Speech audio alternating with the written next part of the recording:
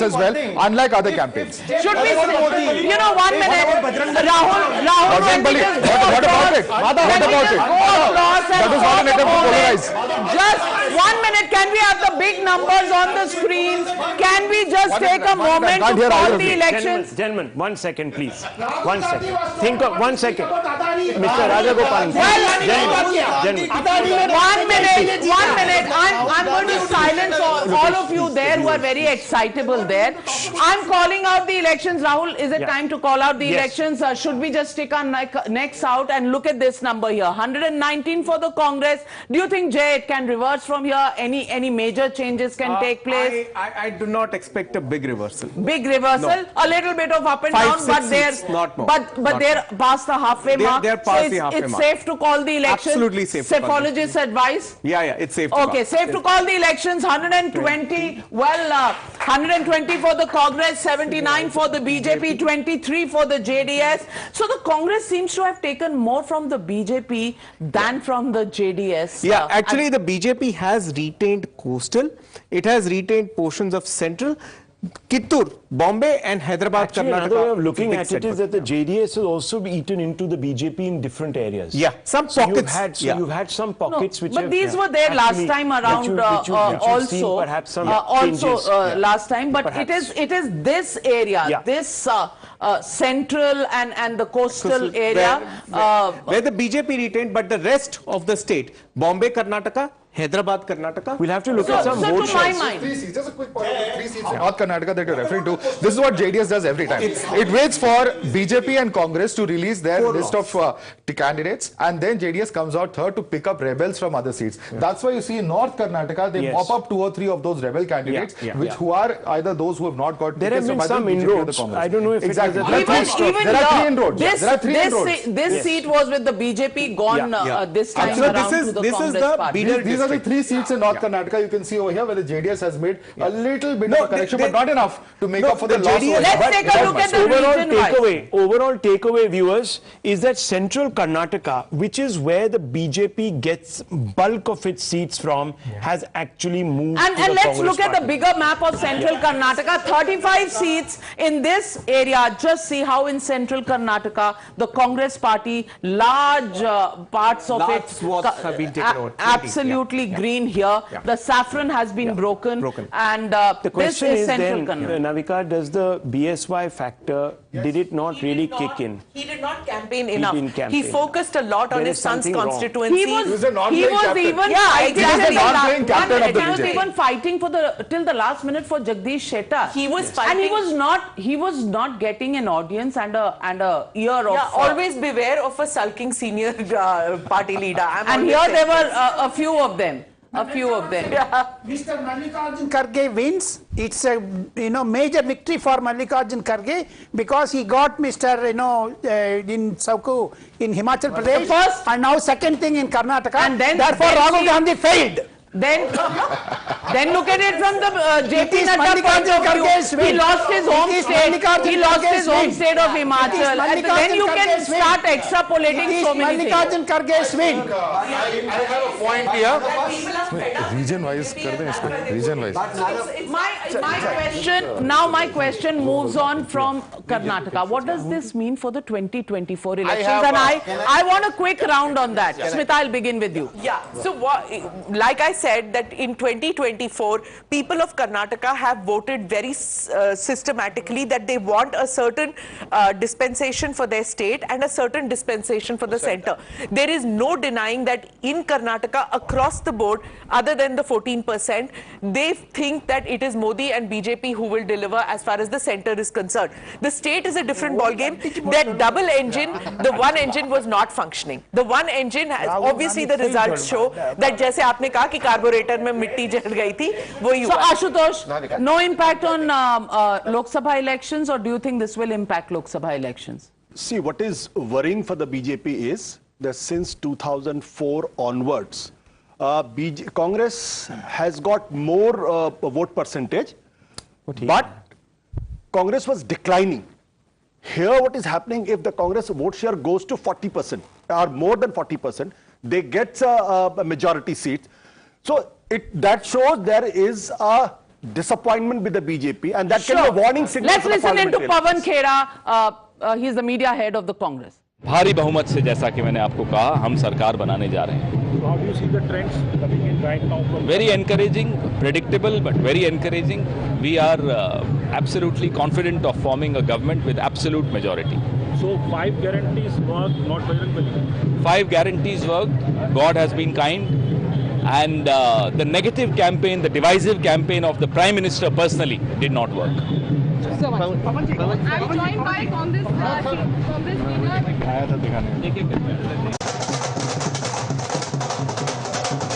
Look, viewers, let's have a quick look at this plasma wall where we are on the touch screen. We're going to tell you, viewers, how seats have changed hands. And this will tell you really where the BJP is losing this election, where the Congress is picking up. So let's go region by region. This is the Kalyan, Karnataka region. This is right up north. Viewers, on a map, it's right up north. It used to be known as the Hyderabad, Karnataka region. Let's have a look there. Here, the BJP has only retained 5 of its seats. Only 5. Yeah. It has gained 5. It's picked up 10 out of a total of about 30. Yes, 31 seats. 31 seats. The Congress has retained 10 and gained 8 at the expense of the BJP. Absolutely. Total is 18. The JDS retains and gains 1. So as I said, the JDS perhaps picking up. Let's see where the JDS gain has come from and at whose expense has it come. JDS has picked Gurmit Kal, it's a retention, and it's Devadurga, which the BJP has lost to the JDS. That's right. So one second. So the JDS picks up at the behest of the BJP there. So this is Kalyan, Karnataka. Now let's have a look at Kittur, Karnataka, which is your Mumbai, Karnataka region, Bombay, Karnataka region. And again here, the BJP has retained 30. Now this is a very important area, because this is also a Lingayat stronghold, viewers. BJP retains 13, gains 4. So it's done better over last time, 17. But look at the Congress gains, 18 Congress gains. This is important, Rahul. Yes. This is important because this means Shettar, one second, this means Shettar and Savdi have worked for the Congress party. Whether the BJP likes to admit it or not, it has hurt them where it hurts the most. And this is the region of Bombay, Karnataka, so where both of them you're have saying some amount BJP messed up its Lingayat game. Absolutely, completely messed up its Lingayat game, okay, viewers, allowed Savdi to walk away. The JDS has also gained 1. Again, I think it's a switch from... this one, yes, BJP to JDS. So again, the JDS picking up at the behest of the BJP. So that proves what we were saying earlier, that it's the JDS gaining at the behest of the... Now this is old Mysuru, viewers. This is really critical. Had the BJP been winning this election, you would have seen the BJP making big inroads in a new area, which would have been this area, but it hasn't quite happened. Gaining 6 only, retaining 2, but look at the Congress. The JDS has lost a lot to the Congress here. Yeah, like Kolar, for example. Yes. This is a seat which Mr. even Siddaramaiah wanted to contest from. The Congress High Command restrained him. However, the Congress has won that seat. The Congress has won that seat. So let me tell you some big takeaways which are very interesting at this moment. Out of the 70 Lingayat decisive seats, the Congress is leading in 44. BJP at its best led only in 38 out of this. So if you're saying Lingayat is the BJP stronghold, then that's been proven wrong by the Congress party. So it's an across the state, across caste lines, which means it's a governance vote. The Vokalika belt, the Congress is now leading in 17 seats, the JDS in 15 and the BJP in 7. So the JDS somewhere giving the Congress a fight. The BJP is this is the Lingayat belt that you're talking very about. Important Navika. point. And the BJP is enjoying a little bit of an edge in urban clusters. 28 seats is where it is leading. The Congress is leading at 25. So the BJP urban clusters, Lingayats, the Congress has made a huge dent to the BJP's vote bank. And Navika, the other point, the other big takeaway, the new faces of the BJP really not kicking in. Only 21 have led, 65 have lost to the Congress. So that is a very important, and in fact even the JDS picking up on those, 15 of those. So that's really where the BJP has been exposed. Again, big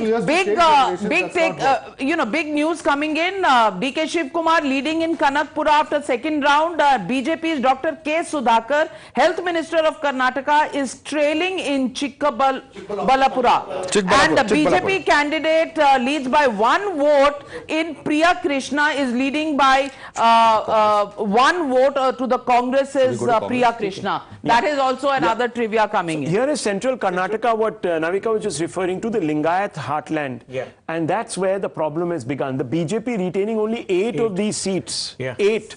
The gain of 4, but retain only 8. Congress has picked up 13 here. But I want to cut across to celebrations after a long time at the Congress headquarters in Delhi. And those celebrations, our reporter Sabyasachi is live from there. Bhangra, for the victory in Karnataka, Sabyasachi, the Congress really in celebration mode already, even though the leads are swinging from 120 coming down to 115. It seems to be celebration time in 24 Akbar Road.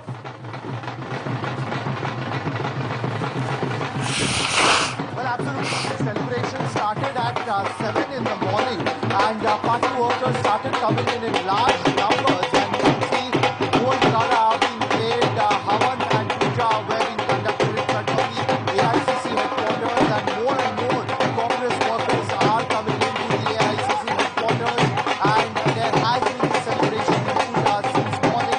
The party workers are confident that the Congress party is going to win, and that is the reason why the party high command had called in large number of party workers to be present at the AICC headquarters throughout the day and celebrate. T-shirts of victory are also being distributed here at the party headquarters. Celebration time. Karnataka needs the Punjabis and the Bhangra. Let me make that very clear. Being the only Punjabi. That they want to go beyond the Mysore Pak and Shrikhand debate. So they go up. Yeah, absolutely. It's Chole Bhature time. And let's take a look at the big, takeaways. Congress leading in 44, I think this is the Lingayat seats, not the Vokalika. This is the Congress leading in 44 Lingayat seats. Let's take the second takeaway. And can we please correct this graphic? BJP has had won 38 of these Lingayat seats. Please correct the graphic. Not quite correct here. Congress leading 17 seats in the Vokalika area. So 17 seats, that's the correct one. That was the Lingayat seats. Congress has eaten into the JDS stronghold, very clear.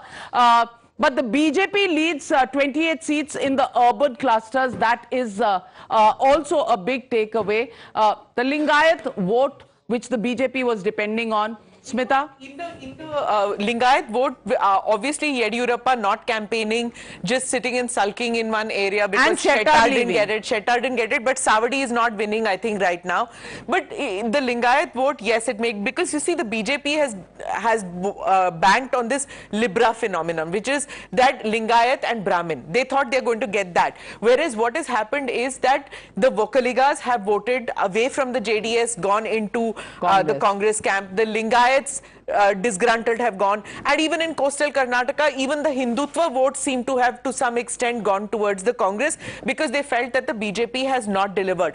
All in all, if you see, it's not just the sectarian vote which has gone against the BJP, it is non-governance or not believing in the double engine model that they gave. See, even the Congress even went, the BJP even went and put the Kempe Gowda statue out there. They tried everything. They brought in that reservation issue. They tried everything that they could in the slog overs, but it was too late by then. Bommai has not delivered on what people expected him to do. But this is a sabotage. Also, C.T. Ravi was went so aggressive against Yediyurappa ji in the entire Lingayat leadership until Amit Shah ji. So he said tickets will not be decided on a breakfast table. Amit Shah ji had to go to Yediyurappa ji's house and sit there and make that point. So this entire fight that happened there. Can I because I'm saying how I think Congress is 125 plus. Taseen, why we are shying away from telling the reality? The fact of the matter is, who messed up in Karnataka? Amit Shah. Who marginalized Yediyurappa? Who has appointed Bommai as a chief minister, a non-performing chief minister? Who did it? Amit Shah did it, Modi did it, or B.L. Santosh did it? Who did it? So I think the fact of the matter is, if Yediyurappa was on board, if Bommai was not made chief minister, if in place of Bommai, some dynamic leader had been given to the Karnataka, maybe the result would have been different. But I think so, being a bit I'm not trying to. I don't carry a brief for anyone. I'm just saying. No, I'm not talking about second. you. I think there comes a time in the evolution of a party when it has to also look to the future. Yes. So it has to begin to groom future leaders. Yes, because so why, Rahul, sacrifice winning Karnataka with a larger picture in mind. Why I'm saying so? Because in Karnataka, the Congress decline started when they you lose the battle to perhaps win the war, and since then they couldn't gain. I think there's a long-term focus here, and I don't think anyone will deny that, given the new number of leaders from also the Lingayat belt that were given tickets. Maybe it hasn't clicked this time. It doesn't always have to click. No one has a magic wand, and Indian democracy is ridiculously unpredictable. So if it has not, but they should also take the credit for all of us. And the So one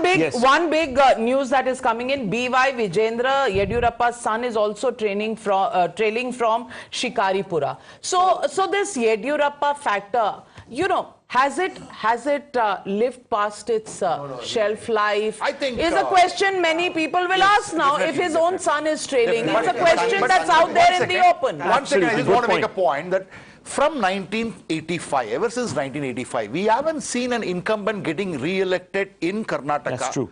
And the only time, 2004, Congress came second. Single largest party was BJP. So it is a very natural phenomena. I think we are reading too much into that it. Would have been true also. I think there's a genuine concern over the leadership quality. One minute. In Uttar Pradesh, one minute, gentlemen. See, we can't scream over each other, gentlemen. In Uttar Pradesh, you also had historic mandate. After 35-40 years, you had a party coming back in, which was the BJP, because you had a very strong face in Mr. Yogi Adityanath, who has won the electorate's confidence by actually delivering on the promises that were made. The problem here in Karnataka is that you don't have a second round. To my mind, and let me get in Mr. Zafar Islam of the BJP at this point, joining us on this broadcast. Mr. Zafar Islam, good morning, and not so good morning for the BJP. I want to ask you, is this a complete referendum on the lack of governance or the quality of governance of the BJP? Because none of the factors, Lingayat, Vokalika, reservations, Bajrang Bali, nothing seems to have prevented the BJP slide. So is it really a governance failure that has got this result on the board for the BJP, number one? And number two, for a party that is against family and, dynasty politics, now B.S. Yediyurappa's son trailing, is that a message that practice what you speak for the BJP here? Well, Navika, I mean, if the result remains the way it is showing on your screen, and if it is the final outcome, then perhaps we will have to introspect where we have gone wrong. There are many issues which you have raised. There are many issues perhaps we would be also raising internally, and introspect why we had to do this, or why we have not been able to live up to expectation of the people of Karnataka. But as far as we are concerned at this point in time, I think even though Congress is leading ahead of us, but we are still very hopeful that maybe in an hour or two, we will have a much clearer picture, and perhaps maybe the contest will be much closer than what it is appearing on the screen. Hoping against hope, Madhav. And you also cover the election commission. Tell me, it's 114-80.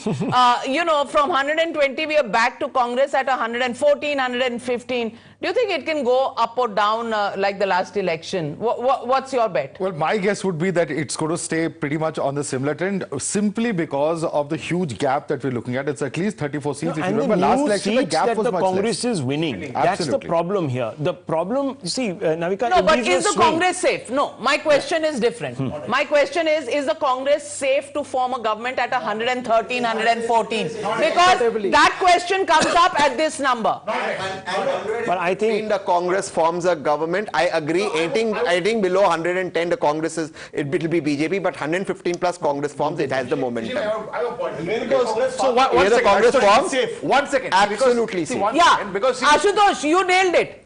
Is the government of 115 MLAs going to be safe for the Congress in the long 5-year term. It'll be 125. 1 minute. See, if Shiv Sena with 59 seats can't be safe, 48 MLAs are switching to the other side, then any number is not safe. No, that depends upon how they keep their house in order.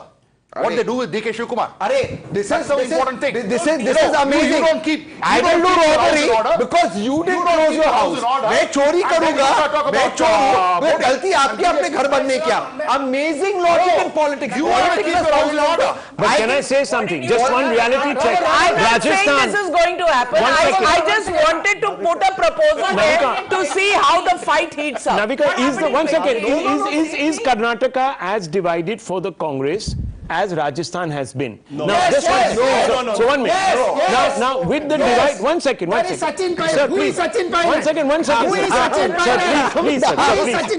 One second, sir, please, one Who is second. Sachin Pilot? Given the big fissure, They are all dancing now. the Congress has been able to, one second, gentlemen, please. The Congress has been able to pull through, however palsied a manner, however jaundiced a manner, in Rajasthan for now close to 5 years, despite this massive chasm in the middle of the Congress party. Are we saying that DK Shivakumar and Mr. Siddaramaiah have the same sort of relationship as Mr. Pilot and Mr. But Gehlot? Karge will spoil it. Karge will spoil it. The problem in Rajasthan Mr. is Mallikarjun Karge will Sachin spoil Pilot has shown Karnataka. lot of immaturity.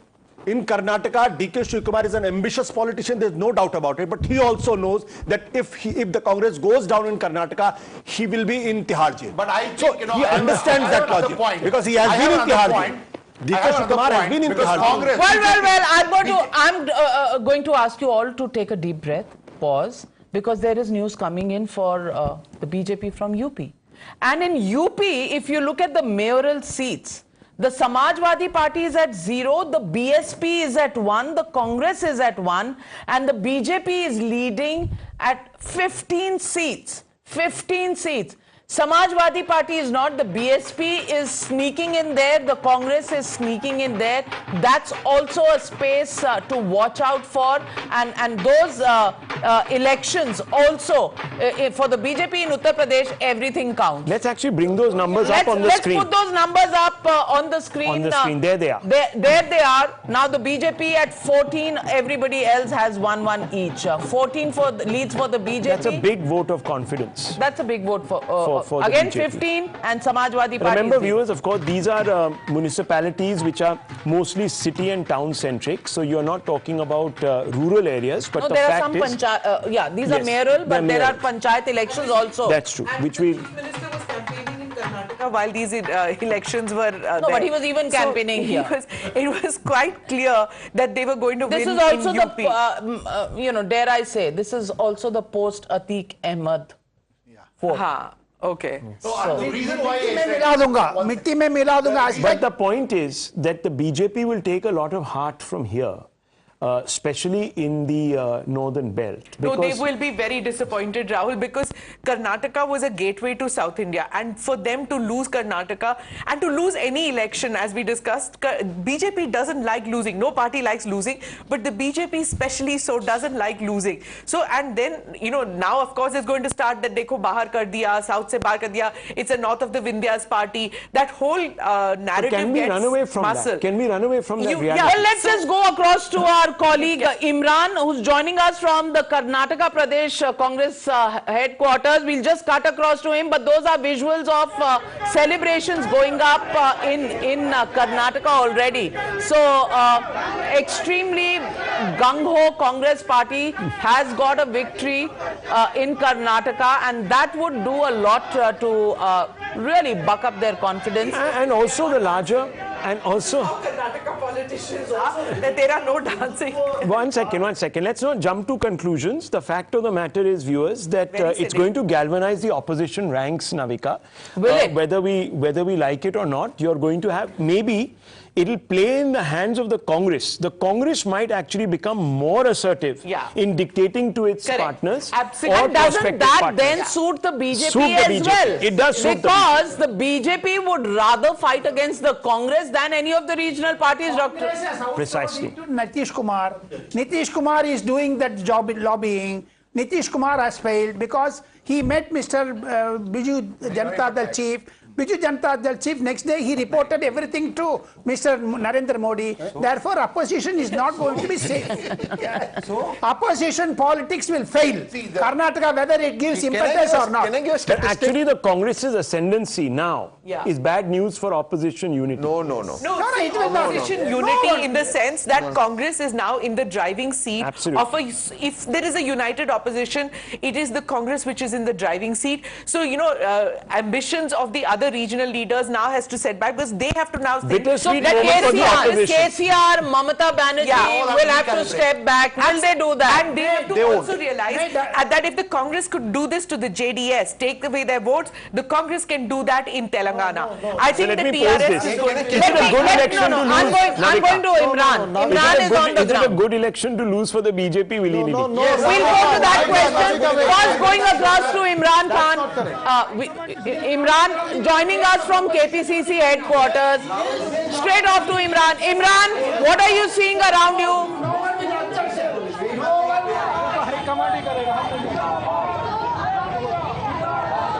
Well, you can see that so people have already started gathering here. Celebration moment has started here. Sir, अभी results आने वाला बाकी है, लेकिन early trends दिखा रहा है. आपको खुशी है? क्या कहना चाहेंगे?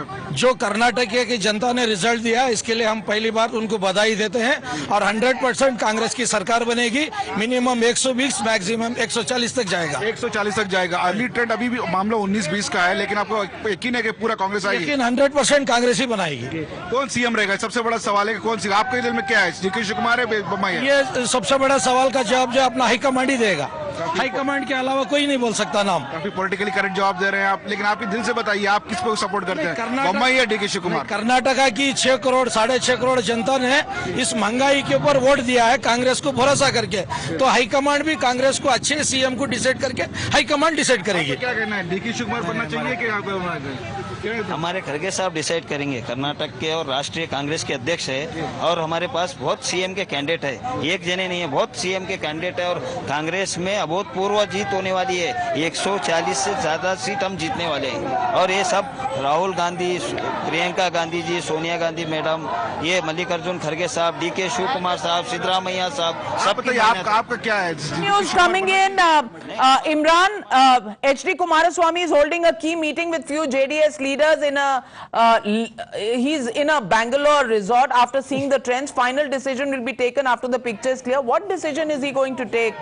I want to ask Tehseen, what is the decision that you've asked Mr. Kumaraswamy to take? No, Mr. Kumaraswamy, had this been close, would have gone with the BJP. I'm sticking by it, but this is a Congress victory, 125 plus it will end. But I want to give one news where the BJP will look at this positively. I'm just saying, playing the devil's advocate. In 1999, the Congress won, BJP formed the government in the center. 2004, BJP won, Congress formed the government in the center. 2008, BJP won, Congress formed the government in the center. 2019, 2013, Congress won, BJP formed the government in the center. 2018, Congress from the government, BJP from the government. So whoever wins Karnataka, the opposite forms the government in the center. So BJP will market that to you, but I'm still requesting you, Rahul Gandhi and Modi ji's photo, please. That's the trend historically. Yes. It is not going to change. You want everything your way, Tehseen. That's not possible. But I told you what I told you, Wandrini. You cannot deny that. Now Tehseen says that whoever wins Karnataka does not win the center. No, that's the trend. That's the trend, but all rules are broken. These kind of things, like I said, Karnataka votes differently. They think they vote the BJP to the center. I'm telling you, Modi will still be a factor when it comes to the center. Okay, Sriram. There are two things. One is, why I said we should wait for some time is, leaders like C.T. Ravi or Bommai, when they're trailing, or Vijayendra, it can happen in a booth or two. But overall, maybe they can catch up. So we need to wait for probably a 30 to 1. We are waiting. We are here. And second thing, Cobra was found in Bommai's house. Second thing, in Bombai's. And before Bommai was coming. And second thing, they were standing there at the doorstep to greet him. The cops had to remove the snake. The visuals. And We can play out those visuals. We can play out those visuals. That is a visual that we must try and get in. But Ashutosh, it's a cobra. you were saying. See, about the parliamentary election. See, So you're saying that Navika, he's a pet lover. Yeah, and I'll go by. One minute. I'll go by history. If Congress numbers touches 140, then certainly it's a warning signal for 2024. If Congress numbers remains between 115 to 120, BJP should not worry about parliamentary elections. Okay.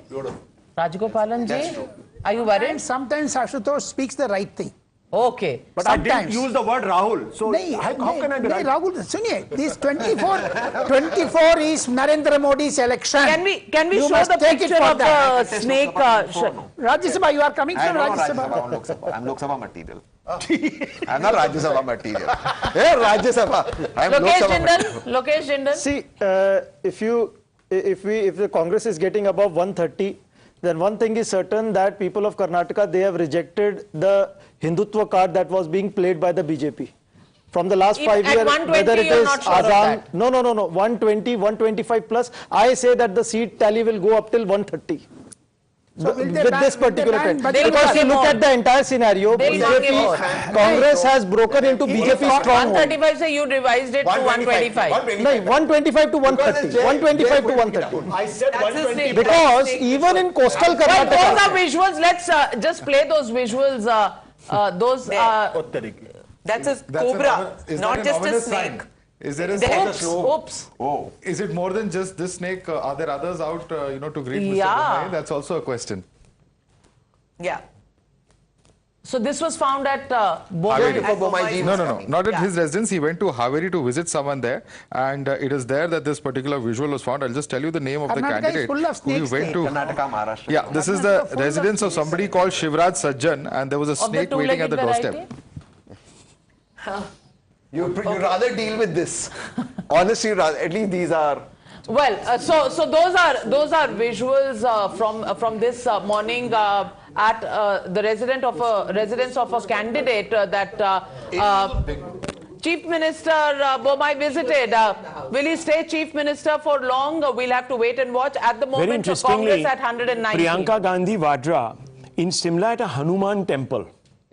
Yeah. Bajrang Bali. Temple. Bajrang Bali ke dwar par. So it was only Bajrang Dal and not Bajrang Bali. They are not banning a Bajrang Dal. And incidentally, Priyanka Gandhi Vadra spent a lot of time in Karnataka shooting campaign in UP. That's quite interesting. Because Mr. Yogi Adityanath cancelled his last leg of campaigning in Karnataka to focus on the UP local body polls. But Priyanka continued to be there in Karnataka. I think that's a clear sign of the priority. The numbers for Uttar Pradesh are at the bottom of your screens now, viewers. 15 for the BJP, those municipal bodies, the BJP is sweeping there out of 17, 15. That's a mayoral poll. Congress is getting which mayor? Well, we'll just come back to you with that. The Congress leading in one. We'll just find out. We'll find out that in just a few moments. Is it the Anur seat which is showing blue? Wait. It is the I'll first start with the story of vote shares. Yeah. The theory which we put in the morning has actually held. See, guys, it's very interesting. Of course, though, I know everybody is saying the BJP has lost the day, but in terms of vote share, the BJP has retained its 37. Yes. It's the Congress which has crossed that 6% Rubicon. It has got 44. It's got 7. So you are absolutely right. Yeah? And it's got that purely by cannibalizing the JDS. The JDS has collapsed from 18.5 to 11.1. There you go. Okay. So JDS has lost 7. Gone to the Congress, the net figure, the BJP has retained its 30. So you're saying JDS has lost its stronghold seats to Congress and picked up a few in other regions from the BJP. These are stray and freak pickups. Right. In terms of vote share, it's actually lost substantially to the Congress. So the JDS is facing an existential crisis right now. Absolutely. And this is coming from their own traditional Vocaliga stronghold. Absolutely. Because that shows that the polity in Karnataka is changing very quickly. It's going to become a bipolar. Just one point. Let me ask one point on JDS. Yes. That means if the BJP retains 36% votes that it had in 2018, and if it's gaining 1%, that means Lingayats are there with them. No, this is that logic. This is the net figure. I would actually put it something like the other way around. That if the vote share is static at a gross level, okay, there are additions and minus down. At a gross level, it is static, which means that more or less the committed voters have remained with the party. Whatever it is, that 66 may become 61, but more or less the committed voters. Among committed voters, Lingayat has a substantial chunk. 1 second, Lingayat has a substantial chunk. No, to my mind, there is a tectonic shift in the politics of Karnataka, and I read it that Mr. Kumaraswamy has only played a role of a kingmaker in the last couple of elections. Coming in and out of 10 Janpath with a handkerchief on his face, last time making this government, even though the BJP was the single largest party, it's not worked well for him. So I think Karnataka has decided why need a kingmaker. Decide on one of the two larger parties, because the JDS is never going to be a majority party. Navika, one more thing. I think the Muslim consolidation in the old Mysuru area has been in favor of the Congress and JDS. Because they don't no longer, they want to be with the winning party. They don't want to be with a marginal party that only decides on its whims and fancies, where it wants to go. But Navika, this is important for two reasons. A, you have seen Devagowda campaign in a wheelchair, and he has gone around saying it's his last election campaign. The grandchildren are not doing very well when it comes to the polls. So the people are also seeing that. Is it just enough that they have a former prime minister who represents one particular dominant caste in the state? They perhaps want a lot more. They want a bigger stake in power. Of 1996. Absolutely. Outside the 61 starting our career in JDS does Parliament when Devagowda was in, the new generation doesn't quite relate to that. I think, I have one point to make. The vote share of BJP remaining as it is. The reason could be that they may be losing something in Kittur and Kalyana, but they are gaining a lot in Old Mysore. Probably they are gaining a lot of vote share. But vote share. So that's the solace. Yeah. This is where the Prime Minister campaigned extensively in Bengaluru. As expected, look at the numbers Congress here. moving to the Eagle Resorts. Yeah. DK Shivakumar in business. And we had said resort activity is going to increase, and that's what is happening. That is the latest that we are getting, with the Congress hovering around 113, 114, 116. It's touching 120 and coming back. So the strategy is, as soon as you get your certificate, which they've not got, you move straight to the resort, you go there. From there, the idea is, if it's close, move to Shimla. The reason is, there's a reason for this. The reason is that they don't want the BJP contacting. So the minute you get your certificate. Also, I'll tell you one thing on record.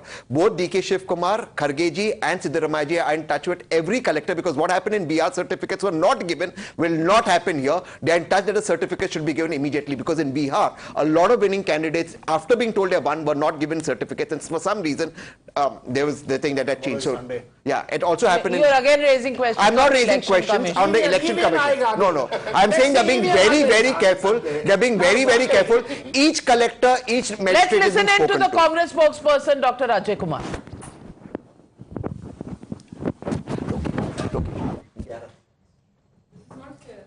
Okay, some errors in the audio. Smita, ANI audio, there is an error. Maybe you can ask them to fix that. No, ask them to fix that. But yes, Congress being very careful, down to 115, just 2 more than the halfway mark. Is it anybody's game? Would you stick your neck out? Definitely yes, I would wait for another. Sriram, you're an optimist. No, I'll wait for. See, I'm not saying that BJP is single largest party. I agree that Congress is single largest party. Are they touching the magic figure, or would they be less by 5 or 6? Is what I want to see. Okay. Because the PM campaigned extensively in Bengaluru. Just look at the numbers here. They've done very well in Bangalore. In the Greater Bangalore, they're at 19. Congress is at 11. JDS is at 1. The total of 32 seats, where the BJP was only at about 17 or yeah. So that's very interesting, because they've actually managed to better their performance, and therefore the PM can actually pull a lot of votes for the BJP if he campaigns in the way that he does. Is that not the case? 19 out of 32. This includes Bangalore Rural, which is 4 seats. Yes. Yeah. So we've added 4 into a Greater Bangalore. Now, even the defectors, as I said, in and around Bangalore, they've brought in their supporters. So you will have RR Nagar here. You will have Yeshwantpur here, KR Pura here. They've brought in their support. So seeing the PM in the flesh, and somehow the issues that he has raised has worked, and it has connected with voters, particularly the urban voters, for whom BJP is a very, very important vote bank and continues to be. Absolutely. I think it is also giving an opportunity for BJP the next 5 years to actually put the house in order in Karnataka. The Karnataka BJP has been another version of Congress. That's what I was asking. Was this actually a good election for the Bharatiya Janata Party? Loose. It is very good. 1 second. Because of 2 issues, and let me bring you in, Dr. Raman. The fact is that with the Congress ascendant here in Karnataka, the opposition has a problem now, because the Congress is going to dictate terms to the opposition ahead of 2024. It's not going to be happy being pushed to the margins. It's going to say, look, we are big boys. We have proven our credentials in a very big state.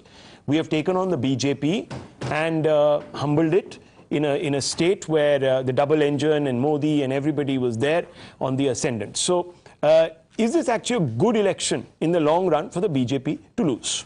Before you go to that, just some updates. Siddaramaiah leads in Varuna. BJP's Somanna trailing by 2,700 votes in Varuna. BJP's ST Somashekar trails in Yeshwantpur.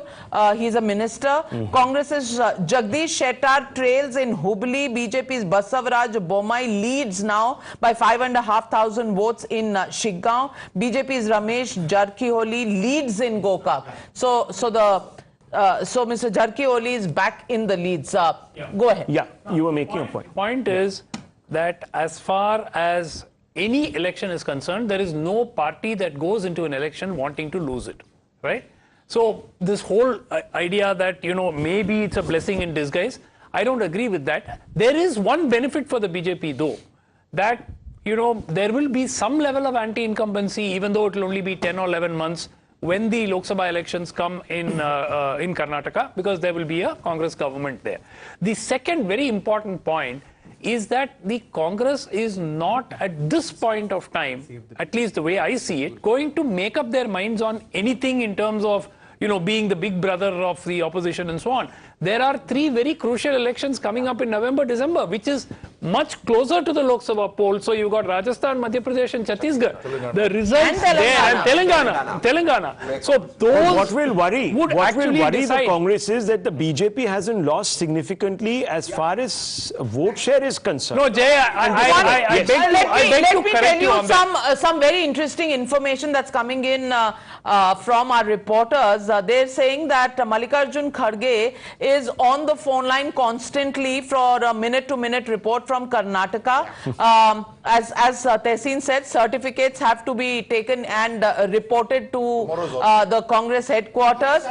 There are choppers and chartered flights that have been kept available in different parts of Karnataka. In fact, we're being told that there are certain areas, Dharwad, Hubli, Belgaum, Gulbarga, Bellari, where choppers have already gone out, that as soon as the certificates are given to these candidates, they have to report to Bengaluru. So they have to do it. They have to do it. They have to do it. Yeah, because so sad. 116 is wafer thin margin. So it is because they have made major gains in Kittur, Karnataka. And Kittur, Karnataka, I'm sure Jay will agree with me that it's a, cradle of adjustment politics. Yeah. And these are guys who can switch over. I love the way you call it adjustment.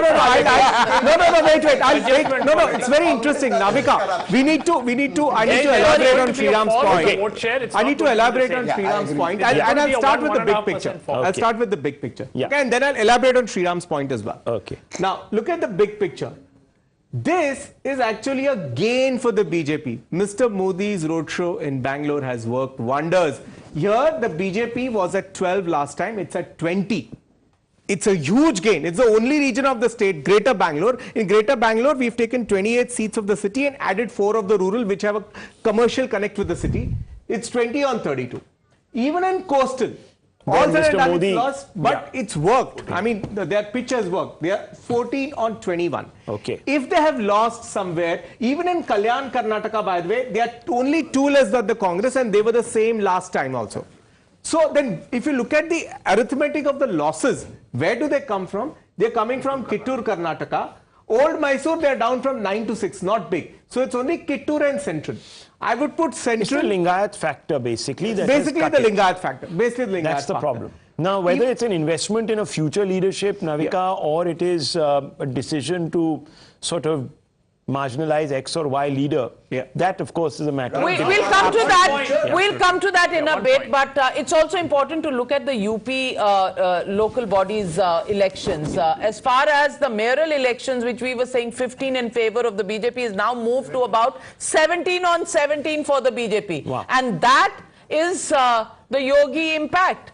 17 on 17 for the BJP, and municipal councils, out of 199, 40 are going to the BJP, 14 to the Samajwadi Party, 12 to the BSP. So the BSP really coming up at the local body level. That seems to be, a little bit of resurgence that the Samajwadi Party would have to worry about unless Bua and Bhatija come together. Yeah. Do a handshake. Yeah. Do a handshake. So it'll be tricky. Well, they would have done it now. And the Congress getting 4. So, so the handshake is important. Dr. Sanjay Jha. Well, Navika, in my opinion, the elephant in the room so far, I don't know how the results will finally play out, is Mr. Modi himself. In Himachal Pradesh and now Karnataka, 2 states back to back, held by the BJP, they look like they're being arrested by the Congress. In Himachal, I haven't forgotten what Mr. Modi said during the campaign. When you vote for me, it goes into if you vote for BJP, it goes into Narendra Modi's account. And we all know it's not just his roadshow, but he's put his whole political brand for the Karnataka election. It wasn't about Mr. Bommai. Mr. Bommai was told to go into hibernation, and the entire BJP said, including Mr. Nadda, that we have Mr. Modi, who's our Brahmastra, and he's going to work. Are you oversimplifying? So there is an answer Are you there. oversimplifying it? Because Mr. Modi campaigns extremely hard for every election. He makes it about himself, willy-nilly, puts himself out there. So it's being rejected by the states. But they could have done worse. I mean, and he's put it up for them, number one. But and number two, the local he doesn't. leader. No, he's not a defensive player. Yeah. He goes for the kill. Exactly. He goes for the kill, doesn't care about what Dr. Sanjay Jha is going to say post-election. Navika, I will agree with you, and I have been a critic of Mr. Modi, perhaps one of his most aggressive, but I have also applauded the fact, and I've said it publicly before, that Mr. Modi and Mr. Shah's hunger to win is a lesson for all political parties. But the larger message is, one minute. You are missing out one very important thing. In both Himachal and Karnataka, you've had leadership issues. You've had people being switched mid-course. But that's their problem. I mean, but that's what I'm saying. It is. So it's not the Congress's problem. No, certainly. Congress can get wiped out from state by state by state. Yes, exactly. And when you have a natural anti-incumbency states like Himachal Pradesh and Karnataka, making Modi a reason for this defeat, It's too simple. It's too simple. It's too simple. Probably Mr. It's too simple. It is a diminishing political brand at the state level. I'm not talking about a national level. That might be a big question. Navika, 1 second. I'm still hoping for the Neha Hebal is trailing Siddaramaiah at the moment. We'll go across to Neha. Neha, what are you hearing? 117, Congress not leaving anything to chance. What are the next points of action for the Congress party at this stage? 110 out of 209. Neha? Yes, as the preliminary trends, right now are suggesting that the Congress, may be taking a lead here. The Congress party, of course, does not really want to leave anything to chance. We're going to try and, again, get in a word here from Mr. Siddaramaiah. We've been chasing him from the morning while he refused to, react earlier. He was in a very good mood. We saw him smiling as well earlier. And, we're just going to quickly get there, try and get in one word from him here. And, of course, speak with him, try and understand. He stopped here at a coffee shop, interestingly, and we'll just try. Sir, can we have one word with you, sir? We are live. Sir, live alidhivi, sir. Sir, live alidhivi, sir. Just okay, all right. Well, of course, Siddaramaiah here, refusing to react. He stopped at a coffee shop right now. But, of course, let's come back to talking politics. What we do know is that the Congress party reportedly has booked the Eagleton Resort over here in Bengaluru, of course, on the outskirts. They're not going to be leaving anything to chance right now, of course. They're going to keep all their options open in the likelihood, like a few exit polls had predicted, in the likelihood that it is a hung assembly over there. Then the Congress, of course, would really not like to let go. They would do everything in their capacity to try and keep the BJP out of Karnataka, because, that's one place that the BJP has managed to retain power in, southern India. So we'll really have to, of course, wait and see. Yes, while he's in, a relatively good mood here, Siddaramaiah, and, that's, of course, something which, as reporters, we get to see very rarely, considering that he's known to be quite arrogant in the past. Siddaramaiah there, not giving in much from his expression, and I'm somebody who likes to read body language. Body language, confident, watchful, not wanting to say anything because he knows even if the Congress wins, his eye of the fish is the Chief Minister's kursi, and he is not going to say anything at this point because numbers are still you know, fluctuating a bit. Unless he's past the 120 mark, do you think he's going to actually come out, smile and talk to reporters? You are looking at the Shivakumar's next politics, Chief Minister I say. of Karnataka. Navika, I am one telling second. you this. I told you this that day. I'm telling you. Siddaramaiah, the next Chief But Minister. Navika, you have a point. I think the numbers need to stabilize above 120 for the Congress to actually go out on the streets and say we are there. And I suppose what Siddaramaiah would be looking at also is how many of his own loyalists have actually won, because he did have a massive say in the picking of a large number of candidates. Madhav, if you could bring me out on that one. Number of his candidates in the first and second list actually had their way.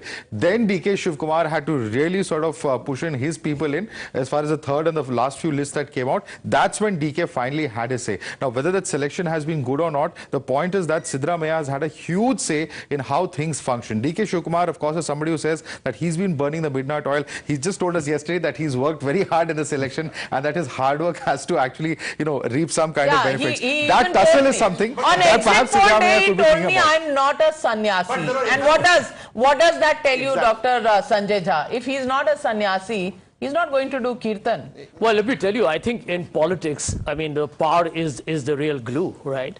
And I think one has to accept it, that you are in politics because you want to hold the power to influence public, to put your policies through. And I'm glad that even at 75, the ambition is so strong within him.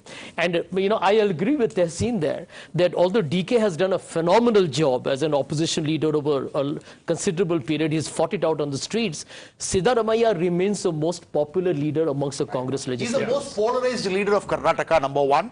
Number two, he has got maximum number of enemies. He has got a lot of enemies inside. Dr. Parameshwara was denied the chance. He was beaten in 2013. Mallikarjun Kharge, he was beaten by Siddaramaiah. How Siddaramaiah came to Congress in 2013.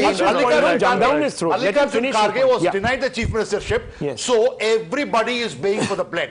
And Siddaramaiah told the High Command in 2013, if I am not the CM, I will split the party, have alliance with JDS and become the CM.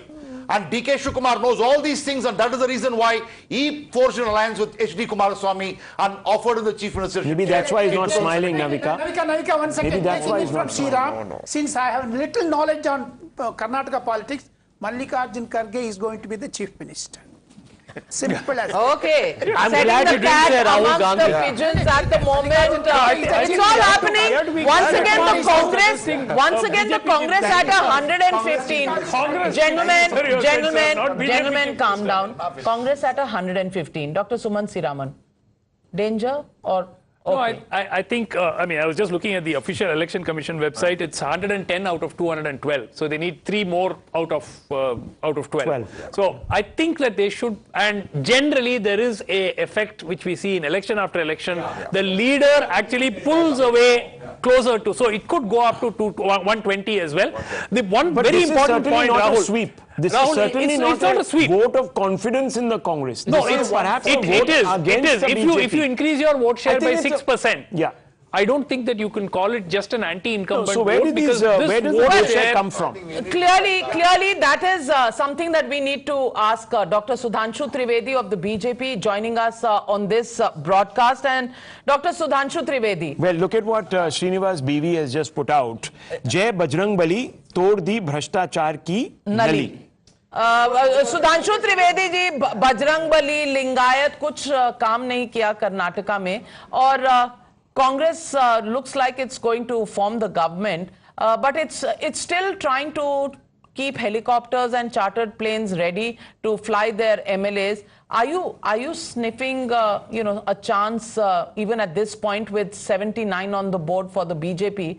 Are you looking at a chance to form the government in Karnataka? Navika ji, up till now, the trends which are coming are not up to our expectations. But let us wait for the final result, then the exact tally will be in front of us. But what is evident is that the Congress seems to be ahead of us. But as far as the election issues are concerned, now the election is over. So it can be objectively analyzed. On the issue of Bajrang Bali and others, I would like to say this is not the issue for us for the election pang. I would like to remind when Bajrang Dal was formed, 1984, when we were 2 seats party. nothing doing with politics. But for them, it was politics. That's why they have brought it into the election manifesto. And as far as the results are concerned, let the final result in the final figure should materialize, then we will be definitely deciding and analyzing that what is the reason of it. That, of course, we will wait for your analysis. But Dr. Trivedi, many people will say, okay, Bajrang Dali and all these polarizing issues were not the issues that you were campaigning on. You were certainly campaigning on governance. The Prime Minister listed a large number of achievements of the Bommai government, the state government. He talked about double-engine Sarkar and how it had sort of brought in new projects, etc. Then why aren't you reaping the rewards, sir? Why aren't you reaping the rewards? Let me give you a couple of statistics here. In the Vocaliga belt, the Congress has swung the election there by 5%. 5% swing in favor of it in the Vocaliga belt. And in the Lingayat belt, the Congress again, 5% swing. So what is the factor that has hit you?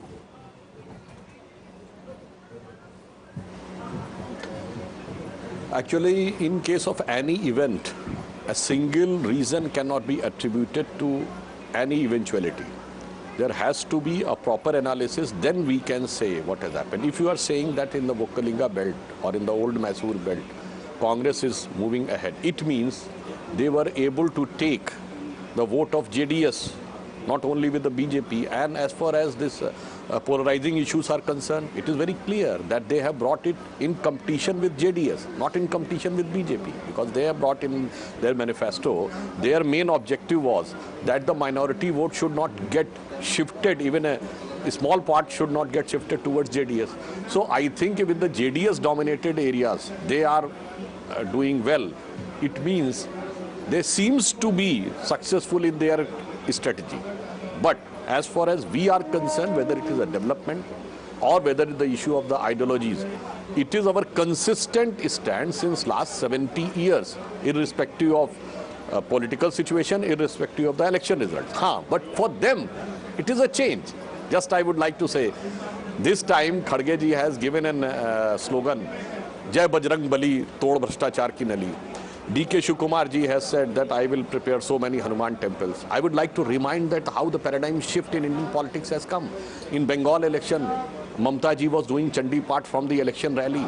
In UP election, Priyanka ji was doing Devi Stuti on election rally. और अखिलेश जी को भगवान दिख गए थे UP में. गुजरात का चुनाव आया, केजरीवाल को नोट पे भगवान दिख गए. कर्नाटक में But Dr. Trivedi, 40% Sarkara, Commission Sarkara was the constant refrain. I understand. You are saying that, okay, polarization, tactical level, one understands all of that, and it's not as if the BJP is above polarizing also. But I want to ask the bread and butter question and the bread and butter issue. The Congress constantly said sir, that... Let me complete, Rahul. Okay. Yeah, go ahead. My submission was not polarization. My submission was a tectonic shift in the Indian politics. Now all parties have shifted towards what? Towards for which BJP entered into politics 7 decades back or 4 decades back. No. So then, Dr. Trivedi, the challenge increases for you. Because if Hindutva was the pillar on which the BJP, politics rested, then now there are others who are going to take away and slice away things from there.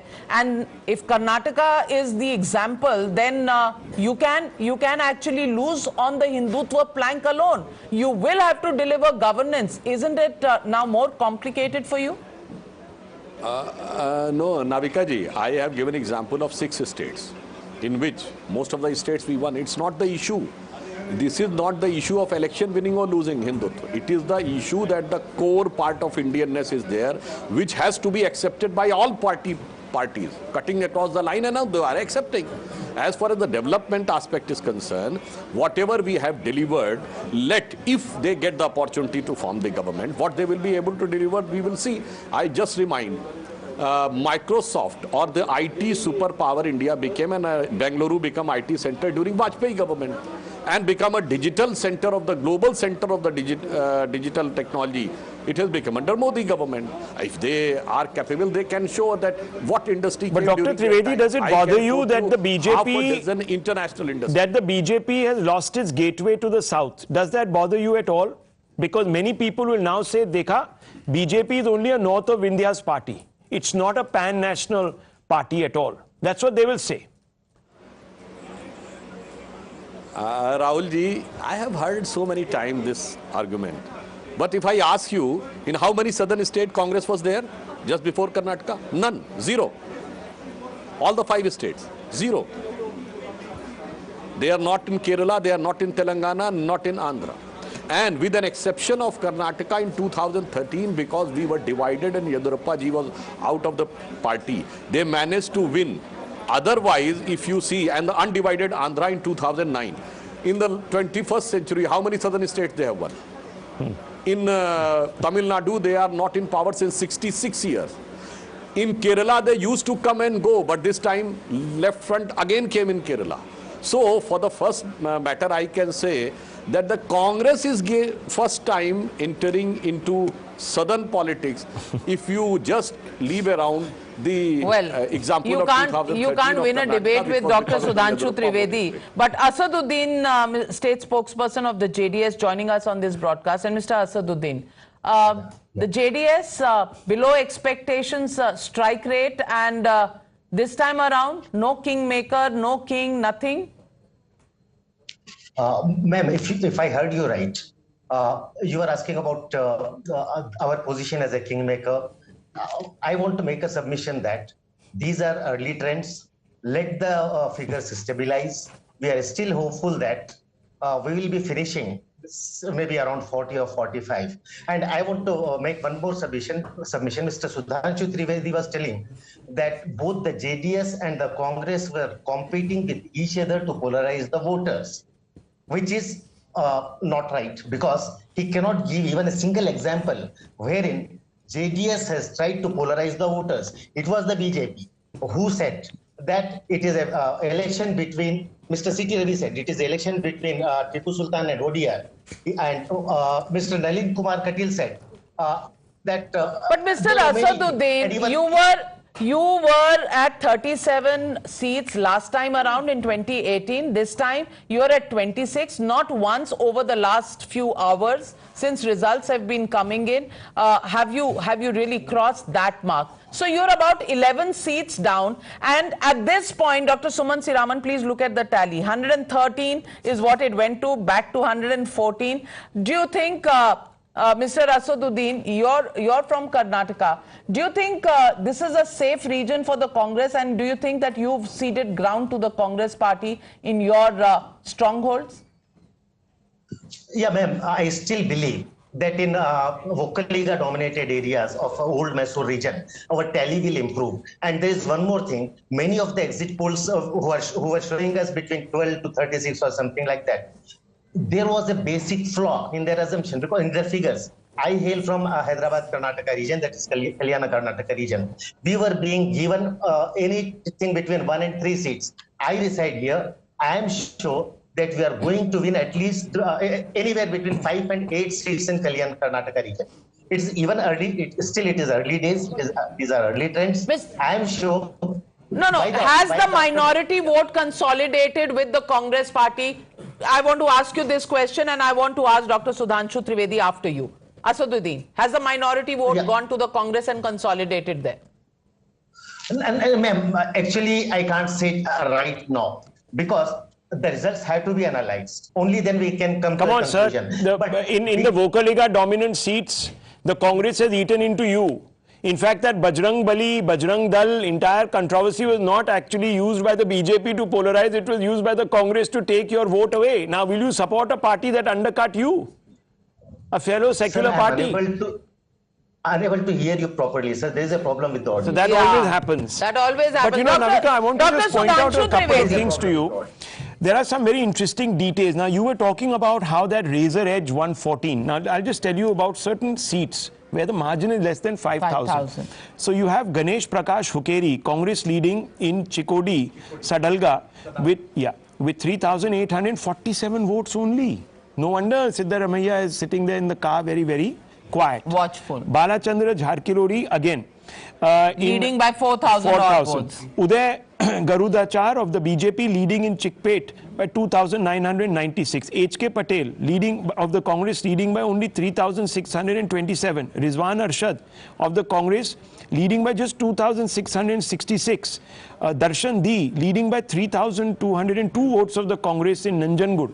So this is not over. Sudhanshu Trivedi ji, कोई startup options available हैं कर्नाटका में BJP के लिए? देखिए, first I would like to clarify what JDS representative was saying. I have never said that the JDS tried to polarize. I categorically said it was Congress tried to polarize. They have put in their manifesto in fear to JDS. So, दूसरी बात जो आपने कही नाविका जी, बहुत अच्छी बात। अभी देखिए, आप दोनों लोग कह रहे हैं कि 5,000 से कम में इतनी सीटें हैं, और एक स्टेट जो 37,000 के वोट के अंतर से स्टेट जीत ली गई, और उसे कहा गया कि historical victory and the historical defeat for Modi ji. I am talking about Himachal Pradesh. So this can be said that what uses to be the real statistics and what uses to be the interpretation afterwards, depending upon the convenience of the political parties. Even Mr. Siddaramaiah is only leading by about 2,000 votes right now. No. So this is Mr. Ashwath Narayan lead by 12,000. Again, I am coming to that aspect. Yes, sir. Go ahead. Sorry, I was just trying to bring in a fact. Actually, if you are saying that the Vokalinga vote is shifting to Congress and some more Lingayat vote is shifting to Congress, if the Vokalinga vote is more shifted to Congress, so whether it will be DK Shivakumar who will be given the credit or the Siddaramaiah's leadership will be given the credit, I think this will has to be decided by the Congress पर आपका startup किस पे dependent है? आपका startup किस पे dependent है? क्योंकि बहुत से लोग कह रहे हैं स्टूडियो में कि अगर 113, 114 रहा तो आपके पास ना सिर्फ जेडीएस है, आपके पास तो ईडी और सीबीआई भी है. देखिए नाविका जी, हमारी सरकार आने के बाद 70,000 स्टार्टअप्स हैं और 100 से ऊपर यूनिकॉर्न हैं, तो किसी एक स्टार्टअप के ऊपर हम लोग बहुत डिपेंडेंट नहीं हैं. आप आश्वस्त रहिए, फाइनल रिजल्ट आने दीजिए, उसके बाद देखते हैं क्या होता है. My God. No, Dr. Sudhanshu Trivedi, are you in the game to form the government? That's the big question I'm asking you at this moment. I need a yes or no answer. Let the final picture crystallize in a discrete numeric quantification, then we will be able to say something. At 76 and Congress at 114 and the JDS inching up to 29 So at now. this stage, Congress is looking well ahead of us. Well, let me tell you. At this stage, Congress is looking well ahead of us. No, but the Congress at 113, and let me also tell you that majority could be tested there because there are 1,000 seats, Navika, where the Congress, sorry, 1,000, there are 1,000, there's a margin of seats where the lead is less than 1,000. So we are looking at Arsikere, where the Congress is only leading by 999. Ashwin Kumar M. Leading with 977 votes. Sunil Hegade of the BJP leading with 964. Prabhu Chavan of the BJP leading by 951. Beli Prakash of the BJP leading by 946 votes. And HD Kumaraswamy leading with just 93 votes. In Channapatna. I can give you one more news to confirm. The Congress at the moment is preparing a letter for the governor so that there is zero delay and governor's fax does not work, email doesn't work. The letter is being prepared. Also, there are two senior leaders. You're at 113. What if you're at 111? Because then the governor will fall sick, he'll go to the hospital. Also, two senior leaders are heading to Bangalore who will wait outside the governor's house. Siddaramaiah is leading by just 1,000 votes, sir. Sir, I am telling you the Congress is keeping it ready. Sudhanshu Trivedi ji, Tehseen Poonawala says they're keeping the letter for the governor ready. Otherwise, the governor may just feel a little feverish and move to some other state. Navika जी, तहसीन भाई ने लगता है कि गाड़ी को घोड़े के आगे लगा दिया. अभी तो लेजिस्लेटिव पार्टी की मीटिंग होगी, then the legislative party leader will be elected officially. He can sign the letter for governor. Who is taking the claim. And you are saying letter ready? Ready by whose sign? The letter will be ready, appointment to seek an appointment, everything. Before the constitutional requirement of the leader of the legislative The cart is before the horse, Dr. Anand Ranganathan. I want to make 3 points here. Number one. नहीं, पहले तो घोड़े की बात करो. Cart आगे है कि घोड़ा आगे है? देखिए राहुल गांधी और प्रियंका गांधी आगे हैं, बाकी सारे घोड़े गधे पीछे हों उसका कुछ फर्क नहीं पड़ता. But 3 points here. Number one, let's not beat about the bush. Clearly, this is a mandate which is for the Congress. No doubt about it. The BJP... You can't say that. I'm sorry, I'll disagree with you. You can't say it's for the Congress. Anand and I are on the same page. One second. It's not for the Congress because at this moment, there is no clear majority. It's at 113 and with these waivers... But Rahul, which is the majority? But Rahul, there's 44 more seats. Sir, can I allow me, sir? Okay. Let me finish because I have some information that is coming through. That number might actually go down for the Congress in the next few moments. So just hold your horses.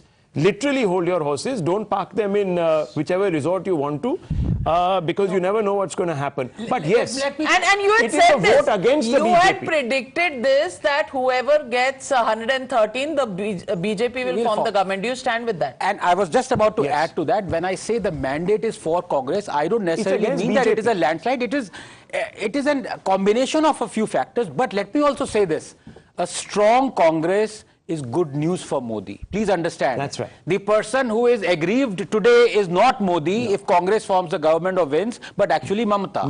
And number 3, if JDS is 30 now, if JDS is 30 and it stays that way, Congress leaders would be sleeping with one eye open tonight. That's right. Well, let's go across to Siddaramaiah Gowda, who's just spoken to a reporter, and they're not conceding defeat anytime soon. Let's listen in. Leader Siddaramaiah Gowda on the results that are showing as the Congress is leading or probably nearing to form the government. Sir, what would you like to say on the current, the leads that show Congress forming the government? Earlier, the lead for Congress in the second round and all that, it was nearly 121. Now it has come down to 109, 108. BJP's number was in the initial stage, it is around about 75, 80. Now it has gone up to 88, 89. So gradually the fluctuations are there, and it is too early to come to a conclusion that we may not be able to form the government, Congress may form the government. I don't think so. Ultimately, certainly BJP will go beyond 113, the magical number. More than 115 to 120 seats we will get, and we will form the government of our own. So we saw BJP pitching for the Bajrangbali, card at the final stage of the election campaigning. How do you see this particular thing, the card and the pitch that did not work for the BJP? I don't agree with your, because it was raised by the Congress. In their manifesto, they wanted to touch an organization which is in the larger interest of the country. And most of the Hindu people, they believe in praying Anjaneya, that Lord Hanuman. Unnecessarily they provoked us, and the people against the provocations made by the Congress party. It is not our fault. It is their fault. They did it. It was because they started to compare it with the PFI. How they can compare the Bajrang Dal with the PFI? PFI is the anti-national organization. Bajrang Dal is in the larger interest of the nationalistic approach people. That organization is there. So they themselves, it is a so-called suicidal attempt by the Congress. So are you still saying that you're hopeful of the magical number? 100% we are hopeful. By 3 o'clock we will be able to see that we will cross 113, the magical number. But in case, if there's a hung assembly, are you in touch with the JDS leaders? Did you have any talks with them? No, I don't think this is not the right time to talk with some other. When we hope that we will be able to form the government, why should we think of that? It is not the case. And all the final decisions will be taken by the central party leaders, and we will follow them. Right, thank you so much for joining with us. So clearly the BJP seem to be still confident despite the numbers that showing the Congress taking the lead. But the BJP does definitely seem to be confident enough, and they say that they need to wait for some more time. Camera person Thompson, Pinky Rajpurohit, Times Now, Bengaluru. Well, viewers, the reason the Bharatiya Janata Party still thinks it has a chance is because of the nature of this mandate. Wafer-thin margins are keeping the entire state of Karnataka on tenterhooks. It's keeping all the three players in extreme suspense. The Congress hovering around that majority mark, but we are being told that a large number of seats are hanging in the balance, and that number could actually come below 113, and that will really set the cat amongst the pigeons in Karnataka. Absolutely, and as the numbers stand right now, the ETG Times Now poll bang on target. But let's go across to Deepak Bopanna, who's joining us from DK Shivakumar's house. And Deepak, I'm told sweets are being distributed regardless at 113. Do you think it's safe to distribute sweets so early? Well, probably a little premature, like you said. 113 also not something that the Congress themselves would consider completely, safe at this point in time, considering we are still around round 4, round 5 of counting, so several rounds to go. Just 2-3 minutes ago, several Congress, supporters, DK Shivakumar supporters who were here began to distribute sweets. Let me show you the mood here. Already there are pictures being taken. People, of course, smiling. They feel that the Congress, of course, it has an edge and it will only continue. Here you see all of them, of course, glued. Some of them glued to the television screen, some of them getting pictures together with some of their leaders. You have some of the close associates of Mr. DK Shivakumar who of course gathered here as well, and let's try and get in a word from some of them. Madam, you all remained very close to Mr. DK Shivakumar through the campaigning and through the last few years. How confident do you feel looking at these numbers? Do you feel it's safe right now to say Congress has or Hindi or Kannada, you can manage. I'll talk in Kannada. Please go ahead.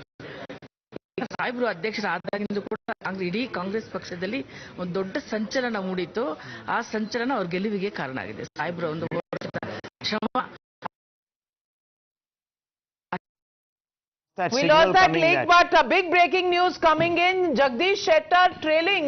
So Dr. Sanjay Jha, what does that tell you? 11,000 votes is what he's trailing by. Difficult to make up that kind of a margin? Yeah, Navika, I'm also looking at the Election Commission website, and it's very clear that although the Congress seems to be holding on to its lead, I still feel it will take an hour for us to get a clear mandate. Not sticking your neck out? No, I do believe the Congress will form the government. So you're saying the Congress, looks to is be the winning front the election, runner. but the Chief Minister's post, who wins Raj Bhavan, no one knows. Well, I have a feeling Siddaramaiah is definitely the front runner by far. And sweets are being distributed at DK Shivakumar.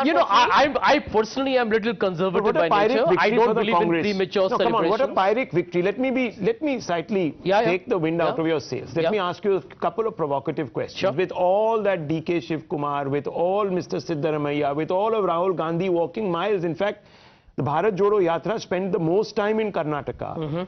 You have a Pyrrhic situation where Mr. Siddaramaiah is sitting in a car at a juice center, sweating buckets, coffee shop, sweating buckets, filter coffee, needing a quick shot of caffeine to make sure that mera hausla bada hua hai. Well, I can tell you, filter coffee is a great adrenaline pump. That's right. Why do they need it? Rahul, I'll tell you something else. Do you want to put it into the EVM machine as well? No, but I'll tell you, Navika, the big message for the Congress is when you have strong regional leaders, you're always going to have an advantage. You'll always be sweating it out. You won't know if you're going to get the Chief Minister's post. Is that what you're saying? I can tell you the tailwinds are clearly in his favor. If you look at the numbers right now, and the headwind? 16, it's looking good. I have a feeling a lot of those narrow seats you're talking about will probably end up going more to the Congress. Yeah, I think that is a point. Rahul, I don't know how you can look at it and say that, this will reverse. Provocative. Because, I know, but by and large, and Jay will agree, usually the front runner drags some more seats as the counting goes on. The momentum sort of builds. Jay, can we go into the numbers and see those seats? Gaurav Gogoi has tweeted and said congratulations to all the senior leaders, district leaders and ordinary party workers who persevered and never gave up. Karnataka is going Congress way. So one thing which you want to observe let me put one caveat. I began by saying that the Congress has won the election, no doubt about this, but have they won? That's the question. The Chief Minister's chair. That's the question. I mean, it's scary that such a question is even being asked. A party that wins the majority gets the Chief Minister's chair. I mean, on what basis are we even raising such? No. Hang on. Have you forgotten 2018? No, have you forgotten 2018? 2018, the Congress was at 80 and they formed the government. The BJP was at 105. So morality doesn't apply to the BJP. How scary. No. The morality questions only applies to the BJP, not to the Congress. 113. You can't compare. You can't compare. Acha, so 80 can go, 104 cannot go. Because it's a majority. Because it's a majority. No, we don't know. We don't know. Hang on. Just a minute. The Election Commission itself says that they have not counted 3 seats right now. You yourself saying this. I'll have to look at the election. Now it's at 115. 115. Okay, 115, 2 seats are still to be counted. That number could slip back down. There are 20 seats. One minute. But listen to me. There are 20 seats where the margin is less than 1,000 or 5,000. But in the momentum, Congress will pick it up. In the momentum, Congress will get bulk of them. More likely. Because the momentum is in Congress's does that bear out? In the bulk of it, Congress will get more because the momentum. Let's go to Jay. Let's go to Jay. Yeah. Let's go to Jay. Jay, let's have a look at some of these close wafer-thin margin seats. Let's pull out some of the data there. Yeah. Now, let's have a look. If you look at the last 10 minutes, okay, these 2 seats in Bangalore have changed. Okay. So this is Dasarahalli, which is change for? It is switching between the blue JDS and the BJP. There you go. Similarly, Mahalakshmi layout is switching between the JDS and the BJP. Neela Bangla is switching between the Congress and the JDS. So actually there's been a fair deal of narrow fights. For example, in Bangalore itself, Madhav was large number of big places. Mr. Harris is one who was trailing. Dinesh Gundurao is trailing. Yeah. Those seats going from the Congress to the BJP. I mean, Dinesh Gundurao is unexpected. These are all heavyweights. There you go. Heavyweights. Of course, leads. Yeah. So it's not over by the shouting. One second. Yeah. One second. I just have a point to make. Make a point. Mother, 1 minute. The point I want to make to both Tishir and Sumant is, conventional wisdom would say that leading party will carry those low margin seats. Yes. But in Karnataka, it was completely different. We did a program also on that. 31 magic seats where the margin was less than 5,000. Congress won the most of them. In the last election. Because in the 1 second, Baba.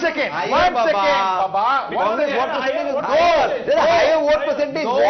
You don't get conventional maths. So aapka WhatsApp maths. No. One second.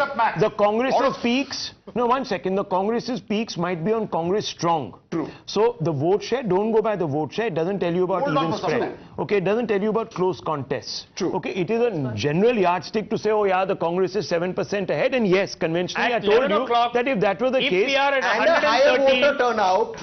higher voter turnout, I think. But that doesn't mean that it will cut across all seats. I totally agree. But I'm saying, but what Suman and I think, the Congress will pick up the bulk of the seats in a close contest because the momentum. You hope.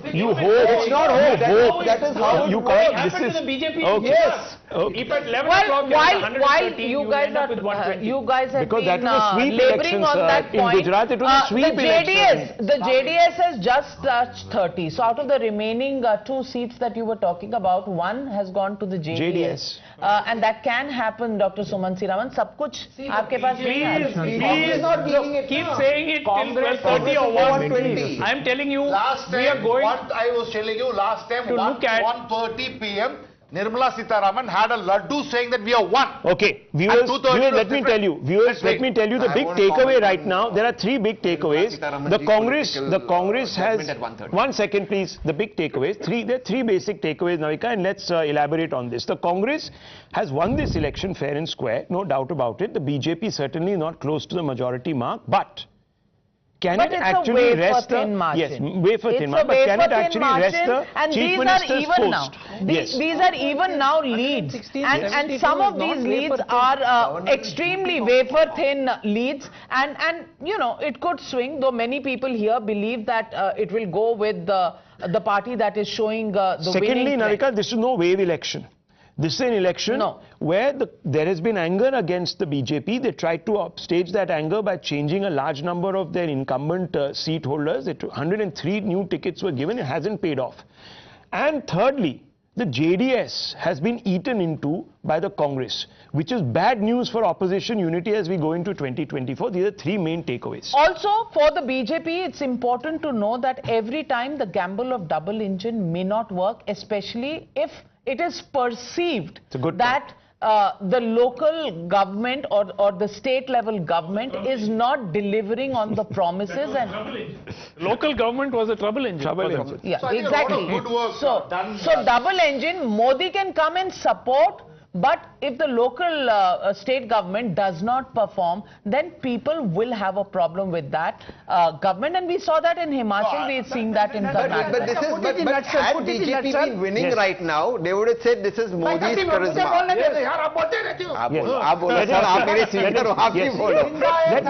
BJP.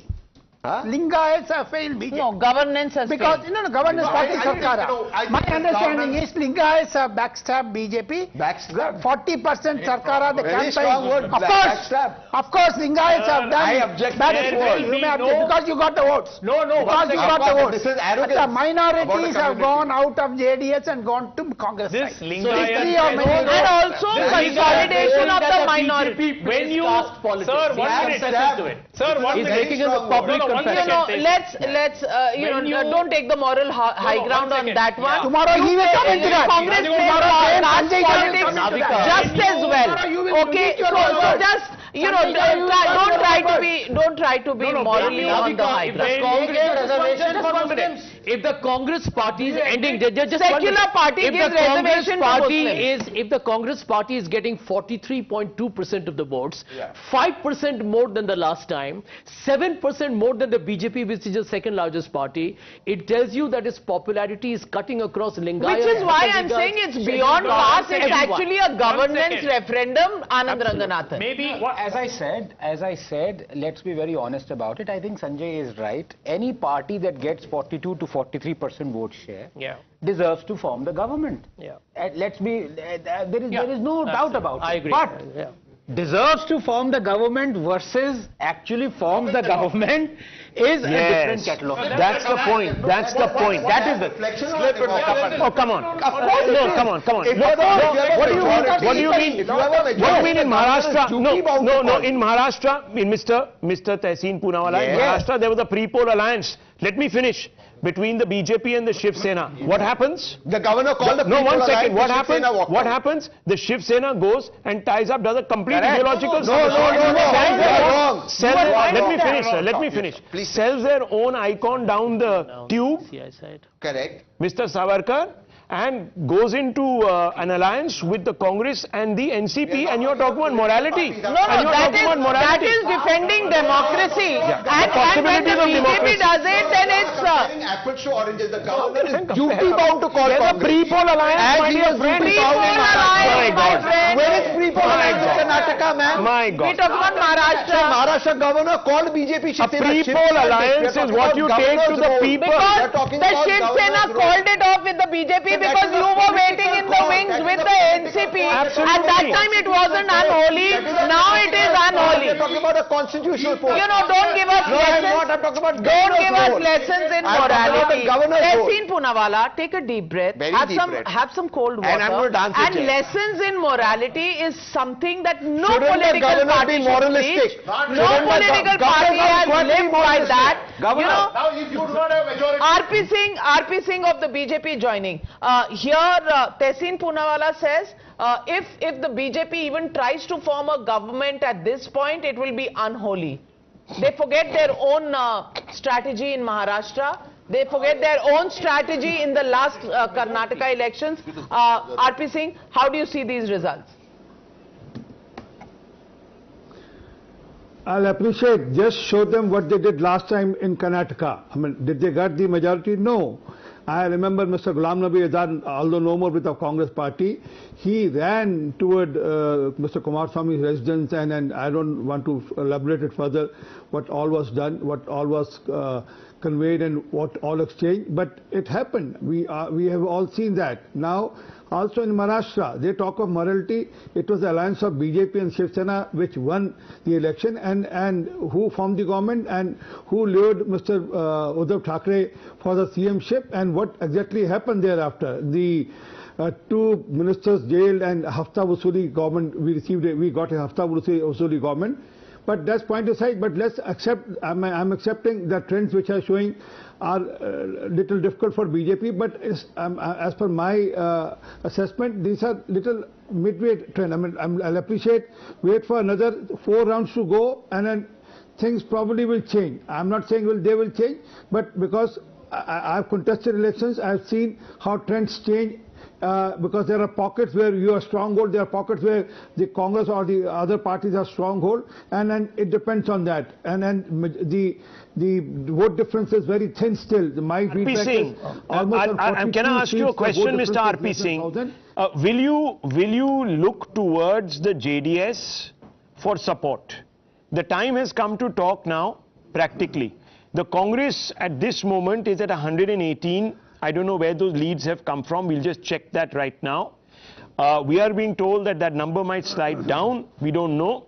But R.P. Singh, let's assume that we are at about 112 for the moment. Let's assume that this is an open race. Will you tie up with the JDS? Simple question.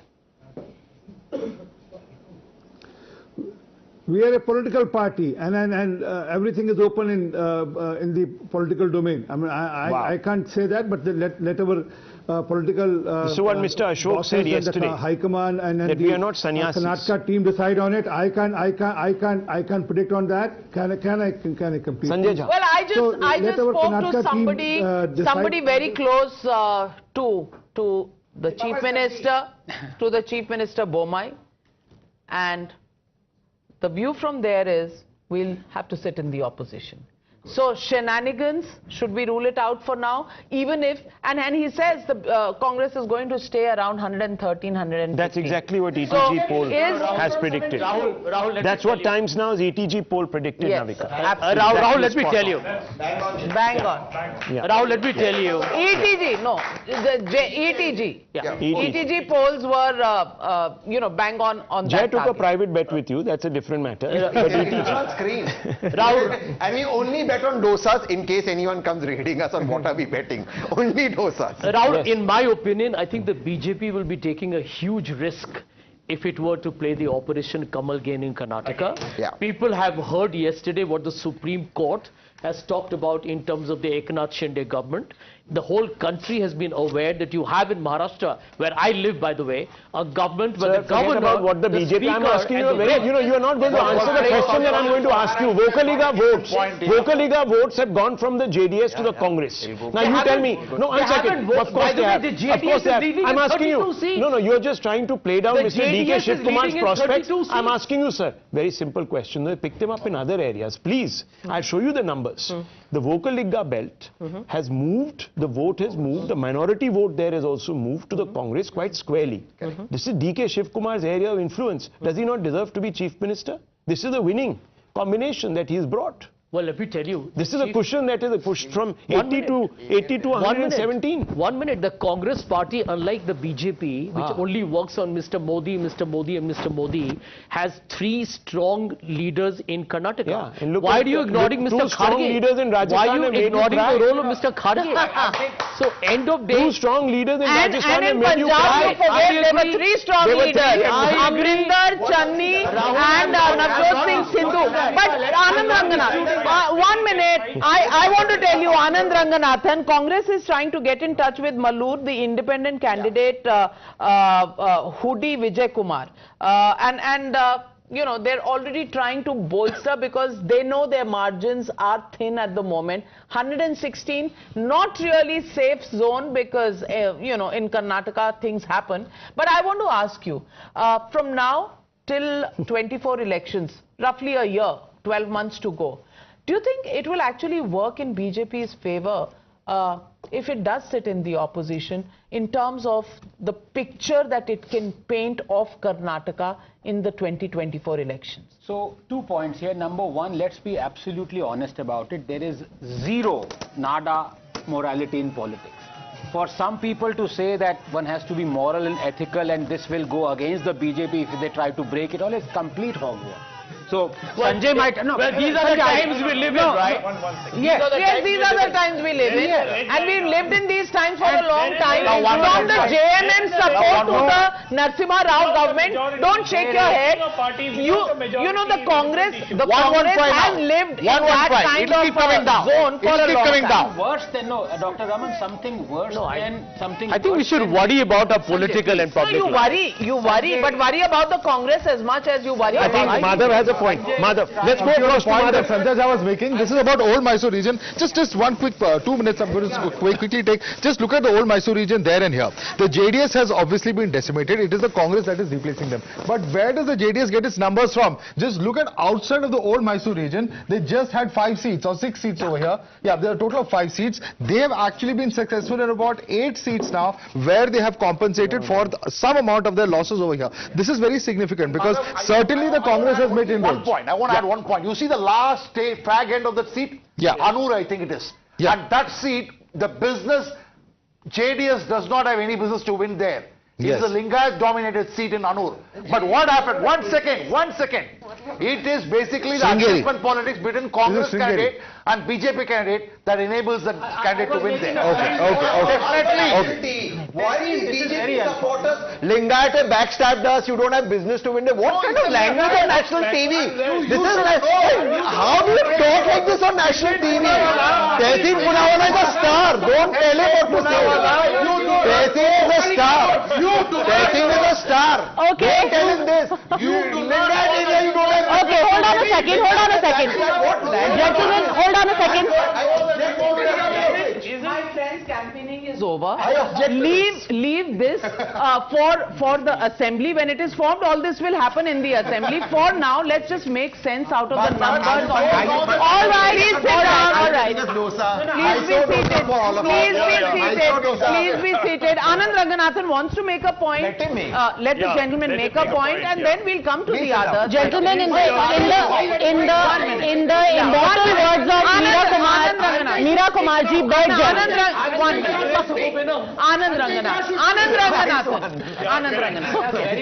I always believe the winner should show grace and dignity. Yes.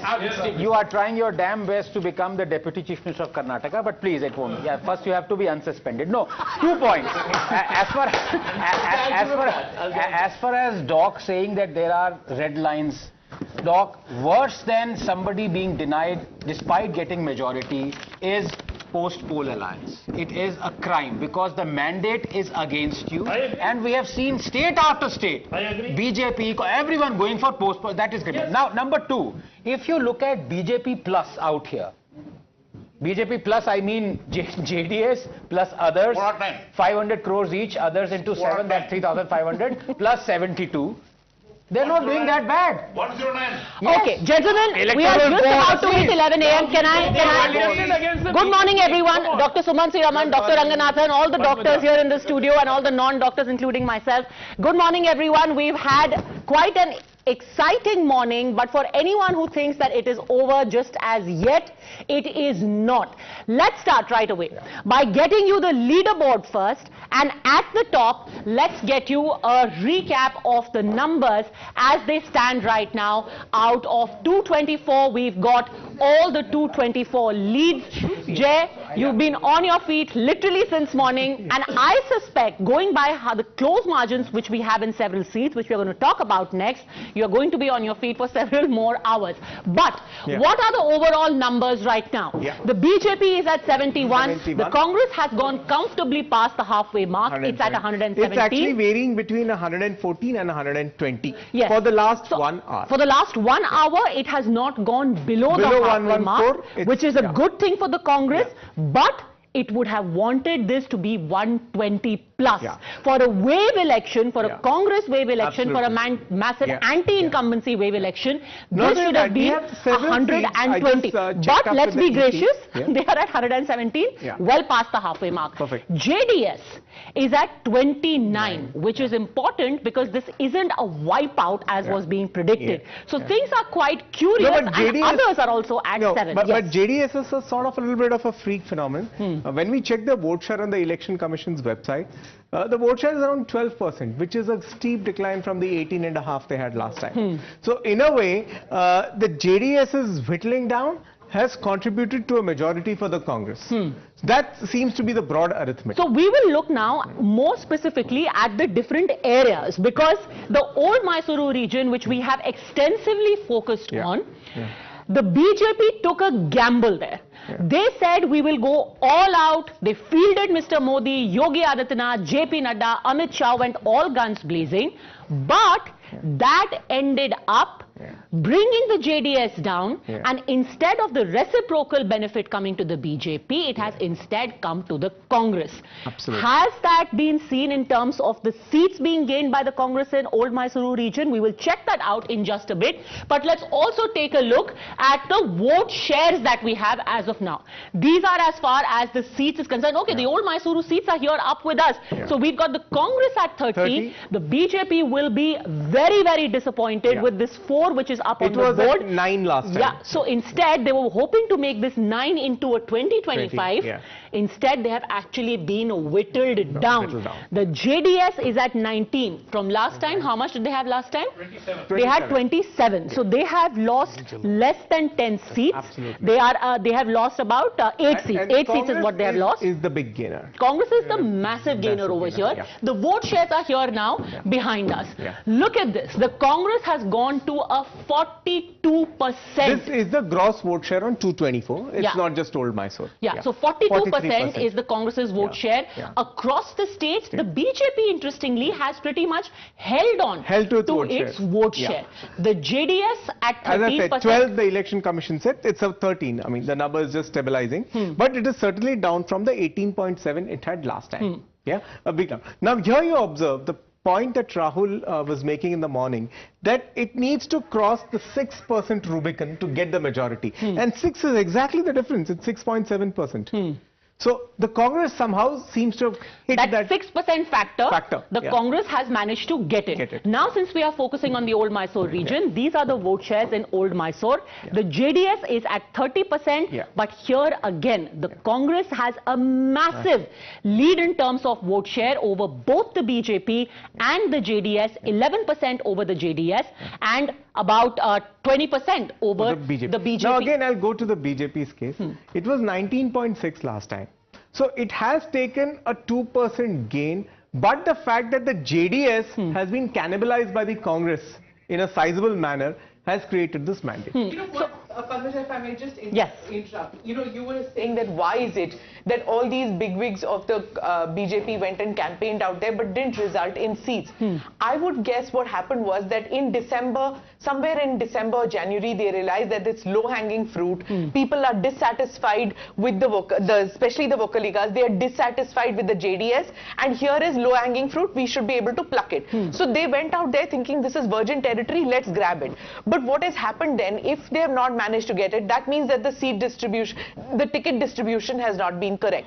Because who managed to get that? That votes, the low-hanging fruit has gone to the Congress. They managed to get that because they have 2 bigwigs out there. They have both Siddaramaiah as well as DK Shivakumar, Old Mysuru region. So they have anyway local boys. They managed to get that. So in spite of all these big guys going from the BJP, they could not get that ticket distribution, lack of bench strength. I was actually speaking earlier to somebody in the BJP, and they said that within the party there was a very huge debate, Mr. Rajgopalan, about how to go about the Old Mysuru region. Should we take the gamble and go all guns blazing with the risk that the JDS's loss will be the Congress's gain? And they decided to go with that strategy. Clearly hasn't worked. BJP has taken a gamble. As we discuss now, they foresaw that in December, as Smita is saying, even during December and January, I had a long meeting with the top BJP leader. He apprehended the same situation what we are facing today. Then why did they do it? Because of the natural Congress is getting Muslim votes from JDS. They no, never envisaged that. Here's what I'm confused about. If the logic was, okay, let me bring in Sanjay Jha. If the logic was, and you can, add to this, Mr. Rajgopalan and Anand.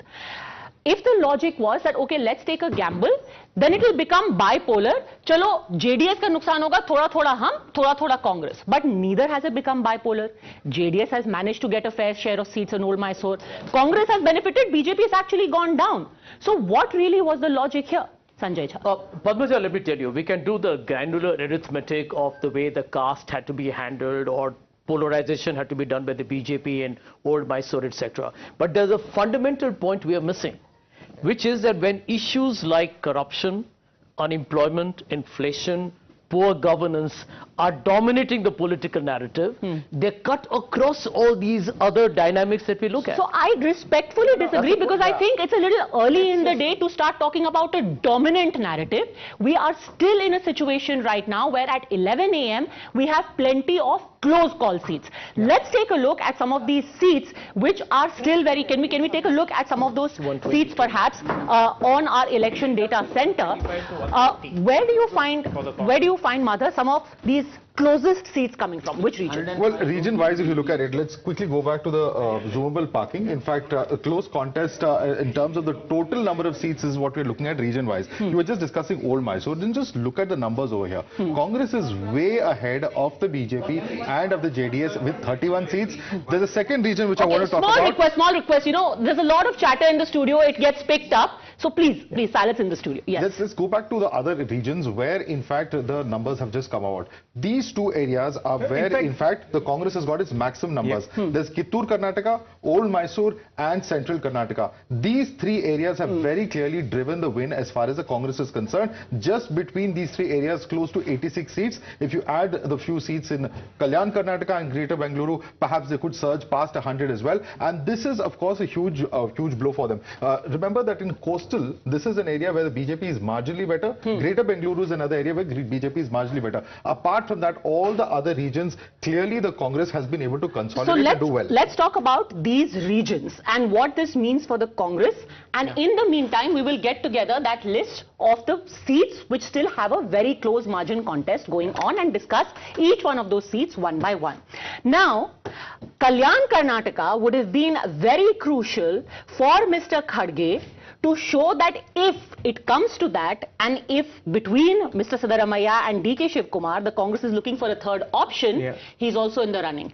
Clearly, that hasn't happened. This particular area should have been about 25 for Mr. Kharge to say, hey, I am also in my area of dominance. What do you have to say, Madhav? Well, there's two ways of looking at it. Because the BJP's numbers appear to have come down here. Jay can give us the exact figure, but I think it was close to about 12 or 14. Last time and it the was BJP 12, the BJP is down to 9. Yes, and therefore, see, he has campaigned very extensively over here. He said that I'm a son of the soil, you know, vote for me, just as Modi goes to Gujarat and says that I'm a son of the soil. Therefore, you have to make me win over here. But so Mr. Kharge and his campaign has to a large extent worked. If you compare the Congress, out of 31 getting 18 isn't such a bad record. No, but yes, probably not as steep as you would have. They're in the lead. There's nothing bad about any Congress numbers right now. By the way, who's leading Shirahatti? Has anyone been keeping track? Who's leading that bellwether seat of Shirahatti? It was in the morning, Dr. Chandru Lamani of the BJP. In the morning. So maybe this time it disqualifies to be a bellwether. All right, we're just getting news right now that the JDS is already in a huddle. HD Kumaraswamy is holding a meet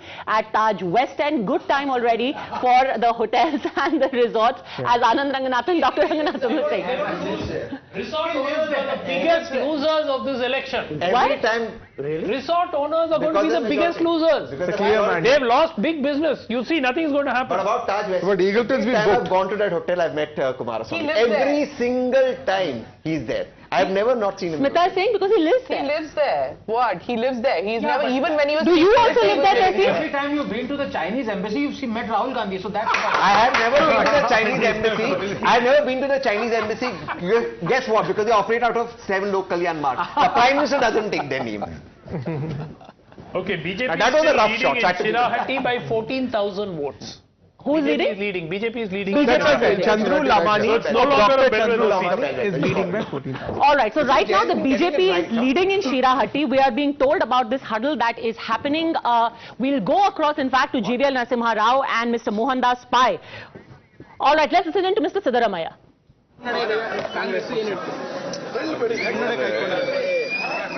Congress ಪಕ್ಷ ನಮ್ಮ ಅನಿಸಿಕೆಯಂತೆ ನಮ್ಮ ಲೆಕ್ಕಾಚಾರದಂತೆ ಮುನ್ನಡೆಯನ್ನು ಸಾಧಿಸಿದೆ.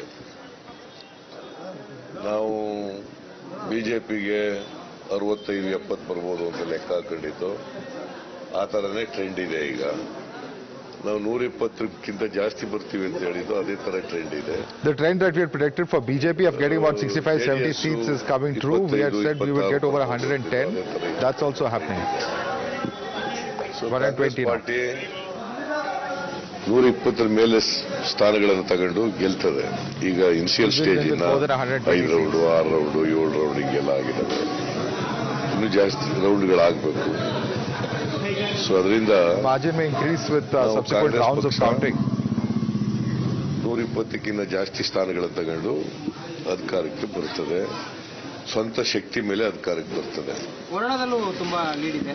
ವರ್ಣದಲ್ಲಿ ಈಗ 3 round 4 round ಆಗಿದೆ. 8,000 lead ಇದೆ.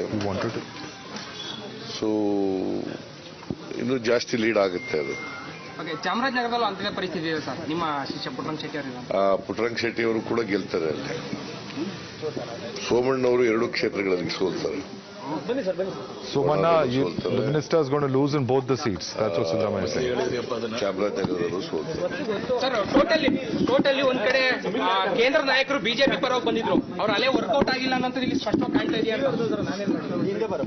ನಾನು ಹೇಳ್ತಾ ಇದ್ದೆ, ನರೇಂದ್ರ ಮೋದಿ ಅವರು ಎಷ್ಟೇ ಸಾರಿ ಬಂದ್ರು ಕೂಡ how many times the prime minister came here and how much ಕರ್ನಾಟಕದ ಮತದಾರರ ಮೇಲೆ ಏನು ಪರಿಣಾಮ ಬೀರಲ್ಲ. ಯಾಕಂತಂದ್ರೆ ಜನರು ಬೇಸತ್ತಿದ್ದಾರೆ ಬಿಜೆಪಿ ವಿರುದ್ಧ.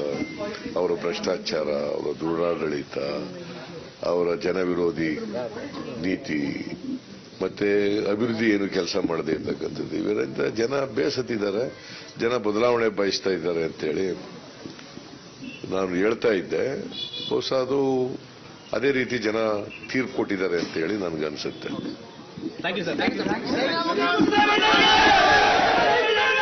All right, so Mr. Siddaramaiah, finally since morning, at least he has started smiling. In the morning he was looking fairly grim.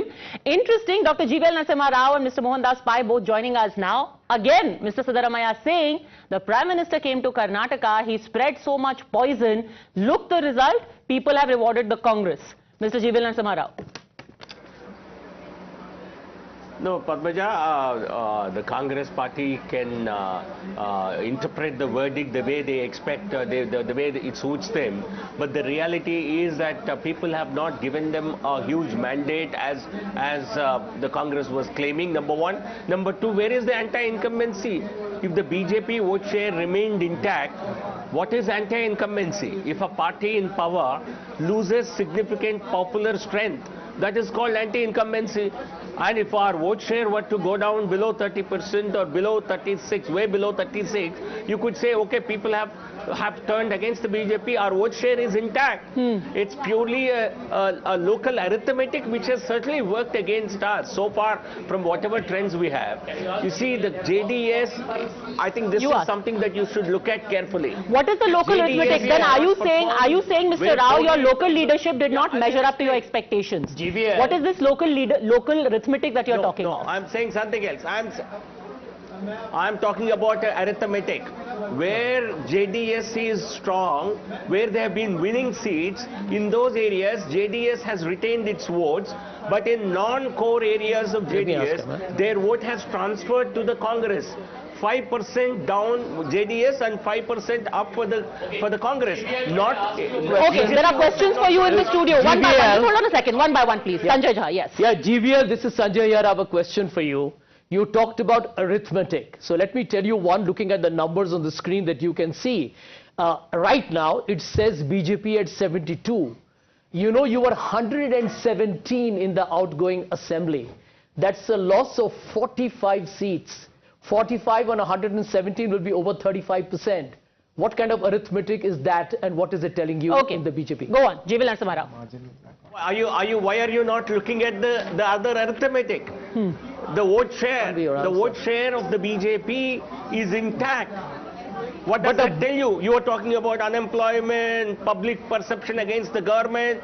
Does that not result in any BJP losing its vote share? Okay, let me tell you, GVL, what has happened. You have to be reasonable. The Congress's vote share is 43.2. You have to be rational in your analysis. But GVL, the Congress's vote share is 43.2. People have gone and voted not for you at Yes, all. where has that come from? That has certainly not gone from the BJP. Sure, okay. Goes on, this vote share Okay, drops. okay. Now I want to know, hold on a second, hold on a second. I think we have plenty of time for debate. Just give me 1 second, because finally we have that list of the places which still have very close margins. Jay, if you can explain a few of these seats. We have S. Darshanpur leading right now. The lead over there is a mere 481 votes. Yeah, and the most interesting part is Shahpur is in North Karnataka, Kalyan Karnataka. It's the JDS, okay, which is in second. Which is in the second position. So perhaps this is a scenario which will flip quickly to the Congress. Yeah. Now you come to Tumkur city. GP Jyoti Ganesh is the sitting MLA of the BJP from there. And the Congress has taken a lead. It is a narrow lead, and it is. Tumkur city, the lead is of 474. Tumkur city also has a fair deal of Lingayat voters, so I might not be surprised if this one flips back again to the BJP. 474 is the slender lead the JDS has in Tumkur city. The next is in Mudol, which is a reserved seat. Yeah, so you got the Congress in a lead of 430. This, remember, are at least 8 seats where the lead is less than 500 right now. Now Mudol, actually, if you just load Mudol again, the BJP is Mr. Govind Karjol. He was actually the deputy CM once of the BJP. So it is again a serious contest, and I expect him to be a heavyweight. It's an SC seat. He has won 3 times, SC reserve seat. He should pull through again. Rahim Khan of the Congress is leading in Bidar with 429 votes. Absolutely. Now Bidar was a contest between Rahim Khan and Ishwar Singh Thakur of the BJP. Mr. Suryakant Nagmarpalli is the son of Mr. Gurupadappa Nagmarpalli. On the JDS ticket, but a very strong leader there. All right, let's go slightly slower on the seats because we are trying to focus. Let's go back again to Bidar because we want to talk about that. In Bidar, yes, go on. So in Bidar, you have the JDS was expected. Can we go to Bidar, please? Yeah. The JDS was expected to play spoiler because they own a lot of local mercantile banking networks, like an NBFC, a rural NBFC. The Nagmarpalli family holds those. So the fact that their Scion was on the JDS ticket was expected to create a tough contest. However, let us see, between Rahim Khan and Ishwar Singh Thakur, if there's one thing I'm expecting to go in favor of the Congress, it is the polarization. Padmaja, to actually tell you, across Kalyan Karnataka, be it Bidar, be it Raichur, Gulbarga North, Belgavi North, everywhere it had actually become a Hindu versus Muslim contest. The Congress candidate was from the minority community, the BJP candidate was from the Hindu community. Something interesting could be playing out here. All right, the next one we're looking at is Maski. In Maski, we have the Congress in a lead. This again is a tribal seat. 314. We're down to a lead of 314. The Congress is in first place. What we must also notice in all of this is that in these seats, which are close contests, the BJP, in a majority of them, is at 3rd place right now. No, I think we'll just ask our desk to check this up. What we're actually looking at is Mr. Pratap Gowda Patil, who was actually the incumbent Congress MLA last time. He migrated during Operation Kamala. He lost the bypoll. However, the BJP accommodated him again. Isn't Maski one of the bellwether seats as well? Yeah, same Pratap Gowda. Same Pratap Gowda. All right. So that is as far as Maski is concerned, 314 votes. And Suresha BS of the Congress is leading in Hebbal with 272 votes right now. 272 votes. The final seat that we are looking at is Hebbal. Yes. Hebbal. So Hebbal is a part of the Bangalore region. It is a Congress stronghold. Now, throughout, I know, as Madhav and I were even looking at the data early in the morning, the BJP has actually improved its performance in the Bangalore city region, especially where Mr. Modi has campaigned. So the fact that the BJP is putting up such a tough contest in Hebbal, which is a Congress stronghold, just leaving it a 200-seat margin right now, is very interesting. Okay, now we'll go to the really interesting part. Hold on a second. Thoughts about the kind of margins we are seeing right now, the fact that H.D. Kumaraswamy, Mr. Mohandas Pai, is already in the Taj West End, sitting there, making phone calls. Do you foresee at all any turbulent times for your state? Or with the numbers right now, with the Congress past the 113 mark, all of this is all shadow boxing? Well, I think high turbulence could be a great reality in the future, because please remember the stakes are extremely high. The BJP cannot afford to lose Karnataka, whatever the cost, and the JDS has to align with the party to make sure they survive. Remember that, Kumar Anna said very clearly, if he had more money, he probably would have campaigned much better. And I heard on the grapevine that he was supposed to get money from some party outside Karnataka, and that was stopped for other reason, and he had no money. And that's been a concern for him. And the only way to recoup their party coffers will be to make sure they come to power, and the Congress will not come to power with them. So you must have seen R. Ashok talking that they have a plan B, and we could be in for turbulent times unless the Congress gets a substantial majority. So I think despite whatever happens, we have to wait and see what happens to government. Because this is a very critical election for India. The Congress does not come to power. They lose a very rich state where they can make a lot of money for the 24 elections. Remember that. No, we're just getting shots. Very expensive. Where the money going to go? Yes, that is the shots we wanted to go to. Let's go across to DK Shivakumar. Congress comes to power, they can make money. BJP comes to power, it's critical for them. This must stop. Congress will make money, ATM. This is ridiculous. Why doesn't the same language be used for the BJP? Adani क्या हो गया? Adani. Hindenburg report क्या हो गया? क्या बात है यार? क्या बात है? Okay, he is entitled to his views. This is something that was said in the election that you have to watch out because Karnataka will be turned into an ATM. It's a viewpoint. You don't agree with it. Ultimately, people's mandate. This kind of people's mandate. reason that there was no money for the Gowda family to say we don't have money is the biggest joke of all. All right. So Deepak is with us. One quick announcement. We're going to see Siddaramaiah speaking in a press conference. His victory speech in just a few moments, but let's quickly go across to Deepak Bopana who's with us. Deepak, take us through what's happening. I believe Ab Ki Baar DK Sarkar is the slogan there at his house. He's Deepak Bopana. Yes, Madhav, you can see right now jubilant mood outside Mr. DK Shivakumar's house. Yes, these are initial numbers coming in, probably round 7, round 8 of counting that's going on, but the Congress is looking optimistic. Most of the numbers show around 120 for them at this point in time. That's the number that they're thinking is safe, and they're hoping that this number sticks around for the next couple of hours. You can see right now Mr. DK Suresh as well, just a while ago, came in here. He's, of course, watching very closely all the developments, because we should understand that the DK brothers play a very significant role if a situation arises where they do not have the numbers that are required. So, of course, a strategy and planning, of course, will happen first among the DK brothers, and then it will, of course, percolate to the other Congress leaders. But more importantly, just a while ago, inside the room where Mr. DK Shivakumar usually addresses the press, there were chants of Ab Ki Baar DK Sarkar that was, of course, being raised, and also Mundina Mukhyamantri, DK Shivakumar. That means that the next Chief Minister is Mr. DK Shivakumar. So for his supporters here and the Congress leaders who've come, who of course been backed by him, who they have been backing, they feel that DK Shivakumar is the man for the post. But of course, if the Congress even manages to secure that magic number and beyond, their troubles don't end there, because they have to choose the CM face. The legislators, of course, will have to sit together. This could be a real headache for the Congress. If DK supporters are aggressive, if they've made inroads in the Vocaliga heartland, and if this is the kind of sentiment that is there on ground, this could really prove to be a big headache, because a split within any party, it's not just about the Congress, even in the BJP, can actually help the other side. I think we are jumping the gun, Madhav.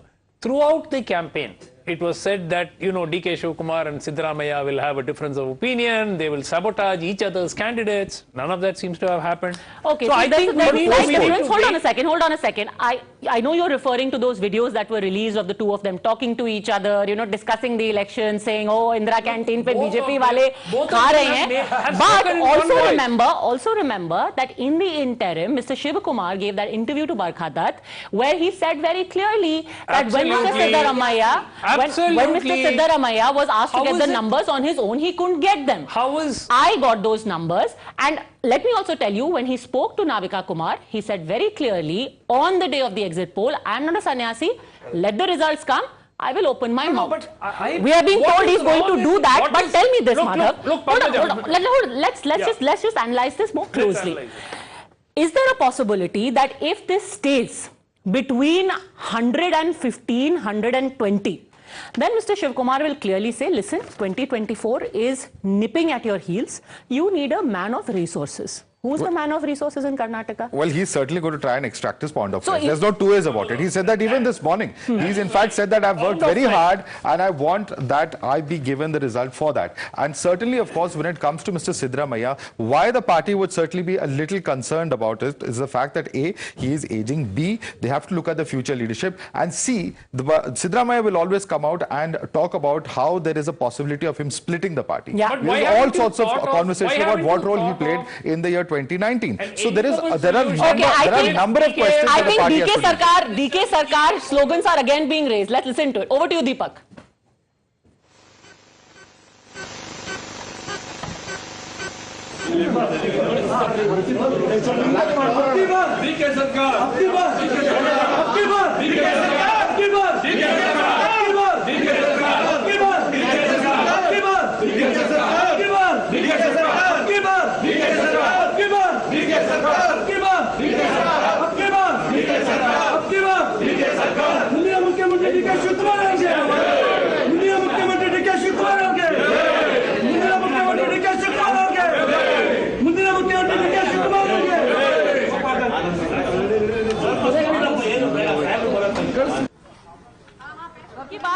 DK Sarkar. There's nothing wrong. What is wrong? It's a good thing. Who's saying there's anything wrong? We're just saying who's What going is to the be party CM. going to do? One CM. What is the party going to do? My argument, my point is, you are straight away taking a few supporters raising slogans saying this man is going to be the chief minister to equate it with a split in the party which has just won a majority, which is ridiculous. I'm saying what is the party going to do? This is obviously a headache at their hands. They will have to resolve this. Both of them have spoken in one voice. Siddaramaiah will be chief minister. I've been telling you this since yesterday. I'm repeating it will be done. He's So also DK going Shivakumar. to be going to be Rajya Sabha. Lok Sabha. I'm not Rajya Sabha. You also said Congress is going to win Uttar Pradesh. Okay, Mr. Rajgopal. Mr. Rajgopal. बहुत लोग हैं जिनको उम्मीद है लोकसभा लड़ने की. Will DK Shivakumar work under Siddaramaiah? Simple question. He has already done so for 5 years. No, with this present situation. Yes. DK Absolutely Sarkar, yes. no. Absolutely DK yes. Shivakumar is Sachin Pilot of Karnataka. Okay, we will.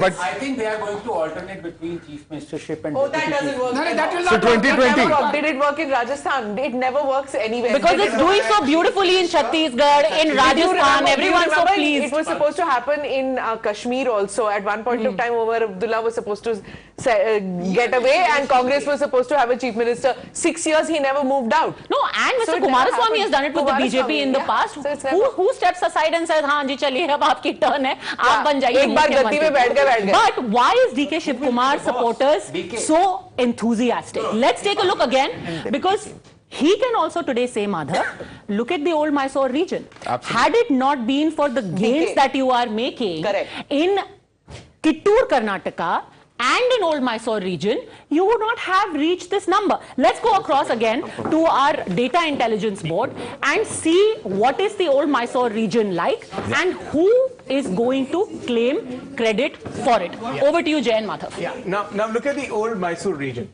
Of 55, the BJP has got 4. Last time it had 9. The JDS is down from about 28 to 18.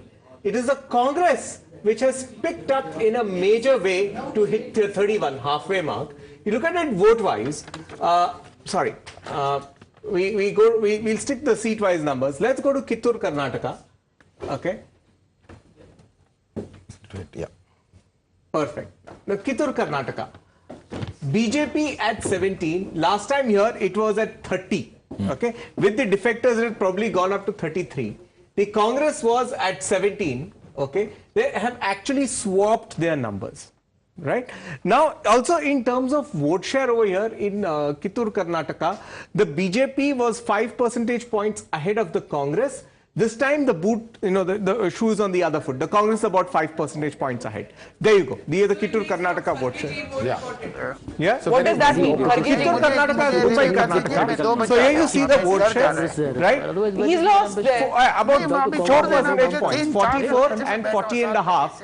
The JDS at 5.45, others at 9.48. But it's very interesting. They're just about 3 points apart. That's in exactly percentage points, but in terms of the seats, there's a massive difference. How does that translate? Yeah, so it's a perfect sweet swap. Last time in Kittur, Karnataka, the BJP was at 45, the Congress was at 40. It's just like a perfect swap. All right. So Mr. Bommai is still watching the election results. He's at the house of Shivraj Sajjan in Haveri, looking quite glum at this point. This is definitely a few to do the favorite Was that snake ominous? Was that snake ominous? You know, did it have something to do with what actually is transpiring? Snake is supposed to be a very good omen. No, in South India it's called Sarpadosha. Mr. Rajgopal, would you like to educate them what is Sarpadosha? Sorry, North South ka divide ho gaya. Unintentional, please. No. Snake coming to the house, you're absolutely right. It's considered. I always remember. On Diwali, we always used to have a snake up here at our house. Supposed to be very good. It is poisonous, it's cobra. Well, it is a poisonous snake that was caught in time and could not sting anyone before. On a lighter note, well, Mr. Khadge had said कि poisonous snake है, उसको touch मत करना. And bang, today you had a cobra coming into Mr. Bommai's house. I mean, we'll leave the rest to people's imagination. But the only venom that was spoken about was by Siddaramaiah earlier this morning. So that's also interesting. That's a thing weird that after elections, what was the need to make this dig? Are you suggesting he's trying to sabotage post-result also? All right. No, let's get back to Mr. Rajgopal and said if Congress goes to 115, we have a issue. Congress was 120, now it's 117. It will go down to 115. Congress will go to 125. I mean, one second. 122. I don't understand. 1 second, Tessin. I don't understand this. 115 is above the halfway mark. Yes. So logically, there is no issue for the governor to invite the legislature party leader. He is duty bound to. Gehlot is duty bound to. I mean, I can understand if Mr. Rajagopalan said if they don't get 113, then all bets are off. The law of the land says I mean, if you're going to argue, invite Congress. But let's wait for the numbers to settle down. The discussion here is not even about who's going to be invited. No. Hold on. I will tell you what the logic being given Operation Kamal will anyway kick in. Even at 120 it will happen. I am answering you. Even at 130 it will happen. Sir, but the point is nobody is talking about Operation. It's a tragedy for the country. If that is what nobody is talking about Operation. High moral ground. No, it's not high moral ground. It has to end. There are red lines. Dr. Sumansi Raman, Mr. Poonawala, you are getting preemptively outraged. Nobody is talking about Operation Kamal.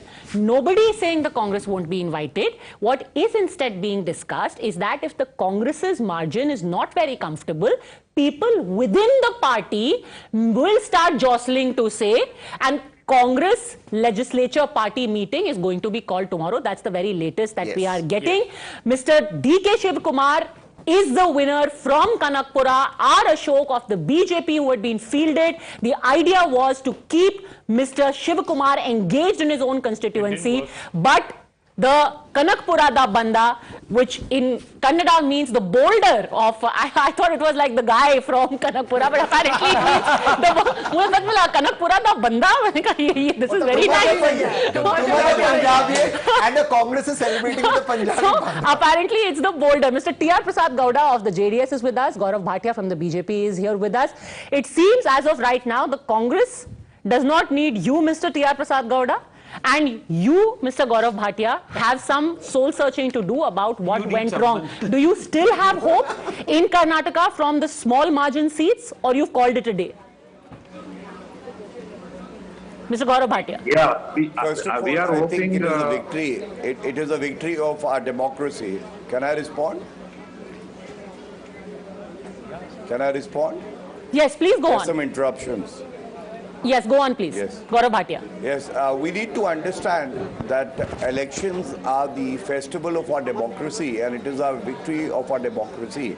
But I would say that it is too early to say that BJP has lost the elections. I think we should wait till all the results have come and we can see after that who has won the election and who has not. I must also say that no matter what the election results are, the BJP has always accepted with dignity, being graceful, the verdict of the people. We will not blame the EVMs. And I must tell you that 60% of the votes are still to be counted. So therefore, I am only requesting that we wait till, 2 o'clock to see whether BJP will emerge as the winner or not. And we are confident that we will emerge as the single largest party who would have majority to form the government. All right, let me go straight across to Times Now's correspondents on the ground, our senior reporters. We've got both Deepak Bopanna and Imran joining us live from the KPCC office. Over to you first, Imran. What's the strategy over the next few hours and the next few days? Imran.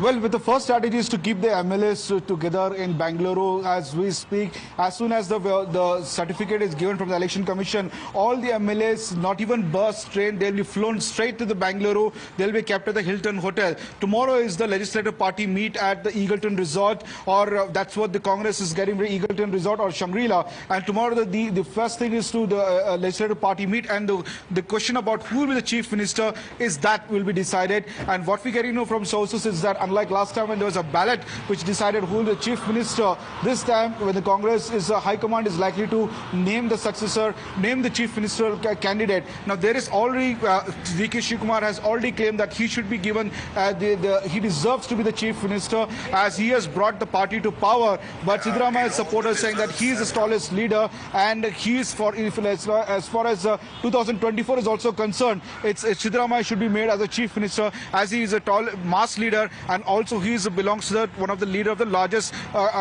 community in Karnataka. So this is a tight battle now between Congress. Who will they decide is what we need to wait and see. But instantly, Imran, supporters of Siddaramaiah are also shouting slogans. It is not just DK Shivakumar. They have posters there. Neha Ebale is there at that location. We'll try and connect with her in just a minute. It's very interesting because they are, of course, well, the slogans haven't yet been actually put out over here, but very, very important that they're obviously chanting slogans in his favor. What are they saying? What is Siddaramaiah himself going to see? He's supposed to address a briefing in just a few minutes, but very, very interesting to see how things have panned out. And in fact, Jay can quickly take us through some of these results and trends coming in, because CT Ravi is trailing. Central Karnataka is an area where many believed Yediyurappa is going to play a very important role. And in Central Karnataka, so many seats have switched from the BJP to the Congress this time around. Yeah, lots of switches. In fact, even I was trying to observe for the rebels, just below central Karnataka into the old Mysore region. A lot of the defectors to the BJP, like Dr. K. Sudhakar of Chikkaballapur, he has lost.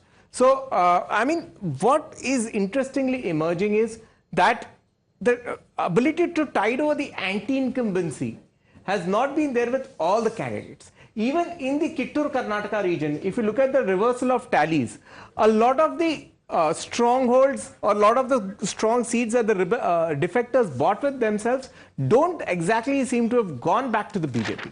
So there is some sort of an anti-incumbency. There is a disconnect where an assumption was there that the local leaders with their own mass base would be able to overcome the anti-incumbency. That doesn't seem to have happened. Okay, now we're going to take a look at some of the VIP seats. Many of these seats were keen contests. How have the respective candidates fared in those seats? Among them, of course, are Varuna, Shikaripura, we've got Chittapur. Let's quickly see who is ahead in those seats and whether the exit poll projections that we had done are coming true or not. All right, so V. Somanna is trailing in Varuna versus, of course, Mr. Siddaramaiah, the man of the moment. It is Mr. Siddaramaiah who went to Varuna. This was pitched as a very close contest. His son vacated the seat for Mr. Siddaramaiah and he's made good on it. Vacated the seat, and in fact, Mr. Siddaramaiah actually wanted to contest from Kolar. Yeah. Okay, let's go back, please, to Varuna for a second. We will tell when to move on. Yes, go on. Go on, Jay. Yeah. So he actually wanted to contest from Kolar. Varuna does have a sizable number of Lingayat votes also. The BJP was backing on it. In fact, a faction of the JDS worked with the BJP to defeat Mr. Siddaramaiah, but none of it has worked. All right. So, tell you one point, Mr. Siddaramaiah even now is not there. He knows he was going to win. All this make-up story that it's a close contest. He told that it's going to be a massive. Do you see how much? No, that is not true. Mr. Siddaramaiah did go and campaign. Not only did he go, he took along Darshan also to campaign with him. So he took along film stars to campaign. Now he's not even there. He's managed it. He knows he's winning. He's winning a big margin. All of this is media story. In fact, this morning we were told he's going to lose from Varuna. One of your analysts told us. Okay. Who's a pro BJP, I believe. It'll be interesting. It'll be interesting to see. It'll be interesting with me. He said Siddaramaiah is losing. Okay, it'll be interesting to see what the margin of victory is over there. Leher Singh Saroya, BJP MP in the Rajya Sabha, is just speaking. Very, very interesting what he said. Listen in. Feel sad and shocked. So there's no hope, no line of hope for BJP at all, no plan B, nothing at all? No, plan B will be never there. Our party never said that there will be a plan B. Some individual person might have said it, but there is no plan B as such. All right. Okay. Sir, did you speak to central leadership as well, sir? Did you speak to central? Did anyone speak to central leadership? No. I will not. Our bosses will speak to them, not I. I'm very. But do you blame anti-incumbency on the present government? No, I don't blame, but it seems the result shows that. I don't blame anybody, but result shows that it must be anti-incumbency because people love Bharatiya Janata Party even today. Because I moved around and there is a love for the Bharatiya Janata Party and Modi's work and all that. But still, because we are not getting enough seats, it seems to be anti-incumbency. All right. So that was BJP leader Leher Singh also. Very, very big. The person who is perhaps the closest to Mr. B.S. Yediyurappa saying that he is a little shocked. This is anti-incumbency that the BJP has suffered from. Dr. Ranganathan, do you think again that there will be a little bit of, thinking? I will come to you on that as well, Mr. Gaurav Bhatia, that maybe Mr. Yediyurappa had another election in him. I think 2 points here. Number one, can I slightly correct my good friend Sanjay when he was talking about the election issues and the reason for anti-incumbency? He talked about inflation. Well, in Karnataka, the inflation has been 2 percentage points below. Corruption first. I'm coming to corruption, but you talked about inflation, you talked about unemployment. That's right. And I will tackle all three. So and social and Sanjay, economic this is indicators. please. Okay. Just because you are next Deputy Chief Minister of Karnataka doesn't mean you should interrupt a common man. Okay. So as far as the inflation goes, Karnataka, it's 2 percentage points below the national average. Unemployment, it's 5 percentage points below national average. So for Congress to say that these were the issues, it's away from what the data is telling you. As far as corruption is concerned, I've said it from the day one. The moment BJP formed the government, it was on the foundation of corruption. They weaned away 15, 17 Congress MLAs, made them resign, made them fight again, and they formed the government. So corruption is an issue. As far as corruption is an issue that led to the anti-incumbency is a question that I posed it earlier, a week ago, as you know, but now I'm inclined to believe yes. Let Mr. Gaurav Bhatia answer that. Now you have a close confidant of Mr. Yediyurappa saying he's shocked, it's anti-incumbency. Mr. Gaurav Bhatia. So I would say that as the national spokesperson of the party, we are hopeful that these trends would change in our favor. And I would be the last man standing till all the election results are declared. Or the number of results that are declared show that Congress has already attained majority. और मैं इतना ही कहूँगा, picture अभी बाकी है मेरे दोस्त कहूँगा, जहरीला सांप नहीं कहूँगा किसी को. And I must make it very clear on Times Now that, we need to understand one thing. What were the issues? We said that Karnataka cannot have separate sovereignty like Sonia Gandhi and Congress party had tweeted. We maintain that. You cannot abuse the election is the over. Please, whoever is speaking like this should be told that that person needs to be quiet now. Basic civility. Somebody is leading and they think they can turn into dictators. Let's be cordial. I waited for my turn. I have the right to make my points. Yes, but Mrs. Gandhi never said Karnataka should have separate sovereignty. That's plain untrue. Okay, I'm just going to have to interrupt for a second because we've got slogans again now at Sidda for CM slogans being raised in Mysuru. Yes. Let's go straight across there. So clearly this old Mysore region is going to become a battleground of sorts. Let's listen in actually to what is being said. Neha, over to you.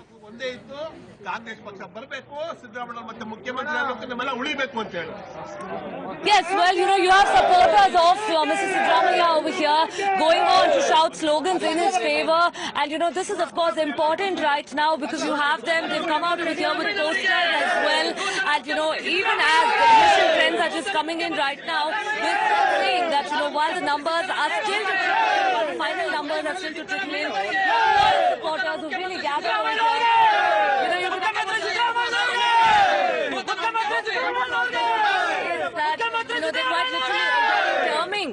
Siddaramaiah over here as the Chief Minister. We'll try and speak to one of them as well.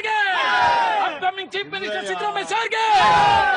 I have to ask you, the numbers are still to finalize. The numbers are still trickling in right now. Celebrations have begun at the Congress headquarters in Delhi, in Karnataka, and now outside Siddaramaiah's residence as well.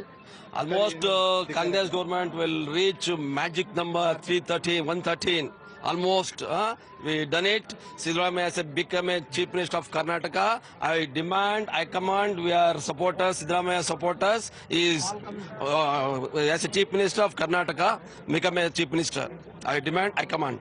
Okay, okay. Sir, I was speaking to you earlier. I want to ask you, how important is it today for, the Congress party that Siddaramaiah be made the Chief Minister? There are many people in the fray. You have Mr. Siddaramaiah, you have Mallikarjun Kharge, you have DK Shivakumar, you have G. Parmeshwar also, who said that, even his work his hard work for the party should be repaid.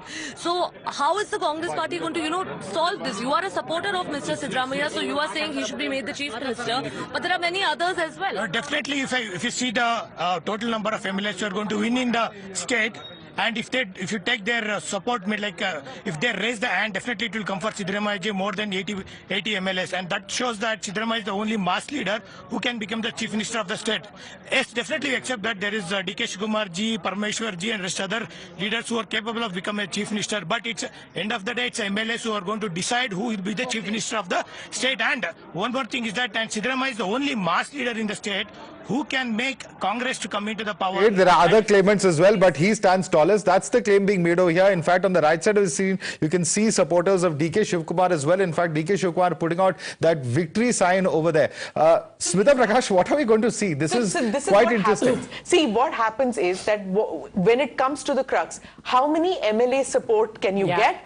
But DK's is the backroom thing which got them the victory. So that cannot be quantified in terms of the number of MLAs who can be counted in numbers. So what this guy says is that you should see who brought in more MLAs. Then you can't see the caste factor, you can't see the backroom politics, you can't see the money power that makes you. But I have a question over here, because if Siddaramaiah tomorrow comes out and says that all the Ahinda MLAs are mine, Mr. Kharge can also come out and say that the SC MLAs are because of me. Exactly. So what happens in that Karnataka scenario? is all you're talking about Hyderabad, Karnataka, which has gotten a significant number for them. So what happens there? Because Kharge is the one who's got those numbers, and Kharge is senior to Siddaramaiah. Absolutely. If Kharge and DK join hands, and they very well can, what happens in that scenario? Can they outwit Siddaramaiah? Can I also when are you? One second. See, I think one important point that if Congress forms the government, then we have to also take into account, factor in that all those 17 or 18 Congress MLAs that were wrenched away by the BJP,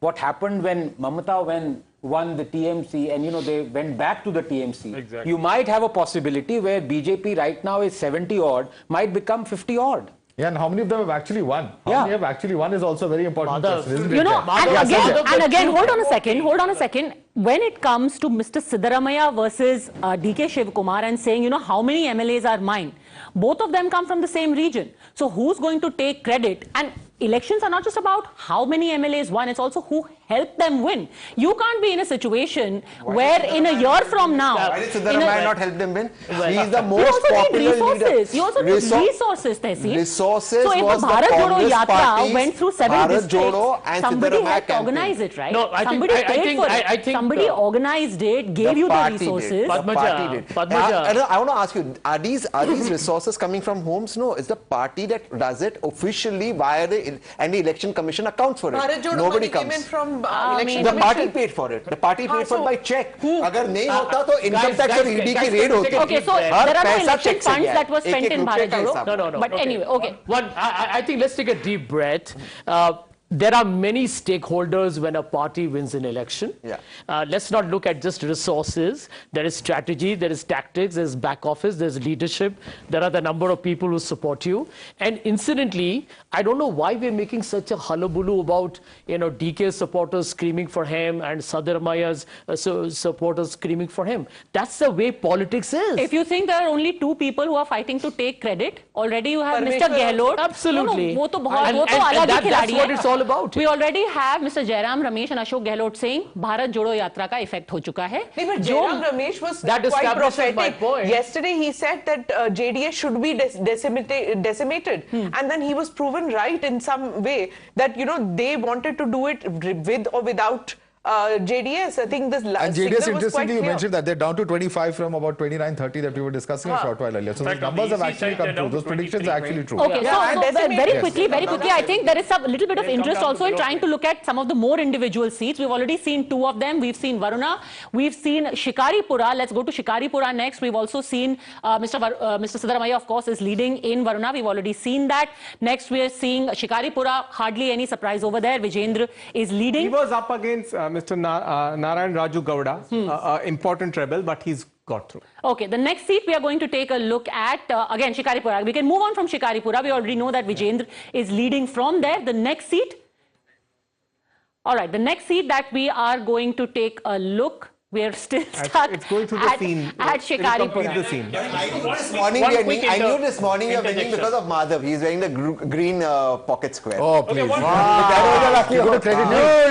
So if this pocket square was saffron, the BJP would have won. You would have come with that. We knew you knew the internal mechanics. He was the real bellwether. He was the real bellwether. One interesting story. He's the Kerala story. Moved Ashok to take on DK Shivakumar in Kanakapura.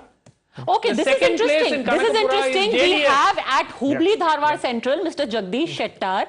So at least one of those predictions is coming true. Jagdish Shettar is trailing. And his erstwhile protege, Mr. Tengikai, is the one who is leading right now. For the Tengikai actually means coconut. Coconut? Yeah. Okay. Tenginakai. Mahesh Tenginakai. Mahesh Tenginakai. All right. So he is leading there for the BJP. And Mr. Jagdish Shettar is in second place. Also interesting that from Varuna, Mr. Siddaramaiah has got a pretty decent margin right now. He is leading by about 7,000 votes over Mr. V. Somana. Very important, which means that they were right in not giving him the ticket, for which Mr. Yediyurappa was sulking because he wanted Shettar to be given a ticket. So which means that the high command of the BJP did the right thing. But there's also the offset factor in the entire Kittur Karnataka region. It didn't work for him, right? But also the BJP put in a lot of effort to make him lose. So Shettar in the Congress is not the same as Shettar in the BJP. No, there's another perspective to it. Even in Bangalore, the BJP, with all this talk of anti-incumbency, has done better than 2018. So basically, across urban swaths, Hubli Dharwad is urban. Across urban swaths, it's actually a loyal party vote, very little to do with the leader. Congress is sweeping Belgavi, it's sweeping Bijapur, it's sweeping Bellary, it's sweeping Mysuru, it's sweeping all this. So I don't... And Jay, are you now seeing that the numbers seem to be stabilizing? Yeah. Because I'm not seeing the numbers fluctuate anymore. So this has, in the last 1.5 hours, this has not gone below 115. Yeah. And it's right now 119. 119. Okay, Shigaon, you have Mr. Bommai leading. I think, yes, he is leading Shigaon because both the Congress and JDS are trailing over there. So the snake was lucky. Snake was lucky. See, no Kala Sarpadosh over there. Also interesting, if you see at the bottom of your television screens, you can see the Uttar Pradesh local body elections where the BJP is very comfortably, and this has been the trend over the last several local body elections as well. They have repeated it. BJP, Yogi Adityanath managing to power through almost all of the different wards and seats. Your thoughts, Mr. Mohandas Pai? It's not just, there was a very interesting perspective that somebody gave that among all the metro cities that we have in the country, Bengaluru was the only one that was with the Bharatiya Janata Party. Mumbai also, yes, now they are in government in Maharashtra, but BMC is not with the BJP right now.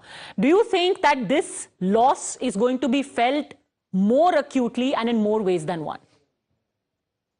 Well, I think it could be possible because please remember, we pay 60% of the taxes of Karnataka, 65% of GDP. We produce the highest jobs. Neither the BJP nor the Congress have invested in Bangalore adequately. They're 50 years behind. Now we get a Congress government. They promised 60 crores of subsidy, giving 2,000 or 2 crores per every month. The economy is not have enough money. All kind of engineering, take away the money paid by citizens of Bangalore. So Bangalore is not in for good times unless we see the enlightened leadership. If DK Shivakumar possibly has some influence, I think he could invest in Bangalore because he's from Bangalore. He understands that his future is linked here, and definitely he's going to be a future chief minister for the Congress. But right now, we are in the same situation we were, irrespective of which government comes to power. Take a look at the numbers. We're talking about the numbers stabilizing. Yeah. The BJP almost at the spot where the Congress was earlier. Congress was at 69. The BJP is now at 74. The Congress has reached 119. You wanted to give some insights, Jay. Yeah, actually, if you look at the breakup of the numbers, Padmaja, it's really fascinating. We earlier talked about the urban swaths remaining somewhat loyal to the BJP. Most of the defectors, barring three of them, were from the rural areas. There, it's anti-incumbency all over. Now, BJP had 16 of them, on tickets. Only 5 of them have won. The Congress has won more than half, 9 of them. You even come to the actual places where the BJP suffered a setback to get to this tally. We tracked about 70 Lingayat dominant seats. The BJP has only 21 of them. The Congress has nearly the double, 40 of them.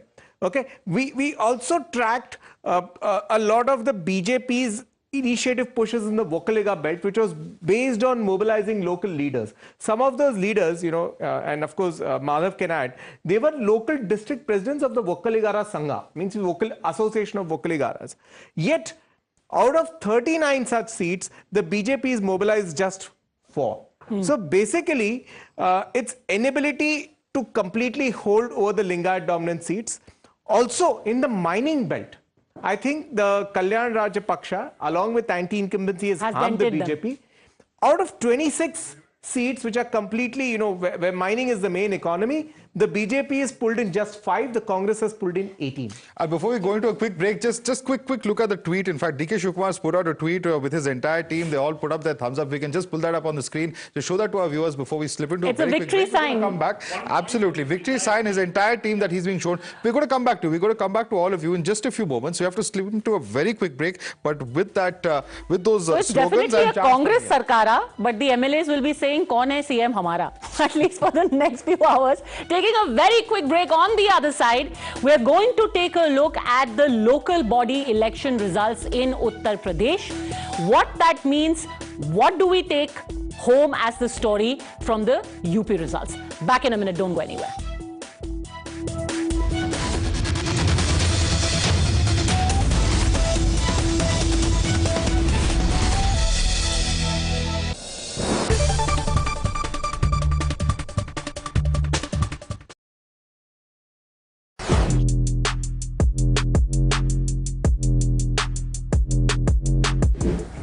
Guys MG Comet के interior की कहानी अब हम आपको सुनाते हैं। Fan को करते हैं थोड़ा स्लो और शुरू करते हैं किससे। ठीक है, तो यहाँ पे सबसे पहले आपको बताएं कि इसे स्टार्ट करने के लिए चाबी कहाँ गई भाई? चाबी मेरे पॉकेट में है। तो इसे स्टार्ट करने के लिए आपको कोई इंजन स्टार्ट स्टॉप बटन नहीं। फीचर्स है एमजी की गाड़ियों में, आपने फीचर्स वैसे भी काफ़ी जो लिस्ट रही है उससे लंबा ही देखा है उस लिस्ट को। यहाँ पे भी आपको हिसाब से ये लोडेड ही नज़र आएगी। एंड्रॉयड, एप्पल कारप्ले, ये सभी आपको वायरलेस भी आपको इसमें ऑप्शन देखने को मिलेगा। और जो फील है, जो इसका रिस्पॉन्स, वो मुझे काफ़ी अच्छा इम्प्रेसिव सा लग रहा है। और जो डिस्प्ले है वो काफ़ी वाइब्रेंट भी आपको देखने को मिलेगा।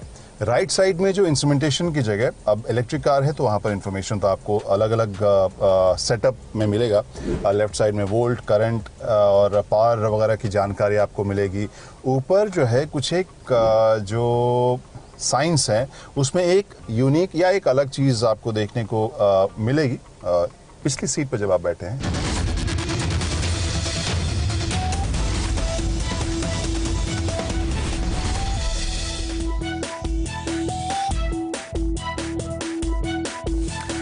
Hello and welcome. You're watching Result Day Live. I'm Padmaja Joshi. With me, my colleague Madhav Das Gopala Krishnan. And today, while the entire country is focused on Karnataka, another very important result is coming from Uttar Pradesh, a by-poll in Jalandhar as well. Let's get you started with the headlines.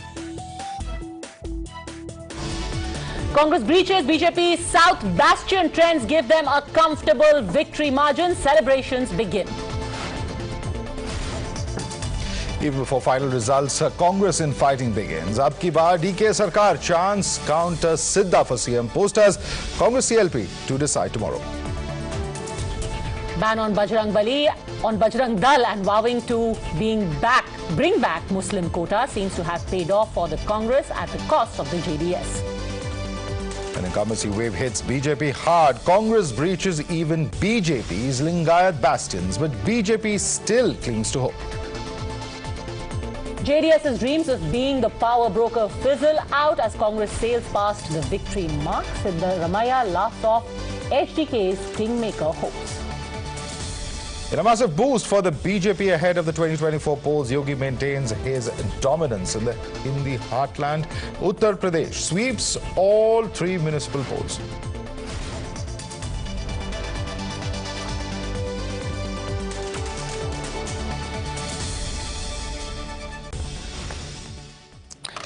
Well, the BJP has continued to maintain its dominance in Uttar Pradesh civic elections in all 3 municipal bodies of the state that elects 80 MPs for the Lok Sabha.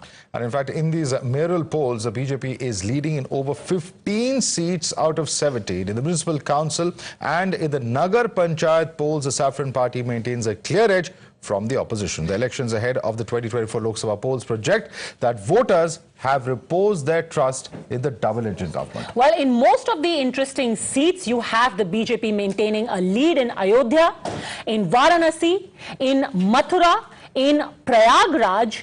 You have the BJP in the lead. Very interestingly, though, that in Chakia, which is the hometown, the bastion, the Garh of Atiq Ahmed. Now remember, the importance of these local body elections is that these are the first ones after that very high profile encounter of Atiq Ahmed's son and his gunman and the subsequent murder of Atiq and his brother.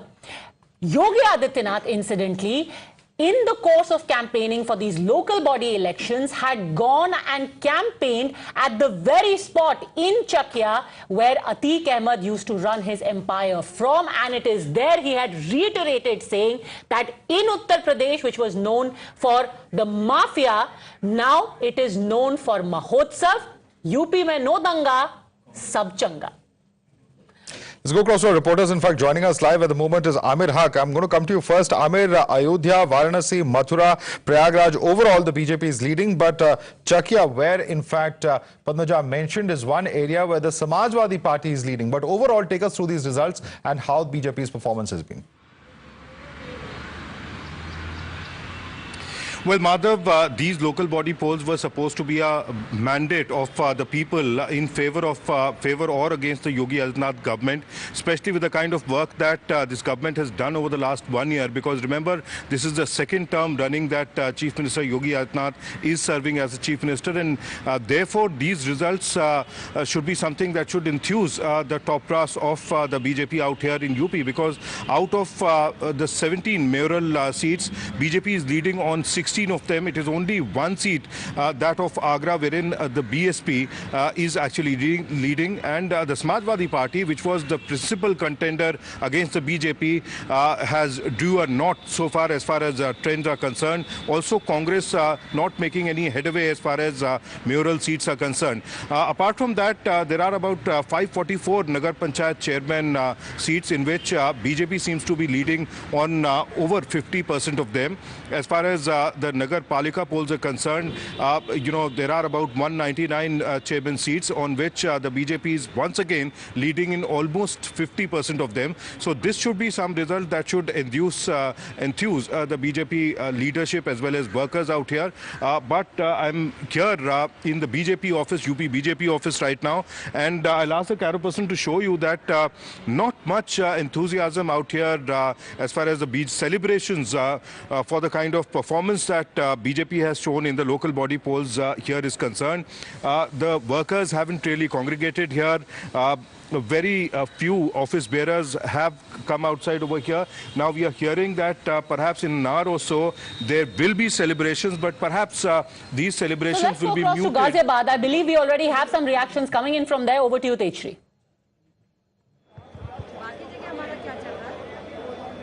Oh, well, yes, I am standing at the counting booth in Ghaziabad. Remember that there are 17 municipal corporations in Uttar Pradesh, out of which the trend is showing, as Amir also quoted rightly, that 16 is led by BJP. And here I am being joined by the mayor from Ghaziabad, who, if I would read out the counting as of now, so the BJP's Sunita Dayal is as of now at 83,971, BSP is at around 25,000 and SP is at 17,000.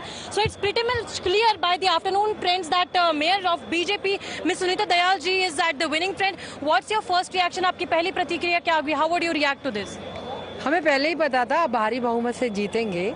अनुमान यही था 2.5 और 3 के बीच में जीतेंगे. Bharatiya Janata party 40% पोल हुआ था. सुनीता दयाल. तो हमारी वोट भी बहुत कटी हुई थी. 3 बड़े मुद्दे जिसको आपको लगता है कि गाजियाबाद की जनता ने आपको वोट दिया, जल्दी से बताइए. मुद्दे तो हर जगह के अलग थे. मैंने एक ही बात कही थी कि सबका साथ लेकर इंदौर को पीछे करके हम आगे आएंगे. सफाई के लिए. और आखिरी सवाल, गाजियाबाद और गौतम बुद्ध नगर ये बड़े फाइनेंशियल कंट्रीब्यूटर्स है पूरे उत्तर प्रदेश में हम देखा जाए तो, इसे अब आगे आप किस तरह से ले जाएंगे बतौर मेयर? गाजियाबाद लगातार बहुत आगे रहा है सफाई में, सब चीज़ों में, किंतु इसको सुंदर भी बनाएं. कहीं कहीं ब्यूटिफिकेशन के बहुत चांस हैं, उसको भी करेंगे. ज़रूरतें भी पूरी करेंगे. बरसात आ रही है, सबसे पहले मुझे लगता है जो ज़रूरत है जल भराव को रोकने के लिए, नाले पटे पड़े हैं गंदगियों से, उनकी सफाई तुरंत कराएंगे. मतलब ग्राउंड लेवल पे आपका फोकस है? पहला फोकस ग्राउंड लेवल पे, फिर ब्यूटिफिकेशन पे, फिर अदर फैसिलिटी पे. All right, so this was Sunita Dayal mentioning that her focus will be on the ground issues, and that is what the Uttar Pradesh fought for, that on the basic issues. You remember that all the big faces from Uttar Pradesh, say it be Yogi Adityanath, Keshav Prasad Maurya, say it be Samajwadi parties, Akhilesh Yadav, all extensively campaigned for this particular election. Right. And that is why we could see that in this municipal corporation election. Well, extensive campaign, as you rightly mentioned over there. Let me take this across to Prerit also, who's joining us from Muzaffarnagar. Prerit, इस वक्त मुजफ्फरनगर में क्या position है बताइए, और क्या कह रहे हैं वहां पे लोग? What are the big issues in this urban local body election that have actually made a difference? Prerit. बिल्कुल, देखिए कि मुजफ्फरनगर में जो 4 नगर पंचायत है उसमें से 2 पे भाजपा अभी बढ़त में है पहले राउंड की अगर काउंटिंग की बात करें तो, और 1 में निर्दलीय प्रत्याशी, दूसरे में जो है वो जो है समाजवादी पार्टी की तरफ से. लेकिन मैं आपको बताना चाहूंगा कि देखिए मुजफ्फरनगर जो पश्चिम यूपी के राजनीति में बहुत मायने रखने वाला क्षेत्र है, क्योंकि यहीं से जो है पश्चिम यूपी की रणनीति तय की जाती है, और इसी इलाके से राकेश टिकैत भी आते हैं, और इसी इलाके से जो है वो जो यहाँ के जो तमाम जो चाहे वो तमाम जो नेता है वो भी यहाँ से आते हैं, जो तमाम अलग अलग तरीके से चीजों को करते हैं, चाहे वो हिंदुत्व को लेकर के हो, चाहे वो किसान को लेकर के हो, जिस तरीके से मुजफ्फरनगर की जो पहचान रही है. लेकिन इस बार ये जो नगर निकाय जो चुनाव जो cut across to Bengaluru. Sorry to interrupt you there, Prerit. DK Shivakumar is out of his residence. He's in fact waving to his supporters. He's live at the moment. Let's quickly cut across to those pictures. Deepak, I think, is there at that particular location. If we can quickly patch in Deepak as well. Let's get those pictures where DK Shivakumar has come out of his balcony in Bengaluru, and in fact is perhaps expected to address his supporters in just a few minutes. Those are the pictures there. He's addressing his supporters. Let's quickly go across to Deepak. If you can hear me, Deepak, DK Shivakumar expected to leave. What exactly are we looking at? What are we expecting to happen in Karnataka at the moment? Is DK going to go to his party's head office? What are we expecting?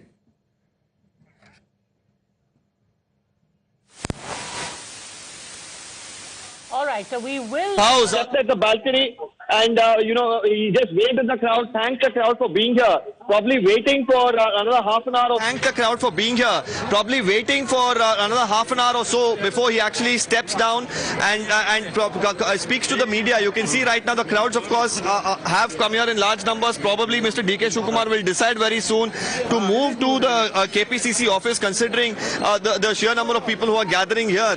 Now we are expecting him to step out. Let's try and see if he actually steps out now.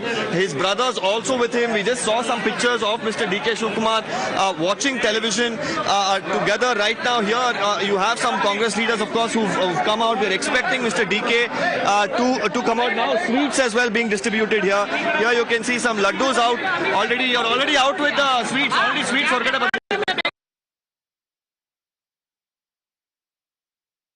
Well, I think you lost that line there. But one update quickly before we go back to UP, Padmaja, and this is a very important one. We were pointing out how Renuka Acharya, the political secretary to the chief minister, was trailing in Honnali. Now he has lost. And he's a very important figure because he's been the political secretary to Yediyurappa in the past as well and is a very important figure there. Politically speaking, he's from the central Karnataka region as well. So that entire series of losses. Now, let's take a look at some of the other leads that we have, and maybe then you can also take a look at these seats more closely. In Hubli Dharwad Central, Jagdish Shettar is trailing. In Athni, Lakshman Savadi is not just leading, he's leading with a pretty healthy margin of 25,000 right now. 25,000 is his margin. Chikmagaluru, we have HD Thamaiya, who defected to the Congress. He is leading but with a very slender 452 votes. In Hirekarur, UB Bankar, who was a loyal member of the Yediyurappa camp, he is now leading with 6,598. But in the face of Operation Kamala, Mr. Banakar had to contest on a Congress ticket. So, let's just take a look at the comparison that we are seeing. These are 4 of the leads or trailing that we have of people who either switched over, some of the rebels. These are rebel results that we are giving you. Again, we have K.S. Kiran Kumar, who moved to the Congress. Here you have the JDS actually leading. In Shahapur, Guru Patil switched to the JDS. He is trailing by about 12,401 votes. Look at how close all of these are, Padmaja. The JDS person who you mentioned from Chiknakinhalli is just 21 votes. Just 21 votes. It could swing one round and it could completely swing the other way.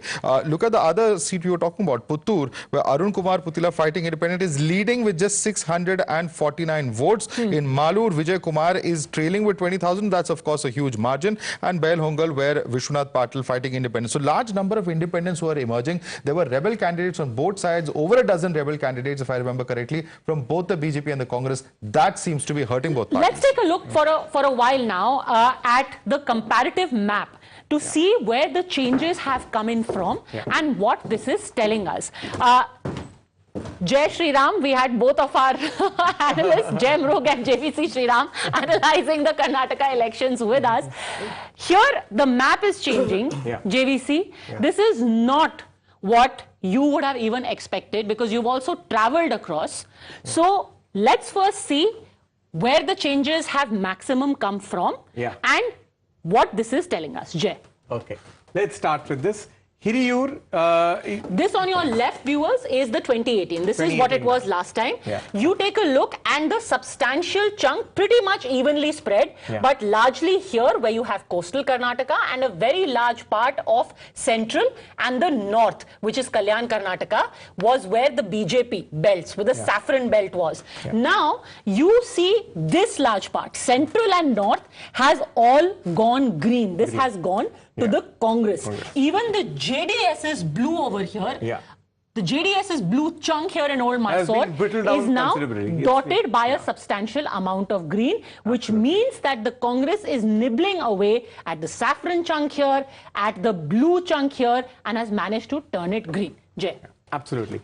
Let's go, a little bit of sort of seat by seat. Let's take this one here. Bagepalli. Earlier, the incumbent, okay, they're just loading it fast. Okay, let's take one from coastal I'm just going to Karnataka. come back to you. We just going to focus once again on UP and look at the kind of numbers that we're getting at. In fact, there are a lot more, in fact, that we're going to bring to our viewers in terms of the developments in Karnataka. But I want to quickly take this across to our guests and ask them also for their perspective on the kind of results and numbers that we're looking at. Mr. Rajgopalan, how are you looking at UP and the results and the numbers that have been thrown up? And how significant is this? Is this actually a result that has some kind of meaning? Because we're looking at BJP virtually sweeping, at the moment at least. No, the UP result is totally different from Karnataka. Absolutely. UP has two major factors. One is Yogi Adityanath. Second thing, Mitti mein mila dunga. That slogan has gone very wild, like the road roller, like that, many trucks which is going to be held on the other side. So therefore, Yogi stands tall. Yogi has been silent for the last 6 months. That silence paid more dividends, and moreover, Yogi, according to this result, will give majority of 80 to BJP in the Lok Sabha. That is how you can convert that. Local, state, central, all are with BJP. Madhav, my Okay. view on UP. Yeah, quick response from you as well. I think the BJP continues to be strong in the urban areas. Number two, Samajwadi Party appears to be, as of now, the only formidable opposition against the BJP. The BSP has clearly weakened, there's no doubt about it. And that irrelevance of the BSP is helping the BJP more than it's helping the Samajwadi Party. The Congress, of course, has a long and hard battle ahead. All right, Okay, Ashutosh. 2 o'clock. I think we should quickly put out the numbers. Let's take a look at the numbers here and what the vote share of the BJP is. The BJP's vote share is only growing with time over the last few. Here we are taking a look not at this time's vote share, but showing you a comparison of how it has grown over time. The municipal corporation from 32% in 2006, in 11 years, they have grown to a 45%. In the municipal councils, while there was a dip in 2012, which remember is before Yogi Adityanath's time, now it has grown to a 17%. And in town panchayats, it has doubled from 6% in 2006. It went down in 2012 to 4%, which was largely because of the performance of the Samajwadi Party. And now it has rebounded from 4%, it has gone up to 12%. We're also being told that Yogi Adityanath is going to be going to the BJP office in Lucknow. Ashutosh ji, you follow Uttar Pradesh very closely, and you also, of course, live in Uttar Pradesh. So UP में सब चंगा? हम सारे लोग तो उत्तर प्रदेश में ही रह रहे हैं इस वक्त तो हम लोग नोएडा स्टूडियो में देखिए चंगा का प्रश्न नहीं है उत्तर प्रदेश के अंदर दो चीजें बहुत इंपॉर्टेंट है एक तो उत्तर प्रदेश से नरेंद्र मोदी जी बनारस से चुनाव लड़ते हैं दूसरा योगी आदित्यनाथ भी हैं और पिछले दिनों 4-5 सालों के अंदर अगर एक नेता जो बहुत मजबूती के साथ राष्ट्रीय पटल पर उभरे हैं that is mister Yogi Adityanath and Yogi Adityanath has really come up as a strong leader I do not agree with his tactics. I do not agree with his strategy. The way he has been talking about, he's using extrajudicial methods to eliminate mafia and all that. But the fact of the matter is, he has proved to be a strong leader. And in North India, people like strong leaders, and especially those who are willing to take walk extra miles. That way, UP is with the BJP. Right. But right, you contrast with Karnataka. In Karnataka, BJP didn't have a strong leader.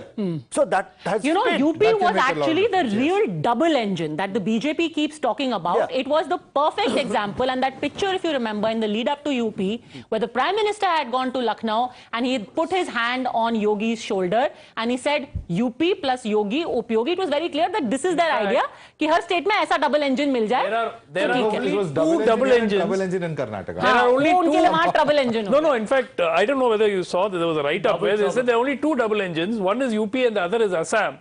And all the others, the second engine is pulling in the opposite direction, which is the local government, state government of the BJP. All right, what are the big takeaways? Since we are talking about, how Yogi Adityanath, and it's very clear, like Ashutosh ji also just said, that he has on his own emerged. Now, in the BJP, there are very few chief ministers who have a vote-catching ability of their own.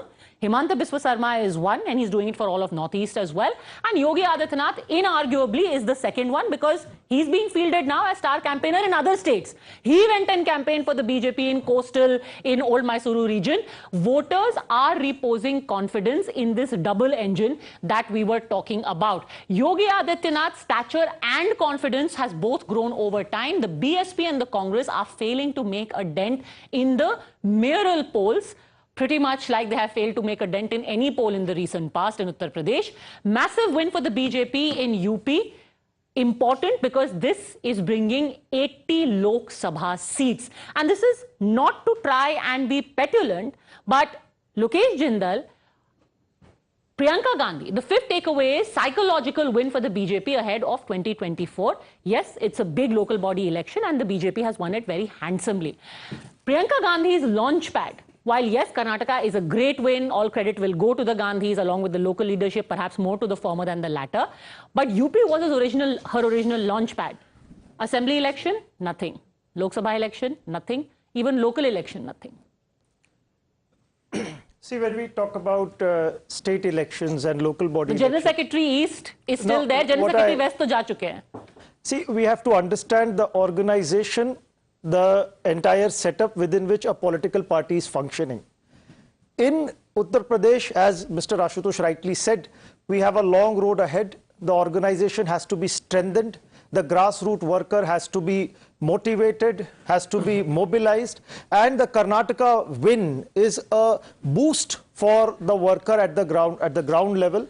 It will immensely boost the confidence, and it will be a positive message sent to all the workers in Uttar Pradesh also. And with this form of motivation and with this form of energy, certainly the party is going to come back.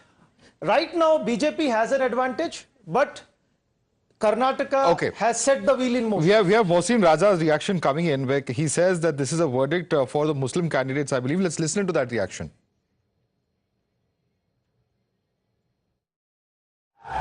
देखिए, जाहिर सी बात है, आपने देखा कि बड़ी तादाद में निकाय चुनाव में मुस्लिम समाज को टिकट देकर हमने ये एक बात साफ कर दी है कि जैसे आप भी लोग उठाते थे सवाल कि क्या मुसलमानों को आप चुनाव नहीं लड़ाना चाहते, जो लड़ने में सक्षम है और जिसने अप्लाई किया है और वहां से जो रिपोर्ट आई है संगठन के लोगों ने जो नीचे से रिपोर्ट दी ऊपर, और उसके तहत उनको टिकट दिए गए हैं। और हम उम्मीद करते हैं कि बड़ी तादाद में वो जीत कर भी आएंगे, क्योंकि अब एक जो दौर था वो बदल चुका है। क्योंकि विपक्ष भ्रमित करता था कि भाजपा को वोट ना दीजिए, भाजपा आपकी विरोधी है। अगर विरोधी है तो आपने क्या किया था? 4-4 बार सत्ता आपने बनाई थी, 3 बार बहन जी ने बनाई थी, आप लोग 4 और 3 7 बार मुख्यमंत्री रहे उत्तर प्रदेश के। कांग्रेस 30 साल तक लगातार उत्तर प्रदेश में अपना मुख्यमंत्री देती रही, तो आपने तो कभी उनको आच्छादित किया नहीं। Mr. Rajiv Pratap Rudy of the BJP is joining us live now. Encouraging results from Uttar Pradesh. You would be hoping that in time, not this year, but in time, Mr. Rudy, you are able to get the same kind of double engine in Karnataka as well, of the kind that you have in Uttar Pradesh. Hi, Madhav, and hi, Padmaja. Yes, politics is all about situations in different places at different times. Some brings us cheer, some brings us sorrow, and it goes on. But at the end of the day, Karnataka is, of course, as it looks from the figure, the regional politics overshadowed anything to do with the BJP at the national level. And that possibly is what we never work on. We work for the state and the center to work together. And the national projection goes to the state, and the state projection comes up to the national level. And it's been working fine in many of the states.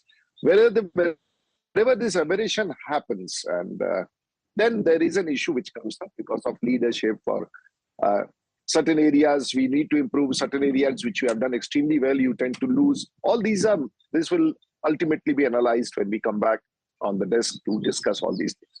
But on the other hand, if you see that same situation where Mr. Adityanath is there and the central government is there, is doing phenomenally. So the combination is what matters. And if the combination is in a straight line, it gives a very positive effect. But if there are aberrations in that, there is a problem.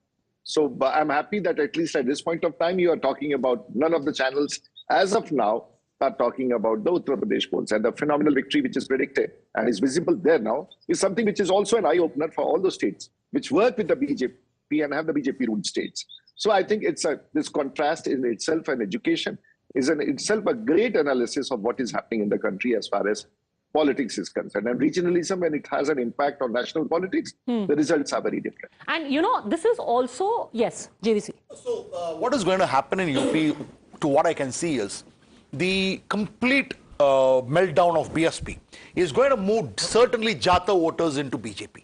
They're not going to go anywhere. And Yadavs also went for Modi ji in 2019.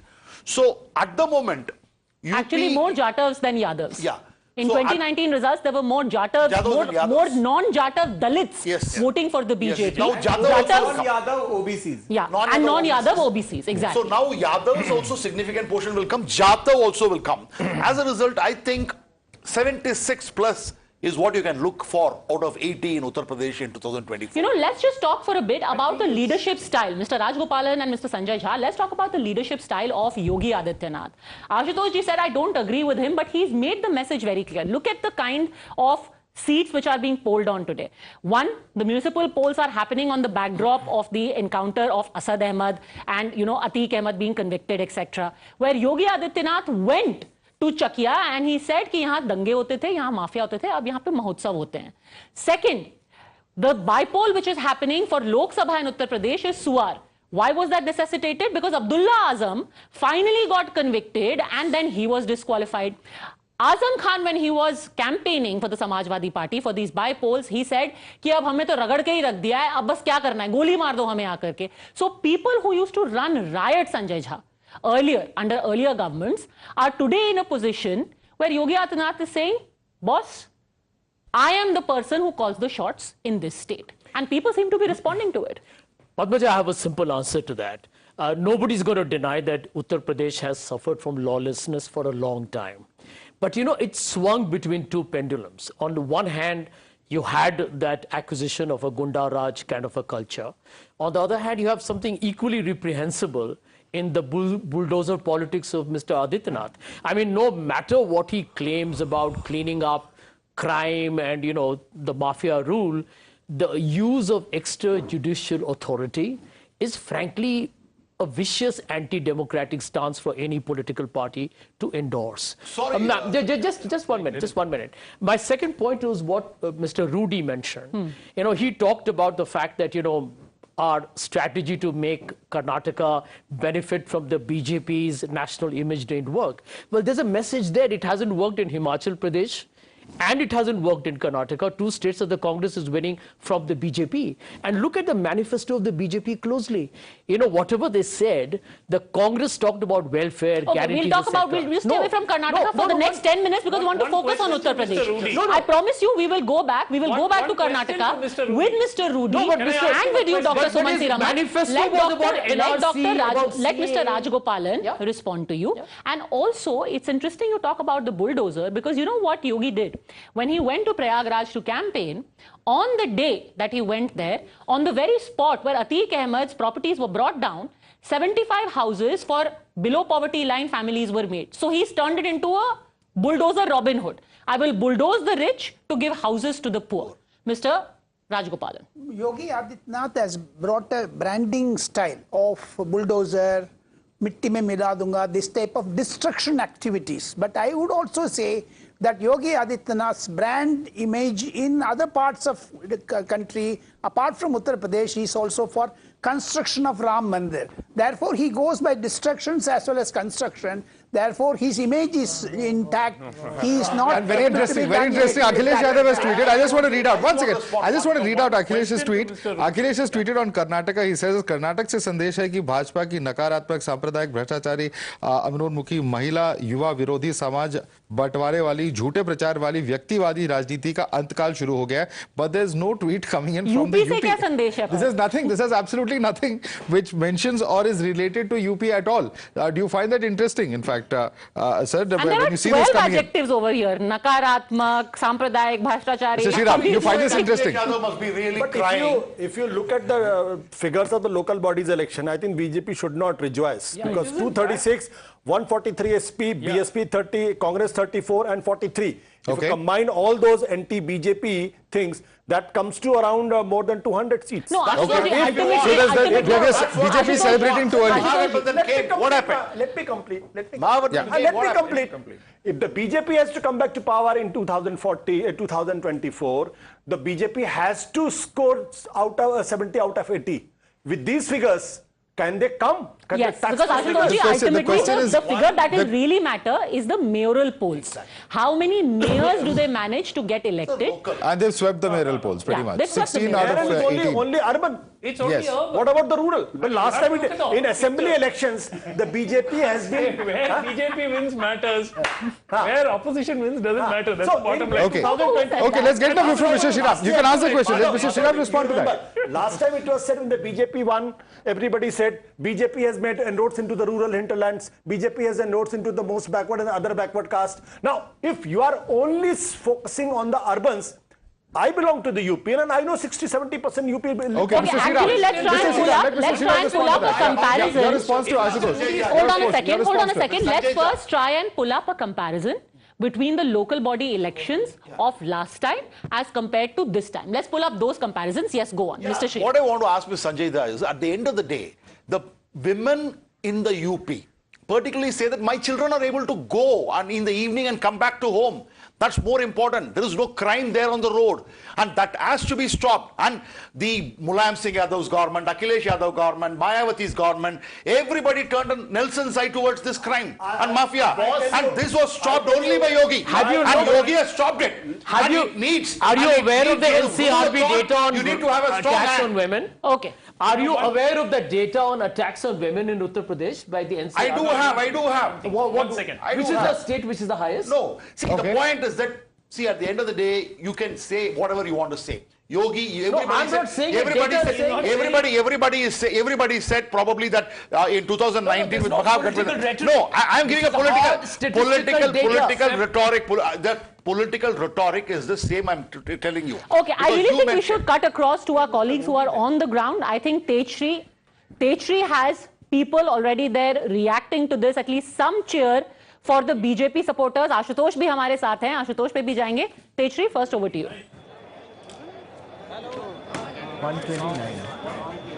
Well, this is a very interesting thing when it comes to Uttar Pradesh local body polls, that when you cross these counting booths, you see several different parties changing by within few footsteps. So now there was BJP, I walked few steps over here, and this is the BSP, and I have the winning candidate over here. आप कहाँ से पार्षद किस तरह जगह से चुनकर आई? Ward number 18 से. तो बहुजन समाज अभी फिलहाल भारतीय जनता पार्टी ट्रेंड कर रही है, लेकिन बीएसपी की जीत आपके लिए क्या मायने रखती है फिलहाल? बीएसपी की जीत मेरे लिए बहुत बड़ी मायने रखती है. बहन मायावती कुमारी जी की वजह से हम लोग जीत में हैं. उन्हीं की वजह से आज हमें पदवी भी मिली है और इस पूरे देश का उसका विकास करने का जो जिम्मेदारी मुझे दी गई है बहन माया कुमारी. 17 में से सिर्फ एक ही है जो बीएसपी अभी फिलहाल लीडिंग में नजर आ रहा है. 17 में से 16 बीजेपी ट्रेंडिंग में है जीत के लिए और एक जो है वो बहुजन समाजवादी जीत पर है. ये हमारे लिए सबसे नंबर 1 के लिए बात है, हमारे अपनी प्राउड फील करने वाली बात है. बहन मायावती की जीत है ये, और इस जीत से मैं ही नहीं, मेरे जितने भी भाई लोगों ने मुझे सपोर्ट किया, जितनी भी मेरे समाज ने मुझे सपोर्ट किया है, उन सबके लिए मैं दिल से धन्यवाद करती हूँ. All right, so you see, this is the Bahujan Samajwadi party's candidate who is leading as of now, and I would like to show you the visuals over here, that these kind of the visuals that we can see, but we have to remember this fact that Uttar Pradesh local body election play a major role in the 2024 election, and that is what several leaders have been saying. Say it be BSP, say it be SP, and say it be Bharatiya Janata Party, and this is a roadmap indeed for the 2024 elections, because you see 80, the largest number of seats for the Lok Sabha election counts here from Uttar Pradesh, that is 80. We'll also try to speak to several candidates who are in the leading trend over here, and from the several counting booths that we are giving you. Come back to you in a second, Tejshri. Ashutosh, आपने जो local body election है, Ashutosh my colleague on the ground, आपने local body election बहुत closely track किए हैं. यहाँ जो हमारे गेस्ट है वो कह रहे हैं कि 236 अगर बीजेपी का आंकड़ा अभी आ रहा है और 143 समाजवादी पार्टी का आ रहा है, तो इससे खुश होने की बात नहीं है बीजेपी के लिए. क्यों? कांग्रेस भी जोड़ ली. हाँ, सिर्फ दो अलग अलग बात करियो कि 236, क्योंकि दिख रहा है कि गांव में उनका समर्थन कम हो रहा है. आपने इसको ट्रैक किया है कई सालों से, क्या ये सच है? क्या ये आंकड़ा और समर्थन कम होता दिख रहा है? देखिए, ये आंकड़ा अभी बहुत ऐसा कम नहीं होता नजर आ रहा है. हालांकि देखिए, पहले से ही जो शहरी मतदाता रहे हैं वो एक तरीके से जो उनका मूड और मिजाज रहता है वो भाजपाई रहता है, और खासतौर से अगर जो बड़े शहर हैं जैसे जहां पर इस वक्त नगर निकाय के चुनाव हो रहे हैं, आप देख सकते हैं कि 17 में से जो 16 सीटें हैं वो बीजेपी एक तरीके से जीतती हुई नजर आ रही है. हालांकि एक सीट है वो बहुजन समाजवादी पार्टी के खाते में जाते दिख रही है, लेकिन 16 सीटें ऐसी जरूर है जहां पर बीजेपी पूरी तरीके से लीड कर रखी है. सिर्फ यही बात नहीं, देखिए जिस तरीके से पिछले कुछ सालों के दौरान उत्तर प्रदेश को माफिया मुक्ति की ओर योगी आदित्यनाथ ले जा रहे हैं, उससे जो लोगों के मन में जो एक विश्वास है कानून व्यवस्था को लेकर, वो बहुत तेजी से एक तरीके से रिएक्ट करता हुआ दिख रहा है. और उसका जो असर है वो चुनाव में भी हमको देखने को मिल रहा है, क्योंकि इस चुनाव को सेमीफाइनल के तौर पर देखा जा रहा था और ये कहा जा रहा था कि इस चुनाव से उत्तर प्रदेश का जो मूड है वो समझ में आएगा. तो कहीं ना कहीं जो अभी के जो परिणाम है वो उत्तर प्रदेश, खासतौर से भारतीय जनता पार्टी के लिए संतोषजनक हो सकते हैं। हालांकि बहुत अपेक्षित परिणाम की जो उम्मीद योगी आदित्यनाथ शायद कर रहे होंगे उतनी तो नहीं मिली है, लेकिन फिर भी जिस तरीके से उन्होंने पूरी मेहनत की है, खासतौर से अगर वाराणसी की बात करें तो प्रधानमंत्री के इस संसदीय क्षेत्र के जो बीजेपी का एक मजबूत गढ़ है उसको बचाने के लिए योगी आदित्यनाथ एक हफ्ते के अंदर उन्होंने 3 दौरे किए लगातार। जो मंत्रिमंडल के लगभग आधा दर्जन से अधिक जो मंत्री हैं वो बनारस में डेरा डाले हुए थे, और न सिर्फ वाराणसी बल्कि आसपास के सभी जिलों की अगर हम बात करें, चाहे आजमगढ़ हो, चाहे चंदौली हो, चाहे मिर्जापुर हो, चाहे गाजीपुर हो,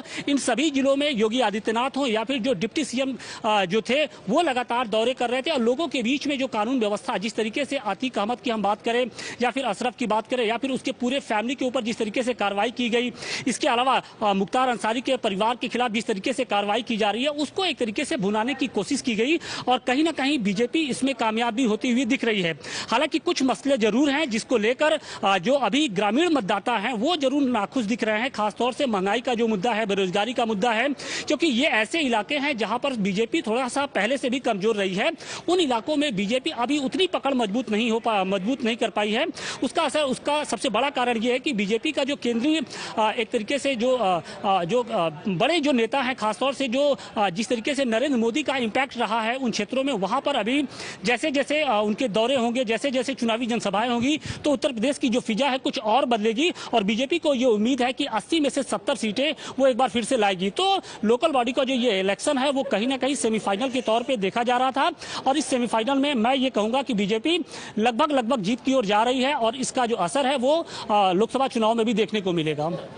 Ji, Ashutosh, Techri, thank you both for having joined us. We'll keep a close eye when Yogi Adityanath in a while is expected to come to the BJP office. But the big story right now developing is in Karnataka. We had DK Shivakumar a while ago coming and waving to his supporters. So it is a Siddaramaiah for CM versus DK for CM, a kind of contest at least between their supporters, which absolutely. And in fact, you know, that is one power struggle that is on the balcony. In fact, you know, some of the supporters were shouting, "Twinkle, twinkle, little star, Siddaramaiah superstar." That's what Neha Hebale is reporting from Mysore. But I want to first go across to Deepak Bopara, who's with us.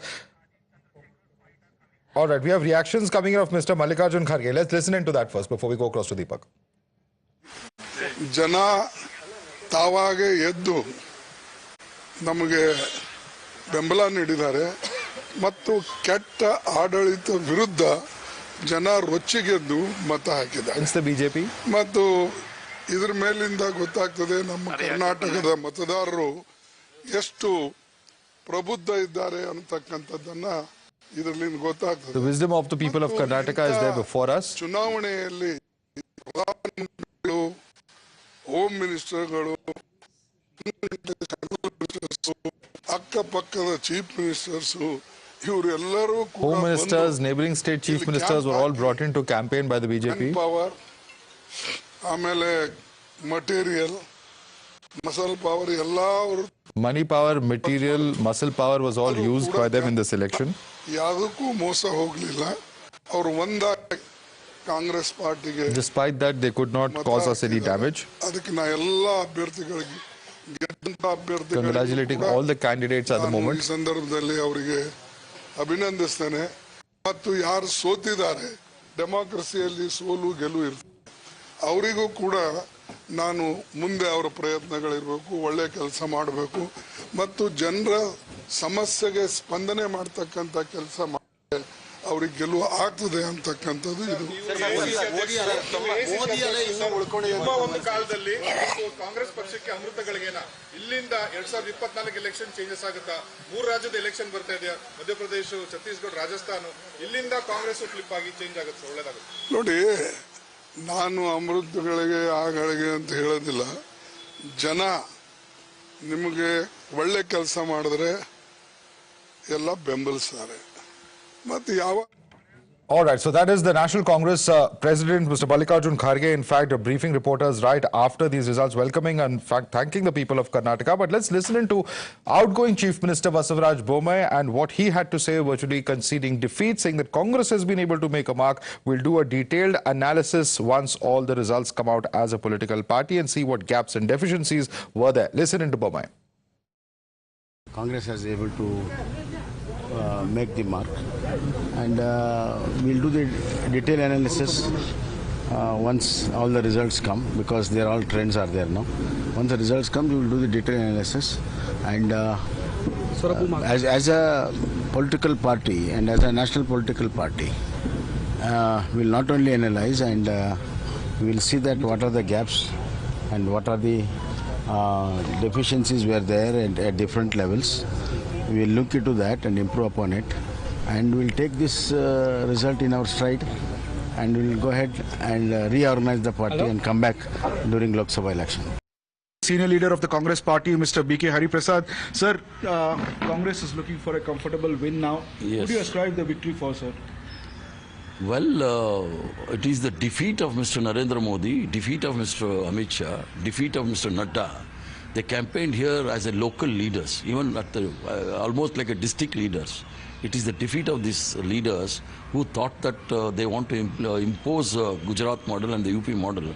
People of Karnataka have given a befitting reply. So what do you think what led to the downfall of the BJP side? Well, campaigning of Mr. Modi, Mr. Amit Shah and Mr. Nadda, that has led to the downfall, plus the 40% commission and the price rise, which is partly the BJP High Command is also responsible for this. So they have thrown both local and the national leaders out of Karnataka. This election result is an indicator for the 2024 in Karnataka? Definitely. It's all, whenever the country was in crisis, whenever people worked against the constitution and the ethos of the constitution, Karnataka people have voted against them. So what is the way forward for Congress party now? What is it? Can you take us to what is happening now in the party, especially the CM issue? No, there's no issue at all. The elected MLAs will give their opinion to the High Command. On the advice of the MLAs, High Command will decide who would be the Chief Minister. Well, is that going to happen today or tomorrow, sir? Well, it is for the in-charge General Secretary to decide. Sir, the Congress had also raised about EVM issue. What do you think about elections now, since the EVMs have given you victory? I had not raised that issue. Fine, but the people mandate was so, but because with full of confidence, Mr. Chanakya was saying that he will defeat 5 seats, Siddaramaiah, Shivakumar, Jagdish Shettar, Lakshman Saudi and Priyanka. So they have given the reply. Sir, do you think the section of Lingayats has moved away and given to Congress? Is that what is your reading now? Is that what led to that Congress coming to this power? Is that 4 to 5% shift has happened? Well, as I said, whenever the government have worked against the constitution, unconstitutionally they have disqualified Mr. Rahul Gandhi from the parliament for the speech he made during the Lok Sabha election in Karnataka. People don't like all these things. Okay, we are opponents, not enemies. Just to eliminate your enemies, you can do all these things, but you can't eliminate your opponents. In a democratic setup, opposition has got a bigger role than the ruling party. Sir, Shreya, there you heard Mr. B.K. Hariprasad. All right, so we have also with us Imran joining us. Imran, very interestingly, when you spoke to B.K. Hariprasad, he appears to be backing D.K. Shivakumar very strongly. So that's going to play out now. Which leader is going to back whom for the chief ministerial post? That's very interesting. Meanwhile, take us through the supporters. What are they saying? What are their hopes at the moment, even as the numbers are coming in at 130 seats for the Congress party? Well, absolutely, Madhav, victory here for the Congress, and then you can see the celebratory mood in the Congress at the Congress party as expected. Party workers are here, are full upbeat about the victory here, and they're full dancing with Mr. Colors. Holi is being played here at the Congress party. आपको कांग्रेस की जीत पे के लिए हम लोग को बहुत खुशी हो रही है कि कर्नाटक में कांग्रेस की जीत है। मोदी वाला चाय लेके बेचने के लिए तैयार है। बेचने के लिए जाने के लिए बोलो मोदी जी को। भ्रष्टाचार बीजेपी थी इतने दिन कर्नाटक में। अभी 40% गवर्नमेंट को बिट्रो सर। ಈಗ ನಮಗೆ अभी हम लोग को क्या लग रहा है कौन सीएम बनेगा? आपका सपोर्ट को भैया वो तो कांग्रेस पार्टी अभी वो बड़े लोग आएंगे, बड़े लोग ये करेंगे। फिलहाल अभी खुशी है कर्नाटक में कांग्रेस जीती है, बीजेपी चली गई है, भ्रष्टाचार बीजेपी चली गई है। अब कांग्रेस की पूरा खुशी हो गया, पूरा खुशी हो गया, जीतेगा अभी बने चाहे खारगे साहब बने चाहे सिद्धरामैया जी बने, हमें खुशी है। जो भी सीएम बने हाई कमेंट जो तय करे वो हमें कोई भी सीएम बनेगा इधर हमारे सबको ले खुशी है. Madhav, victory, they do not care about who becomes chief minister. They were just happy that Congress, after a long time, is seeing such a victory and a joyous occasion for the Congress workers here at KPCC office. First, now we also have Mr. Pratap Kanagal and Amit Malviya of the BJP, both joining us now. Amit Malviya, this is even beyond, or rather below, the estimates that many in the BJP themselves had got. The best hope you had was between 90 to 100, although publicly you were saying it will be 113 plus. What is the reason for this? This is clearly a wave in favor of the Congress. Well, Padmaja, from the numbers that are out at the moment, it does seem that the Congress has an edge here, and the numbers are clearly not in line with what we would have expected them to be.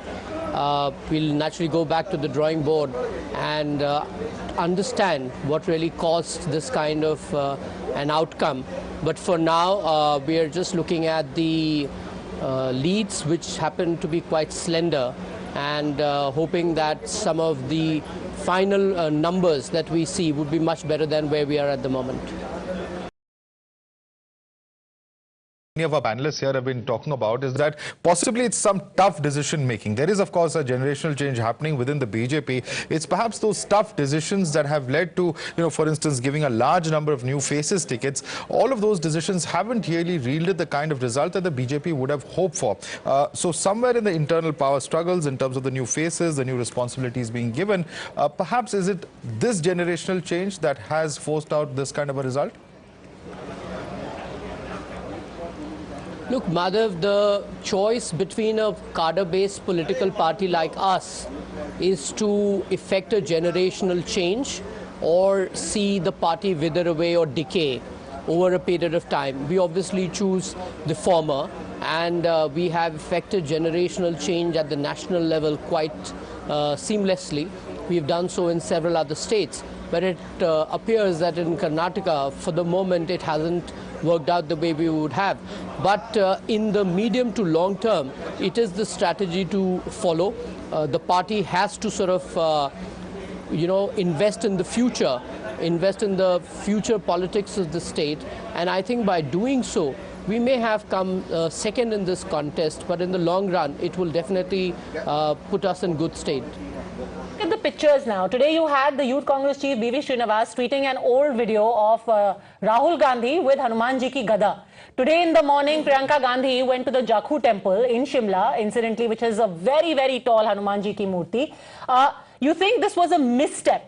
Ironically, the whole Bajrang Bali controversy, which, the BJP picked up on after the Congress released its manifesto, Mr. Malviya, worked in the Congress's favor. What it has done for them is that the Muslims have completely consolidated, in addition to others, behind the Congress.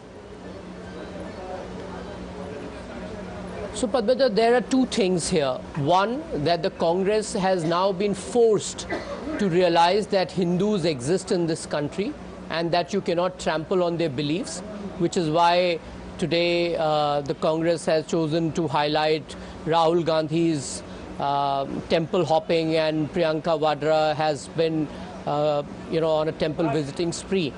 Secondly, if this is a strategy of the Congress party to polarize the Muslims, the minorities in particular, and if the appeasement politics is going to be the template that the Congress is going to work on, then one has to see how effective it would be on a larger canvas. The fact is that the Congress has promised to take away the reservations from Lingayats and Vokaligas and give it to the Muslims. The Congress has also promised to increase the reservation for Muslims, which is brazenly and blatantly unconstitutional. Karnataka may have voted for a party other than the BJP for several other reasons. Okay, wait, but I think quickly some people here in our panel want to respond to you. There are many, many people, starting with Sanjay Jha, then Ashutosh, then Dr. Suman Raman. Go on. Yeah, Mr. Malviya, I take very strong objection to the use of your language on the show right now. You talked about the fact that the Congress party has recognized the importance of Hindus. What are you trying to convey? What are you trying to convey? That the people of Karnataka who have voted don't belong to multiple communities. And by the way, it's your party, and let me just put it on record, it's your party that promoted hijab, halal, azan. You played games on Tipu Sultan, cow slaughter. You talked about people working near temple premises. You brought in reservation that the Supreme Court has stayed. I mean, it's about time you recognized that even when the Prime Minister, who takes an oath on India being a secular country, actually tried to politicize that by making it religious. When Congress talked about banning potentially a Bajrang Dal, which is a religious militant outfit, it was the Prime Minister who talked about Jai Bajrang Bali. Okay. And you got a response. Amit Malviya. Then we have more questions. Yes. Look, just because you want to sound all outraged does not mean that it takes away from the fact that the Congress is a party that thrives on Muslim appeasement. The BJP will definitely and most certainly oppose Congress's bid to put young Muslim girls in hijab. We will definitely protest and not let the Congress polarize the Muslims on the issue of halal. We will definitely protest if you ever dare to ban the Bajrang Dal. I want to be very clear that the BJP is ideologically committed to these issues. We may win an election, we may lose an election, but there are some issues there's going to be no compromise. Amit Malviya has forgotten, or maybe he doesn't want to remember. BJP in Karnataka is losing because of the Hindus.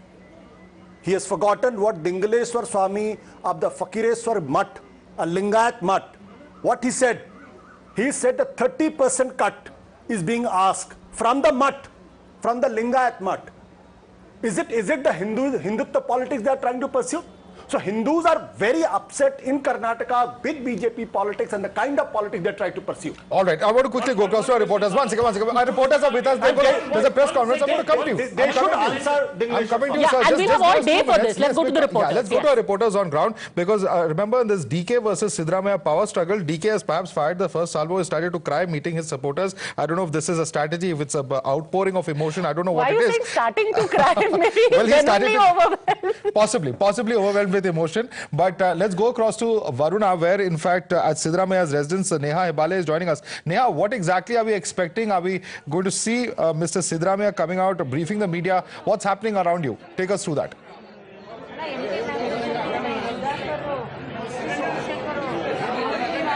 Well, Madhav, yes, in fact, we've been seeing from the morning how Mr. Siddaramaiah has, been rather calm, composed. He's, maintained his composure here.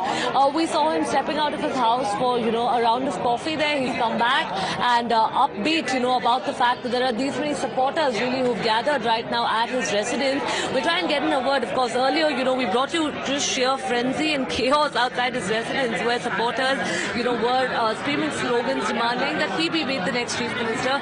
Sir, अगर आपसे आज पूछते हैं तो Congress camp में बहुत सारे लोग हैं सर जो लीडर बनना चाहते हैं, जो सीएम बनना चाहते हैं. आप सिद्धरामैया के सपोर्टर हैं तो आपका क्या कहना है? Siddaramaiah must become chief minister of Karnataka. Full term of 5 years. We don't want any other leader. But sir, every other leader's supporters say the Shivakumar supporters want him.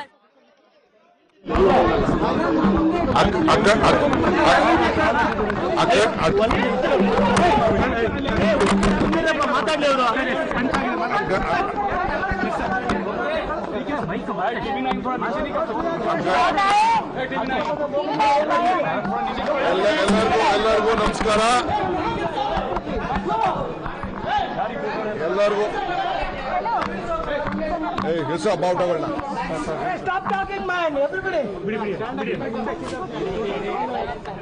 ಅಖಂಡ ಕರ್ನಾಟಕದ ಮಹಾಜನತೆಗೆ thanking the voters of Karnataka, ನನ್ನ ಸಾಷ್ಟಾಂಗ ನಮಸ್ಕಾರಗಳು. bowing before them, ನಮ್ಮ ಮೇಲೆ ವಿಶ್ವಾಸ ಇಟ್ಟು for reposing faith in us. ಕೊಟ್ಟಿದ್ದಾರೆ. ನಾನು ಸದ್ಯಕ್ಕೆ ಈಗೇನು ಮಾತಾಡೋದಿಲ್ಲ. ನಮ್ಮ ಕಾರ್ಯಕರ್ತರೆಲ್ಲ ಆವೇಶದಲ್ಲಿದ್ದಾರೆ. ನಾನು ನನ್ನ ಎಲೆಕ್ಷನ್ ಸರ್ಟಿಫಿಕೇಟ್ನ ನಮ್ಮ ಏಜೆಂಟ್ ಕೈಲಿ ಈಸ್ಕೊಂಡು ಬಾ ಅಂತ ಕಳಿಸಿದ್ದೆ. ಸೊ ನಮ್ಮ ಕಾರ್ಯಕರ್ತರೆಲ್ಲ ರಾಮನಗರದಲ್ಲಿ ಗಲಾಟೆ ಮಾಡ್ತಾ ಇದ್ದಾರೆ. My supporters are asking me to come to Ramnagara. They have been clamoring for me to go there and receive the certificate. I'm going to go there, pick up the certificate, meet them. Congress Kacheri. Congress Kacheri ನಾನು ಅಲ್ಲಿಂದ ಬಂದು ತಮ್ಮನ್ನ ಉದ್ದೇಶಿಸಿ ಮಾತಾಡ್ತೀನಿ. Following that, I will come to the Congress office and brief you. Whom do you credit, sir? Whom do you credit for this victory, sir? I credit my party cadres and all my leaders. They have worked hard. People have exposed faith in us. The leaders have supported us. It is a collective leadership, and we have jointly worked. I have said in the beginning, joining together is the beginning. On the day I took the oath, thinking together is the progress, working together is the success. That is what I said on the day. I assured Srimati Sonia Gandhi, Rahul Gandhi and Priyanka Gandhi that, and Mr. Mallikarjun Kharge, that I will deliver Karnataka to their fold. I can't forget Srimati Sonia Gandhi coming to meet me in jail when all these BJP people put me under jail. So I rather choose to be in jail than having an office. That is the confidence what Gandhi family and the Congress party in the entire country restored on me. I thank all my leaders in the state, including Mr. Siddaramaiah, all the MLAs, all the party officers and the workers from the block to the booth level who took up the responsibility. It is not one effort, including my ACC office bearers, my general secretaries, in-charge general secretaries, secretaries. They work like a block Congress office bearers, and all of them are responsible. I have a lot of things to tell. I will come later. I will meet you in my Bharat Jodo Bhavan, and I'll meet you and discuss with you. Supporters have come in large numbers. They are all saying what will you tell your supporters? It is, I don't want to tell anything. There is only one support, Congress support. So one thing It was a very, very emotional DK Shivakumar there, and Padmaja, you asked me that is this something that is an outpouring of emotion? Is there some kind of strategy involved? We don't know. Is this, as Padmaja was just mentioning, is this cry CM or cry future CM? What's happening? It's a message to Mr. Siddaramaiah. It's a crocodile tears. No. Okay, these are crocodile. Okay. One by one. Coming to each of you. Sanjay Jha, coming to each of you. I'm coming to you, gentlemen. Sanjay Jha, one by one, coming to each of you. Sanjay Jha. I think, Madhav, we can't be so cynical. I know for a fact that DK has personally gone through a terrible time with the kind of threats he worked under. Just a minute. Just a minute. One at a time. Nobody will read. Just a minute. Coming to each of you, gentlemen. Mr. Jha, go on. Just a minute. And it's a hard grind of politics. We all know at the ground level, politics is hard work. I mean, people like DK probably must have slept 3 to 4 hours a day.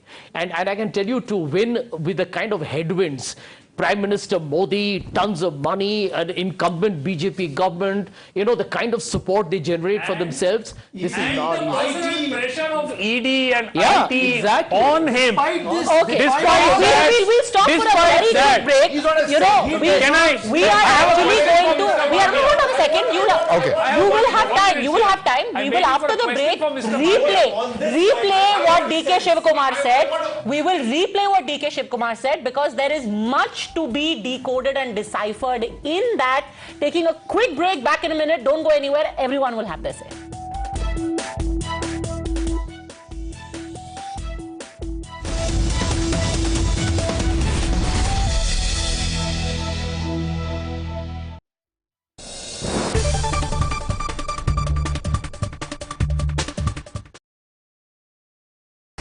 Whether you're an aspiring influencer or just want to create memories using your mobile phone cameras, I am here to share some really amazing 10 mobile photography tips that can actually turn your ordinary photos into some really good Instagram-worthy photos. मतलब आपका photo game एकदम next level amazing होने वाला है after knowing all my tips. But before I share these tips with you, allow me to introduce myself. You're already watching Gadget Times. This is me, Pavni Jain, and now it's time to count on the 10 amazing mobile photography tips that I have listed for you guys. Let's begin. So tip number 1, lock focus.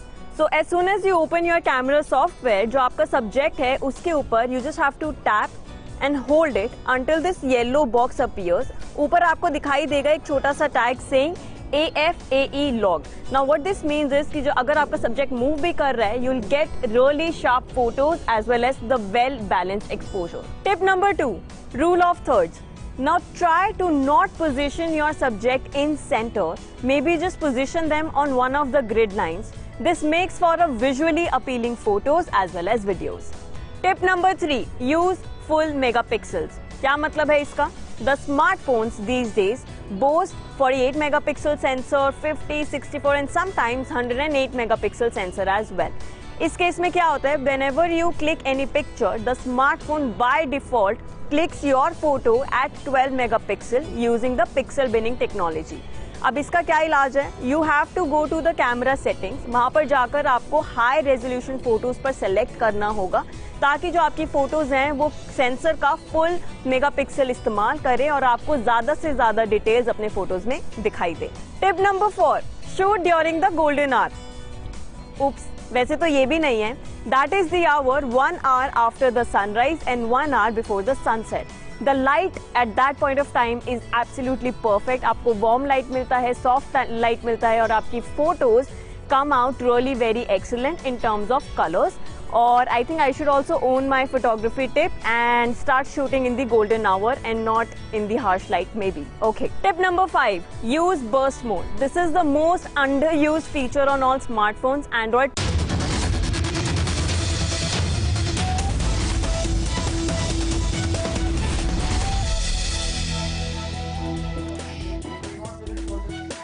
Well, Congress breaches BJP's southern bastion as trends give them a comfortable victory margin.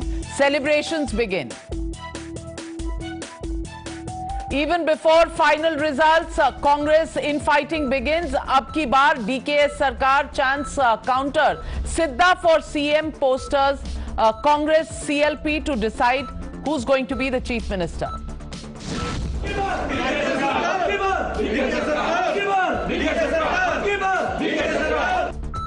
Competing chants between both sides. Who will the Congress choose?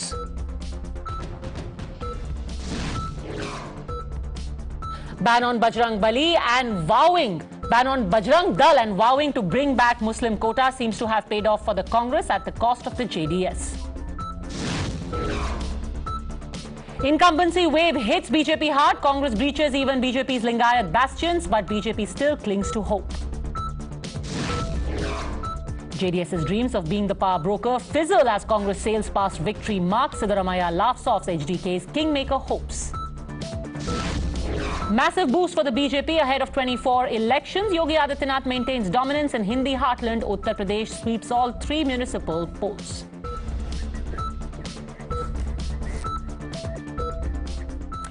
Welcome back, ladies and gentlemen, and we're looking very closely at the Karnataka and the Uttar Pradesh local body election results. Karnataka resounding victory by the Congress party, and just a short while ago, it was one of the chief ministerial hopefuls, DK Shivakumar, who spoke to the waiting media outside his residence, while Siddaramaiah has been maintaining a low profile. Let's listen in to what DK Shivakumar said. ಅಖಂಡ ಕರ್ನಾಟಕದ ಮಹಾಜನತೆಗೆ ಅವರ ಎಲ್ಲ ಪಾದಗಳಿಗೆ ನನ್ನ ಸಾಷ್ಟಾಂಗ ನಮಸ್ಕಾರಗಳು. ನಮ್ಮ ಮೇಲೆ ವಿಶ್ವಾಸ ಇಟ್ಟು ನೀಚಳವಾದಂತ ಬಹುಮತವನ್ನು ಕೊಟ್ಟಿದ್ದಾರೆ. ನಾನು ಸದ್ಯಕ್ಕೆ ಈಗೇನು ಮಾತಾಡೋದಿಲ್ಲ. ನಮ್ಮ ಕಾರ್ಯಕರ್ತರೆಲ್ಲ ಆವೇಶದಲ್ಲಿದ್ದಾರೆ. ನಾನು ನನ್ನ ಎಲೆಕ್ಷನ್ ಸರ್ಟಿಫಿಕೇಟ್ನ ನಮ್ಮ ಏಜೆಂಟ್ ಕೈಲಿ ಈಸ್ಕೊಂಡು ಬಾ ಅಂತ ಕಳಿಸಿದ್ದೆ. ಸೊ ನಮ್ಮ ಕಾರ್ಯಕರ್ತರೆಲ್ಲ ರಾಮನಗರದಲ್ಲಿ ಗಲಾಟೆ ಮಾಡ್ತಾ ಇದ್ದಾರೆ. ಆಗೋದಿಲ್ಲ, ನೀವು ಯಾರ ಕೈಗೂ ಸರ್ಟಿಫಿಕೇಟ್ ನೀವೇ ಬಂದು ಈಸ್ಕೋಬೇಕು ಅಂತ ಕಾರ್ಯಕರ್ತರು ರಾಮನಗರ ಜಿಲ್ಲೆ ಜನ ಕಾಯ್ತಾ ಇದ್ದಾರೆ. ಸೊ ಅದಕ್ಕೆ ನಾನು ಹೋಗಿ ಬರ್ತೀನಿ. ಬಂದು ನನ್ನ ದೇವಸ್ಥಾನ ಕಾಂಗ್ರೆಸ್ ಕಚೇರಿ, ನನ್ನ ದೇವಸ್ಥಾನ ಕಾಂಗ್ರೆಸ್ ಕಚೇರಿ, ಕಾಂಗ್ರೆಸ್ ಕಚೇರಿಲಿ ನಾನು ಅಲ್ಲಿಂದ ಬಂದು ತಮ್ಮನ್ನ ಉದ್ದೇಶಿಸಿ ಮಾತಾಡ್ತೀನಿ. Sir, you seem emotional today. It's a big win for the Congress party. Whom do you credit for this victory, sir? I credit my party cadres and all my leaders. They have worked hard. People have exposed faith in us. The leaders have supported us. It is a collective leadership, and we have jointly worked. I have said in the beginning, joining together is the beginning. On the day I took the oath, thinking together is the progress, working together is the success. That is what I said on the day. I assured Srimati Sonia Gandhi, I credit my party cadres and all my leaders. They have worked hard. People have exposed faith in us. The leaders have supported us. It is a collective leadership, and we have jointly worked. I have said in the beginning, joining together is the beginning. On the day I took the oath, thinking together is the progress, working together is the success. That is what I said on the day. I assured Srimati Sonia Gandhi, Rahul Gandhi and Priyanka Gandhi that, and Mr. Mallikarjun Kharge, that I will deliver Karnataka to their fold. I can't forget Srimati Sonia Gandhi coming to meet me in jail when all these BJP people put me under jail. So I rather choose to be in jail than having an office. That is the confidence what Gandhi family and the Congress party in the entire country restored on me. I thank all my leaders in the state, including Mr. Siddaramaiah, all the MLAs, all the party officers and the workers from the block to the booth level who took up the responsibility. It is not one effort, including my ACC office bearers, my general secretaries, in charge general secretaries, secretaries.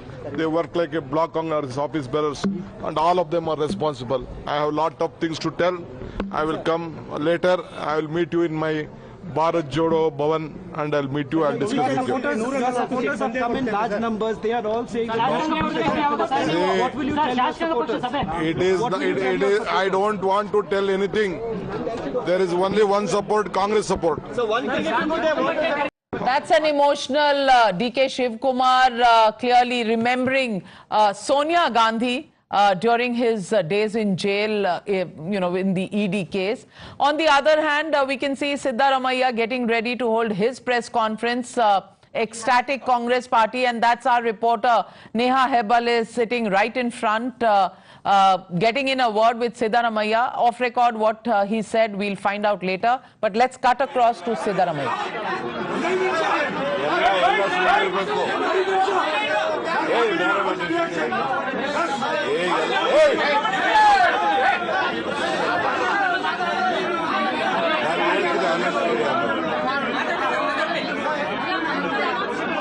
The counting of the votes is not yet completed.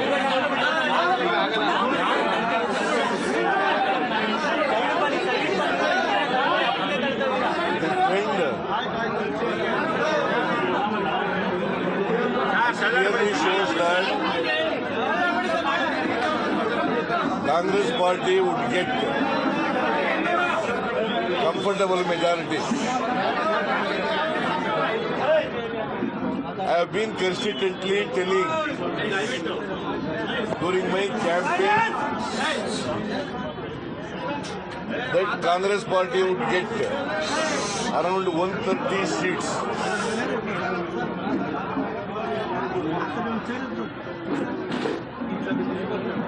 That was my assessment of the situation in the state.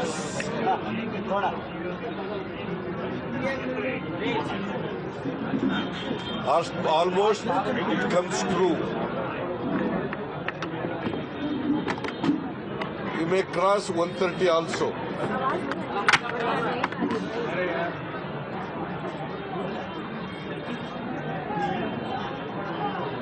It's a big victory to Congress party. The people of Karnataka wanted a change.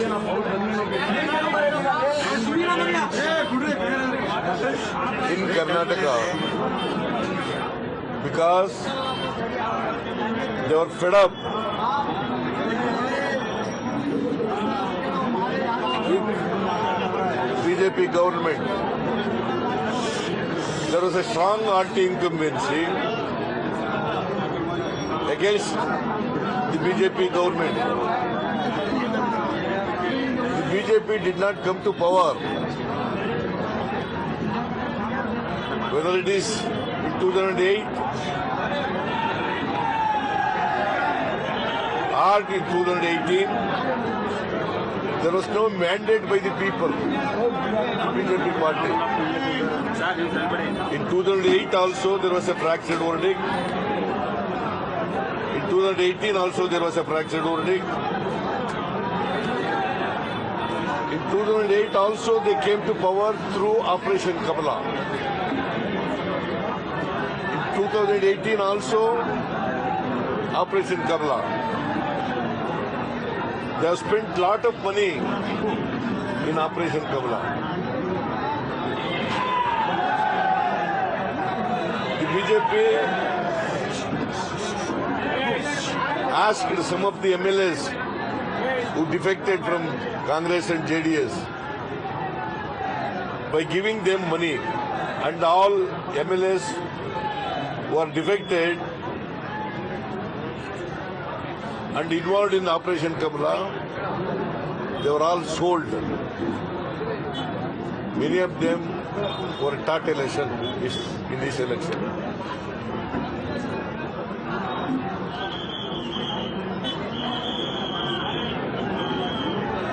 The people of Karnataka are politically very matured people.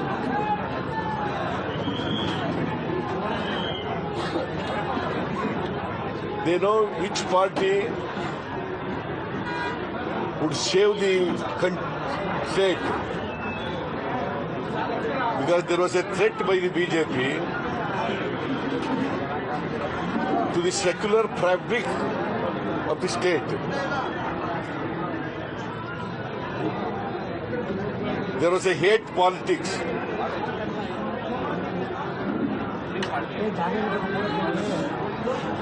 The people of Karnataka are not tolerating hate politics or communal politics. They tried to win this election by money power. They could not succeed with money power. And Rahul Gandhi ji, Priyanka Gandhi ji,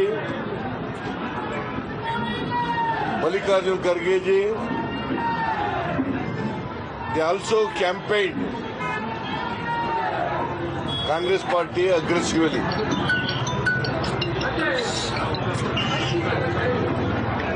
The Padayatra of Rahul ji also helped. It enthuses the workers, the cadre in the party. I think this election is a very crucial election.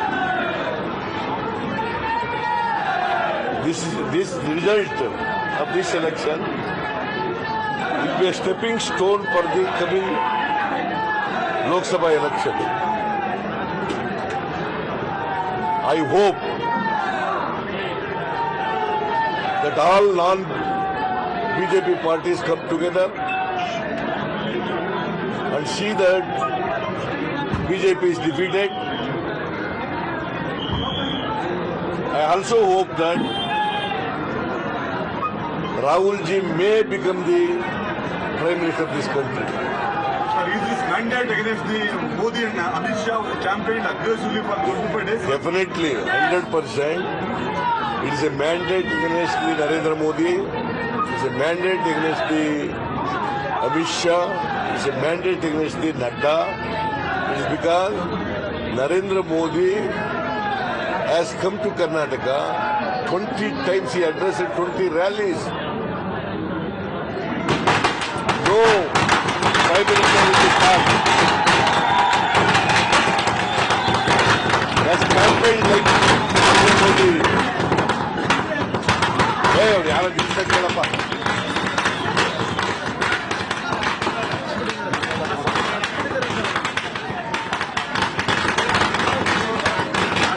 ಅದು ಹಚ್ಬಿಟ್ಟಿರ್ತಾರಲ್ಲ.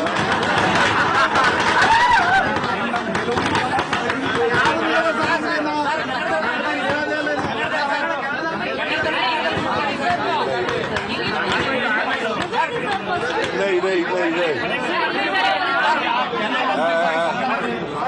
That is the case. Why did Congress not do well in Bangalore and coastal area? Congress has not done well in these 2 years. What is the reason? See, in the last election, we won only 1 seat in Bangalore. This time we expected 3 to 4. But Ramanath Rai, Bangalore, we expected. And also Beltangdi, you think others get it?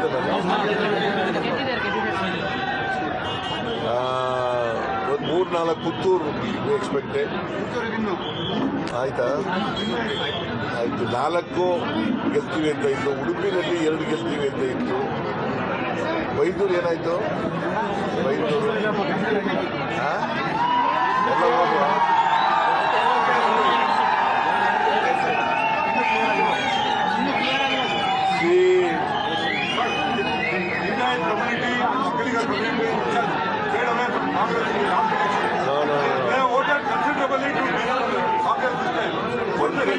Considerable number of Lingayats also voted Congress party. Considerable number of Okligas also voted Congress party, including Brahmins. See, Congress party is a party. This is the only secular party in the country which is taking the votes of all communities, all religions. It is the only party. See, as far as BJP is concerned, not a single Muslim was given a ticket out of 224. Not a Christian was given a ticket. Narendra Modi was telling, "Sabka saath, sabka vikas." How false? Hey! How much lie he made?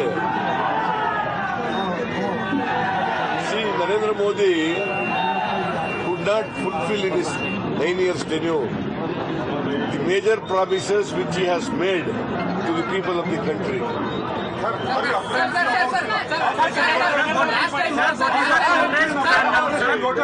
No, I was not apprehensive. I had no apprehension that Operation Kamala will do it because BJP is known for it. With money power, they will go to any extent. But I was not under the apprehension of that BJP is going to make this Operation Kamala because Congress party would win in this election and more than 130 seats. That is what I expected. So that is what happened also. It is going to be happened. In 130 means, see, JDS less than 25 seats. That is what I said, 20 to 25 seats. BJP 60 to 70, 65. That is what my calculation. You are more powerful than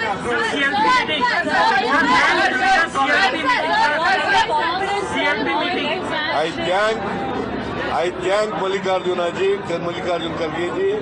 I thank Rahul ji. I thank Priyanka Gandhi ji for their campaign, aggressive campaign in Karnataka.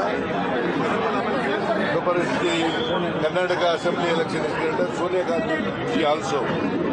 And all the general secretaries, particularly Venugopal, Surjewala, and other secretaries who are in charge of Karnataka, I thank all of them.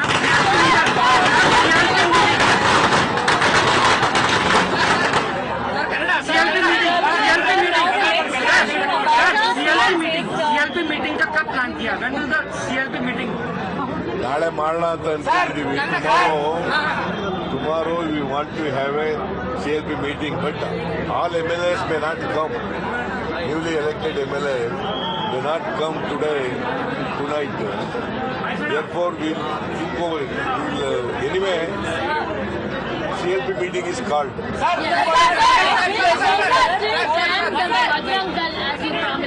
Will you still ban the Bajrang Dal as promised? It won't make any effect.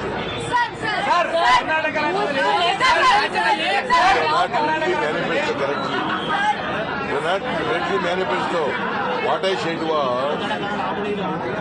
we said was the organization belonging to Hindus like Bajrang Dal and PFI, if they do hate politics, such organizations should be banned. That's what we said. Next question. Very important and emotional. The next on the last election. So what's the next? Both of you are asking. The next CM. One at a time. Same thing, sir. Well, this is like an emotional moment for you. You said that this is going to be your last election. Next question in front of you is who is going to be the PM face, young face, or people are going to be Hey,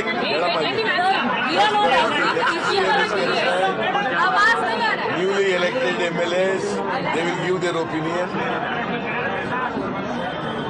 On the basis of the opinion given by the newly elected MLAs, the High Command will take a decision. That is number one.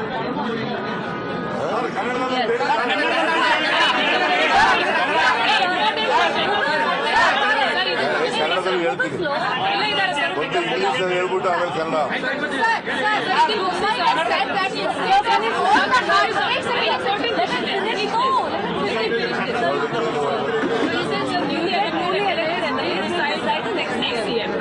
The High Command will take a decision on the opinion given by the newly elected MLAs. Sir, Bommai has said that instead of all the hard work, PM can, everyone came, but we cannot meet the majority. But we will reorganize the party and come in the Lok Sabha. How do you see it, sir? See what he said before the counting. What he said before the counting. Huh? Tell me. Please go that. One question, sir. ಕನ್ನಡದಲ್ಲಿ ಹೇಳ್ತೀನಿ.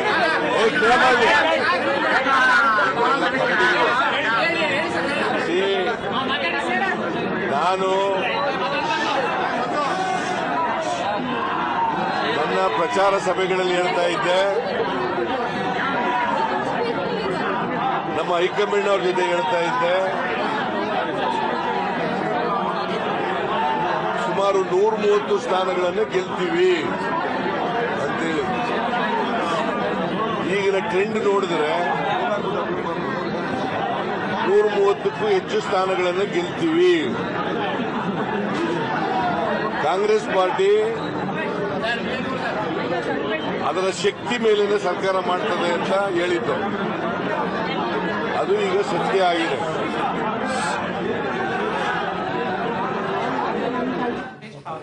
Well, that was Siddaramaiah, popularly expected to be the next chief minister. But on the other window, you can see DK Shivakumar, after his soundbite and a few tears when he got emotional, he is back on his balcony, not leaving the photo op at all. And how do you see this, Padmaja? Very, very interesting. The contrast in the reaction between the two. Siddaramaiah, all smiles, crackers going off. DK Shivakumar and everyone had quite a few things to say about that. The optics of both of the CMs in waiting, very interesting. He's all tears, talking about Sonia Gandhi visiting him in jail. Siddaramaiah saying, I also thank Rahul Gandhi, Sonia Gandhi, but I thank all the Karyakartas. We're also getting breaking news that the Congress is going to send 2 observers, and Kamal Nath is among those observers. Rahul Gandhi has held a key meeting. He's been on the phone with Mr. Kharge and KC Venugopal and Mr. Mallikarjun Kharge. He's spoken to the both of them. We've got Rishabh joining us live. 2 observers going to be sent by the Congress. Quick update from you, Rishabh. So, Padmaja, what we are learning that Congress is sending 2 observers from National Capital to Bangalore to hold the Legislative Assembly Party meeting tomorrow. What we know that Kamal Nath will be one of the observers. The second observer is being talked about between Mr. Kharge, Mr. Rahul Gandhi, KC Venugopal, who is General Secretary Organizations, as well as Randeep Surjewala, who is in charge of Congress Party in Karnataka. As of now, the 2 observers are expected to leave National Capital late tonight and be in Bangalore, where the Legislative Party meeting will take place early tomorrow. This is what we are being told. Apart from that, we also know that, after the Legislative Party meeting, a letter will be sent to the governor. Congress do not want to lose any time right now to put stake for forming the government. So the two observers are all set to leave the national capital once a go-ahead we'll wait comes and in see from Mr. what Kharge. the observers do when they reach Karnataka. But for now, Tehseen, we're hearing that Eagleton Resorts, where MLAs were supposed to go, is now shifted to another. Is there a hint in that on who's becoming the Chief Minister? I've been telling you since morning, Siddaramaiah ji will be Chief Minister of Karnataka. Eagleton owned by D.K. Shivakumar. Owned by D.K. And the new place owned by No, it's not Siddaramaiah? No, it's not owned. It's but neutral, it's a neutral party. It's a neutral party. But Kamal Nath is excellent choice because not only is the senior most leader who's won most elections, not many people know he was in, you know this ma'am, he was in Delhi 2 days ago. He's met the top brass of the Congress and he again commands a lot of respect. So Kamal Nath is a very good choice to go to Karnataka. And maybe it's a practice run for him for Madhya Pradesh. But Tehseen, I also want to ask you, 134, you're closer than any other cephalogist. Do you think you also want to do a number in the studio today? Because you had predicted 135. Yes. The tally is at 134. You're closer than any pollster. Yes, I will because some channels have people who dance whatever they predict. Since we get it right, it's my chance to do You get it right. You get it right. The floor is yours, Tehseen Poonawalla. Can we have some music? Can we just play some music? I'm not going to let go. All these channels that do it, do it, music or not. Okay. To the cameras, please. To the cameras, please. Tehseen got it. And we will not do this dance that we do. So ultimately, even Karnataka election victory is Smita Prakash.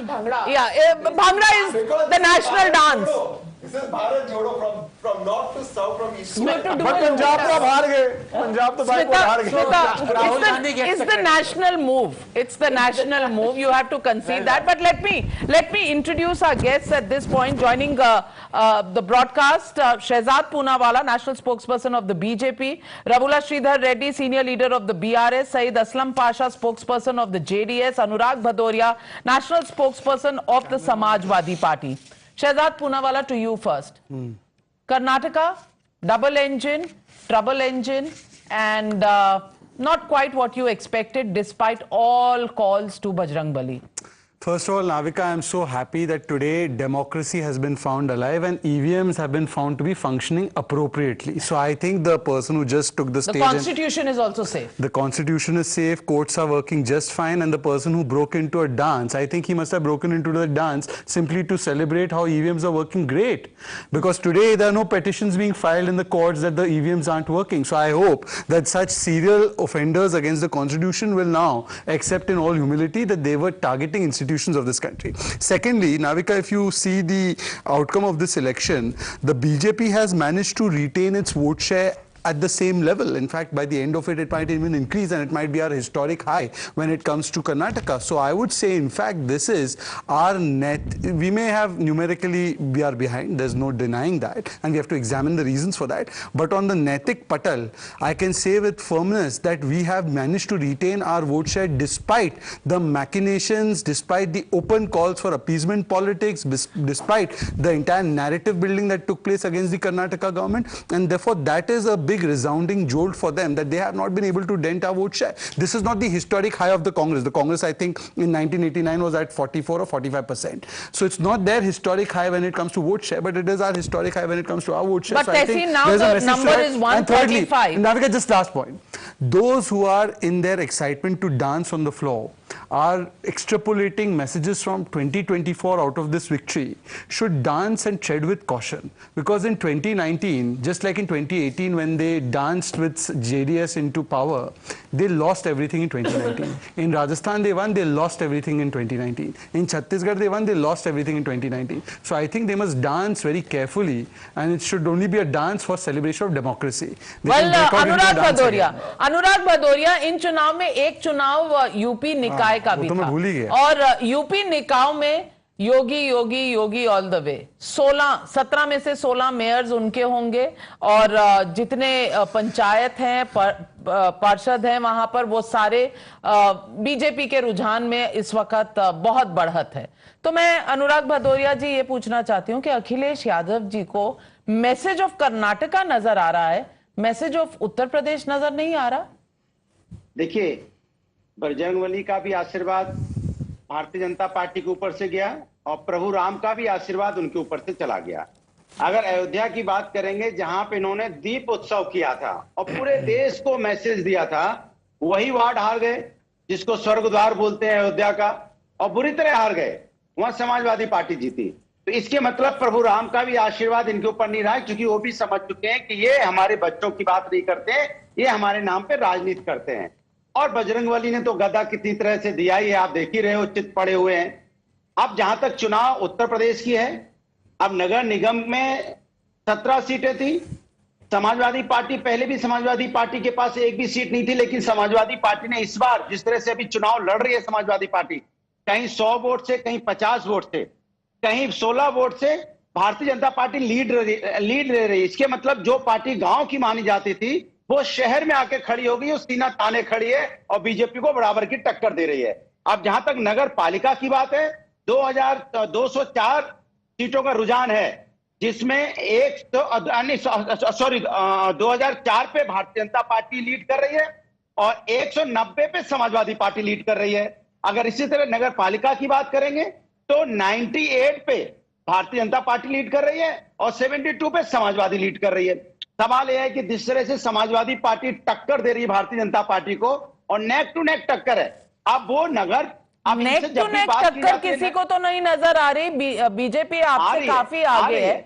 Neck to neck सिर्फ आपको नजर आ रही है, लेकिन शाम तक आते आते आपको दिखाई पड़ जाएगा। चलिए, जो अपनी अयोध्या नहीं बचा पाए, प्रभु राम जिनसे नाराज है, वो कैसे जीत जाएंगे उत्तर प्रदेश में, आप ही बता दीजिए। अयोध्या का म्युनिसिपल कॉर्पोरेशन में भी आगे, प्रयागराज जहां पर महाकुंभ आयोजित होता है वहां पर भी आगे। तो काशी का आशीर्वाद हो, चाहे अयोध्या जी का हो, चाहे प्रयागराज का, किसके सिर पर है वो आशीर्वाद और किससे छूट गया है वो आपके सामने है। अनुराग जी, कम से कम हार में तो संयम ना खोएं। बिल्कुल। और next question that I want to take is, एक बात बोलूं, लखनऊ में भाई साहब मेट्रो गए थे लखनऊ की कैंडिडेट के लिए कैंपेनिंग करने, इनका वीडियो भी बड़ा वायरल हुआ है, मेट्रो में घुसने नहीं दिया जनता ने। भाई साहब, लखनऊ में क्या हुआ, बड़ी कैंपेनिंग की, आपने सुना था? तो लखनऊ में तो 0% सन्नाटा है आपका। लखनऊ में 0% सन्नाटा है, पर देखिए रस्सी जल गई, अनुराग का बल नहीं गया, रस्सी जल गई, बल नहीं गया। पार्षद तो समाजवादी के जीत रहे हैं। अच्छा, इसके मतलब आप कुछ देख लीजिए। चलिए, वो नंबर सारे देश की जनता देख रही है Anurag Bhadauria ji. But let me get in Ravula Sridhar Reddy. Ravula Sridhar Reddy, the national question ahead of 2024 will be, how does the Karnataka result actually impact the index of opposition unity? Because that is what is going to be looked at. So far, Mamata Banerjee, KCR, everybody thought that they had the advantage. They could question the Congress because the Congress was not a machine that was winning elections. Now, it is a resurgent Congress which has won 2 elections, Himachal and now Karnataka. Are you now going to play second fiddle to the Congress party in the opposition unity battle of 2024? One result of Karnataka doesn't, make Congress party strong immediately at the center. They will have to do a lot of work in the days to come, and we don't have to immediately fall in place, saying that Congress is the immediate alternative. Number one. Number two, before that, we have enough time to discuss about it, Navika ji. But one thing I would like to tell you, rather all my fellow panelists also, rather the nation, the South India has given a clear message, rather, to BJP, and this result particularly, and a lesson to BJP that the polarization tactics, politics of polarization are not going to work in South India, especially, and this is a lesson to BJP. Now, people of South India have understood, especially Karnataka also has understood, right from in the last 3.5 years, once you have taken the power from JDS and Congress combined there, from Hizab to Hanuman, these people never bothers to speak about development or welfare, and always try to create some controversy and try to polarize people on that particular issue. Here we are, peace-loving people. If you disturb their hands peace, are going up in they'll the disturb your peace studio. of the People are contesting your premise. Anand Ranganathan, and then I'm coming to you. First of all, being a South Indian, I strongly object to this parochialism on display out here. What does it mean to say that the voters who voted for BJP other than the South states are the so-called, as Smita calls them or Hillary called them, basket of deplorables or fascists or bigots or communals?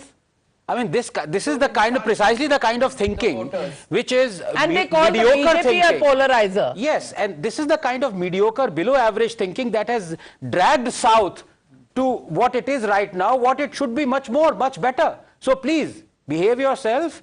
You must celebrate the victory that you have, but please do not go down this lane of parochialism.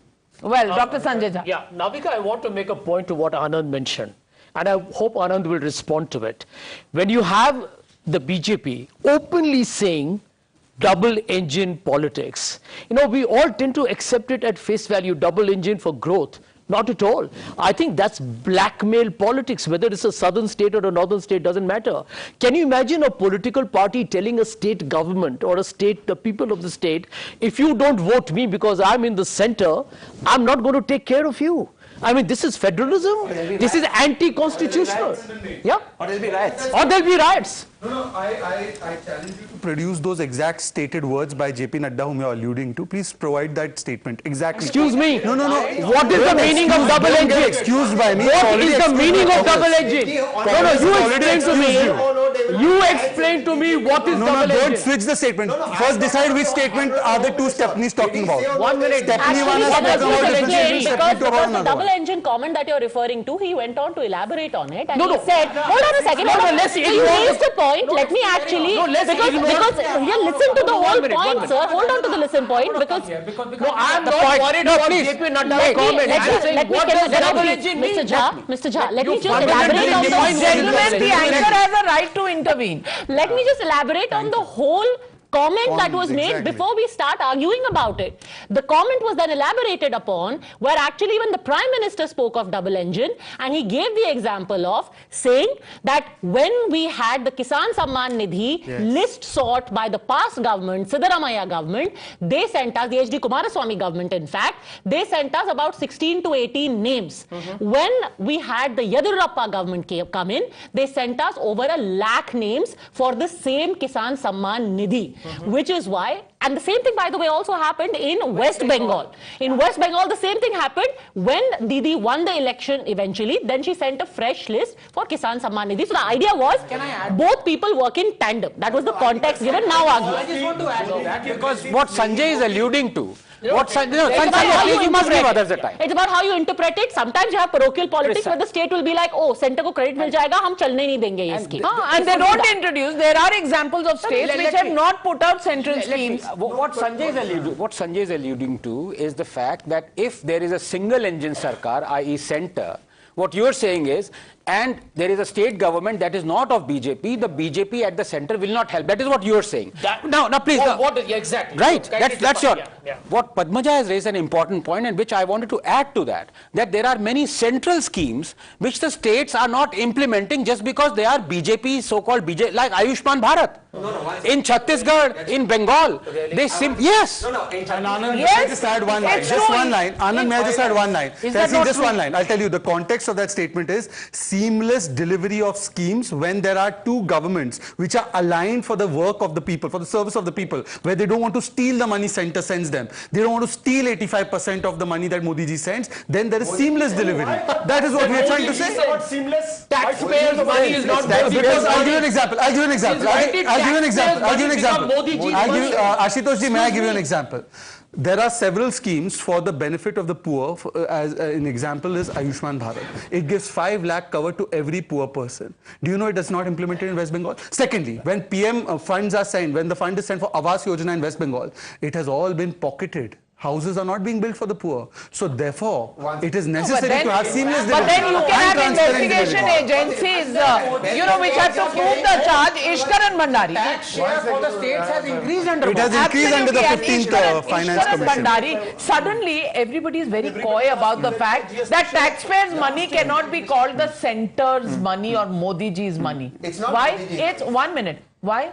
Because when the loan waiver was done, did the Congress not sell it in 2009 as, done by the Congress party? That was also taxpayers' money at that time? All money is taxpayers' money, exactly. Whether it is in the state or in the center. Or whether it is used to build Sheesh Mahal. Sheesh Mahal. Yeah. But that's true. Absolutely. That's a good plug. And by the way, not so subtle, but nevertheless, I want to at this point also say that Aam Aadmi Party has got votes less than Nota in Karnataka. Just want to put that fact in. Let's be fair to them. They won Jalandhar. First Lok Sabha seat, yes. But one thing we need this time around. Yeah. But one thing we need to be clear, because in the usual transferring their votes to Aam Aadmi Party. in the usual. Where is BJP in Punjab? Sir, we first time they're contesting all the seats. If I could just make my point one second. Okay, One second. If I just make a point. In the usual political fight, let us not forget one point. After the victory, it's very unfortunate that a politician from BRS, a TRS becomes a BRS. It's a national party. Wanting to become a national party, as an Indian, as a person, I believe that if you try to create this narrative that one part of India is rejecting another part of India, and I would love you to go to 2024 election with that mandate, every Indian from every part of India will vote decisively for national integration. And if you make it an election of region versus region, let Mr. Reddy respond to this out. because the question is about him. Mr. Reddy, yes. So what about the sovereignty issue? Let Mr. Reddy respond. What happened? But Sonia made that What was the speech? All right, Mr. Reddy. Mr. Reddy. Interpretation from BJP's opinion only and their, campaign only that, BJP is trying to make inroads into South. So after Karnataka is a gateway, then they will come to Telangana, then they will come to Andhra Pradesh. This is what you are talking about. So they are free to come to any of the states.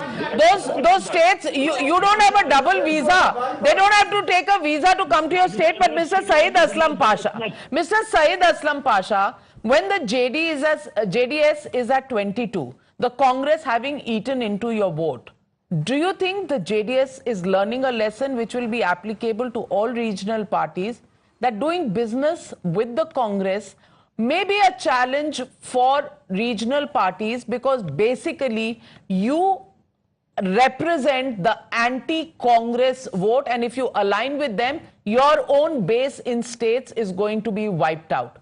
Are you in a position now for the national elections of 2024? Are you in a position to align with the Congress party? Yes or no? Well, Navika, let me tell you, the JDS has contested the election for the pride of Kannadigas. Okay, we had maintained equidistance from both the national parties.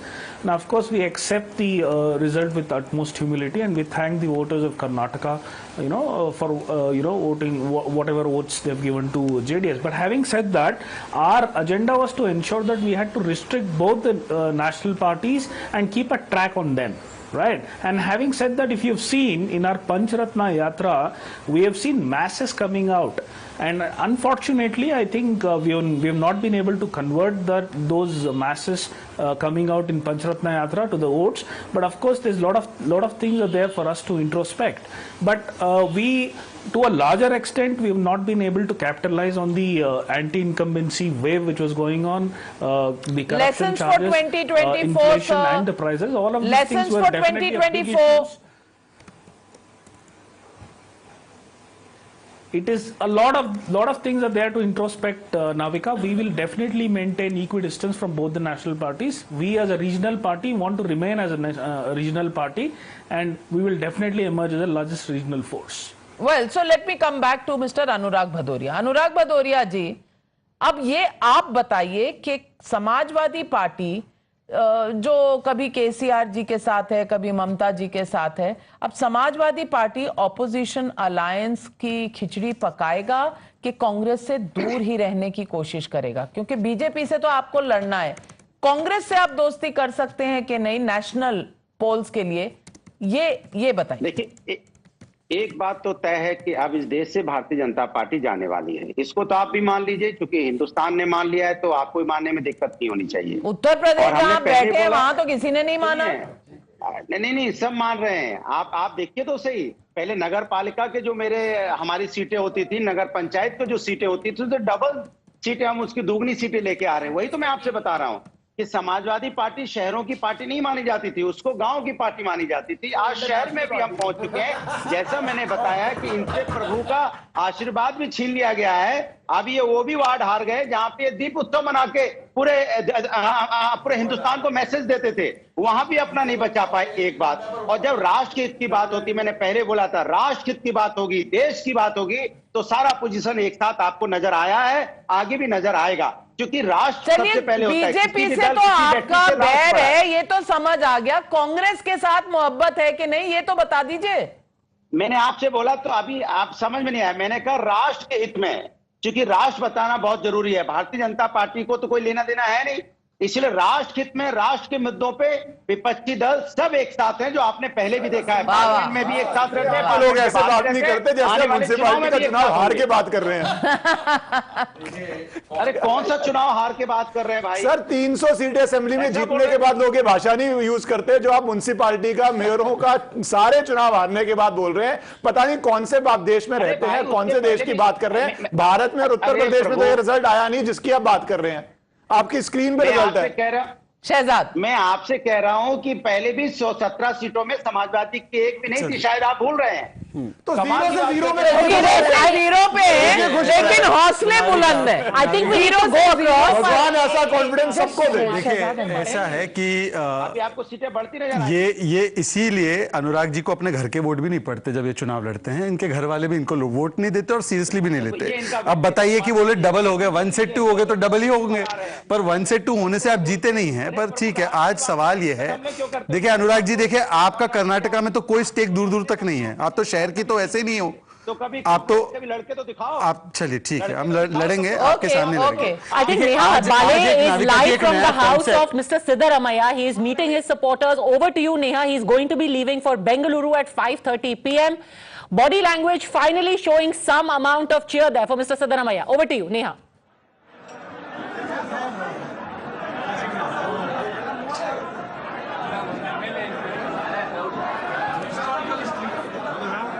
He is, but at least he smiled when the crackers were going off.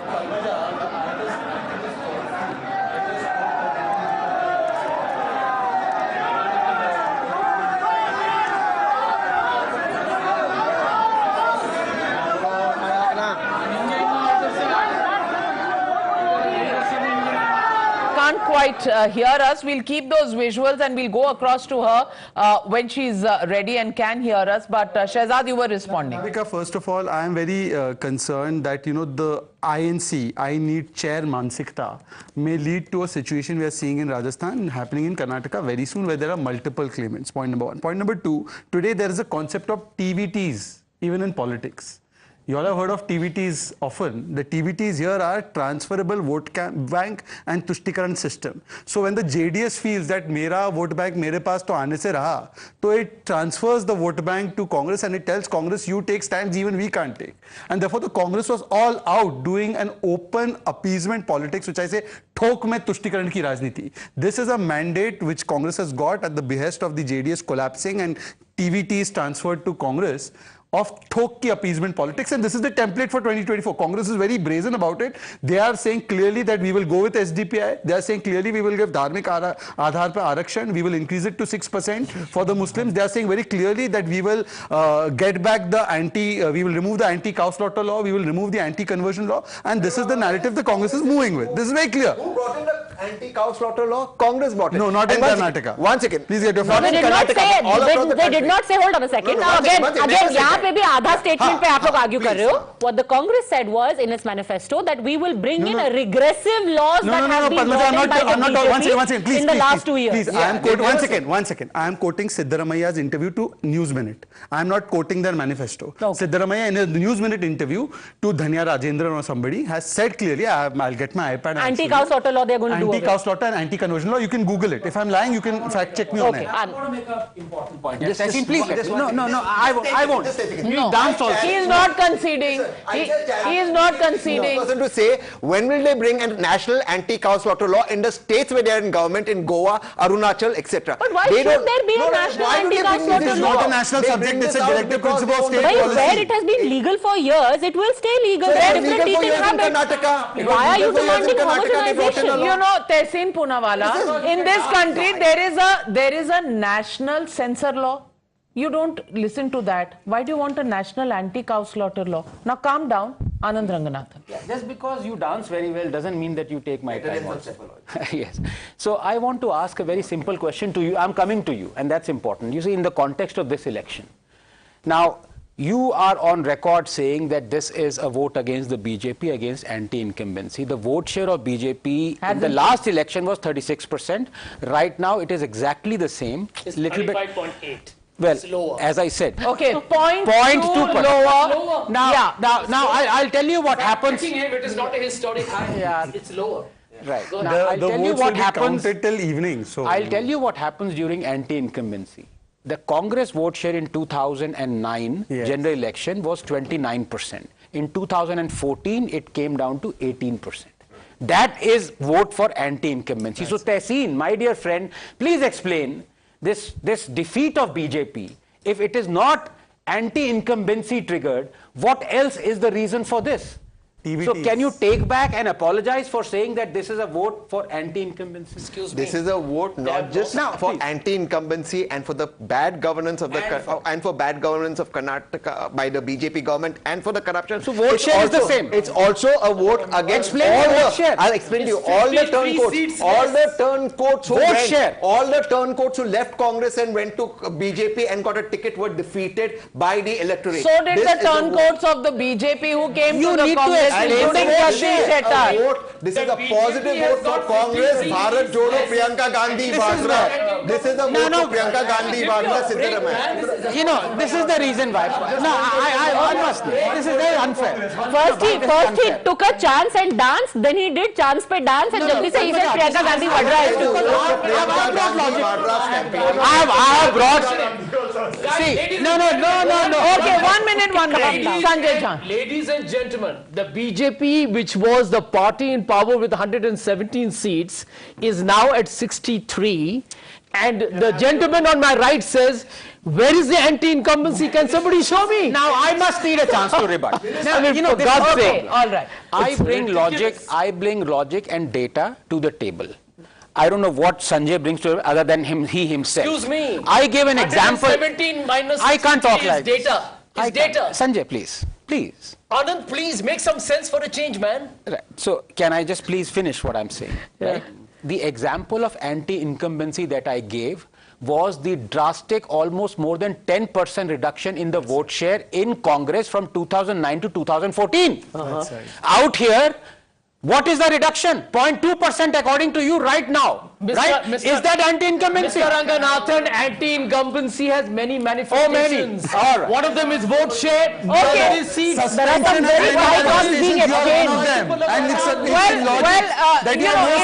It's right data that Anand Ranganathan is looking at, which is vote share data. There is no dent in seats. Definitely, it is the same. One second. A larger question is Selective unless Congress gets votes from BJP in 2024 and 200 seats, it's in the best state it has gotten 0 votes from BJP. So how do they win 2024 election? At 55, there are 55 seats. 1 second. For Congress to have a good election, they need to get people voting for BJP to vote for Congress. That hasn't happened. In bipolar states, Rajasthan, Chhattisgarh, Madhya Pradesh, they will get 0 votes from BJP. They do not win. If they cannot get votes in a state like Karnataka, that is a fact you can't ignore. What happened in Himachal? They did not get what's the difference? What's the vote share difference? 1 minute. What's the vote share difference? And what's the data between Assembly and Lok Sabha elections? Who had the higher votes? Who had the higher number of seats? What is the data? What are you talking? What is the vote data? What's the vote? In 2008, Would you agree? Yes, I agree with you. Assembly to Lok Sabha, BJP gets at least 10 to 15%. No doubt about it. So for a victory to be effective, you have to have that margin. This is a state victory. This does not mean you will win 2024. The Prime Minister's factor is extremely strong. You are admitting that. No doubt about it. But you are self-aware. Why do you think the Congress is not? But look at that visual. Look at that visual on your screens. Randeep Surjewala. Gentlemen, please see the developments that are happening as we speak. Randeep Surjewala in a tight hug with KC Venugopal. Now, that is a hug of relief. that they don't have to go from resort to resort, from chartered plane to chartered plane, and maybe this time the slugfest will be at a hotel just for the chief ministerial seat. The rest is under control. That's a very Smita? big thing. That's a very big thing, right?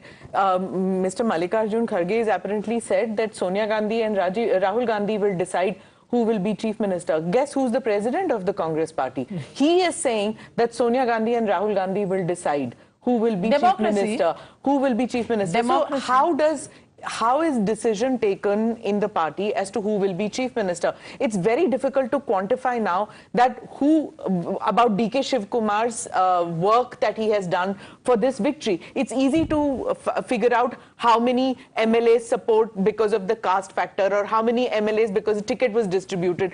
But how do you quantify DK Shivakumar's? This victory would have been impossible without DK Shivakumar's management out here. But at the same time, everybody is like turning around and saying that it's either Kharge or Siddaramaiah. And you know, the way Siddaramaiah came out a little after DK Shivakumar out with his supporters seems to indicate that, you know, he has got the signal from somewhere that because of his seniority, he's going to be the chief minister of the state. Well, then there is another Rajasthan coming up for you, and then it's Gehlot versus Sachin Pilot, which will be played in South India in the state of Karnataka. Pilot was willing to play the waiting game for some time, for a few DK years. Shivakumar is much more aggressive than that, exactly. So this is going to be possibly a bigger headache for the Congress. Time on his side. Parameswaran जी ने भी बोला है कि मैं भी दावेदार हूं. But it's too late. But it's too late. I think it's a two-horse race, and you know, it's bad enough between these two horses as far as the chief ministerial post goes. So we'll have to wait and watch, Padmaja, because one thing is guaranteed that, you know, the sudden lull that one has after an election because you're on speed for 6 months. We are in business. We are in business. This election, that election, we will be in business. No, right now it's within the party, so that wouldn't require, so far at least for the next few days, resorts. But let's see. Well, one of them conveniently has a resort of his own. We're taking a very quick break. We're back on the other side. Some very surprise results being thrown up. Ministers who are trailing right now. People, 10 seats which are still in a close contest with margins as low as 100 to 900. All of that data crunching coming up on the other side. Don't go anywhere.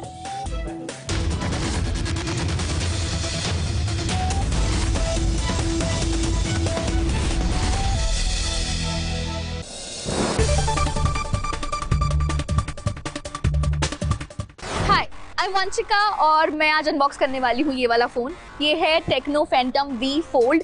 ये India का currently cheapest foldable phone है. चलिए unbox करते हैं. We have this cool box here और I'm super excited to unbox it. And यहाँ पे they have given their tagline Beyond the Extraordinary. देखते हैं इसके अंदर फ़ोन extraordinary है कि नहीं. Here is the phone. इसके बारे में हम थोड़ा बाद में बात करेंगे. Let's see what's there further. We get this packet kind of a thing. We have SIM ejector tool here. And we have some usual paperwork here, warranty cards and some user manual. We get the cover also. बहुत ही cool सा matte finish वाला इसका cover यहाँ पे available है. And then we have जिसमें हमारे पास charging cable available है. 45 watt का चार्जर अवेलेबल है and that's it. These were all the things that were available inside this box. I'm sweating guys, मतलब अनबॉक्स करने के चक्कर में इस फोन को मेरे पसीने छूट रहे हैं. But I'm excited. So, and here is the phone guys. Look at this beast. इसका जो मेन स्क्रीन है वो 7.85 इंचेस का है. मतलब अगर आप स्ट्रीम करना चाहते हो, गेम खेलना चाहते हो, बढ़िया फ़ोन है आपके लिए. इसका जो सब स्क्रीन है वो 6.42 इंचेस का है. कटआउट पंच होल अवेलेबल है.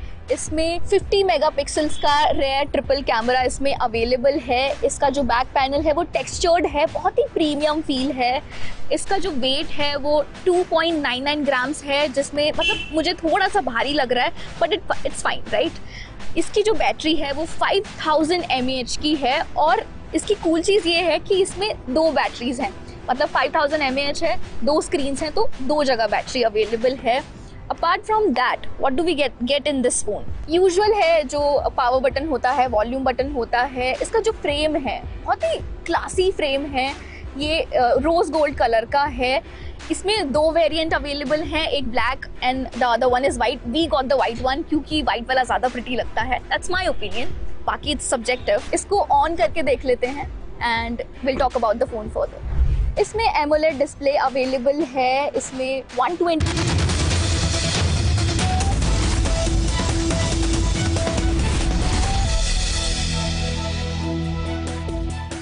Good afternoon, India. This is Times Now, India's election news headquarters. The non-stop coverage of the Karnataka elections and the results of the local polls in Uttar Pradesh continues on your channel. The Congress has won one state.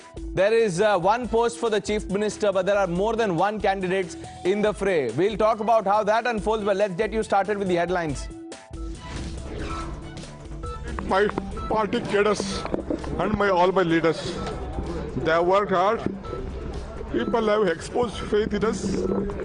The leaders have supported us.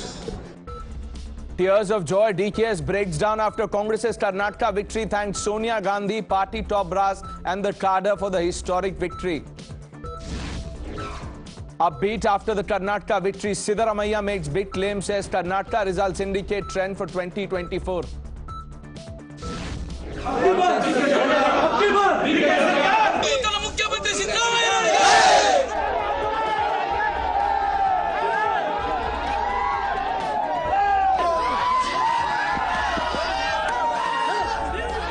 Contest for the CM's post intensifies within the Congress as Ab Ki Baar DKS Sarkar chants counter Sidda for CM posters.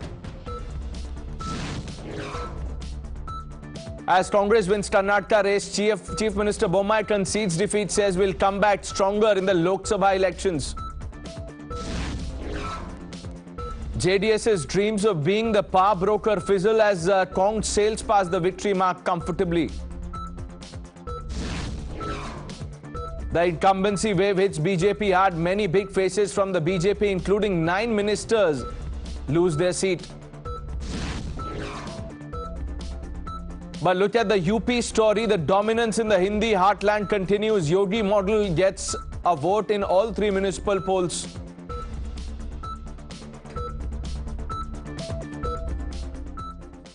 Let's start with the Karnataka story. The Karnataka story is clear.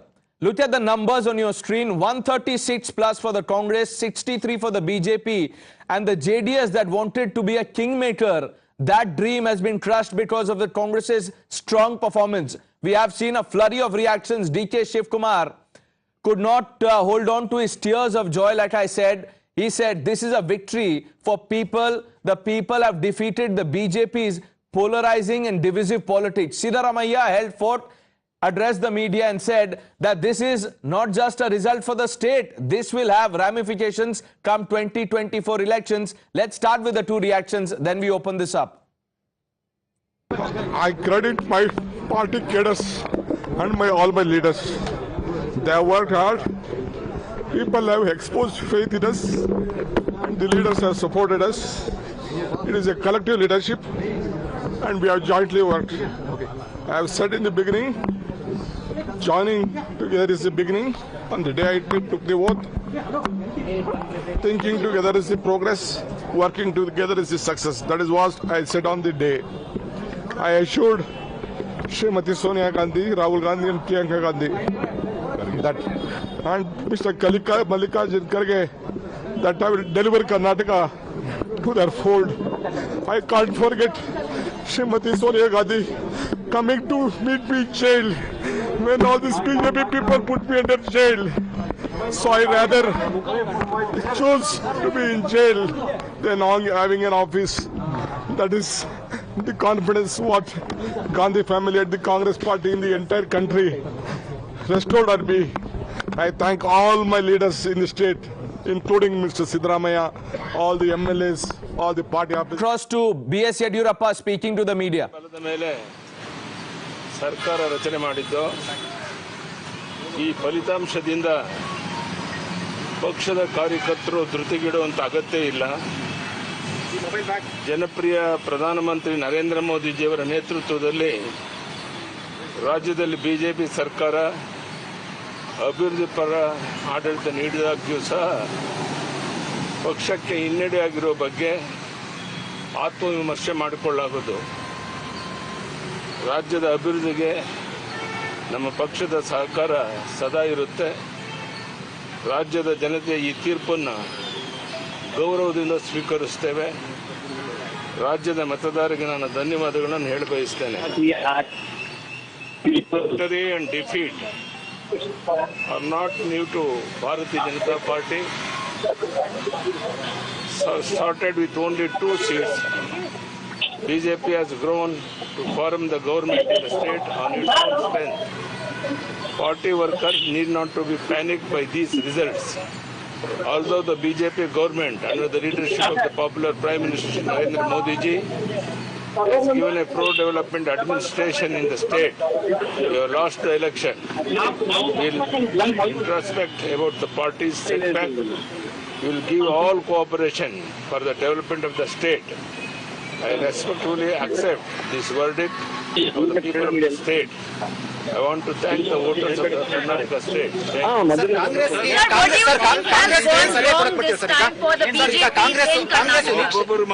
Congress ನಿರೀಕ್ಷೆ ಮೀರಿ ಗೆಲುವು ಸಾಧಿಸಿರುವಂತದ್ದು. So Congress ಈಗ ಒಂದಷ್ಟು ಗ್ಯಾರಂಟಿಗಳು ಕೊಟ್ಟಿತ್ತು. ಈ ಕಾಂಗ್ರೆಸ್ ನೀವು ಏನ್ ಹೇಳಕ್ ಬಯಸ್ತೀರಿ ಈಗ? ನೋಡಿಯಪ್ಪ, ನಾನು ಇಷ್ಟೇ ಅವ್ರಿಗೆ ಹೇಳಕ್ ಇಚ್ಛೆ ಪಡುವಂಥದ್ದು.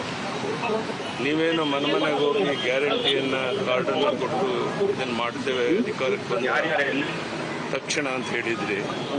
ನಿಮ್ಮ ಭರವಸೆಯನ್ನು ಈಡೇರಿಸಬೇಕಾದ್ರೆ ನಿಮ್ಮ ಕರ್ತವ್ಯ. ನೀವು ಹೇಳಿದಂಥ ಭರವಸೆಯನ್ನು ಈಡೇರಿಸಬೇಕು ಅಂತ ಈ ಸಂದರ್ಭದಲ್ಲಿ ನಾನು ಒತ್ತಾಯವನ್ನು ಮಾಡ್ತೇನೆ. ಚುನಾವಣೆಗೂ ಇದಕ್ಕೇನು ಸಂಬಂಧ ಇಲ್ಲ. ನಾವೇನು ಹಿಂದೆ 25 ಲೋಕಸಭಾ ಸೀಟ್ ಗೆದ್ದಿದ್ದು, ಮತ್ತೊಮ್ಮೆ ಪ್ರಯತ್ನ ಮಾಡಿ ಅಷ್ಟೇ ಸೀಟನ್ನು ನರೇಂದ್ರ ಮೋದಿಯವ್ರನ್ನ ಮತ್ತೊಮ್ಮೆ ಪ್ರಧಾನಿ ಮಾಡೋಕ್ಕೆ ನಮ್ಮ ಶಕ್ತಿ ಮೀರಿ ಎಲ್ಲ ಪ್ರಾಮಾಣಿಕ ಪ್ರಯತ್ನ ಮಾಡ್ತೇವೆ. ಈ ಒಂದು ರಿಸಲ್ಟ್ ಲೋಕಸಭಾ ಚುನಾವಣೆ ಮೇಲೆ ಯಾವುದೇ ಪರಿಣಾಮ ಕಡೆಗಣಿಸಿದ್ದೇನಾದ್ರೂ ಕೂಡ ಇದಕ್ಕೆ What do you think has gone wrong with the BJP this time as far as the strategy is concerned? And also, sir, you were not that actively campaigning as well. No, madam, that is not correct. From last 3-4 months, I toured in the state, and you know very well, I have not even one day I have not taken rest. Even then we lost the election. Natural. Sir, but what do you think has gone wrong as far as the strategy of the BJP is concerned? It's too early to say anything. We will introspect about all these things and we will come back to you. Sir, they also say local anti-incumbency. First words from a man who understands Karnataka like very few do. B.S. Yediyurappa's message is that we respect the mandate of the people. But let's not lose hope. He says the BJP workers must not panic. Deepak Boppana is joining us. Deepak.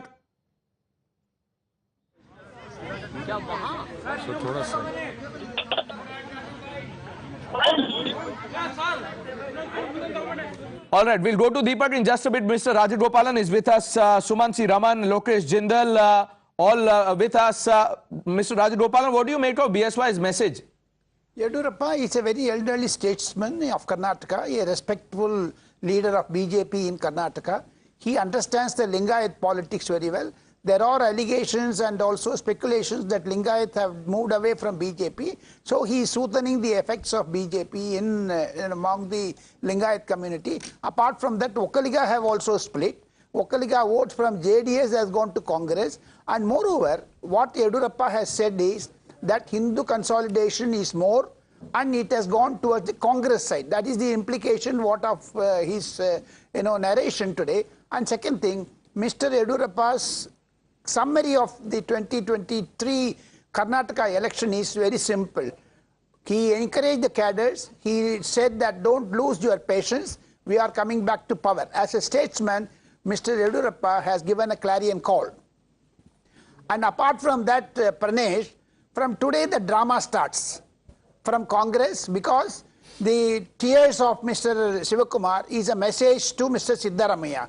And what is going to happen in Congress is going to be a story. Pranesh, things are going to, picture to abhi baki hai. Mr. Rajgopalan, before we began the show, Ishtaran Bhandari is also on the panel. I forgot to introduce him. Sanju Verma, the national spokesperson of the BJP, also joining us. Ishtaran was talking about precisely this, that the drama in the Congress camp will just started. On a lighter side, if I may say, people who are thinking that resort business will go down, it may not. There might be still inter-party dispute. We saw what happened in Rajasthan. That's a glaring example where somebody was the party president, but somebody else was made the chief minister, and that could well play out in Karnataka. That said, two big points we have to understand here. BJP has not lost its... I'll come back to you. One second. BJP has not lost its vote share. Congress has not managed to get votes from the BJP, and that nationally, as we go forward, is something very important we must keep in mind. Let me counter that. He has a point. The BJP's vote. Ishtaran has a point. Lokesh, I'm coming to you. Ishtaran has a point. The number is 35.8% is the BJP's vote share currently. In 2018, it was 36.2. So, it's less than a percent that the BJP has lost. No. There's a point into it. It is very much possible that the BJP has entered into JDS vote share and Congress has taken BJP's vote share, because in central Karnataka, if you look at the entire the seat acquisition that is happening in central Karnataka, Congress has gained significantly.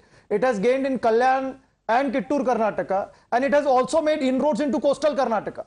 So, and we have seen in some places BJP made inroads into old Mysuru. Sanju Verma, even the vote share is not a consolation for you, says Lokesh Jindal.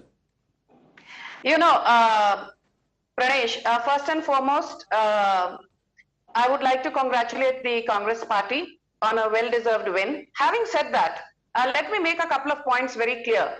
I was watching Times Now and I heard what Mr. Siddaramaiah had to say in his victory speech. You would expect the victor to be gracious in victory. That was certainly not the case. All that I could see was Mr. Siddaramaiah saying, PM Modi did not do this, he did not do that, he had 22 rallies, he had 5 road shows, but look what happened. So I will just remind Mr. Siddaramaiah and everyone in the Congress, though this point has been discussed threadbare since morning on your channel, that in the last 15 to 20 odd years, by and large, the strike rate of the BJP in Lok Sabha elections has been more than 60%. So for Mr. Siddaramaiah to try and extrapolate this assembly election victory and make a clarion call for Rahul Gandhi to be the PM in 2024 is a whole lot of gibberish and hogwash, and I dare say Mr. Siddaramaiah is hallucinating. Point number one. Point number two, the reason why this cannot be juxtaposed and be translated into a forthcoming Congress victory, because that is what most Congressies are saying on different channels, and I have been on a couple of debates. You're decimated. May I please finish? I did not heckle you. I don't know who you are, so please bear with me. Thank you. In 2008, the BJP had 110 seats in Karnataka, but in Lok Sabha 2009, it was the Congress that was voted to power. In 2013, it was the Congress which got 122 seats in Karnataka, but it was 2014 Lok Sabha election subsequently where Narendra Modi stormed to power. So the limited point I'm making is that we won 25 out of the 28 Lok Sabha seats in 2019, and on that count, there is no reason to worry. And yes, Karnataka is not a small state, it's a big state, introspection needs to be done. But I think what happened, and this sounds cliched, but this fact needs to be told, that in southern Karnataka, the Muslim population is about 24%, and in Kodagu region, it is about 16%. Whereas overall in Karnataka, the Muslim population is about 12 to 13%. Okay. The point I'm making is that the Achilles heel for the BJP, which was southern Karnataka, continued to be southern Karnataka, and that is what needs to be introspected upon, and remedial actions need to be taken on that count. The fact that the BJP is not reduced to 40 seats like it was in 2013 or 44 seats like it was in 1999. Point taken. The larger point that you're trying to make. The larger point that Sanju Verma, Dr. Aman, the larger point that Sanju Verma is trying to make is that this will have no bearing in 2024. No, precisely. Let's be very clear. This will have a bearing on 2024 from two perspectives. One, it will not be 25-3 again. Yes, the BJP will win the majority of seats in Karnataka is my expectation based on the situation today. That could change, but as of now, the BJP pulls in a significantly higher percentage. Okay, Kharge speaking. Congress's boss, Kharge speaking. ಬಹಳ ಹೃತ್ಪೂರ್ವಕವಾದಂಥ ಅಭಿನಂದನೆಗಳ ಸಲ್ಲಿಸ್ತೇನೆ. ಅವರಿಗೆ ನನ್ನ ಕೈ ಜೋಡಿಸಿ ನಮಸ್ಕಾರಗಳನ್ನು ಮಾಡ್ತೀನಿ. ಏನು ಜನ ನಮ್ಮ ಮೇಲೆ ವಿಶ್ವಾಸ ಇಟ್ಟಿದ್ದಾರೋ ಆ ವಿಶ್ವಾಸಕ್ಕೆ ಪಾತ್ರರಾಗತಕ್ಕಂಥ ರೀತಿಯಲ್ಲಿ ನಮ್ಮ ಸರ್ಕಾರ ನಡ್ಕೊಳ್ತಿದೆ ಅನ್ನತಕ್ಕಂಥ ಒಂದು ಆತ್ಮವಿಶ್ವಾಸ ನನಗಿದೆ. ಮತ್ತು ಜನರಿಗೂ ಕೂಡ ನಾವು ನಿರಾಶೆಗೊಳ್ಳದೆ ಎಲ್ಲನೂ ಕೂಡ ಏನು ನಾವು 5 ಗ್ಯಾರಂಟಿ ಕೊಟ್ಟಿದ್ದೇವೆ ಆ 5 ಗ್ಯಾರಂಟಿ ನಾವು ಅನುಷ್ಠಾನದಲ್ಲಿ ತರ್ತಕ್ಕಂಥ ಎಲ್ಲ ಪ್ರಯತ್ನವನ್ನು ಮಾಡ್ತೇವೆ ಮತ್ತು ಕೊಡಿಸ್ತಕ್ಕಂಥದ್ದು ಸರ್ವ ಪ್ರಯತ್ನವನ್ನು ಮಾಡ್ತೇವೆ. ಆಮೇಲೆ ಜನ ಈ ಹಿಂದಿನ ಸರ್ಕಾರಕ್ಕೆ ಬೇಸತ್ತು ನಮಗೆ ಅಧಿಕಾರ ಕೊಟ್ಟಿದ್ದಾರೆ. ಅದಕ್ಕೆ ಇದನ್ನು ಸದ್ಬಳಕೆ ಮಾಡಿಕೊಳ್ಬೇಕು ಮತ್ತು ಜನರಿಗೆ ಅದರಿಂದ ಸಹಾಯ ಆಗಬೇಕು. ಸಾಮಾಜಿಕ ನ್ಯಾಯ ಮತ್ತು ನಮ್ಮ ವೆಲ್ಫೇರ್ ಸ್ಕೀಮ್ಸ್ ಏನಿವೆ, ಕಲ್ಯಾಣಕಾರಿ ನಮ್ಮ ಕಾರ್ಯಕ್ರಮಗಳು ಅವು ಜಾರಿಯಲ್ಲಿ ನಾವು ತರ್ತೇವೆ. ಮತ್ತು ವಿಶೇಷವಾಗಿ ಇವತ್ತು ರಾಹುಲ್ ಗಾಂಧಿಯವರು ಕೂಡ ಪ್ರೆಸ್ ಕಾನ್ಫರೆನ್ಸ್ ಇದರ ನಂತರ ಮಾಡೋರಿದ್ದಾರೆ. ನಾನು ಅವರಿಗೂ ಕೂಡ ಹಾರ್ದಿಕ ಅಭಿನಂದನೆಗಳನ್ನು ಸಲ್ಲಿಸ್ತೇನೆ. ಪ್ರಿಯಾಂಕಾ ಗಾಂಧಿ ಅವರಿಗೆ ಸಲ್ಲಿಸ್ತೇನೆ ಮತ್ತು ಸೋನಿಯಾ ಗಾಂಧೀಜಿಯವರ ಅಂಥ ಅವರಿಗೆ ಹುಷಾರಿರಲಿಲ್ಲ ಅಂದ್ರೂ ಕೂಡ ಅವರು ಹುಬ್ಬಳ್ಳಿಗೆ ಬಂದು ತಮ್ಮ ಅನಿಸಿಕೆಗಳನ್ನು ಹೇಳಿದರು.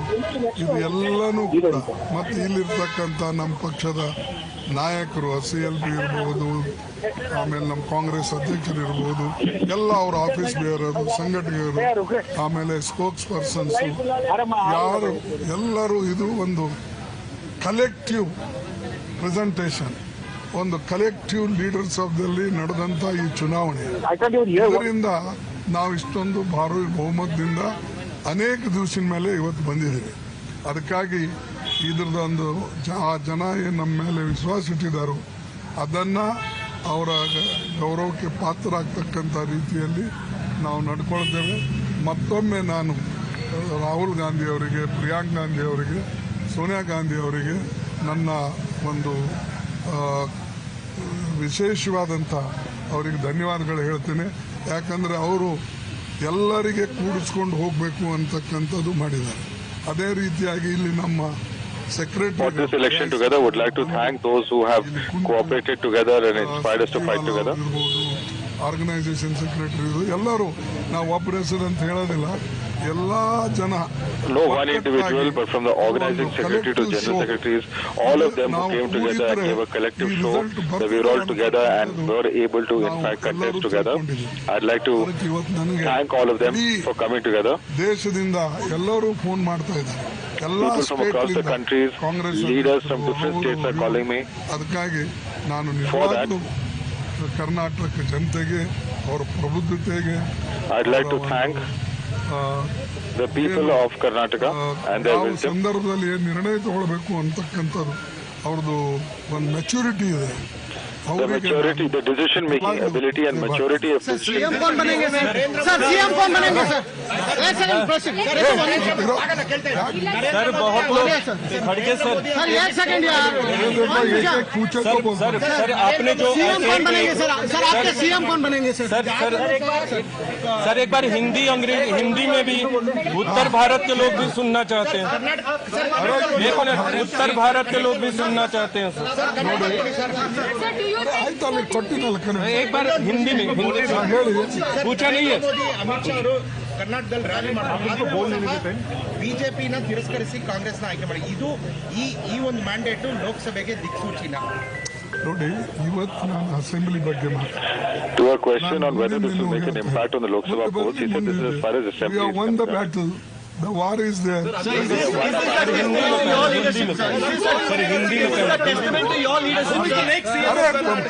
क्यों ऐसा तुमने आज ना मेरे मत देखिए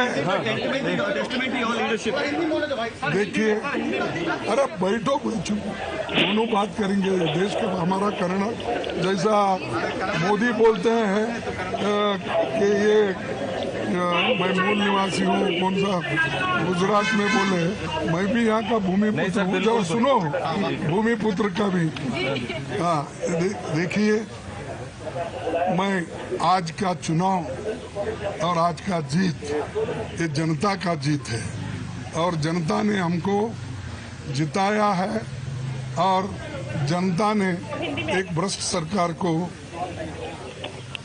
डिफीट दिया है उनको हराया है लेकिन हमको आगे बहुत कुछ करना है जो वायदे हमने निभाए वायदे हमको निभाना है वो हम निभाएंगे हमारी जो 5 गारंटी है जिस गारंटी पे लोग विश्वास रख के उन्होंने हमको वोट दिया है खासकर महिलाएं दलित वंचित जो ओबीसी के लोग और इवन अदर अपर कास्ट सभी ने इसमें अपना सहयोग दिया है तो इसीलिए मुझे बड़ी खुशी होती है कि ये जो कलेक्टिव लीडरशिप में हमने इलेक्शन लड़ा और इसको फल मिला और इसके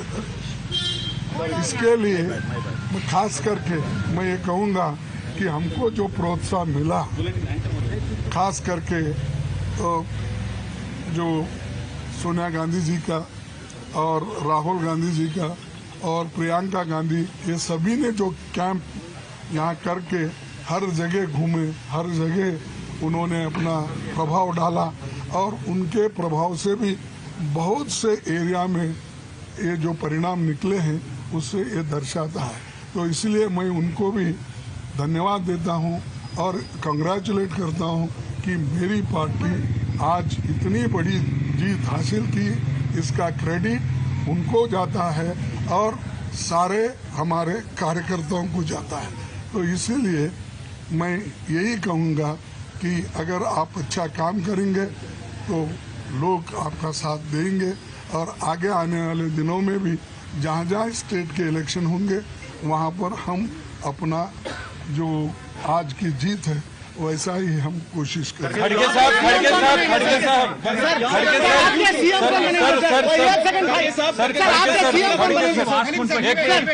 आपके सीएम कौन बनेंगे सर आपके सीएम कौन बनेंगे हार का क्रेडिट किसका है क्या पीएम मोदी की हार है मानेंगे आप प्रधानमंत्री मोदी की हार है मोदी ने बहुत पहले देखो आपके जो विचार है आपके पास मेरे विचार में मैं ये इलेक्शन हम स्टेट में जो जीते हैं ये जनता की जीत है और हमारे सब कार्यकर्ताओं ने एकजुट होकर ग्राउंड लेवल से बूथ लेवल से लेकर पीसीसी तक जो काम किए और एआईसीसी के सभी नेता लोग एकजुट होकर जो काम किए उसका नतीजा है किसी और के बारे में अब इस वक्त मैं बोलना नहीं चाहता। खड़गे सर एक सवाल खड़गे सर एक मिनट खड़गे सर आपके कैसे पार्टी सीएम का चेहरा कैसे तय करेंगे सीएम को हमारे पास एक प्रोसीजर होता है कि कहीं भी राज्य में कभी भी इलेक्शंस होते हैं तो हम लोग उस एक प्रोसीजर के तहत ही करते हैं यहाँ के एमएलएस की मीटिंग बुलाते हैं ऑब्जर्वर सेंट्रल ऑब्जर्वर जाते हैं जाने के बाद वहाँ का जो ओपिनियन आएगा जो कंसेंसस बनेगा वो हाईकमांड को बताएंगे हम लोग उसमें सभी रहेंगे राहुल जी रहेंगे सभी लोग मिलके निर्णय वो लेंगे वो बाद में की बात है अब यही ठहरे ऐसा निर्णय कोई भी नहीं लेता नहीं लिया मेरे को 52 साल से इसका एक्सपीरियंस है तो इसीलिए कृपया करके ऐसे क्वेश्चन मत पूछिए।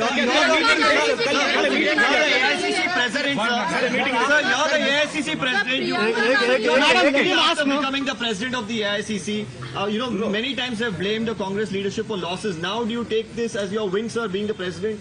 don't put what you call your words in my mouth.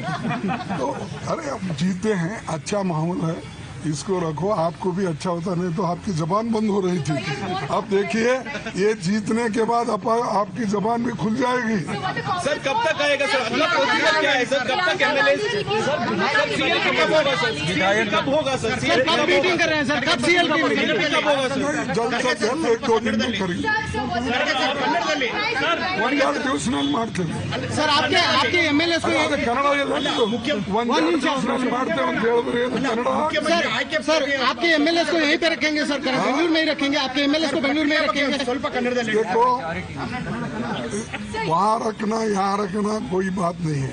अब हमारे एमएलए उतने सक्षम है, यूनाइटेड है और कमिटेड है, उनको यहाँ पार्टी मीटिंग के लिए बुलाते हैं, कैसा करना क्या करना उनकी भी राय लेते हैं, तो उसका ये मतलब नहीं छुपा के रखना उधर भेजना, ये नहीं है।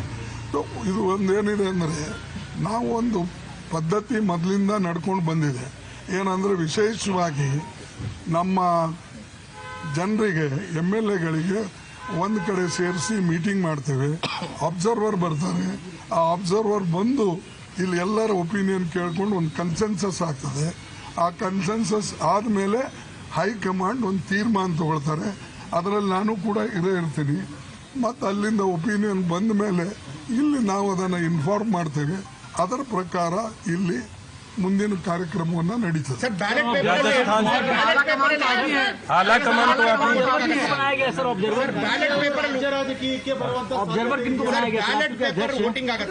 सर आपके ऑब्जर्वर कौन रहेंगे सर यहाँ के लिए, कर्नाटक के लिए? अगर वो तुम्हारे सामने बोलो तो मेरा क्या है?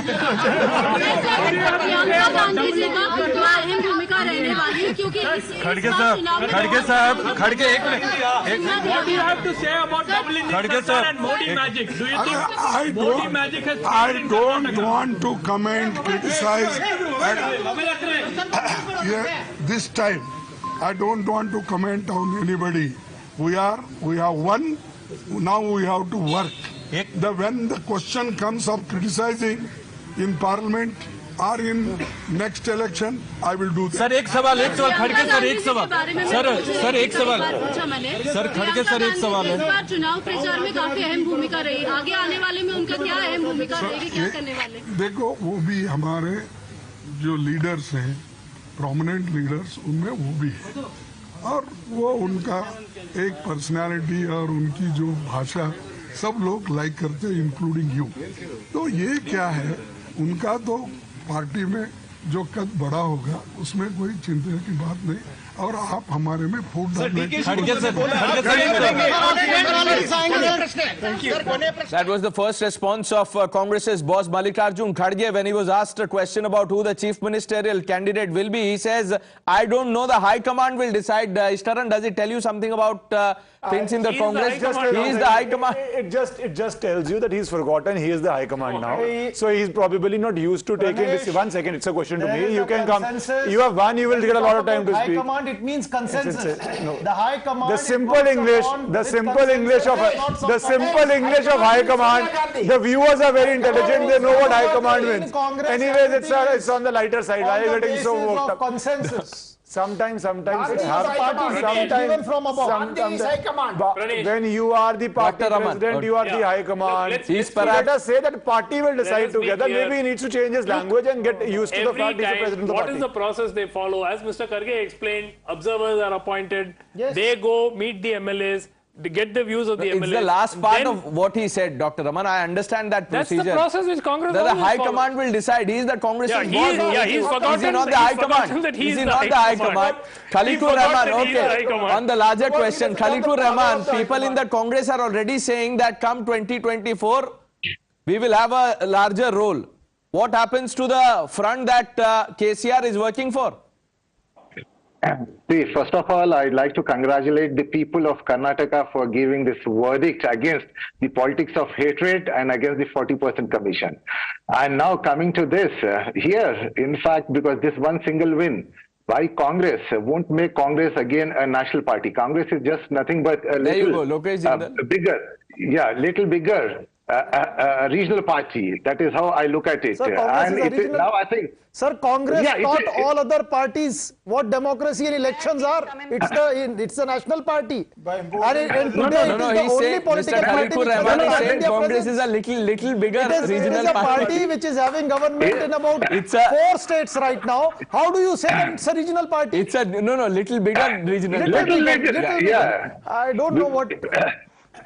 And what's happening? See, in fact, today, I am sure that the Congress cadre is definitely upbeat, the Congress leadership is upbeat, and the language of Khargeji, as one of my co-panelists rightly pointed out, he's still, used to that high command culture. He forgot that he himself is the high command now. But anyway, today, even we have seen the results of the local bodies elections in UP. So what's happening to Congress in UP? So I mean, Mr. General, we'll talk about the UP story. IP Singh of the Samajwadi Party is also with us. But Sanju Verma, on the question of 2024 and Congress, now claiming to be a big player, BRS is saying Congress is a little bigger regional party. While I disagree with the BRS on many counts, and I disagree with his this 40% commission jibe, because the BRS has certainly not covered itself in glory when it comes to corruption, and the Telangana voters are well aware of it. We'll find that out at the hustings in a couple of months from now. The Congress, I agree, is a little bigger than a regional party, and I say this to somebody who told me when I was speaking earlier on that the BJP has been decimated in Karnataka. I said it. I don't know who that was.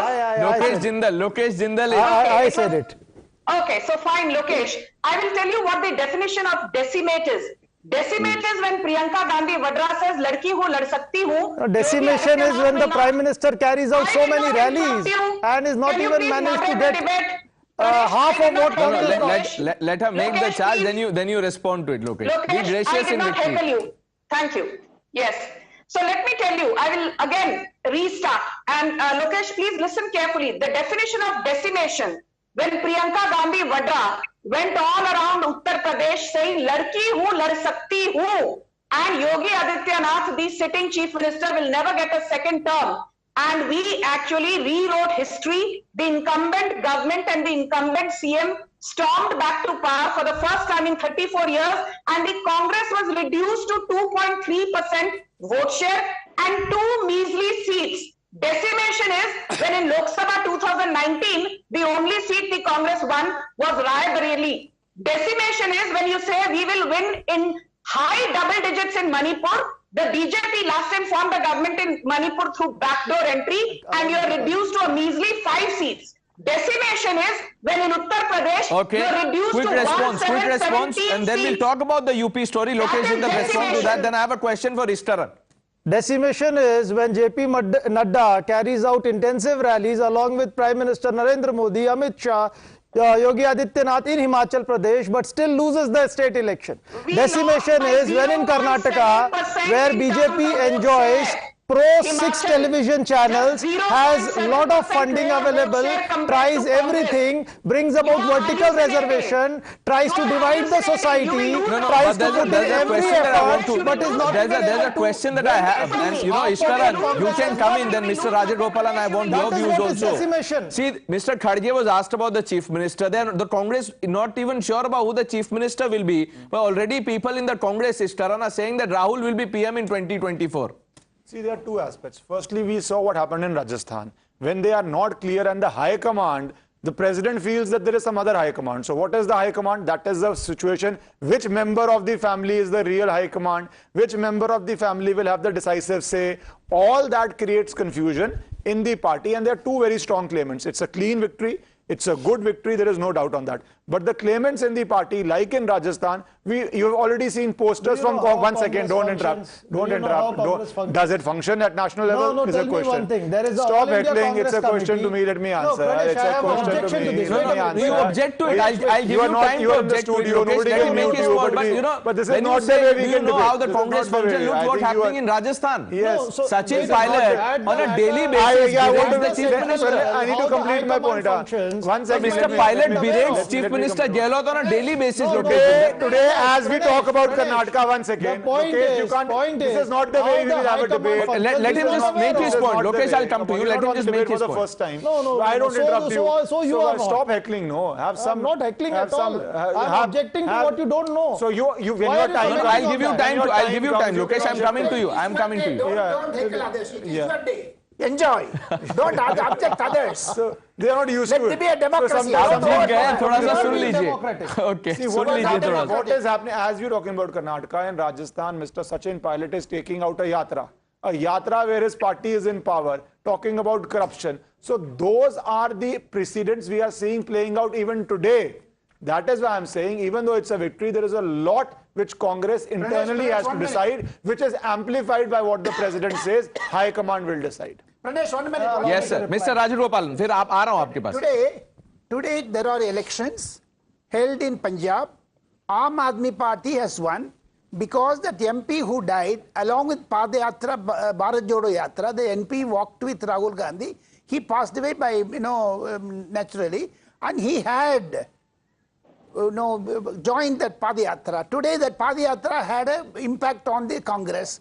That is Congress. There you see destination. Rahul Gandhi on your screen, perhaps getting ready to speak. Yes, sir. See, Pranesh, when you are talking about a political party, this is the high command. Let's listen to the high command now.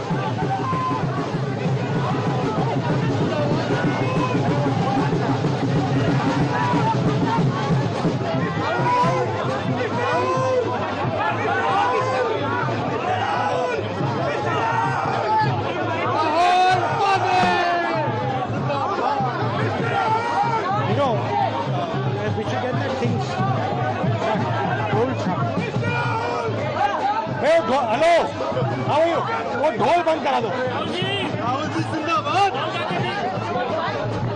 जी जिंदाबाद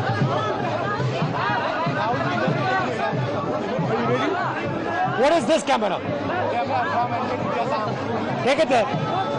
No. Not here, take it there. Hey, take it there. This is not the place. वो ठीक है भैया उधर ले जाओ No, remove it. Everybody should be there, brother. Will you take questions? I can. भैया ये पटाखे बंद करवा दो साथियों राहुल जी आपको संबोधित करेंगे प्लीज शांत हो जाइए I switched it off. शांत हो जाइए साथियों शांत हो जाइए राहुल जी अभी प्रेस को संबोधित करेंगे शांत हो जाइए प्लीज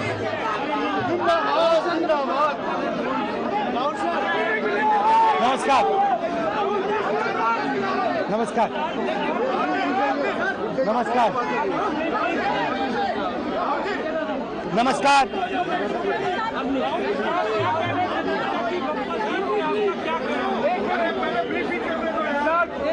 पहले राहुल जी बोलेंगे साथियों शांत हो जाइए अभी राहुल जी बोलेंगे शांत हो जाइए नमस्कार 2 मिनट हाँ नमस्कार सबसे पहले मैं कर्नाटक की जनता को कर्नाटक में कांग्रेस पार्टी के सब कार्यकर्ताओं को सब नेताओं को और जो हमारे सब नेताओं ने कर्नाटक में काम किया उनको बधाई और धन्यवाद देता हूं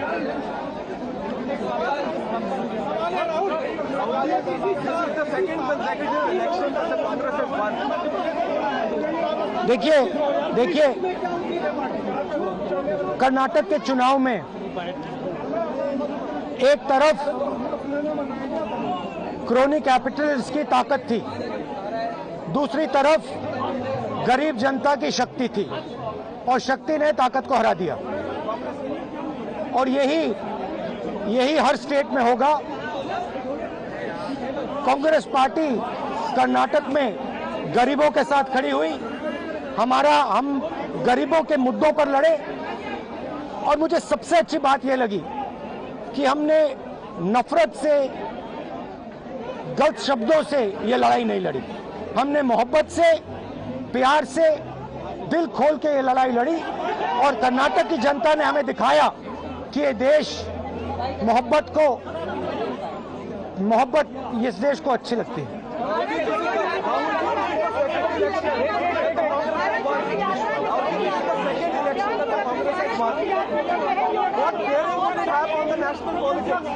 कर्नाटक में नफरत की बाजार बंद हुई है, मोहब्बत की दुकानें खुली हैं। ये सबकी जीत है। सबसे पहले ये कर्नाटक की जनता की जीत है। हमने चुनाव में कर्नाटक की जनता से, गरीब जनता से 5 वायदे किए थे। मैंने अपने भाषण में कहा, खारगे जी ने भाषण में कहा, सब नेताओं ने भाषण में कहा था कि हमारे 5 वायदे हैं। हम इन वायदों को पहले दिन पहली कैबिनेट मीटिंग में पूरा करेंगे। मैं फिर से कर्नाटक की जनता को दिल से बधाई देना चाहता हूं, धन्यवाद देना चाहता हूं। नमस्कार, जय Hind. Thank you. The High Command in the Congress Party thanking the people, saying this is a win of Garib Janta against crony capitalist, and said hate politics rejected. Sanju Verma, quick comment. They say that the only thing worse than a liar is a liar who is also a hypocrite. And while I congratulate Rahul Gandhi and his party for the victory in Karnataka, Rahul Gandhi is hypocrisy personified. Because let's be very clear that at a Congress adhiveshan a couple of months back, Modi teri kabar khudegi, these chants were made, and there was not even a condemnation or a regret from Rahul Gandhi, who otherwise has an opinion on everything under the sun. A Congress senior leader from Madhya Pradesh in December 2022, Rajesh Pateria, said, Modi ko maroge tabhi Hindustan bachega. And when questioned, he said, no, I was not talking about Modi's assassination. I meant the BJP ideology. And just a few weeks back, another senior Congress leader in Punjab, Sukhjinder Singh Randhawa, said, Modi khatam hoga, tab Hindustan bachega. Not an iota of condemnation from Rahul Gandhi, Sonia Gandhi, or Priyanka Vadra, who otherwise wax eloquent about freedom of speech, freedom of expression, and mohabbat ki rajniti. There is nothing called mohabbat ki rajniti in Rahul Gandhi's dictionary. It is just a charade. Okay, I'll get a response from Lokesh Jindal. Lokesh, under pressure to take a break, please allow me a 2-minute breather. I'll come back with this. All our guests stay on.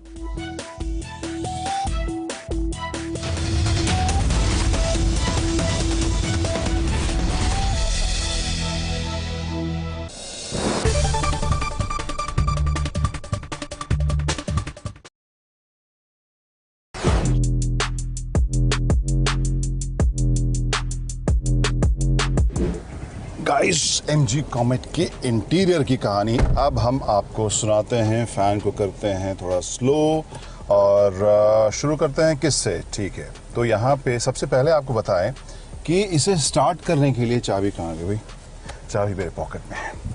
तो इसे start करने के लिए आपको कोई engine start stop button नहीं मिलेगा। क्यों? क्योंकि आप इस खूबसूरत सी क्यूट सी जो चाबी है उसका अनलॉक बटन दबाइए, इस कार में बैठिए, 2 बार ब्रेक पेडल को दबाइए और car is ready to go. तो एक ये इंटरेस्टिंग आपको एस्पेक्ट इसमें देखने को मिलेगा। इसके अलावा 10.25 इंच के आपको 2 स्क्रीन यहाँ देखने को मिल रहे हैं। इंटरेस्टिंग इंप्रेसिव चीज़ ये है कि यहाँ पे आपको जो लुक और फील है और जो फीचर्स है, एमजी की गाड़ियों में आपने फीचर्स वैसे भी काफ़ी जो लिस्ट रही है उससे लंबा ही देखा है उस लिस्ट को। यहाँ पे भी आपको उस हिसाब से ये लोडेड ही नज़र आएगी। एंड्रॉयड, एप्पल कारप्ले, ये सभी आपको वायरलेस भी आपको इसमें ऑप्शन देखने को मिलेगा।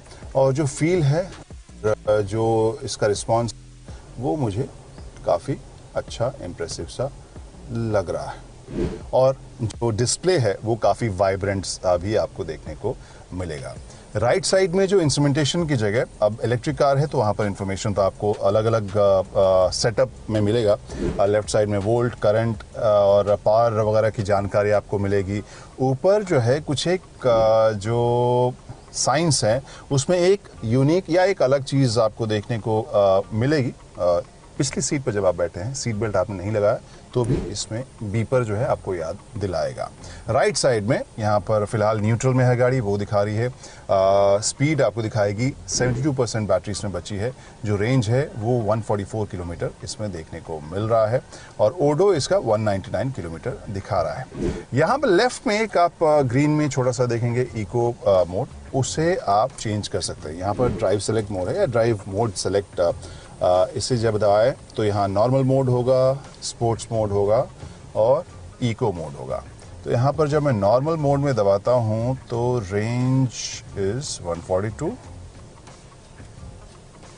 स्पोर्ट्स मोड में दबाया है तो range is 142। So I guess जब ड्राइव करेंगे तब शायद इसमें चेंज हमें नज़र आएगा। इसके परफॉर्मेंस के बारे में भी हम तब डिटेल में बात करेंगे। फिनिश है, जो कलर्स हैं, जो यहाँ पर फैब्रिक जैसा मटेरियल है, जो प्लास्टिक है, उसकी क्वालिटी मुझे प्रीमियम लग रही है। Light grey, off white, cream, इन सब के इस्तेमाल के साथ ज़्यादा स्पेशियस और ज़्यादा प्रीमियम फील आपको नज़र इसमें आ रही है। बहुत ही मिनिमल है, तो ढेर सारे बटन्स और कंट्रोल्स इसमें नहीं हैं। और इसके अलावा सिंस दिस इज़ इलेक्ट्रिक तो यहाँ पर भी आपको पूरी जगह मिल रही है। गियर शिफ्ट यहाँ पर आपको यहाँ वो पैनल नहीं देखने को मिल रहा है। स्टीयरिंग व्हील की बात करें तो अच्छे से प्रीमियम फील के साथ ये आपको कवर्ड मिल रहा है और परफोरेटेड पैटर्न वाला यहाँ पर कवर है। जो मटेरियल इसके सेंटर में यूज़ हुआ है वो भी मुझे अच्छा लग रहा है और जो ये ऑफ वाइट या आइवरी कलर जो फिनिश इसमें दी गई ग्लॉसी सी, वो भी मुझे अच्छी लग रही है। सो हाल फिलहाल में कुछ एक गाड़ियों में हमने ये लाइट थीम देखा है and I really like it. जो सीट है उसमें आप देख सकते हैं फिक्स्ड आपको हेडरेस्ट है, लेकिन ओवरऑल जो फिनिश है वो मुझे फैब्रिक में भी कलर के हिसाब से आई रियली लाइक इट। इसके अलावा यहाँ पर नीचे में आप देखें तो यहाँ ड्राइव सेलेक्ट है, reverse charging, neutral, drive mode ये आपको देखने को मिलेगा।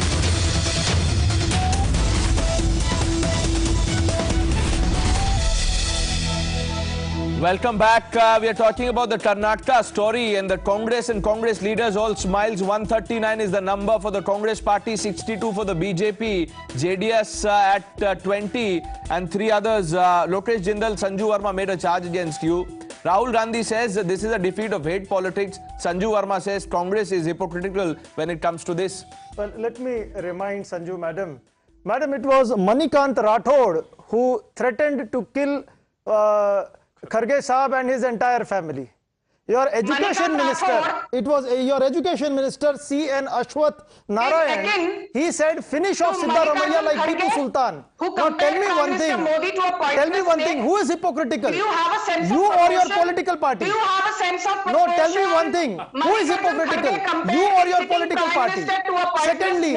Secondly, your political party. That is the basic No, listen to me, madam. Today, आज आप सुनिए, आज आपको सुनना पड़ेगा, क्योंकि because of your policies, look at what your party has ended up into, 62 seats. Rahul Gandhi has because खिसियानी बिल्ली खंबा नोचे. What has happened?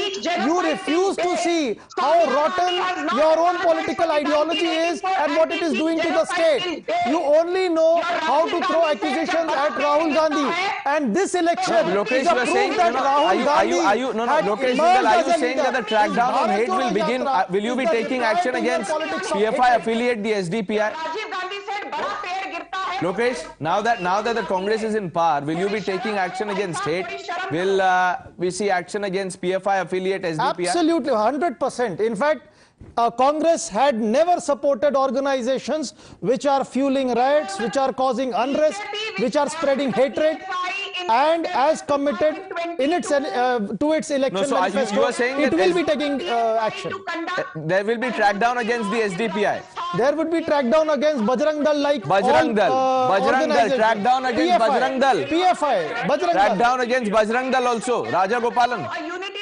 That is where Lokesh Jindal speaks. they will have to Bajrang Dal ko ban karna padega because you have come out on the manifesto. It is a mandate for it also. Do it, do it. No, but Do it. 1 minute, Dr. Raman. Do it. Before the result, Dr. Raman, many in the Congress, including Mr. Moili, said there will be no crackdown against Bajrang Dal. Abhi result aane ke baad Do it.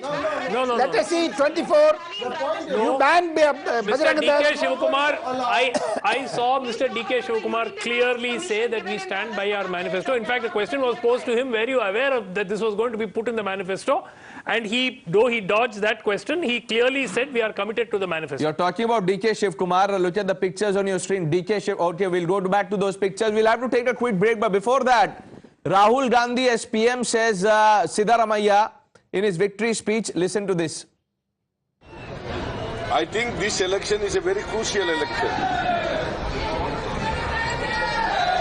This result of this election will be a stepping stone for the coming Lok Sabha election.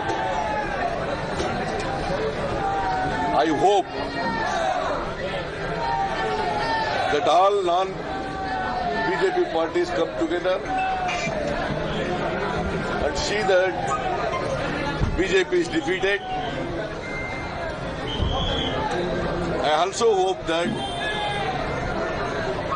Rahul ji may become the Prime Minister of this country.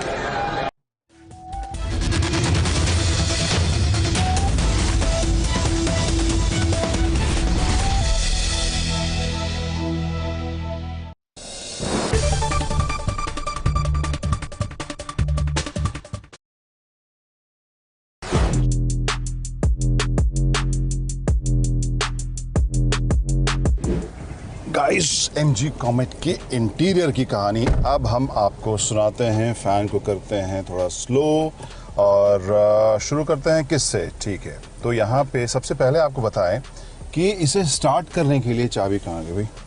चाबी मेरे pocket में है। तो इसे start करने के लिए आपको कोई इंजन स्टार्ट स्टॉप बटन नहीं मिलेगा। क्यों? क्योंकि आप इस खूबसूरत सी क्यूट सी जो चाबी है उसका अनलॉक बटन दबाइए, इस कार में बैठिए, 2 बार ब्रेक पेडल को दबाइए और car is ready to go. तो एक ये इंटरेस्टिंग आपको एस्पेक्ट इसमें देखने को मिलेगा। इसके अलावा 10.25 इंच के आपको 2 स्क्रीन यहाँ देखने को मिल रहे हैं। इंटरेस्टिंग इंप्रेसिव चीज़ ये है कि यहाँ पे आपको जो लुक और फील है और जो फीचर्स है, एमजी की गाड़ियों में आपने फीचर्स वैसे भी काफ़ी जो लिस्ट रही है उससे लंबा ही देखा है उस लिस्ट को। यहाँ पे भी आपको उस हिसाब से ये लोडेड ही नज़र आएगी। एंड्रॉयड, एप्पल कारप्ले, ये सभी आपको वायरलेस भी आपको इसमें ऑप्शन देखने को मिलेगा। और जो फील है, जो इसका रिस्पॉन्स, वो मुझे काफ़ी अच्छा इम्प्रेसिव सा लग रहा है। और जो डिस्प्ले है वो काफ़ी वाइब्रेंट सा भी आपको देखने को मिलेगा। राइट साइड में जो इंस्ट्रूमेंटेशन की जगह, अब इलेक्ट्रिक कार है तो वहाँ पर इंफॉर्मेशन तो आपको अलग अलग सेटअप में मिलेगा। लेफ्ट साइड में वोल्ट, करंट और पावर वगैरह की जानकारी आपको मिलेगी। ऊपर जो है कुछ एक जो साइंस है उसमें एक यूनिक या एक अलग चीज़ आपको देखने को मिलेगी। पिछली सीट पर जब आप बैठे हैं, सीट बेल्ट आपने नहीं लगाया तो भी इसमें बीपर जो है आपको याद दिलाएगा। राइट साइड में यहाँ पर फिलहाल न्यूट्रल में है गाड़ी, वो दिखा रही है। स्पीड आपको दिखाएगी, 72% बैटरी इसमें बची है। जो रेंज है वो 144 किलोमीटर इसमें देखने को मिल रहा है और ओडो इसका 199 किलोमीटर दिखा रहा है। यहाँ पर लेफ्ट में एक आप ग्रीन में छोटा सा देखेंगे इको मोड, उसे आप चेंज कर सकते हैं। यहाँ पर ड्राइव सेलेक्ट मोड है या ड्राइव मोड सेलेक्ट, इसे जब दबाए तो यहाँ नॉर्मल मोड होगा, स्पोर्ट्स मोड होगा और इको मोड होगा। तो यहाँ पर जब मैं नॉर्मल मोड में दबाता हूँ तो रेंज इज 142, स्पोर्ट्स मोड में दबाया है तो range is 142। So I guess जब ड्राइव करेंगे तब शायद इसमें चेंज हमें नज़र आएगा। इसके परफॉर्मेंस के बारे में भी हम तब डिटेल में बात करेंगे। फिनिश है, जो कलर्स हैं, जो यहाँ पर फैब्रिक जैसा मटेरियल है, जो प्लास्टिक है, उसकी क्वालिटी मुझे प्रीमियम लग रही है। Light grey, off white, cream, इन सब के इस्तेमाल के साथ ज़्यादा स्पेशियस और ज़्यादा प्रीमियम फील आपको नज़र इसमें आ रही है। बहुत ही मिनिमल है, तो ढेर सारे बटन्स और कंट्रोल्स इसमें नहीं हैं। और इसके अलावा सिंस दिस इज़ इलेक्ट्रिक तो यहाँ पर भी आपको पूरी जगह मिल रही है।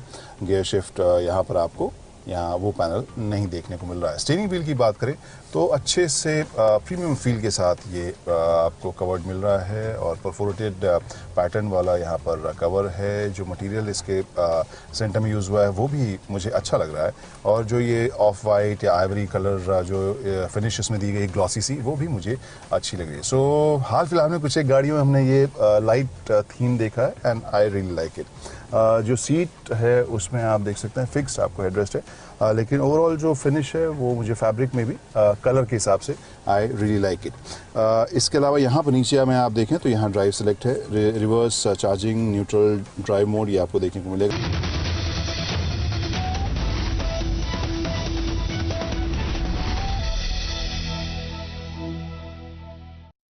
I credit my party cadres and all my leaders. They have worked hard. People have exposed faith in us. The leaders have supported us. It is a collective leadership and we have jointly worked. I have said in the beginning, joining together is the beginning. On the day I took the oath, thinking together is the progress, working together is the success. That is what I said on the day. I assured Srimati Sonia Gandhi, Rahul Gandhi and Priyanka Gandhi that, and Mr. Mallikarjun Kharge, that I will deliver Karnataka to their fold. I can't forget Srimati Sonia Gandhi coming to meet me in jail when all these BJP people put me under jail. So I rather choose to be in jail than having an office. That is the confidence what Gandhi family and the Congress party in the entire country restored on me. I thank all my leaders in the state, including Mr. Siddaramaiah, all the MLAs, all the party officers and the workers from the block to the booth level who took up the responsibility. It is not one effort, including my ACC office bearers, my general secretaries, in-charge general secretaries, secretaries. They work like a block office bearers and all of them are responsible. I have a lot of things to tell. I will come later. I will meet you in my Bharat Jodo Bhavan and I'll meet you and discuss with you. Supporters have come in large numbers. They are all saying what will you tell your supporters? It is, I don't want to tell anything. There is only one support, Congress support. So one thing is before they vote.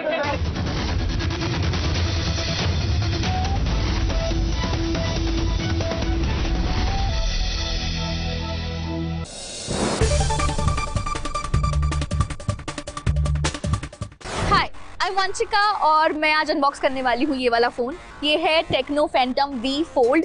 ये India का currently cheapest foldable phone है। चलिए unbox करते हैं। We have this cool box here और I am super excited to unbox it. And यहाँ पे they have given their tagline beyond the extraordinary. देखते हैं इसके अंदर फ़ोन एक्स्ट्रा ऑर्डिनरी है कि नहीं। Here is the phone. इसके बारे में हम थोड़ा बाद में बात करेंगे. Let's see what's there further. We get this packet kind of a thing. We have SIM ejector tool here, and we have some usual paperwork here, warranty cards, and some user manual. We get the cover also. बहुत ही cool सा matte finish वाला इसका cover यहाँ पे available है. And then we have जिसमें हमारे पास charging cable available है, 45 वॉट का चार्जर अवेलेबल है, and that's it. These were all the things that were available inside this box. I'm sweating guys, मतलब अनबॉक्स करने के चक्कर में इस फ़ोन को मेरे पसीने छूट रहे हैं, but I'm excited. So, and here is the phone guys. Look at this beast. इसका जो मेन स्क्रीन है वो 7.85 इंचेस का है. मतलब अगर आप स्ट्रीम करना चाहते हो, गेम खेलना चाहते हो, बढ़िया फ़ोन है आपके लिए. इसका जो सब स्क्रीन है वो 6.42 इंचेस का है. कटआउट पंच होल अवेलेबल है. इसमें 50 मेगापिक्सल्स का रेयर ट्रिपल कैमरा इसमें अवेलेबल है. इसका जो बैक पैनल है वो टेक्सचर्ड है, बहुत ही प्रीमियम फील है. इसका जो वेट है वो 2.99 ग्राम्स है, जिसमें मतलब मुझे थोड़ा सा भारी लग रहा है, but it's fine right.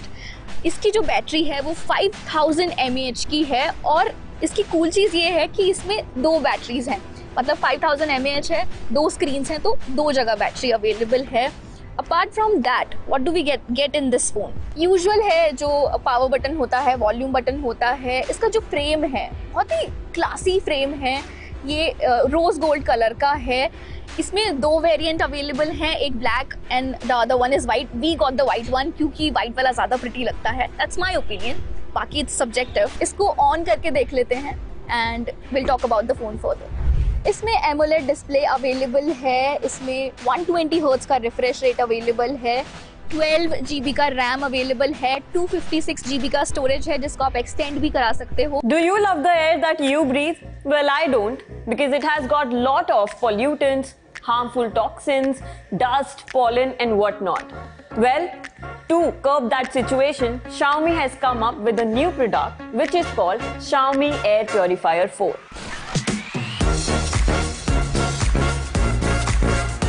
Hi, you're watching Edge Times. This is me, Pavni Jain, and this is the product I'm talking about, the newly launched Xiaomi Air Purifier 4.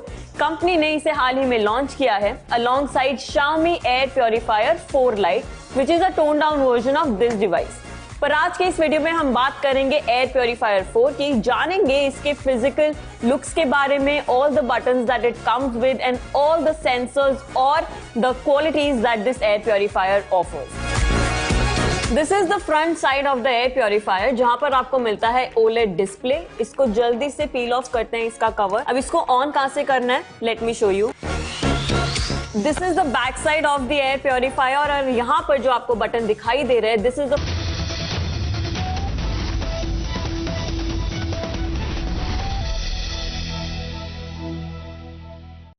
very warm welcome. You're watching Times Now, and what a day it has been. Probably the closest contest between the two opposing and leading parties in the country that was witnessed in recent times was seen in Karnataka today. High-pitched battle that eventually threw up some unexpected results. Clear-cut majority coming in for the Congress party. Probably the next stop now is 2024 because these elections were seen as semi-finals of sorts. What does it mean for 2024? Is it too early to project these results onto 2024 or not? We'll elaborate on all that, but first up, let's get you the highlights of the day. An emotional DK Shivakumar breaks down as he acknowledges. They have worked hard. People have exposed faith in us. The leaders have supported us.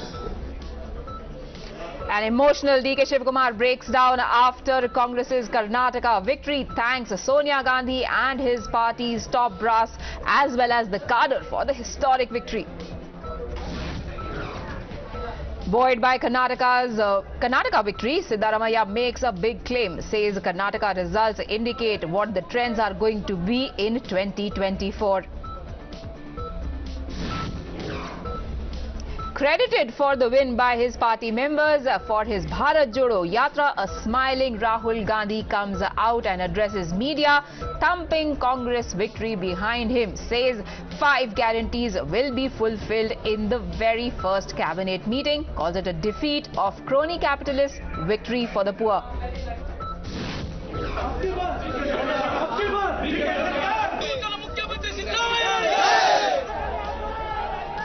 Electoral contest won, but will internal contest be easily settled as well? Next challenge for Congress is who is going to be the chief minister from the party. Congress wins Karnataka race. Chief Minister Bommai, outgoing Chief Minister Basavaraj Bommai concedes defeat, says he will come back stronger with his party in Lok Sabha elections. Meanwhile, JDS's dreams of being the power broker fizzle as Congress sails past the victory mark. HD Kumaraswamy himself manages to lead only by a razor-thin margin. Anti-incumbency wave has hit the BJP very hard. Many big faces from the party, including 9 ministers of the government, lose their seats. Maintaining dominance in the Hindi heartland, Yogi Adityanath meanwhile sweeps all 3 local polls in a massive boost for the BJP ahead of the next electoral battle. Now it is known to one and all. The Congress has turned the tables in Karnataka, and how. The party has won big in the state, defeating the BJP. Results are important not only for the state, as BJP has lost its only bastion in southern India, but are now also being projected onto the big Lok Sabha battle coming up in 2024. All the stakeholders in the fray are confident that it is going to be a harbinger of what is going to happen in the years ahead, with Siddaramaiah of the Congress even coming out to go as far as to claim that Rahul Gandhi might be the next Prime Minister. But what did the man himself, who had taken out a Bharat Jodo Yatra across the country just ahead of these elections, has to say about this? Karnataka के चुनाव में एक तरफ crony capitalist की ताकत थी, दूसरी तरफ गरीब जनता की शक्ति थी, और शक्ति ने ताकत को हरा दिया। और यही हर स्टेट में होगा। कांग्रेस पार्टी कर्नाटक में गरीबों के साथ खड़ी हुई, हम गरीबों के मुद्दों पर लड़े, और मुझे सबसे अच्छी बात यह लगी कि हमने नफरत से, गलत शब्दों से ये लड़ाई नहीं लड़ी। हमने मोहब्बत से, प्यार से, दिल खोल के ये लड़ाई लड़ी, और कर्नाटक की जनता ने हमें दिखाया कि ये देश मोहब्बत इस देश को अच्छी लगती है। मोहब्बत की दुकान खोली थी कांग्रेस ने, and that has got an endorsement from the voters. Will this endorsement continue in 2024 as well? Now, Siddaramaiah had this to say after the victory. I think this election is a very crucial election. This result of this election will be a stepping stone for the coming Lok Sabha election. I hope that all non-BJP parties come together and see that BJP is defeated. I also hope that Rahul ji may become the Prime Minister of this country. Not just the Congress party, there are others who are in the opposition who have been making efforts to create an anti-BJP bloc, who say that now one thing is clear, that it will be very difficult for those who had been trying to cobble together a coalition minus the Congress party to go ahead with their plan. The lead of the Congress has been established now, they say. हम कर्नाटक के चुनाव नतीजों का स्वागत करते हैं और 2024 गैर भाजपाई विपक्ष के लिए संभावनाओं से भरा हुआ है, उसकी भी हम सराहना करते हैं। दक्षिण भारत में अकेला राज्य था कर्नाटक जहां भाजपा की मजबूत स्थिति थी। केरला, तमिलनाडु, तेलंगाना, आंध्र प्रदेश में यूं भी विपक्ष की भूमिका में भी नहीं है भारतीय जनता पार्टी। इन चुनाव ने समूचे विपक्ष में एक नई जान फूंक की है। ये साबित कर दिए हैं कि मोदी जी अपने बाहुबली की बदौलत, तानाशाही की सहारे में अपने पार्लियामेंट से राहुल गांधी जी को, जब राहुल गांधी जी भ्रष्टाचार के खिलाफ आवाज उठाने की कोशिश की, उस समय आपने राहुल गांधी जी को डिस्क्वालीफाई कर दिए थे। आज वो भ्रष्टाचार के मसले पे आम लोग तय करते हैं सत्ता पे कौन जाएंगे। सत्ताधारी नहीं तय करते, आम लोग तय करते हैं सत्ता में किसको भेजा जाए। We've got breaking developments coming in. The man who is known as the Chanakya when it comes to putting together the opposition and the anti-BJP bloc, Sharad Pawar, has also reacted to this. He is also predicting that the trend that has emerged from Karnataka is also going to reflect when it comes to the Lok Sabha elections next year. राजस्थानमध्ये नाही, त्याच्यानंतर दिल्लीमध्ये नाही, झारखंडमध्ये नाही, पंजाबमध्ये नाही, waste बेंगालमध्ये नाही, याचा अर्थ बहुसंख्य राज्यामध्ये आज BJP हे सत्तेच्या बाहेर जात आहेत आणि त्यावर आत्ताचा हा निकाल आहे. आणखीन 2024 देशामध्ये ज्या निवडणुका होतील त्या निवडणुकीमध्ये काय चित्र येणार आहे याचा एक नक्की अंदाज या कर्नाटकाच्या निवडणुकीच्या उद्देशातून आपण करू शकतो. Today's loss might have given the opportunity to the Congress party to say that instead of Congress Mukt Bharat, today's results have led to BJP Mukt Southern India, but the party is not losing hope. Speaking after the results, Bommai said, as well as Yediyurappa is also saying now that their party will make a big comeback. Do not worry.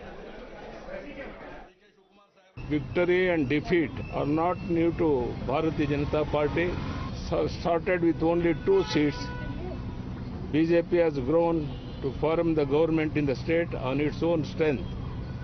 Party workers need not to be panicked by these results. Although the BJP government under the leadership of the popular Prime Minister Shri Narendra Modi ji has given a pro-development administration in the state, we have lost the election. We will introspect about the party's setback. We will give all cooperation for the development of the state. I respectfully accept this verdict of the people of the state. Now joining me from outside BSY's residence, Pragya, a lot was at stake not only for Yediyurappa as an ex-chief minister but also as a prominent Lingayat leader within his own ranks. So there's going to be a big setback to that as well. Absolutely, it's a big setback to the party, to the Bharatiya Janata Party, who had this southern state. The only southern state that BJP had was in power was Karnataka, and losing that might not augur well for the party. However, comparing this with the Lok Sabha election, I think Congress has gone a bit ahead in its ambitions when they say that they can win Lok Sabha election.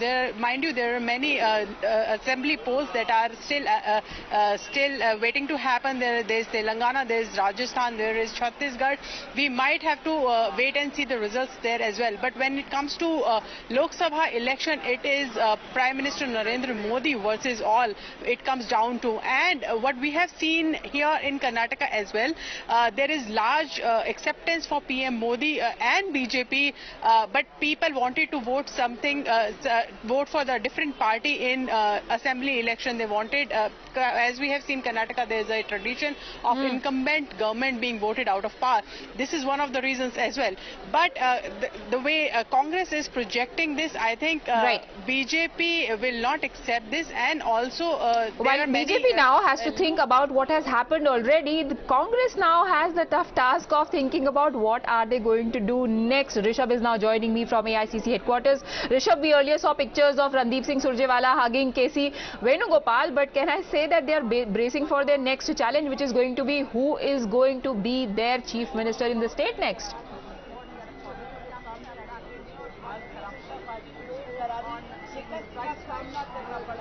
Well, Priya, whatever I could gather from what you're saying, yes, here at AICC, the tempo is high, and now the major question is who will be the chief minister. We are being told that there was a high-level meeting between Rahul Gandhi, Mallikarjun Kharge, KC Venugopal, as well as Randeep Surjewala over a phone call, and things were discussed. Now there will be 2 observers who will be sent from Delhi to Bangalore, who will be presiding over the legislative party meeting tomorrow, the Congress legislative party meeting tomorrow, from where the names will be sent to High Command here. Kamal Nath, we are being told, is one of the observers who will be flying from Delhi to Bangalore later this evening. The other name is still not very clear. I'll ask my camera person Sachin to show things at AICC. There are firecrackers, there are dhols all around here since morning. They haven't stopped. And if you see the way things are happening here, there is a sense of confidence in Congress party as well. We have with us Shama Mohammed, who is spokesperson for All India Congress Committee, and we'll try and talk to her as well to understand what's her take on this victory and how the road ahead looks like. Shama Mohammed is joining us now. Shama, how do you see things happening from here? You have 137 seats as of now as we are talking. 140. You'll cross 140. So this is the confidence that Congress is showing. But who is the chief minister? Is the million-dollar question. Is it DK Shivakumar or is it Siddaramaiah? So the million-dollar answer is, we all have something called a CLP. The MLAs will come and they will decide.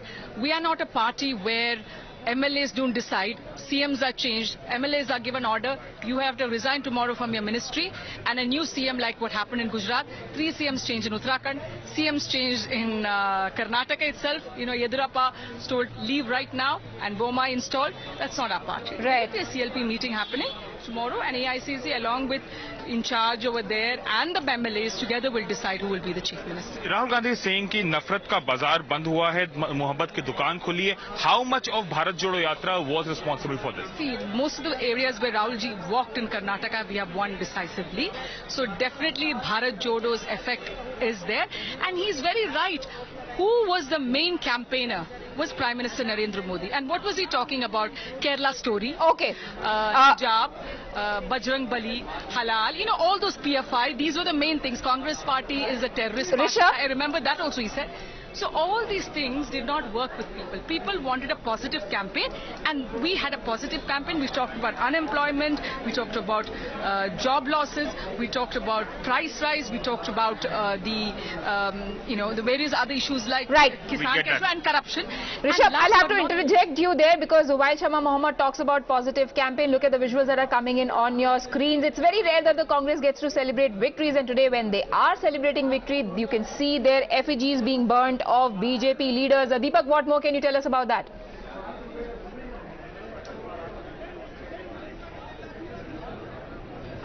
Well, a bizarre sort of a celebration that we are seeing outside the KPCC. Yes, it calls for celebration from the Congress, but here effigies being burnt of BJP leaders. They're also blocked the main road as if this was a protest of sorts. We were hearing slogans against the BJP. Also, 2 engines were brought in by some of the Congress workers, and setting fire to the double engine Sarkar is a symbolic representation they wanted to put across. Well, it is a time for celebration, definitely for the Congress party, but definitely some retrospection as to the kind of celebration that they want to do at this point in time. Probably some of the leaders themselves are not going to back these sort of celebrations, but mostly it is some of the Congress workers who have gathered here outside the KPCC. You can see definitely the mood, of course, is of excitement overall. A huge number of people have gathered, and once Mr. DK Shivakumar, Mallikarjun Kharge and Mr. Siddaramaiah come here, you can definitely expect the crowds to only increase. But at this point in time for the Congress party, yes, reason to celebrate, but probably what we just witnessed just a couple of minutes ago, these sort of things could be avoided for their own good. Right, thank you Deepak for joining us, as well as Imran. Let me take it over to our guest right now. Tuhin Sinha of the BJP is on the broadcast. Shekhar Iyer, who's a senior journalist, joins us as well. Abhishek Banerjee, the columnist. Amran Pasha of the JDS, he's the state spokesperson. Nikhil Jain, advocate, and Jeba Yasmin of the Samajwadi Party. In case my viewers are wondering why do we have Jeba Yasmin on a story that is coming in from Karnataka, something very interesting happened today in Uttar Pradesh, where in local polls BJP has clearly managed to sweep all of the mayoral seats till I last checked, and has done really well at the hustings. But the tweet that came out first from Akhilesh Yadav said nothing about Uttar Pradesh, but he commented about Karnataka. So Jeba Yasmin, do you think that the message that is going to be projected at a national level is going to be from UP or from Karnataka? See, both are different elections. And in UP, BJP sweeps, and earlier also BJP was dominating all the seats. So, but we tried well, we fought on many seats. And here, if we talk about Karnataka, it is a bigger election and a bigger message has gone, and it is anti, it is against BJP. No, but So why I ask don't you the think question is because even in Karnataka, local issues were the one that people have voted for, and that everybody is crediting Congress's victory to them being vocal about local issues, which is also what people in UP have voted for. Yeah, Karnataka people, they have voted for local issues, and I congratulate Congress because they were able to evoke that. And we'll also try hard next time. Lok Sabha is our target, and we'll also try hard to put up the, ground issue. Okay. Tuhin Sinha, is it a loss of the BJP or of the Prime Minister, given the kind of push that was given by none other than Modi himself? He had said on multiple occasions, this is a personal favor that I am asking of you. You must vote for the party that ensures development. People ask for personal favors when they know that... That's what Tuhin Sinha, ma'am. Let him. Put it this way, the anti-incumbency factor was a... Let me put it this way, the anti-incumbency factor was, probably a lot bigger than what we had anticipated. And had it not been for the Prime Minister's, push towards the end, the result could have been marginally worse in that case. But having said that, the reassuring part over here is that we continue to retain the same vote share. There is barely a difference of 0.4%, which gives us the confidence that given our ability at taking stock quickly and bringing the necessary changes, we are going to fight back really hard. Also, the fact that Karnataka elections, whoever wins the Karnataka Assembly elections, does not win the Lok Sabha election. So we are going to fight back really hard. And, I think ours was a very calibrated campaign. While we retaliated to the Congress's malified intent of equating the Bajrang Dal with the PFI, on the ground, the issues were the development programs. But yes, the fact that so many ministers have lost the elections clearly points out that we had probably underestimated the anti-incumbency factor. Okay, so would you admit that one of the things that you need to think about is the fact that you missed out on people's pulse there? That you were focusing on wrong issues probably? On people's? On people's pulse, were you focusing on the wrong issues? I mean, that is something which is going to be, decided by... Congress said LPG won, Bajrang Bali lost. So that is something that is going to be decided once the review is undertaken. Right, that review... Not at all. Like every time the Congress resorts to a malified practice of equating the Bajrang Dal with the PFI, which was in a way saying that Praveen Nettaru's dastardly murder meant nothing for them, we will hit back with ferocity. So I don't think Bajrang Bali could in any way be a factor that went against us. But having said that, I think the issues were largely centered around the local leadership. The local leadership had to do a lot more than probably what they did. Okay, Sharad Pawar has today said, and he never says anything without having weighed his words. He's just been proven right in case of Uddhav when he came out and said that I asked him not to resign. And today he says that these results will have a bearing on the elections coming up in 2024. I'm sorry, Shekhar Iyer, do you agree with that? Yeah, I do, because this result is going to give a big impetus and boost to efforts by the opposition parties to, agree on a common agenda and work on that formula to put up, one common opposition candidate against the ruling NDA or the BJP nominee. So this is a result that definitely, is giving a lot of encouragement to the opposition. So therefore, one should not be surprised, not just Sharad Pawar. You can see the reaction of Stalin, you can see the reaction of other leaders, other opposition who feel that here in Karnataka, the BJP has faced a kind of a rout rather, though not in terms of polling percentage, but definitely in terms of image perception. That they feel is of a great boost to them. Right. Of course, a lot more needs to be done by the opposition parties, by the Congress parties. I mean, in the run-up to the 2024 election. But today, Congress seems to have got a lot of things right as far as Karnataka is concerned. Yes, but whether or not they will get the final decision right, Imran, I'm coming to you for that. Tell me something, the advance money that would have been given to all the choppers and the charters that were kept in place as a backup plan, has that money been sought back, or is the standby plan still in place?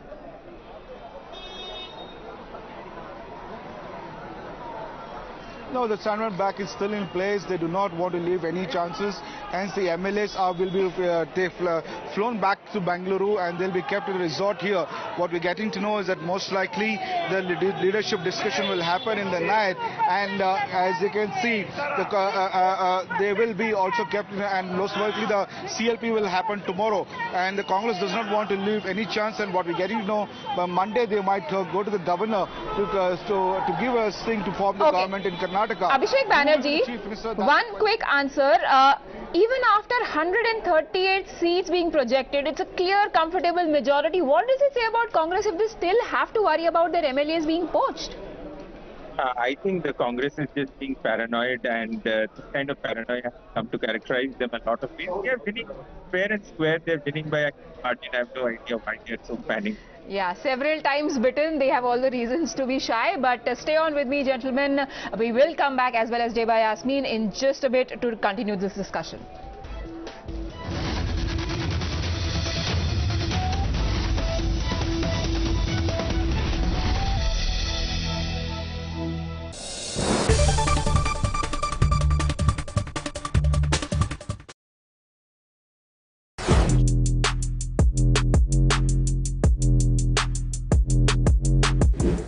Guys, MG Comet के interior की कहानी अब हम आपको सुनाते हैं। Fan को करते हैं थोड़ा स्लो और शुरू करते हैं किससे। ठीक है, तो यहाँ पे सबसे पहले आपको बताएं कि इसे स्टार्ट करने के लिए चाबी कहाँ गई भाई?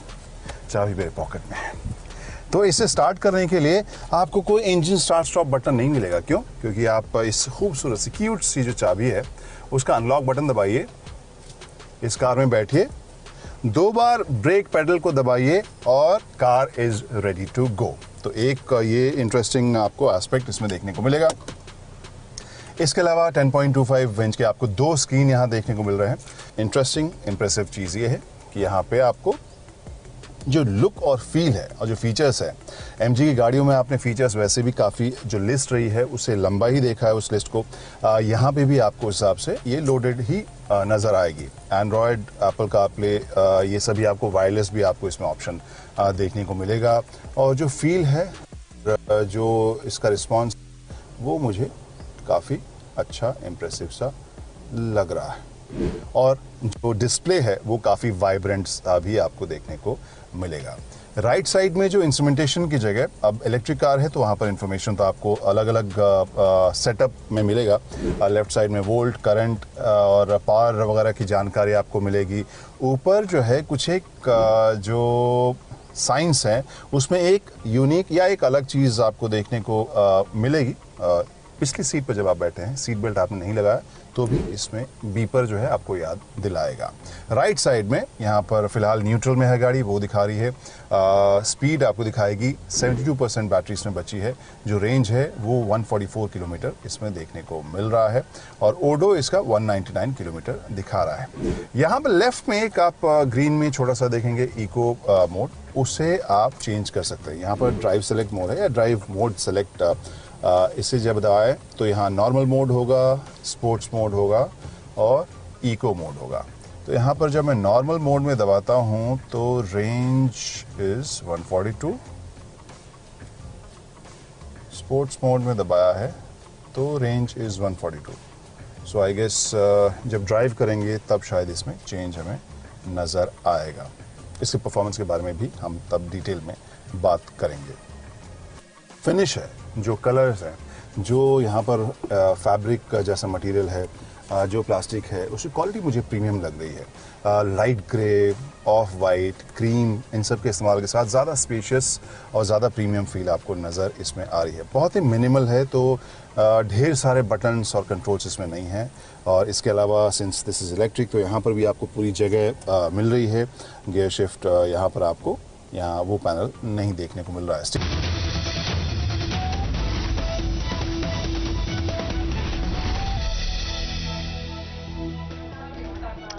Welcome back. Now, while most of the focus and spotlight was on what was happening in Karnataka Assembly elections, there was another high-stakes battle going on in Uttar Pradesh, one that many would call a semi-final for the parties eyeing a strong foothold in the Hindi belt ahead of 2024 Battle Royale. The BJP, the Samajwadi Party, the BSP as well as the Congress fought a high-octane contest, but what ultimately played out was a two-horse race between the BJP and the Samajwadi Party. The one that most had their eyes on was the contest in urban centers, with BJP dominating the mayoral elections, securing 16 out of 17 seats. The BJP has also secured nearly half of the 199 municipal council seats as we speak, as well as the Nagar Panchayats, making it a complete sweep for the Saffron Party in Hindi heartland.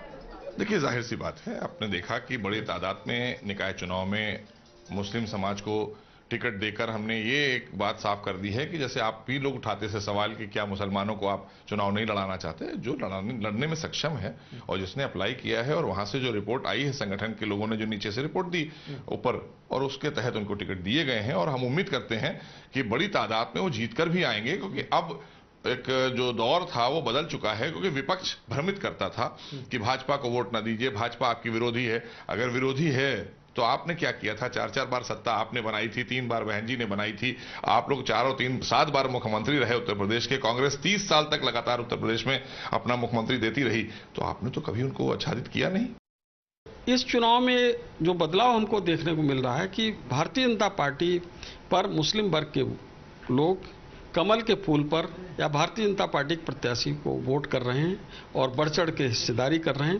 तो हमारी जो नीतियां हैं, सबका साथ, सबका विकास, सबका विश्वास, जन कल्याणकारी योजनाओं को नीचे तक पहुंचाने का काम किया है। हमने जन कल्याणकारी योजनाएं देते समय किसी व्यक्ति की जाति नहीं देखी, वर्ग नहीं देखा, धर्म नहीं देखा, मजहब नहीं देखा। निश्चित तौर से जनता भाजपा के साथ खड़ी है, यह संदेश नगर निकाय चुनाव से है और मैं जनता के प्रति और अपने एक एक कार्यकर्ताओं के प्रति आभार प्रकट करूंगा, उनका अभिनंदन करूंगा कि उन्होंने बहुत शानदार ढंग से जो संगठन ने रणनीति बनाई उसके अनुसार काम किया, और जो डबल इंजन सरकार के माध्यम से हम लोग प्रदेश का विकास कर रहे थे और लोगों से जो अपील की कि ट्रिपल इंजन की सरकार बनाइए, उन्होंने ट्रिपल इंजन की सरकार के लिए माननीय प्रधानमंत्री मोदी जी के नेतृत्व में, आदरणीय मुख्यमंत्री योगी आदित्यनाथ जी के नेतृत्व में वह दिखा करके अपना जनादेश दे करके, अपना आशीर्वाद दे करके संदेश दिया। हम हृदय से आभार प्रकट करते हैं। लेकिन समाजवादी पार्टी न वर्तमान है न भविष्य है, भाजपा ही वर्तमान है और भाजपा ही भविष्य है। उत्तर प्रदेश में प्रदेश के 25 करोड़ लोग भारतीय जनता पार्टी के साथ हैं। माननीय प्रधानमंत्री नरेंद्र मोदी जी की गरीब कल्याण योजनाओं के साथ हैं।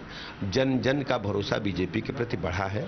उनको महसूस हुआ है उत्तर प्रदेश के लोगों के, उनके जीवन स्तर में बदलाव लाने वाला यदि कोई नेता है तो आदरणीय प्रधानमंत्री नरेंद्र मोदी जी हैं। उनके जीवन स्तर में बदलाव हुआ है और उत्तर प्रदेश के लाइन ऑर्डर की सराहना सब लोगों ने की है। इसलिए मैं दावे के साथ पहले भी कहता था, आज फिर कह रहा हूं कि भारतीय जनता पार्टी का जनाधार लगातार बढ़ रहा है, लोगों का भरोसा बढ़ रहा है। इसी वजह से 17 के 17 नगर निगम, नगर पालिका परिषद और नगर पंचायतों में प्रचंड बहुमत से भारतीय जनता पार्टी आई है। ये अन्याय के विरुद्ध न्याय की जीत है। एक पिछड़े वर्ग से आने वाले, पसमानदा समुदाय से आने वाले शफीक अंसारी जी को हमने प्रत्याशी बनाया और स्वार क्षेत्र की जनता ने, किसी भी धर्म का हो, किसी भी समुदाय का हो, किसी भी जाति का हो, जिस प्रकार से शफीक जी पर भरोसा जताया है, उसकी जीत है। हमारे प्रधानमंत्री जी सभी वर्गों के लिए काम करते हैं, मुख्यमंत्री जी सभी वर्गों के लिए काम करते हैं।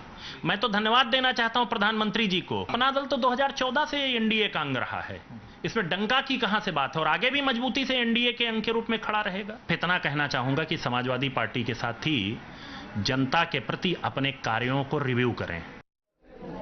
Today's result is only a reflection of what has been a growing vote share of the BJP in civic elections ever since 2006, which is a good 17 years, with the party securing nearly 88% of the votes in the mayoral elections in 2017. So what does it mean for the BJP? We heard all the BJP leaders there saying that this is a vote of faith in Sabka Saath, Sabka Vikas. BJP has fielded candidates that are from Muslim communities. So all those allegations that BJP is a divisive party, especially some of those allegations that came in for them after there were some encounters.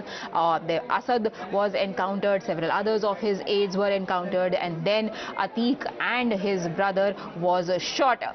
Will these results negate all those allegations of BJP only targeting one community and working for the other? To discuss that, I am now joined by my reporters who will ask these questions to people on ground. Tejashree is in Ghaziabad and Ashutosh is in Varanasi. Ashutosh, coming to you first. What are the people in the state making of these results? देखिए, बिल्कुल कर्नाटक में भले ही BJP को मायूसी हाथ लगी हो, लेकिन अगर वाराणसी की बात करें, जिसे प्रधानमंत्री नरेंद्र मोदी का संसदीय क्षेत्र भी कहा जाता है, यहाँ पर बीजेपी का जो परचम है वो पूरी तरीके से लहरा रहा है। आप देखिए, प्रत्याशियों को देखिए किस तरीके से जो यहाँ पर जीत कराने वाले प्रत्याशी हैं पूरे तरीके से यहाँ पर भगवामय हो गया है और लगभग भी यहाँ पर बीजेपी ने क्लीन स्वीप कर दिया है। चाहे बीजेपी के मेयर पद हो या फिर जो दूसरे पार्षद पद के प्रत्याशी हो, लगातार जीत कर आ रहे हैं। हम इनसे भी बात करने की कोशिश करते हैं। डबल इंजन की सरकार थी, ट्रिपल इंजन होने जा रहा है। कितनी बड़ी चुनौती है, क्योंकि प्रधानमंत्री नरेंद्र मोदी का भी संसदीय क्षेत्र है। हम लोग भारतीय जनता पार्टी के कार्यकर्ता हैं। हम लोग लगातार केंद्र और प्रदेश की जो भी योजनाएं आती हैं, अपना पार्षद न रहने पे भी हम लोग करते रहते हैं। मगर सौभाग्य है कि हम अपने क्षेत्र में 20 वर्ष बाद भारतीय जनता पार्टी की सभासद चुने हैं। ट्रिपल इंजन की सरकार, जो भी योजनाएं आएंगी उसे हम लोग अब अपने पूरे वार्ड में हर किसी को अंतिम व्यक्ति तक पहुंचाने का कार्य करने के लिए हम लोग अब तैयार हो गए हैं। चुनौतियां बड़ी थी। आपको क्या लगता है कि जिस तरीके से कानून व्यवस्था के मुद्दे पर योगी आदित्यनाथ जी ने एक संदेश देने की कोशिश की, उसका फायदा आप लोग को मिला? निश्चित तौर पे उत्तर प्रदेश की सरकार ने जो कानून व्यवस्था उत्तर प्रदेश में लागू किया है वो अपने आप में एक मिसाल है और उसी के परिणाम स्वरूप आज हम लोग विजयी हुए हैं। इस जीत का श्रेय किसे देंगे? क्या लगता है कि केंद्र में मोदी जी की सरकार और राज्य में योगी जी की सरकार? पूरा देश जो है नरेंद्र मोदी जी के हर फैसले पर जो है सहमत रहता है और इस चुनाव ने स्पष्ट जनादेश दे दिया कि 2024 का चुनाव बिल्कुल क्लियर है। जनता पूरा समर्थन अपना नरेंद्र मोदी जी को, योगी आदित्यनाथ जी को दे रही है। कानून व्यवस्था के मुद्दे पे आज पूरे देश भर में ये हो रहा है कि हमारा मुख्यमंत्री योगी जी जैसा होना चाहिए। तो जी, इसका फायदा मिल रहा है। जिस तरीके से चाहे इलाहाबाद में हमने देखा कि असद का एनकाउंटर हुआ या फिर योगी या फिर माफिया राज केस से मुक्ति को लेकर जो एक नारा दिया था उन्होंने, अंसारी परिवार पर भी शिकंजा कसता जा रहा है। तो कानून व्यवस्था को जिस तरीके से वो हैंडल कर रहे हैं, उसका असर अब क्या ग्राउंड पे दिखने लगा है? बिल्कुल दिख रहा है, ग्राउंड पे दिख रहा है। पूरे प्रदेश की जनता इससे बहुत खुश है। अन्य प्रदेश वाले भी योगी जी जैसा मुख्यमंत्री चाह रहे हैं। बिल्कुल, देखिए, तो अन्य प्रदेश के लोग भी योगी जैसा मुख्यमंत्री चाह रहे हैं। देखिए, इस लोकल बॉडी इलेक्शन को सेमीफाइनल के तौर पे देखा जा रहा है, क्योंकि 2024 में यहां पर लोकसभा चुनाव होगा। लिहाजा इस चुनाव को जीतने के लिए बीजेपी ने भी पूरी तरीके से एड़ी से चोटी तक का जोर लगा दिया था। खुद सीएम योगी आदित्यनाथ लगभग 3 से 4 बार खुद बनारस पहुंचे थे और इस दौरान वो लोगों से मिले, उन्होंने जनसभा की और इसका असर अब वो देखने को भी मिल रहा है। 17 नगर निकाय की जो सीटें थी वो बीजेपी की झोली में आ गई हैं। इसके साथ ही नगर पंचायत हो या फिर जो नगर पालिका की सीटें हैं वहां पर भी बीजेपी एक तरीके से क्लीन स्वीप करती हुई दिख रही है।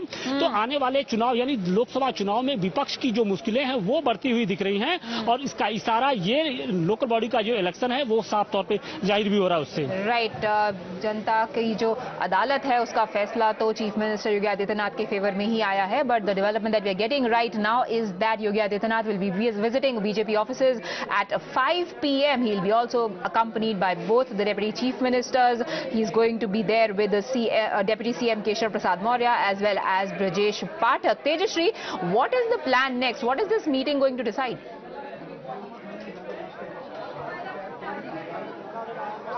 Well, fresh, what we are learning is that the Chief Minister of Uttar Pradesh, Mr. Yogi Adityanath, is going to the party headquarters at around 5 PM along with both the Deputy Chief Minister. Remember that this Uttar Pradesh local body poll has been a major victory for the Bharatiya Janata Party because say it be municipal corporation, municipal council or in fact the Nagar Panchayat.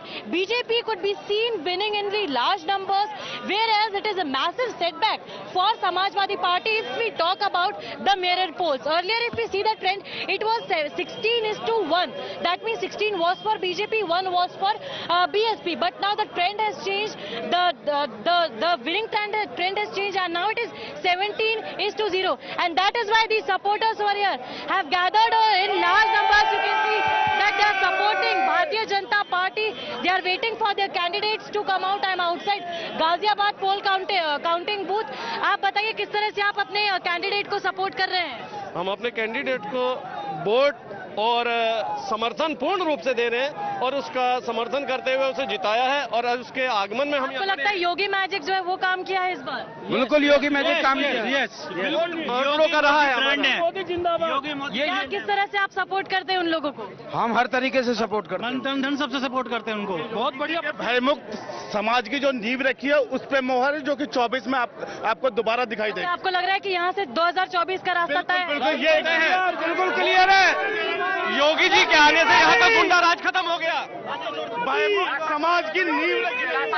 So you see, these are the supporters in fact who are also stating the fact that this will make a path clear. In fact, this is the roadmap for the 2024 Lok Sabha elections, and that is what most of the party leaders have been saying, that if they win the local body polls of Uttar Pradesh. Right. Let me take that to the guests. What is the interpretation of these outcomes now? There was a double engine promise in Karnataka that clearly did not seem to have worked for the BJP, but the triple engine promise has clearly taken them ahead. And how? 17-0. Zeba Yasmin, Akhilesh Yadav का तो सुपड़ा ही साफ हो गया. I congratulate BJP for that.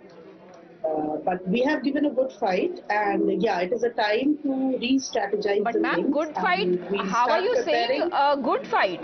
It is 17-0. See, it's been long that BJP had these seats under them, but yes, we tried our best, but we couldn't do it. And it's time we'll re-strategize things and we'll work further. Yeah, so ma'am, when you say re-strategize, will we now not see Akhilesh Yadav saying कि आप शाइस्ता को mafia कैसे बुला सकते हैं and then call a spade a spade? Re-strategize means we'll work on our Sangathan, we'll try to put up ground issues as we have been doing, and we'll try to be more into people. Okay, Tuhin Sinha, your takeaway from this?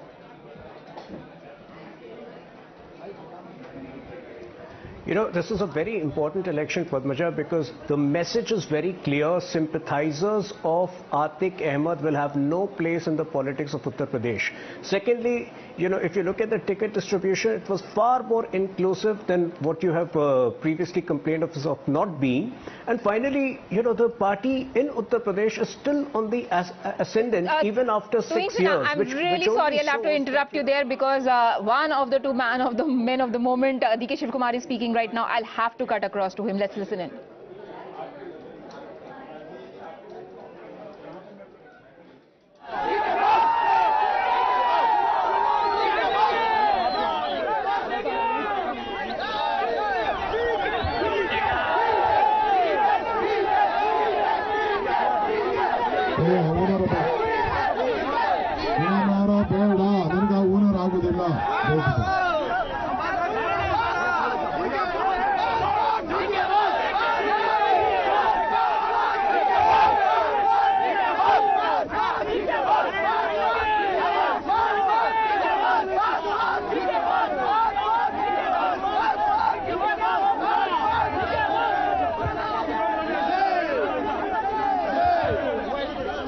ಯಾರು ಹೂವು ಎತ್ಬೇಡ್ರಿ ಅಪ್ಪ ಸುಖನ್ ರಾಜನ ಒಂದು ಅರ್ಧ ಗಂಟೆ ನೀವು ಆಮೇಲೆ ಇಟ್ಬಾಲ್ಗೆ ಹಾಕೊಳ್ಳಾರಂತೆ ಈಗ ಮೀಟಿಂಗ್ ಹೋಗಿ ಸುಮ್ಮನೆ ಎತ್ಬೇಡಿ ಹೂವು ಎತ್ಬೇಡಿ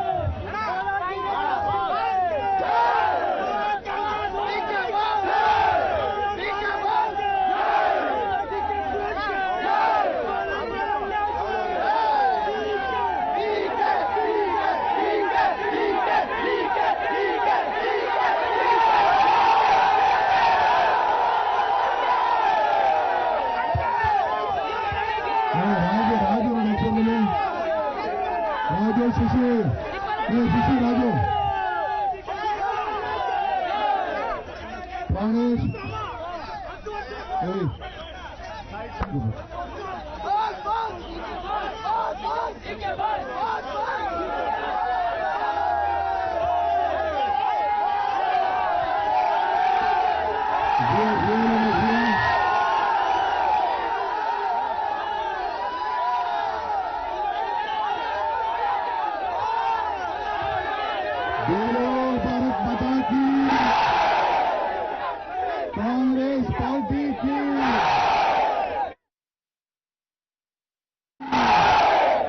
मल्लिकार्जुन खड़गे की, राहुल गांधी की,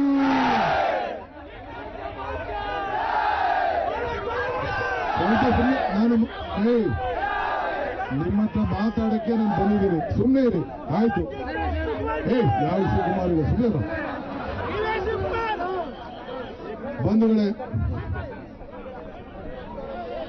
ಇವತ್ತು 40 ವರ್ಷದ ರಾಜಕಾರಣದಲ್ಲಿ ಒಂದು ಐತಿಹಾಸಿಕವಾದಂಥ ದಿನ. ನಾನು ಈ ದಿನನ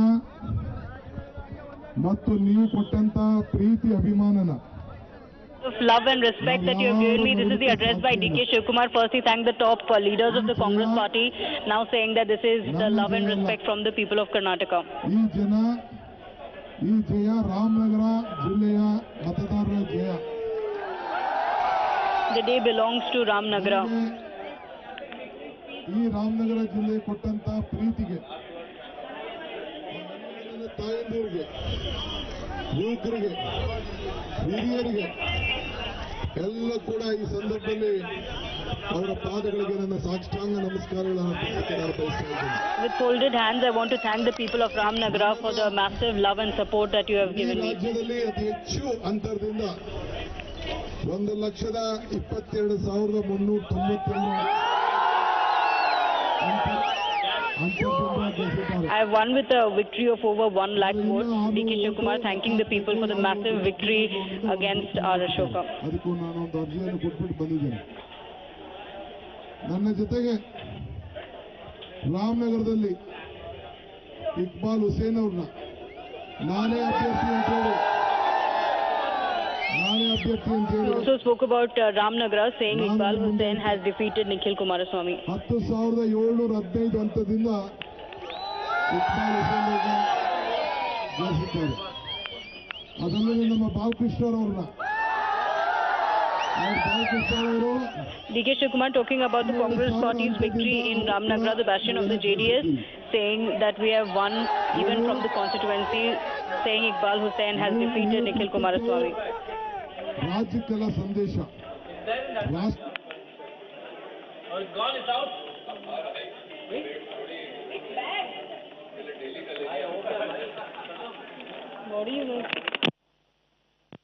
Pura defeating R. Ashoka of the BJP there. He also thanked the people of Ramanagara. Why? Because H.D. Kumaraswamy's son, Nikhil Kumaraswamy, was in the fray from Ramanagara and he has lost this election. HDK also for a while was trailing but eventually did manage to go past the numbers line. Imran now joins us. Imran, what do you make of this special mention of Ramanagara in DKS's speech? Also, by the way, while he did say Congress ki jai and Khadge ki jai, he very conveniently did not mention Siddaramaiah.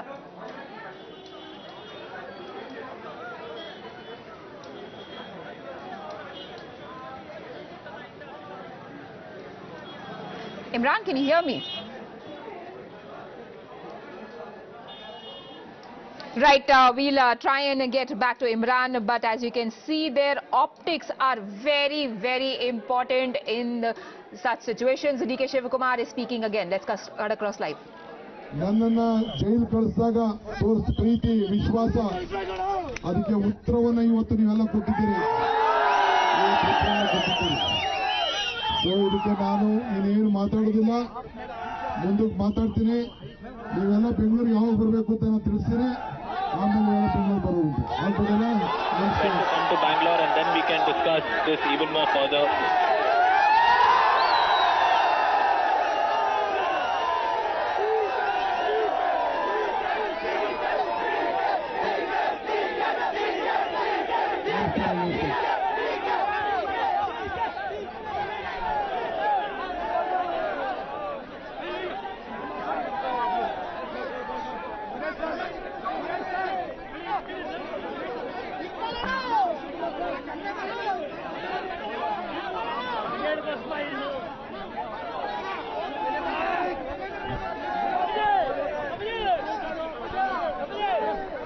Imran, if you can hear me, This show of strength and these chants of DK Shivakumar are mostly for the central leadership to hear, the ones that are going to decide who is going to be the next chief minister.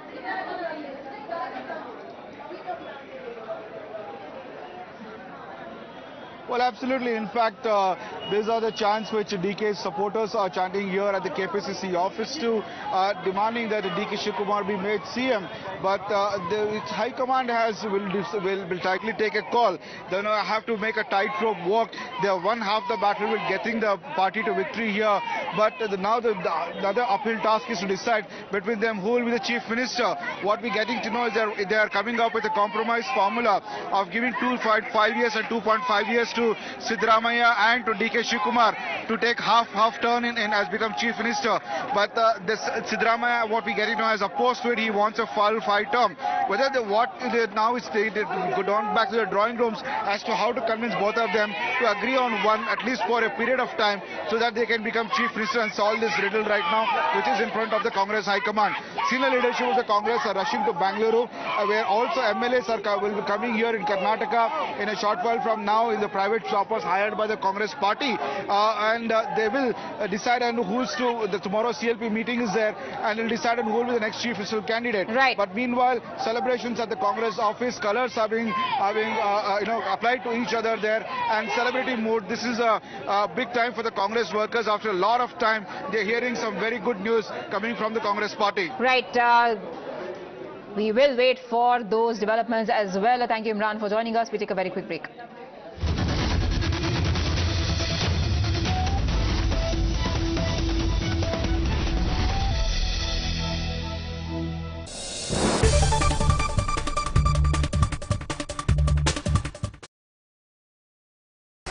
Whether you're an aspiring influencer or just want to create memories using your mobile phone cameras, I am here to share some really amazing 10 mobile photography tips that can actually turn your ordinary photos into some really good Instagram worthy photos. मतलब आपका photo game एकदम next level amazing होने वाला है after knowing all my tips. But before I share these tips with you, allow me to introduce myself. You're already watching Gadget Times. This is me, Pavni Jain, and now it's time to count on the 10 amazing mobile photography tips that I have listed for you guys. Let's begin. So tip number 1, lock focus. So as soon as you open your camera software, जो आपका subject है उसके ऊपर you just have to tap and hold it until this yellow box appears. ऊपर आपको दिखाई देगा एक छोटा सा tag saying AFAE log. Now what this means is कि जो अगर आपका subject move भी कर रहा है, you'll get really sharp photos as well as the well balanced exposure. Tip number 2, rule of thirds. Now try to not position your subject in center. Maybe just position them on one of the grid lines. This makes for a visually appealing photos as well as videos.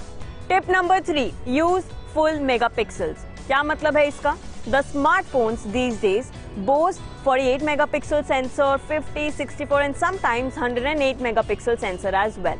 इस case में क्या होता है? Whenever you click any picture, the smartphone by default clicks your photo at 12 megapixel using the pixel binning technology. अब इसका क्या इलाज है? You have to go to the camera settings. वहाँ पर जाकर आपको high resolution photos पर select करना होगा ताकि जो आपकी फोटोज हैं वो सेंसर का फुल मेगापिक्सल इस्तेमाल करे और आपको ज्यादा से ज्यादा डिटेल्स अपने फोटोज में दिखाई दे. Tip number 4, shoot during the golden hour. Oops, वैसे तो ये भी नहीं है. That is the hour 1 hour after the sunrise and 1 hour before the sunset. The light at that point of time is absolutely perfect. आपको warm light मिलता है, soft light मिलता है और आपकी photos come out really very excellent in terms of colors. Or I think I should also own my photography tip and start shooting in the golden hour and not in the harsh light maybe. Okay. Tip number 5, use burst mode. This is the most underused feature on all smartphones. Android पे भी मिलता है और iPhone पे भी मिलता है. Very simple to use. You just have to tap and hold the shutter button on your camera software and the camera will click multiple photos in just a few seconds. This is a really great feature just in case you want to capture any movement, dogs, birds या फिर अगर आपको candid shots चाहिए तो उसके लिए भी इस्तेमाल किया जा सकता है. Tip number 6, just like burst mode, you can also make use of the portrait mode. This will help in creating a differentiation between background and the foreground. जो सब्जेक्ट है वो एकदम फोकस में रहेगा और बैकग्राउंड ब्लर हो जाएगा। To make the most of this feature आप क्या कर सकते हैं, आप थोड़ा सा डिस्टेंस मेंटेन करके खड़े रह सकते हैं ताकि जो सब्जेक्ट है उस पर ज्यादा से ज्यादा फोकस आपको दिखाई दे। Tip number 7, edit your photos.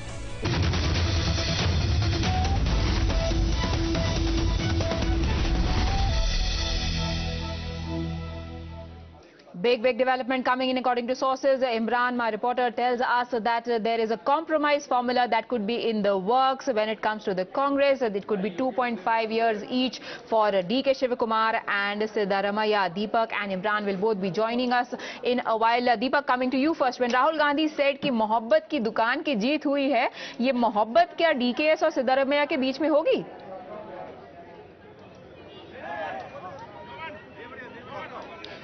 Well, that's a trick question at this point in time. Both of them, of course, we know their interest in becoming the Chief Minister of the state, and that's going to continue.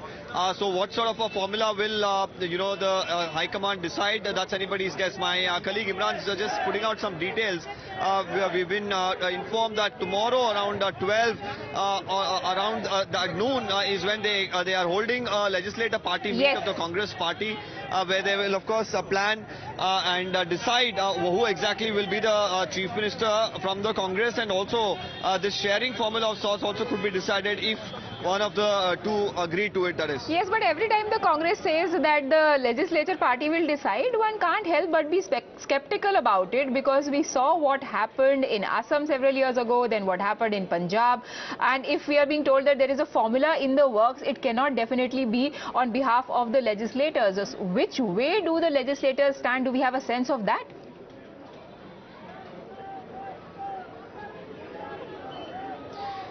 Well, that's also again, if you look at how Karnataka is spread out in terms of the popularity of Mr. DK Shivakumar, of course, is pretty much around southern Karnataka, where the Congress has done exceptionally well this time too. Now, because we are looking at the JDS, of course, which has dropped its numbers by about 15. Southern Karnataka, particularly the old Mysore region, it's the JDS and the Congress that are the two main parties in the fray. Yes, Deepak, I'll hold you there, because as you said earlier, Imran has been the one who's been fleshing out this information. Imran, what more can you tell us about this compromise formula, and has it been discussed with the two people yet?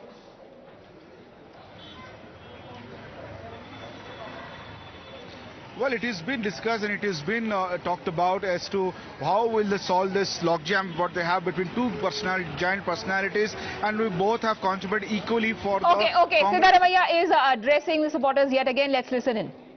ಭರವಸೆಗಳನ್ನು ಈಡೇರಿಸತಕ್ಕಂಥ ಪ್ರಯತ್ನವನ್ನು ಪ್ರಾಮಾಣಿಕವಾಗಿ ಮಾಡಿದ್ದೀವಿ. ವಿಶೇಷವಾಗಿ 5 ಗ್ಯಾರಂಟಿಗಳನ್ನು ಕೊಟ್ಟಿದ್ದೀವಿ. 5 ಗ್ಯಾರಂಟಿಗಳನ್ನು ಮೊದಲನೇ ಕ್ಯಾಬಿನೆಟ್ನಲ್ಲೇ, ಸರ್ಕಾರ ರಚನೆ ಆದ ಮೇಲೆ ಮೊದಲನೇ ಕ್ಯಾಬಿನೆಟ್ನಲ್ಲೇ ಅವುಗಳ ಬಗ್ಗೆ ತೀರ್ಮಾನ ಮಾಡಿ ಆದೇಶನೂ ಕೂಡ ಹೊರಡಿಸ್ತೀವಿ ಅಂತಕ್ಕಂಥ ಮಾತನ್ನು ಈ ರಾಜ್ಯದ ಜನರಿಗೆ ಹೇಳಲಿಕ್ಕೆ ಬಯಸ್ತಾರೆ. ಆಮೇಲೆ ವಿಶೇಷವಾಗಿ ವರ್ಣ ಕ್ಷೇತ್ರದ ಪ್ರಚಾರ ಯತೀಂದ್ರನ ನಾಯಕತ್ವದಲ್ಲಿ ನಡೆದಿತ್ತು.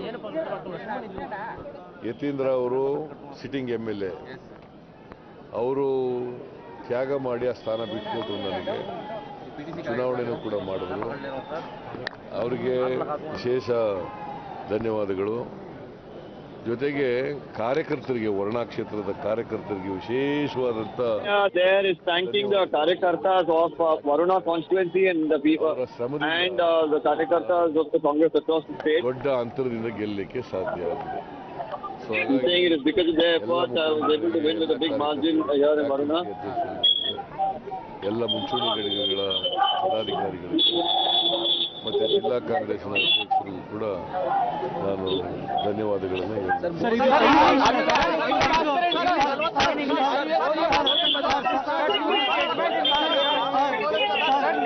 ನಾನು ಹೇಳಿದ್ದೆ, ಮೋದಿ ಅವರು 100 ಸಾರಿ ಬಂದರೂ ಏನೂ ಆಗಲ್ಲ, ಅಮಿತ್ ಶಾ ಅವರು 100 ಸಾರಿ ಬಂದರೂ ಏನೂ ಆಗಲ್ಲ, ನಡ್ಡಾ 100 ಸಾರಿ ಬಂದರೂ ಏನೂ ಆಗಲ್ಲ. ಯಾಕಂತಂದ್ರೆ Mr. Siddaramaiah again going on to say that whether Amit Shah or the Prime Minister Modi or Mr. JP Nadda comes to Karnataka, it won't make any sort of difference. ಬಿಜೆಪಿಯವರು ಕರ್ನಾಟಕಕ್ಕೆ ಕಳಂಕ ತಂದಿದ್ದಾರೆ. ಇಂಥ ಭ್ರಷ್ಟ ಸರ್ಕಾರನ ನಾವು ಯಾವತ್ತೂ ಕೂಡ ನೋಡಿರಲಿಲ್ಲ.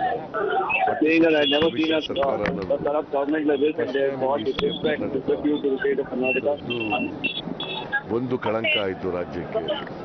ಅದರಿಂದ ಅದನ್ನು ಹೋಗಲಾಡಿಸ್ಲಿಕ್ಕೋಸ್ಕರ ಜನ ಬದಲಾವಣೆಯನ್ನು ಬಯಸಿ ಕಾಂಗ್ರೆಸ್ಗೆ ಮತ್ತೆ ಒಂದು ಅವಕಾಶ ಕೊಟ್ಟಿದ್ದಾರೆ. ನಾವು ಅವರ ಅವಕಾಶ ಯಾವ ನಿರೀಕ್ಷೆ ಇಟ್ಕೊಂಡು ಅವಕಾಶ ಕೊಟ್ಟಿದ್ದಾರೆ, ಆ ನಿರೀಕ್ಷೆಯಂತೆ ನಡ್ಕೊತಾರೆ.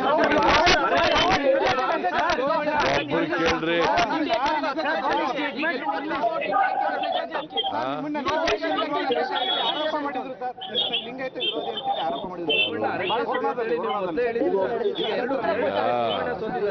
ಕೇಳ್ರಿ ಇಲ್ಲಿ, ನಾನು ಯಾವ ಜಾತಿ ವಿರೋಧಿನೂ ಅಲ್ಲ. ನಾನು ಮನುಷ್ಯತ್ವ ಅಂದರೆ ನಂಬಿಕೆ ಇಟ್ಕೊಂಡಿರೋನು, ಎಲ್ಲ ಧರ್ಮಗಳಲ್ಲಿ ಎಲ್ಲ ಜಾತಿಗಳಲ್ಲಿ ನಂಬಿಕೆ ಇಟ್ಕೊಂಡಿರೋನು. ಯಾಕೆಂದ್ರೆ ಎಲ್ಲರೂ ಮನುಷ್ಯರೇ ಅಲ್ವಾ, ಯಾವುದೇ ಧರ್ಮಕ್ಕೆ ನಾವೆಲ್ಲ ಮನುಷ್ಯರಾಗಿರ್ಬೇಕು.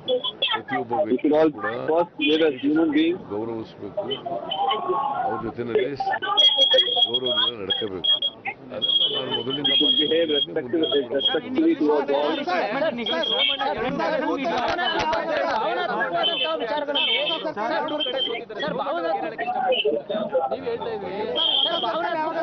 ಸೋಮಣ್ಣನ ಬಗ್ಗೆ ನಾಳೆ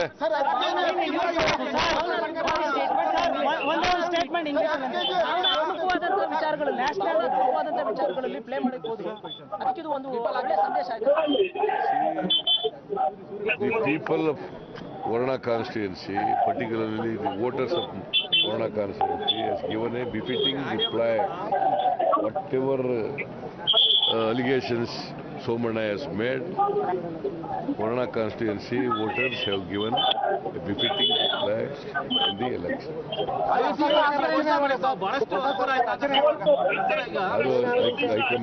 ಸರ್, ಇದು ಸೆಮಿಫೈನಲ್ ಸರ್, ಇದು ಪಾರ್ಲಿಮೆಂಟ್ ಎಲೆಕ್ಷನ್ ಸೆಮಿಫೈನಲ್ ಕರ್ನಾಟಕದ್ದು. ಸೆಮಿಫೈನಲ್ ಅಂತ ಹೇಳಲ್ಲ, but it is A stepping stone for the coming Lok Sabha election. Any message to Prime Minister Modi? Sir, any message to PM? What do you message? Any message to PM or Modi thinks that by seeing his face, voters will vote BJP party.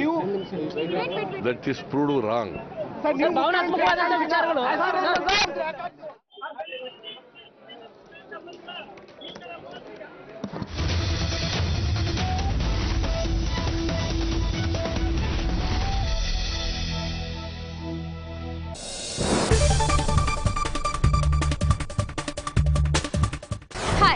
Vanshika और मैं आज unbox करने वाली हूँ ये वाला phone. ये है टेक्नो फैंटम V फोल्ड। ये इंडिया का करंटली चीपेस्ट फोल्डेबल फ़ोन है। चलिए अनबॉक्स करते हैं। We have this cool box here और I am super excited to unbox it. And यहाँ पे they have given their tag line beyond the extraordinary. देखते हैं इसके अंदर फ़ोन एक्स्ट्राऑर्डिनरी है कि नहीं। Here is the phone. इसके बारे में हम थोड़ा बाद में बात करेंगे. Let's see what's there further. We get this packet kind of a thing. We have SIM ejector tool here, and we have some usual paperwork here, warranty cards, and some user manual. We get the cover also. बहुत ही cool सा matte finish वाला इसका cover यहाँ पे available है.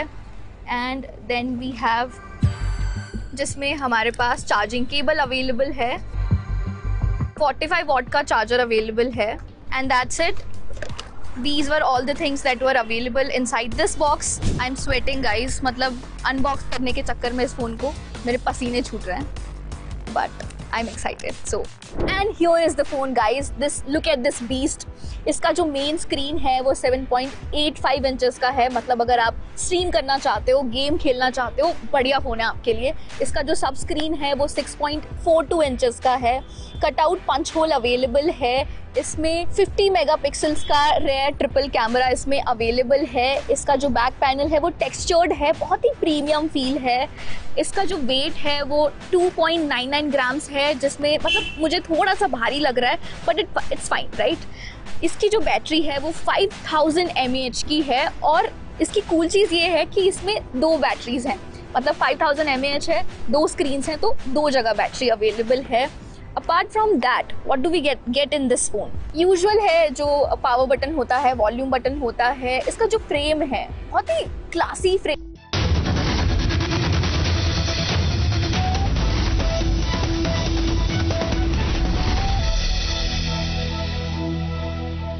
Will there be a 50-50 formula, a compromise formula that the Congress party is working to placate both Siddaramaiah and DK Shivakumar? We don't know, but top sources who are in the know of things have indicated that this could well be the plan of the Congress party like it did in Chhattisgarh. That remains our top focus. Let's get you started with the headlines.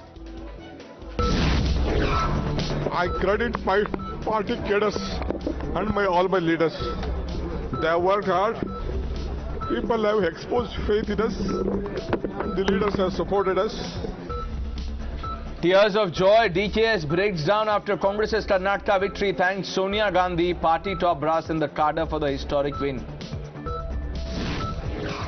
Upbeat by the Karnataka win, Siddaramaiah says Karnataka results indicate trend for Lok Sabha election speeches. Rahul for PM in 2024.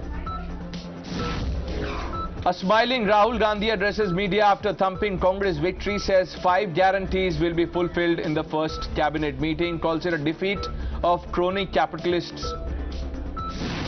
Massive boost for opposition ahead of Lok Sabha. NCP Chief Sharad Pawar, Tamil Nadu Chief Minister M.K. Stalin among the leaders who call it a precursor to 2024. Contest for the Chief Minister's post intensifies within the Congress as Ab Ki Baar DK Sarkar chants counter Sidda for CM posters. As Cong wins Karnataka race, outgoing Chief Minister Bommai concedes defeat, says will come back stronger in the Lok Sabha elections. The dream of the JDS of being the power broker fizzles as Congress sails past the victory mark comfortably. Anti-incumbency wave hits BJP hard. Many big faces from the BJP, including 9 ministers of the government, lose their seat. Maintaining dominance in the Hindi heartland, Yogi model sweeps all 3 municipal polls in a massive boost for the BJP ahead of 2024 election. Let's tell you more about the Karnataka story. With a thumping victory, the Congress party has not just won Karnataka but is now also throwing a challenge to the BJP ahead of the 2024 elections. The focus has now shifted to who will get the top job in Karnataka as the party is staring at its next big challenge. You can call it the speed breaker if you may. Will it be the astute veteran Siddaramaiah or the loyal general DK Shivakumar? Well, DK Shivakumar has over the last few weeks during the course of the campaigning said that he has been working hard. Siddaramaiah says he is the senior leader, more loved, more respected than DKS, and the top job belongs to him. When Mallikarjun Kharge, who is the Congress boss, came out to speak to the media after Congress's victory, he was asked this question, viewers, and he had no clear answers. He said there is a process that we follow. That process is that the observers will be appointed. They will come to Karnataka, have a word with the MLAs, and then they will prepare a report which will be vetted by the High Command, forgetting that he is now the High Command. If not anything, the supporters of both DKS and Siddaramaiah have come out in large numbers, not just celebrating the victory but also pitching both these leaders as the potential chief ministerial candidate.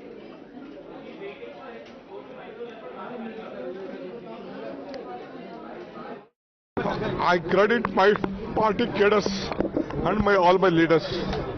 They have worked hard. People have exposed faith in us. The leaders have supported us. It is a collective leadership and we have jointly worked. I have said in the beginning, joining together is the beginning. On the day I took the oath, thinking together is the progress, working together is the success. That is what I said on the day.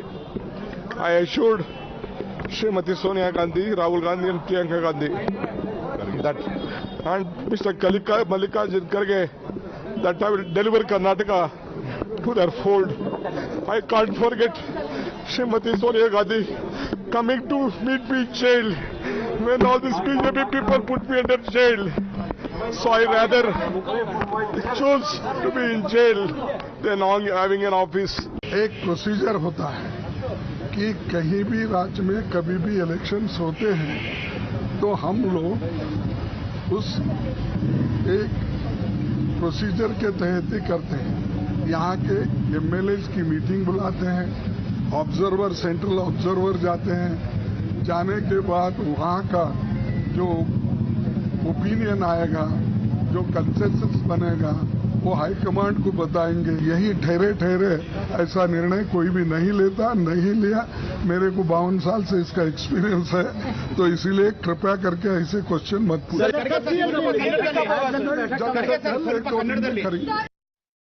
ಇವತ್ತು ಸಾಯಂಕಾಲ ಬರಬೇಕು ಅಂತ ಎಲ್ಲ ಸದಸ್ಯರು ಬರ್ತಾರೆ. ಬಂದ ಮೇಲೆ ಎಲ್ಲರಿಗೆ ಯಾವ ರೀತಿಯಾಗಿ ಅವರು ನಡ್ಕೊಳ್ಬೇಕು ಮತ್ತೆ ಏನ್ ಮಾಡಬೇಕು ಮುಂದೆ ಅದನ್ನ ಆಮೇಲೆ ಹೈಕಮಾಂಡ್ದವರು ಅಬ್ಸರ್ವರ್ ಕಳಿಸ್ತಾರೆ.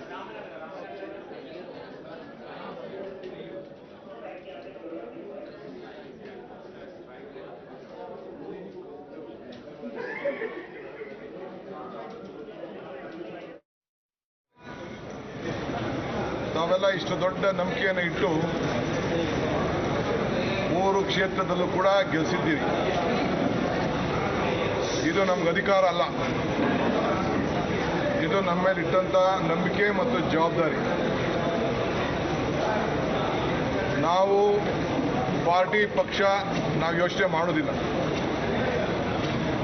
ನನಗೆ 1,22,392 ಮತ ಹಾಕಿದ್ದಾರೆ. ಇನ್ನು 600 ಚಿಲ್ಲರೆ ಮತ ಕೌಂಟ್ ಮಾಡದೆ 50 ವೋಟು ಡಿಡಕ್ಷನ್ ಆಗಿಲ್ಲ ಅಂತ ಹೇಳಿ ಹಂಗೆ ಪೆಂಡಿಂಗ್ ಇಟ್ಟಿದ್ದಾರೆ. ಅಬ್ಜೆಕ್ಷನ್ ಫೈಲ್ ಮಾಡಿದ್ದೀನಿ. ಮತ್ತು ನಮ್ಮ ರಾಮನಗರ ಕ್ಷೇತ್ರದ ಅಭ್ಯರ್ಥಿಗೆ 10,715 ಮತಗಳಿಂದ ಇಕ್ಬಾಲ್ ಹುಸೇನ್ ಸಾಹೇಬ್ರನ್ನ ಗೆಲ್ಲಿಸಿದ್ದಾರೆ. ನಮ್ಮ ಬಾಲಕೃಷ್ಣರವರಿಗೆ 12,648 ಮತದಿಂದ ಗೆಲ್ಲಿಸಿದ್ದಾರೆ. ಸೊ ಇದು ನಮ್ಮ 3 ಜನದ ವಿಜಯ ಅಲ್ಲ, ಇದು ರಾಮನಗರ ಜಿಲ್ಲೆಯ ಜನತೆಯ ವಿಜಯ, ನಮ್ಮ ಕಾರ್ಯಕರ್ತರ ವಿಜಯ. ನನಗೆ ಸಹಕಾರ ಕೊಟ್ಟಂತ ಎಲ್ಲ ಕಾರ್ಯಕರ್ತರು, ಪಕ್ಷ ಭೇದ ಮರೆತು ನಾಯಕರುಗಳು ಮತ್ತು ಅಧಿಕಾರಿ ಮಿತ್ರರು, ಮಾಧ್ಯಮ ಮಿತ್ರರು ಎಲ್ಲರೂ ಕೂಡ ನಾನು ವಂದಿಸ್ತೇನೆ. ಮತ್ತು ನಮಗೆ ಕೆಲವರು ಕನಕಪುರ ಗೆದ್ರೆ ಲೀಡರ್ ಆಗ್ಲಿಕ್ಕೆ ಆಗುದಿಲ್ಲ ಅಂತ ನನಗೆಲ್ಲ ನೀವು ಉತ್ತರ ಕೊಟ್ಟಿರೋದು. ಯಾರು ಈ ನಮ್ಮ ಸೀಮೆಯಲ್ಲಿ, ನಮ್ಮ ಹಳೆ ಮೈಸೂರಿನಲ್ಲಿ ಎಲ್ಲಿ ನಮ್ಮ ಜನ ಇದ್ರು ಅಲ್ಲಿ ಬಹಳ ಕೀಳುವಾಕ್ಯ ಮಾತಾಡ್ತಿದ್ರು. ನಾನು ಹೆಸರು ಹೇಳೋದು ಬೇಡ. ಅವ್ರಿಗೆಲ್ಲ ತಕ್ಕಂತ ಉತ್ತರ. They said the Congress cannot win the whole Mysuru region, but the people have given a befitting reply. ನಮ್ಮ ರಿಟರ್ನಿಂಗ್ ಆಫೀಸರ್ನೇ ನಮ್ಮ ಅಲ್ಲಿ ಬೆಂಗಳೂರಿನಲ್ಲಿ ನಾನು ಮೀಟಿಂಗ್ ಮಾಡಬೇಕು.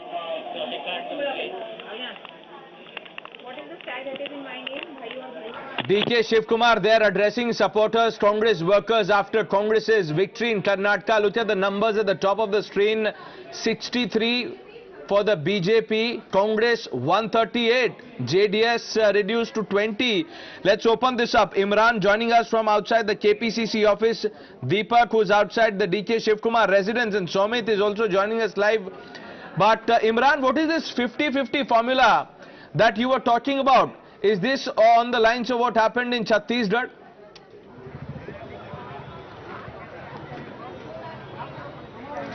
Well, absolutely, Pranesh, this is the lines which you're talking about with 2.5, but there seems to be objection from both the leaders. They are asking, demanding that 5 years should be given to both of them. Is what we're getting to know is the Congress High Command is still in a huddle as to over this issue. Now they have a big task in hand, who will be announcing who will be the chief minister candidate.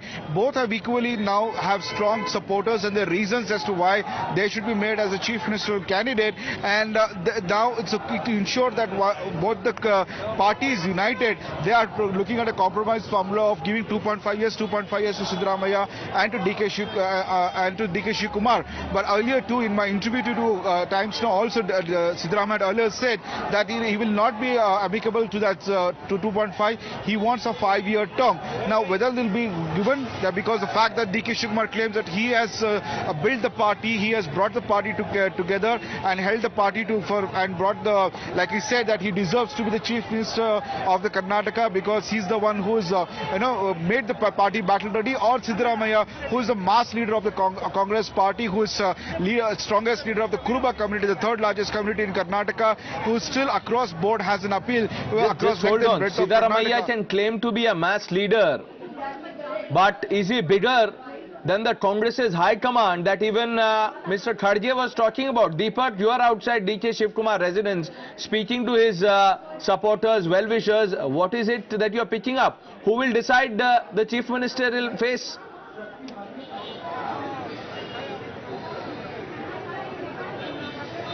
Well, the Congress leaders maintain that it's a decision of the legislators, but we do know with both of them, of course, Pranesh, in the race, and both of them, of course, are leaders capable of really causing some trouble for the Congress party. They do not want to antagonize either one of them, especially in the run-up to the Lok Sabha elections, because they see an opening here to do better than they did last time. It was a massive drubbing for the Congress during the 2019 Lok Sabha elections. This time they'll hope that they'll do a tad better with this sort of momentum that they've gained with the assembly win that they've got here in Karnataka. So at this point in time, the sharing formula is the one that seems like the best bet. But does it look like any of them want to compromise? At the face of it, well, they want to do a 5-year term. They do not want to compromise.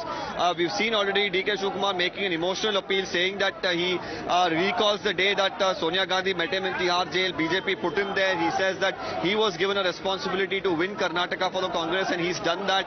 So it is, of course, an indirect or an indirect pitch he's making to the High Command. Mr. Siddaramaiah by himself, of course, knows the kind of appeal that he has among the masses here in Karnataka, and he will, of course, say that among the legislators, one would presume that probably when you look at the entire 136 odd that they are managing right now, there would be a huge number of people who would back Siddaramaiah as well. So it is, of course, a situation that the High Command itself will have to handle.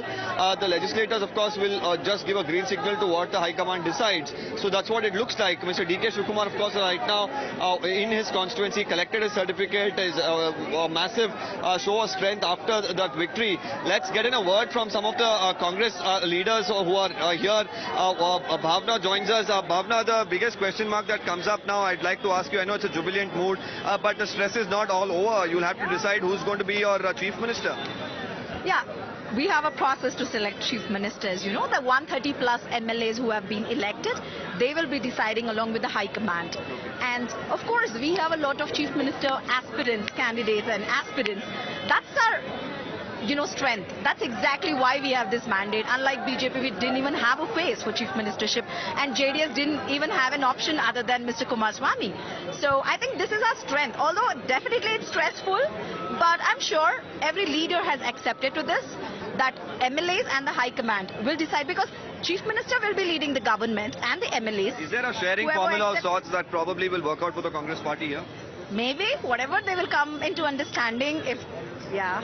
And it's too soon to say anything about it. Many of those, legislators who left the Congress party in 2018, joined the BJP, they have lost this time around. How do you really look at that? Yes, people have spoken. People have spoken about this Operation Kamala. And, a sitting minister 2 days ago in one of the debates, which I was also a part of, he literally said, our operation is in process, whether we win or not, even if we are the second largest, even if we don't form a coalition government, we are going to form the government.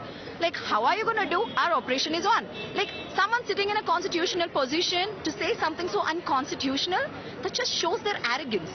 And yeah, people of Karnataka have spoken. They have given a mandate for developmental agenda and not a communal one or, a divisive politics. So we are expecting the meeting of legislators tomorrow is what we've been told at Hilton Hotel. So what are you hearing at this point in time? Are all the legislators on their way back to Bengaluru? What is it going to work out? Yes, they were sent a message yesterday itself, is what I know, that they should be reaching Bangalore once the results are out. Okay. All the winning candidates. I'm sure they are here, and there will be a meeting, of course, to know their, whom they would want to choose as a chief minister and how to form government and all that. Well, thank you and best congratulations to you. Well, the Congress party there, the leaders, of course, going on to say that the legislators are on their way to Bengaluru, and they're saying it's the joint decision of the legislators and the High Command, and we'll really have to see how and what joint decision of the legislator. But will it be that easy? Let me bring in Aishwarya, who's now joining us from 24 Akbar Road, the AICC headquarters. Aishwarya, what's the mood?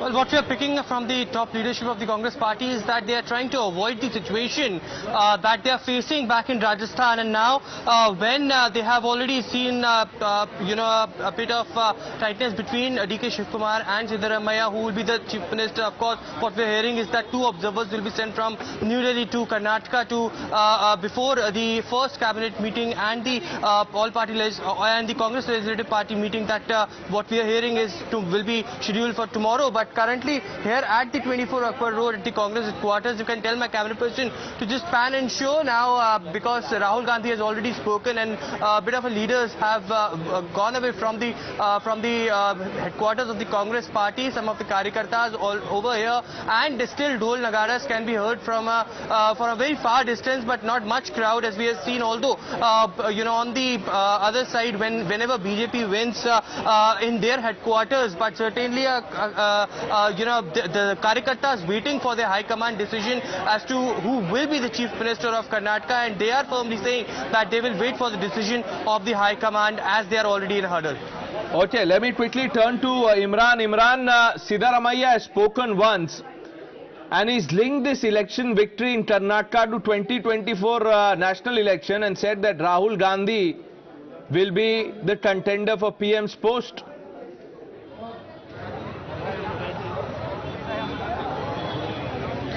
Well, absolutely, Pranesh, that's given. The Congress party will definitely say that Rahul Gandhi is the contender, whereas the opposition, there is the division over it, whether Nitish Kumar should be the PM contender or Rahul Gandhi. Congress party is sticking his guns, saying that Rahul should be contender, and even this election, Karnataka election result is saying is because he has shown Rahul as the top, the main opposition leader there. What will the opposition leaders will be acceptable to it? We have to wait and see. But Congress strongly pitching that Rahul is the contender for the PM for 2024, and now they're upbeat with the numbers they've got in Karnataka, and another 3 states are going for election: Chhattisgarh, Madhya Pradesh and Rajasthan. We have to wait and see what the results will be there, but Congress is hopeful that Chhattisgarh will be theirs and Rajasthan too. So that will the Congress quite confident, upbeat, that saying that it's Rahul. There's a new comeback of Rahul, especially after Bharat Jodo Yatra. His image has improved and he should be the main contender, is what the Congress is pitching for as the PM candidate from the opposition. Siddaramaiah said, before we take a break, listen to every word carefully. Siddaramaiah said that this is not just his Congress victory in the state, but Congress's rise in national politics, revival in national politics ahead of 2024.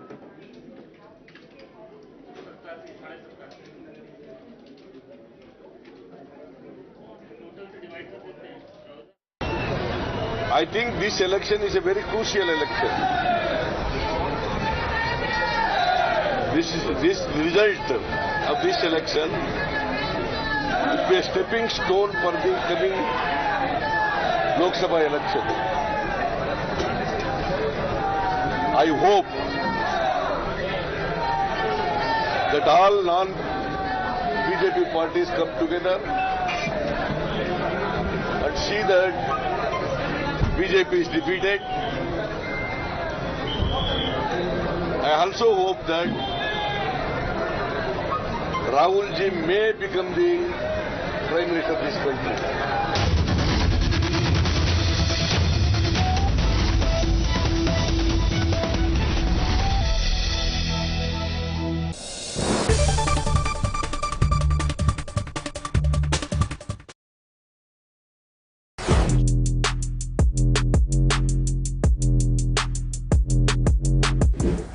Guys, MG Comet के interior की कहानी अब हम आपको सुनाते हैं। Fan को करते हैं थोड़ा स्लो और शुरू करते हैं किससे। ठीक है, तो यहाँ पे सबसे पहले आपको बताएं कि इसे स्टार्ट करने के लिए चाबी कहाँ गई भाई? चाबी मेरे पॉकेट में है। तो इसे स्टार्ट करने के लिए आपको कोई इंजन स्टार्ट स्टॉप बटन नहीं मिलेगा। क्यों? क्योंकि आप इस खूबसूरत सी क्यूट सी जो चाबी है उसका अनलॉक बटन दबाइए, इस कार में बैठिए, 2 बार ब्रेक पेडल को दबाइए और car is ready to go. तो एक ये इंटरेस्टिंग आपको एस्पेक्ट इसमें देखने को मिलेगा। इसके अलावा 10.25 इंच के आपको 2 स्क्रीन यहाँ देखने को मिल रहे हैं। इंटरेस्टिंग इंप्रेसिव चीज़ ये है कि यहाँ पे आपको जो लुक और फील है और जो फीचर्स है, एमजी की गाड़ियों में आपने फीचर्स वैसे भी काफ़ी जो लिस्ट रही है उससे लंबा ही देखा है उस लिस्ट को। यहाँ पे भी आपको उस हिसाब से ये लोडेड ही नज़र आएगी। एंड्रॉयड, एप्पल कारप्ले, ये सभी आपको वायरलेस भी आपको इसमें ऑप्शन देखने को मिलेगा। और जो फील है, जो इसका रिस्पॉन्स, वो मुझे काफ़ी अच्छा इम्प्रेसिव सा लग रहा है। और जो डिस्प्ले है वो काफ़ी वाइब्रेंट सा भी आपको देखने को मिलेगा। राइट साइड में जो इंस्ट्रूमेंटेशन की जगह, अब इलेक्ट्रिक कार है तो वहाँ पर इंफॉर्मेशन तो आपको अलग अलग सेटअप में मिलेगा। लेफ्ट साइड में वोल्ट, करंट और पावर वगैरह की जानकारी आपको मिलेगी। ऊपर जो है कुछ एक जो साइंस है उसमें एक यूनिक या एक अलग चीज़ आपको देखने को मिलेगी। पिछली सीट पर जब आप बैठे हैं, सीट बेल्ट आपने नहीं लगाया तो भी इसमें बीपर जो है आपको याद दिलाएगा। राइट साइड में यहाँ पर फिलहाल न्यूट्रल में है गाड़ी, वो दिखा रही है। स्पीड आपको दिखाएगी, 72% बैटरी इसमें बची है। जो रेंज है वो 144 किलोमीटर इसमें देखने को मिल रहा है और ओडो इसका 199 किलोमीटर दिखा रहा है। यहाँ पर लेफ्ट में एक आप ग्रीन में छोटा सा देखेंगे इको मोड, उसे आप चेंज कर सकते हैं। यहाँ पर ड्राइव सेलेक्ट मोड है या ड्राइव मोड सेलेक्ट, इसे जब दबाए तो यहाँ नॉर्मल मोड होगा, स्पोर्ट्स मोड होगा और इको मोड होगा। तो यहाँ पर जब मैं नॉर्मल मोड में दबाता हूँ तो रेंज इज 142, स्पोर्ट्स मोड में दबाया है तो range is 142। So I guess जब ड्राइव करेंगे तब शायद इसमें चेंज हमें नज़र आएगा। इसके परफॉर्मेंस के बारे में भी हम तब डिटेल में बात करेंगे। फिनिश है, जो कलर्स हैं, जो यहाँ पर फैब्रिक जैसा मटेरियल है, जो प्लास्टिक है, उसकी क्वालिटी मुझे प्रीमियम लग रही है। Light grey, off white, cream, इन सब के इस्तेमाल के साथ ज़्यादा स्पेशियस और ज़्यादा प्रीमियम फील आपको नज़र इसमें आ रही है। बहुत ही मिनिमल है, तो ढेर सारे बटन्स और कंट्रोल्स इसमें नहीं हैं। और इसके अलावा सिंस दिस इज़ इलेक्ट्रिक तो यहाँ पर भी आपको पूरी जगह मिल रही है।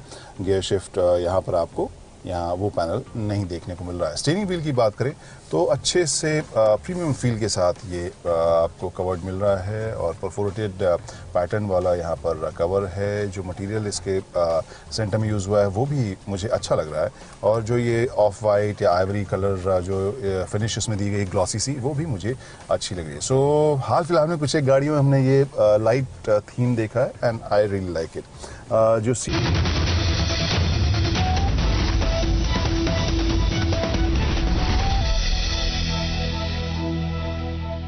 I credit my party cadres and all my leaders.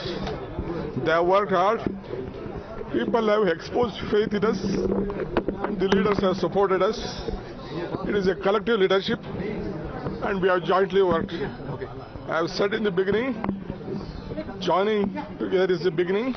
On the day I took the oath, thinking together is the progress, working together is the success. That is what I said on the day.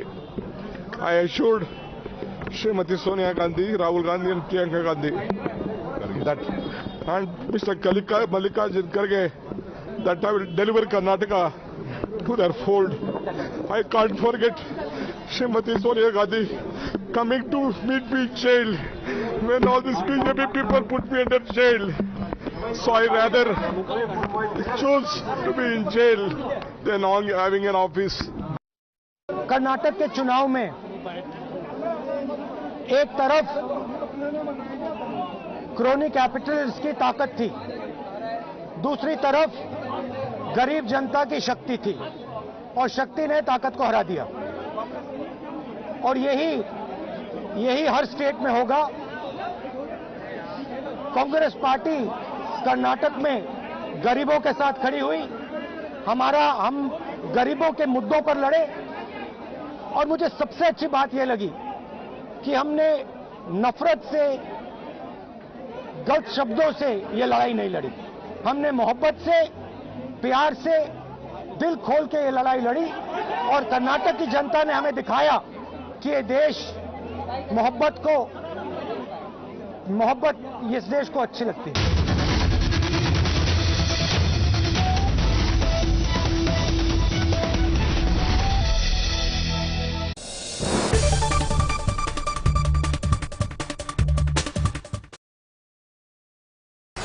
Whether you're an aspiring influencer or just want to create memories using your mobile phone cameras, I am here to share some really amazing 10 mobile photography tips that can actually turn your ordinary photos into some really good Instagram worthy photos. मतलब आपका photo game एकदम next level amazing होने वाला है after knowing all my tips. But before I share these tips with you, allow me to introduce myself. You're already watching Gadget Times. This is me, Pavni Jain, and now it's time to count on the 10 amazing mobile photography tips that I have listed for you guys. Let's begin. So tip number 1, lock focus. So as soon as you open your camera software, जो आपका subject है उसके ऊपर you just have to tap and hold it until this yellow box appears. ऊपर आपको दिखाई देगा एक छोटा सा tag saying AFAE log. Now what this means is कि जो अगर आपका subject move भी कर रहा है, you'll get really sharp photos as well as the well balanced exposure. Tip number 2, rule of thirds. Now try to not position your subject in center. Maybe just position them on one of the grid lines. This makes for a visually appealing photos as well as videos. Tip number 3, use full megapixels. क्या मतलब है इसका? The smartphones these days boast 48 megapixel sensor, 50, 64 and sometimes 108 megapixel sensor as well. इस case में क्या होता है? Whenever you click any picture, the smartphone by default clicks your photo at 12 megapixel using the pixel binning technology. अब इसका क्या इलाज है? You have to go to the camera settings. वहाँ पर जाकर आपको high resolution photos पर select करना होगा ताकि जो आपकी फोटोज हैं वो सेंसर का फुल मेगापिक्सल इस्तेमाल करे और आपको ज्यादा से ज्यादा डिटेल्स अपने फोटोज में दिखाई दे. Tip number 4, shoot during the golden hour. Oops, वैसे तो ये भी नहीं है.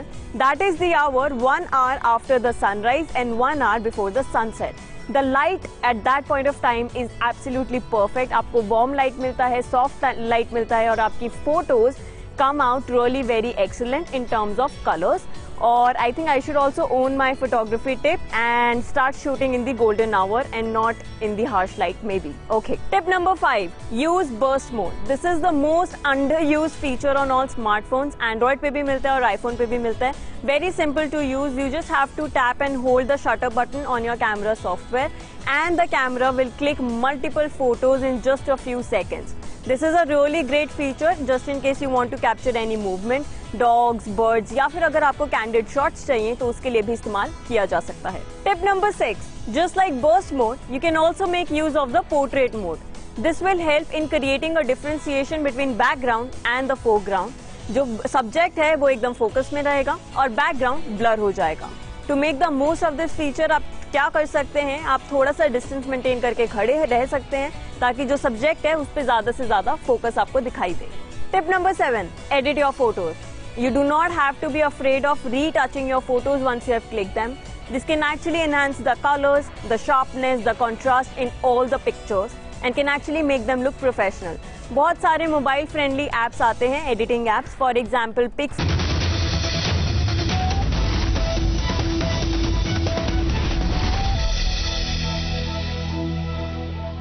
This is Times Now, viewers, India's election news headquarters. Thanks for staying on with us. We've spoken about the Karnataka story. We will tell you about the youth in Uttar Pradesh, but let's get started with the headlines. DKS breaks down after Congress's Karnataka victory. Thanks Sonia Gandhi, party top brass in the Kada for historic win. People have exposed faith in us. The leaders have supported us. Upbeat by the Karnataka election victory, Siddaramaiah says Karnataka results indicate trend for the 2024 polls. A smiling Rahul Gandhi addresses media after thumping Congress's victory, says 5 guarantees will be fulfilled, says this is a victory of politics of love over politics of hate. Massive boost for the opposition ahead of Lok Sabha. NCP Chief Sharad Pawar, Tamil Nadu Chief Minister M.K. Stalin among other leaders who called it a precursor to 2024.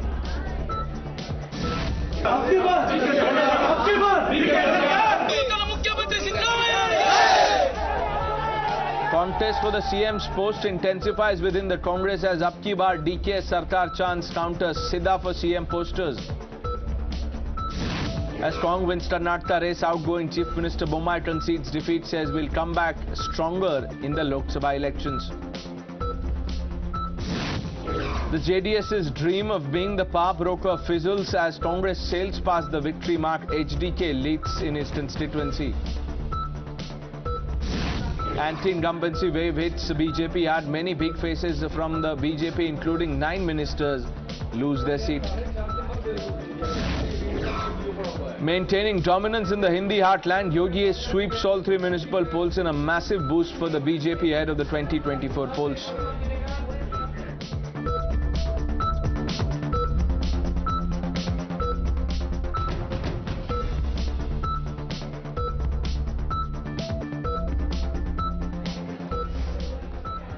But before we move on to the story in Uttar Pradesh, let's understand the Karnataka story through the numbers. Meghna Deka now joins us.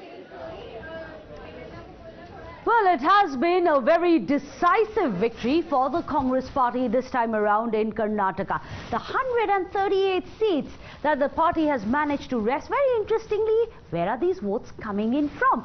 Well, interestingly, the BJP has lost its own bastion of the Lingayats, something that the Congress has successfully managed to wrest away from the BJP, despite the fact that BSY still manages to have a massive sway in the region. But it's not just the BJP. Let's tell you how even the Vocaliga votes, that is from its own former alliance partner, the JDS, has been something which has been breached by the Congress party, with the Vocaligas also splitting their votes and overwhelmingly voting in favor of the Congress party. Of course, several of the issues such as the Bajrang Dal ban as well as the 4-person Muslim quota row could have possibly benefited the Congress in the Muslim areas as well. But let's also give you a sense of what really has been the vote share and why that very critical 6% that Here on Times Now we've been telling you about, and why it has been very critical. Remember, Here on Times Now we told you that Congress requires at least 6% of a victory margin. But this time around, as the numbers are showing you, Congress stands very comfortably at 43.3% and the BJP is at 36.29%, which means that the victory margin for the Congress is actually close to 8%.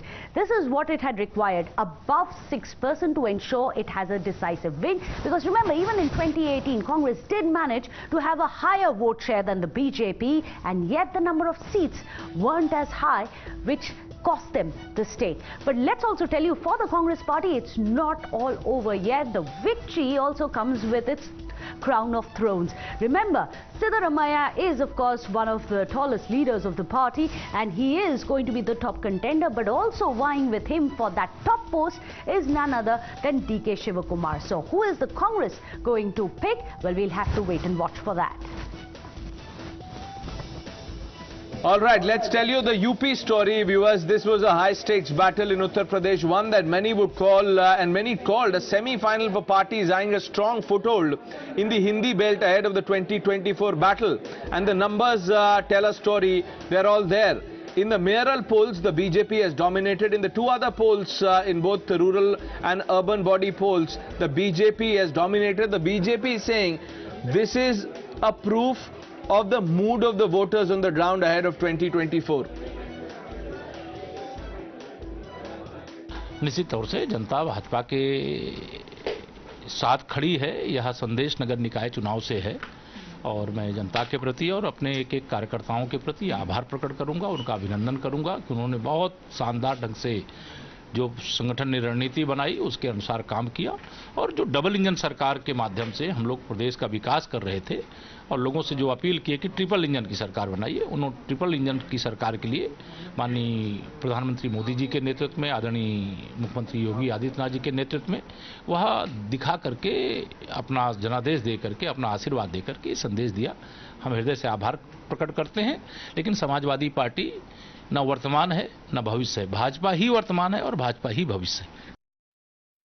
Uttar Pradesh में प्रदेश के 25 करोड़ लोग Bharatiya Janata party के साथ हैं माननीय प्रधानमंत्री नरेंद्र मोदी जी की गरीब कल्याण योजनाओं के साथ हैं। जन जन का भरोसा बीजेपी के प्रति बढ़ा है। उनको महसूस हुआ है उत्तर प्रदेश के लोगों के उनके जीवन स्तर में बदलाव लाने वाला यदि कोई नेता है तो आदरणीय प्रधानमंत्री नरेंद्र मोदी जी हैं। उनके जीवन स्तर में बदलाव हुआ है और उत्तर प्रदेश के लॉ एंड ऑर्डर की सराहना सब लोगों ने की है।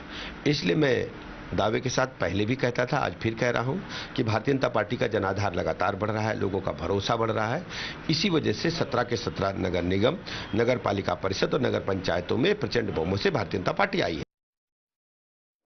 Now let's quickly tell you why this result is crucial in the run-up to the 2024 election. The people in Uttar Pradesh have reposed their faith in the Yogi model, viewers, and this is in a state that has 80 Lok Sabha seats, giving a big psychological boost for the party in the Hindi heartland. The BSP and the Congress have failed to make a dent in the elections. The BJP has had a growing vote share in the civic election since 2006, with the party securing nearly 88% of the votes in the mayoral elections in 2017. Times Now also spoke to some of the winning candidates. Here's a report. Well, it's a big win for Uttar Pradesh local body polls for the BJP, because in municipal corporation, in municipal council and of course in the panchayat also, Bharatiya Janata Party is leading with big numbers, and some constituents, some wards, some seats are such where BJP is leading with massive numbers. Now talking about the mayoral election, where out of 17, all 17 are from the BJP, and we will also speak to one of the candidates who has just won and come out. कितने वोटों से जीत कर आए हैं आप? लगभग 700 vote से madam. कहा जा रहा है, हमने अभी सुना कि लंबे समय से यहाँ पर समाजवादी पार्टी थी और अब भारतीय जनता पार्टी आई है। How big win it is for you? कितनी बड़ी जीत है? बहुत बड़ी जीत है। योगी जी और मोदी जी के नेतृत्व में बहुत बड़ी जीत हुई है। तो अभी आप यहाँ पर गाजियाबाद के लोगों के लिए, अपने जो वार्ड के लोग हैं उनके लिए क्या कुछ करने वाले हैं? सबसे पहले मैं अपनी वार्ड की जो देवतुल्य जनता है उनका बहुत बहुत हार्दिक धन्यवाद करता हूँ। उस जीत में उनका बहुत बड़ा सहयोग रहा है, उनके लिए धन्यवाद। किन मुद्दों पर चुनाव लड़ा था आप लोगों ने? हमने विकास के मुद्दे पर, जो योगी जी मोदी जी ने विकास किया है उन्हीं के आधार पर हमने चुनाव लड़ा और जीत मिली। 17 मेयरल सीट्स पर अभी लीडिंग बीजेपी दिखा रहा है, इससे पहले 16 पे दिखा रहा था, और अब 17 के 17 सीट्स पे जो म्यूनिसिपल कॉर्पोरेशन है मेयर, उस पे बीजेपी की जीत दिखाई जा रही है। जी तो श्योर है, योगी जी ने और मोदी जी ने काम किए हैं, वो तो 17 क्या 18 भी होती, वो भी 18 भी हमारी सीट आती है। So this was the winning candidate from ward number 38 of Ghaziabad, where you can see that his supporters have come up, joined them in the celebration. Let's open this up. Tejshri now joining us live from Ghaziabad. Manish Yadav is joining us from Lucknow, and Anuj is in Rampur. Anuj, आपसे शुरुआत करता हूं। जो उत्तर प्रदेश ये जो local body election के जो result आए हैं, भाजपा का ये मानना है कि 2024 के इलेक्शन से पहले जनता का मूड जाहिर हो गया है। जी निश्चित तौर पर जिस तरीके से रिजल्ट आए उसको देखते हुए साफ तौर पे भाजपा का ये कहना है कि कहीं न कहीं 2024 में जनता का जो मूड है वो साफ तौर पे दिख रहा है। लेकिन अभी अगर हम रामपुर की बात करें, रामपुर का स्वार विधानसभा सीट, यहाँ उपचुनाव था और उपचुनाव के नतीजे किसके फेवर में आए? भारतीय जनता पार्टी की सहयोगी पार्टी अपना दल एस के कैंडिडेट जो हैं उनकी जीत हुई है। शफीक अहमद अंसारी जो हैं वो यहाँ समाजवादी पार्टी के कैंडिडेट से जीते हैं। तस्वीरों के जरिए सबसे पहले हम दिखाना चाहेंगे ये तमाम समर्थक जो हैं वो शफीक अहमद के समर्थक हैं, इनसे बात करते हैं इस जीत को किस तरीके से आप देखते हैं, क्योंकि ये जीत जहां तक बात किया जाए ये पूरा गढ़ जो है स्वार आजम खान और समाजवादी पार्टी का गढ़ माना जाता है। ऐसा ही जीत भाईचारे की जीत है, हिंदू मुसलमान की जीत है। और एक आजम खान ने बड़ा बोल बैठा था कि पूरे हिंदुस्तान में कोई अब्दुल्ला का रहा है तो उनका बड़ा बोल उनके आगे आया, अल्लाह ने उन्हें दिखलाया, भगवान ने उन्हें दिखलाया। ज्यादा बड़ा बोल नहीं बोलना चाहिए, और ना मुसलमानों का हमदर्द है ना स्वार वालों के। 55 साल बाद हमने सीट निकाली है, आज से ज्यादा खुशी हमारे लिए नहीं हुई है। आज हमारे लिए चांदनाद बकरीद आज ही है हमारे लिए। और ऐसा आजम खान से बीज बोते हैं लोग, मुसलमानों का हमदर्द नहीं है। यही शफीक अंसारी हैं जो उनके यूनिवर्सिटी को दान करते थे, उनका सम्मान करते थे, मगर उन्होंने हमें बुरा भला कहकर हमारी आंखें खोल दी, हमसे बदतमीजी करके हमारी आंखें खोल दी। वो काबिले तारीफ नहीं है, अब किसी काम के लायक नहीं है वो।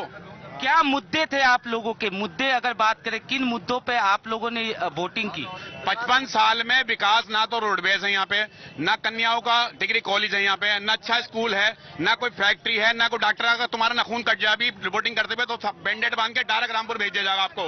अच्छे बच्चे जो यहाँ पे स्टेडियम तक का नहीं है, ये 55 साल में कुछ नहीं दिया इन्होंने, बैठे कार में। और आजम खान जो है लगातार मुसलमानों के मसीहा बनते रहे हैं, ये उनका ये दावा रहा है कि वो मुसलमानों के मसीहा हैं।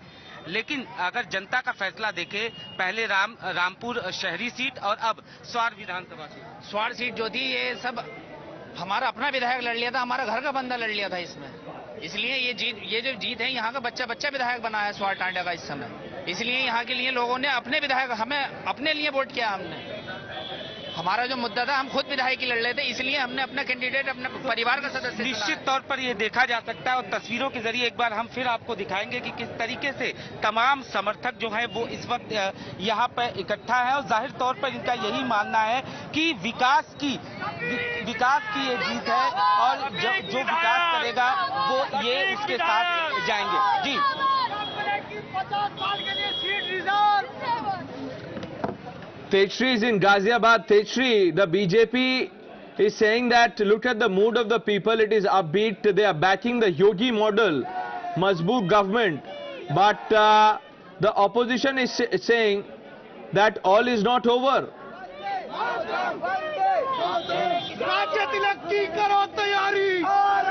Well, we can see the war of words between the Samajwadi Party's Akhilesh Yadav and Uttar Pradesh Deputy Chief Minister Keshav Prasad Maurya on Twitter, on their Twitter handles, where Akhilesh Yadav is reminding them of the Karnataka polls, where on the other hand Keshav Prasad Maurya is reminding Akhilesh Yadav about the Uttar Pradesh polls.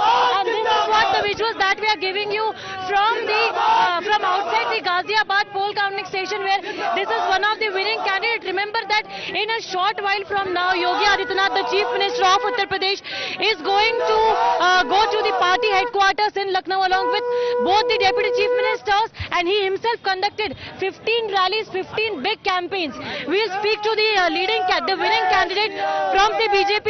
कौन से ward से जीत कर आए हैं? Ward 55 से। अच्छा, क्या कुछ संदेश देना चाहेंगे आप अपनी जनता को? जनता को ये संदेश देना चाहता हूं कि जनता ने 10 साल बाद समर्थन दिया है और 10 साल से इसमें कांग्रेस थी, जनता परेशान थी। और कांग्रेस का बेस्टियन था ये जो आपका जो वार्ड है वो कांग्रेस का था, कांग्रेस से हमने आज कमल खिलाया है। अच्छा, तो आपको क्या लगता है किसका मैजिक है? योगी मैजिक चला है पूरे उत्तर प्रदेश में? बिल्कुल योगी मैजिक है, पूरे योगी मैजिक है। और हमारी टीम को धन्यवाद देना चाहूंगा मैं, अपनी टीम को, जिन्होंने 17 के 17 पूरे मेरल पोल जो है पहले 16 to 1 था, 17 to 0 है। नहीं, 17 to 0 कहाँ है? अब बीजेपी मेयर में जो है वो 17 हो गया। 17 to 0। तो चलिए, so these are the candidates you can see celebrating the victory of the Bharatiya Janata Party's candidates from their particular wards. Back to you. Okay, now before I bring in Manish Yadav, let's quickly play out reactions coming in. Ashish Patel, the UP minister, has spoken to us. Former UP minister Mohsin Raza has spoken on the victory in Uttar Pradesh. Let's hear what they have said. ये अन्याय के विरुद्ध न्याय की जीत है। एक पिछड़े वर्ग से आने वाले, पसमानदा समुदाय से आने वाले शफीक अंसारी जी को हमने प्रत्याशी बनाया और स्वार क्षेत्र की जनता ने, किसी भी धर्म का हो, किसी भी समुदाय का हो, किसी भी जाति का हो, जिस प्रकार से शफीक जी पर भरोसा जताया है, ये उसकी जीत है। हमारे प्रधानमंत्री जी सभी वर्गों के लिए काम करते हैं, मुख्यमंत्री जी सभी वर्गों के लिए काम करते हैं। मैं तो धन्यवाद देना चाहता हूं प्रधानमंत्री जी को। अपना दल तो 2014 से एनडीए का अंग रहा है, इसमें डंका की कहां से बात है, और आगे भी मजबूती से एनडीए के अंग के रूप में खड़ा रहेगा। इतना कहना चाहूंगा कि समाजवादी पार्टी के साथी जनता के प्रति अपने कार्यों को रिव्यू करें।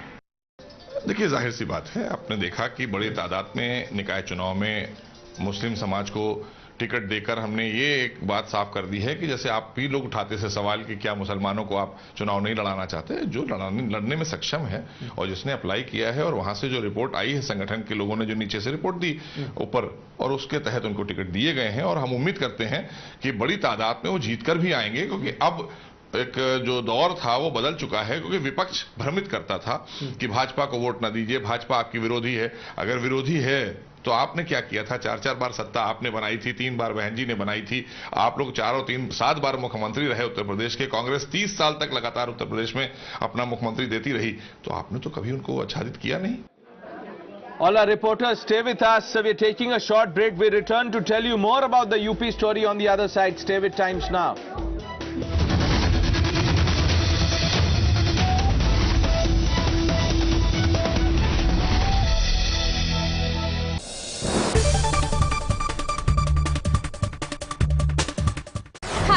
वंशिका और मैं आज अनबॉक्स करने वाली हूँ ये वाला फ़ोन। ये है टेक्नो फैंटम V फोल्ड। ये इंडिया का करंटली चीपेस्ट फोल्डेबल फ़ोन है। चलिए अनबॉक्स करते हैं। We have this cool box here और I am super excited to unbox it. And यहाँ पे they have given their tag line beyond the extraordinary. देखते हैं इसके अंदर फ़ोन एक्स्ट्राऑर्डिनरी है कि नहीं। Here is the phone. इसके बारे में हम थोड़ा बाद में बात करेंगे. Let's see what's there further. We get this packet kind of a thing. We have SIM ejector tool here, and we have some usual paperwork here, warranty cards, and some user manual. We get the cover also. बहुत ही cool सा matte finish वाला इसका cover यहाँ पे available है. And then we have जिसमें हमारे पास charging cable available है, 45 वॉट का चार्जर अवेलेबल है, and that's it. These were all the things that were available inside this box. I'm sweating guys, मतलब अनबॉक्स करने के चक्कर में इस फ़ोन को मेरे पसीने छूट रहे हैं, but I'm excited. So, and here is the phone guys. Look at this beast. इसका जो मेन स्क्रीन है वो 7.85 इंचेस का है। मतलब अगर आप स्ट्रीम करना चाहते हो, गेम खेलना चाहते हो, बढ़िया फ़ोन है आपके लिए। इसका जो सब स्क्रीन है वो 6.42 इंचेस का है। कटआउट पंच होल अवेलेबल है।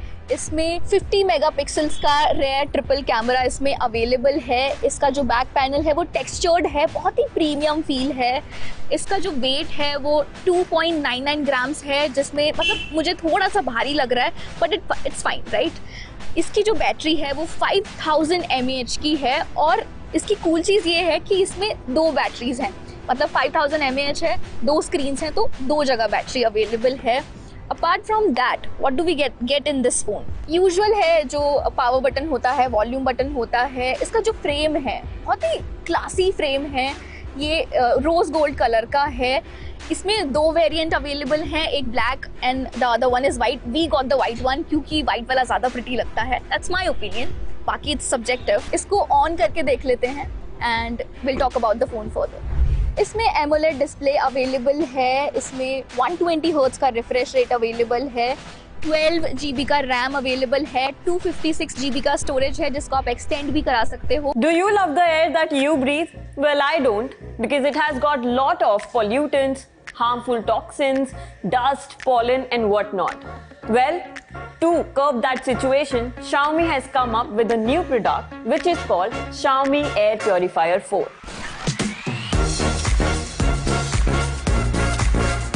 Hi, you're watching Edge Times. This is me, Pavni Jain, and this is the product I'm talking about, the newly launched Xiaomi Air Purifier 4. Company ने इसे हाल ही में launch किया है alongside Xiaomi Air Purifier 4 Lite, which is a toned down version of this device. पर आज के इस video में हम बात करेंगे Air Purifier 4 की, जानेंगे इसके फिजिकल लुक्स के बारे में, all the buttons that it comes with and all the sensors or the qualities that this Air Purifier offers. This is the front side of the air purifier, जहाँ पर आपको मिलता है OLED डिस्प्ले। इसको जल्दी से पील ऑफ करते हैं इसका कवर। अब इसको ऑन कहाँ से करना है, let me show you. This is the back side of the air purifier, और यहाँ पर जो आपको बटन दिखाई दे रहे हैं, this is the physical button to turn the display on and off. इस फिजिकल बटन के साइड में एक सेंसर दिया गया है which is temperature and humidity sensor. वहीं पर just right below it you will get to see the laser particle sensor. यहाँ पर इसको फिल्टर को अनकवर करने के लिए बटन दिया गया है, जिस पर लिखा हुआ है remove the filter packaging before turning on the purifier. Now how do I remove it? Let me try. Let's remove the tapes first. I think I did it the wrong way in the first place. So this is how the filter looks like. अंदर आपको मिलता है mesh fabric. Now let's just put the filter inside so that we can start using the product. Now we'll cover this up with filter compartment cover. Guys, this is very easy to put back the filter compartment. बहुत ही आसान था.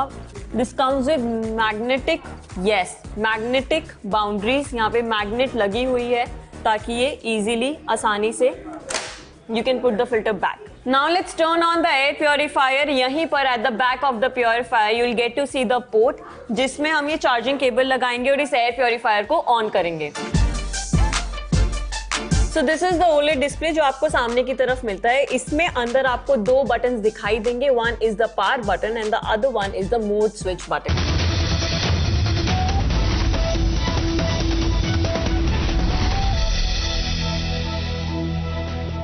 It's total domination of the Yogi model and a clean sweep as far as the mayoral elections are concerned. Manish Yadav now joining us from Lucknow. Manish, Bhajpa का ये कहना है कि योगी जी के bulldozer ने विपक्ष को रौंद दिया.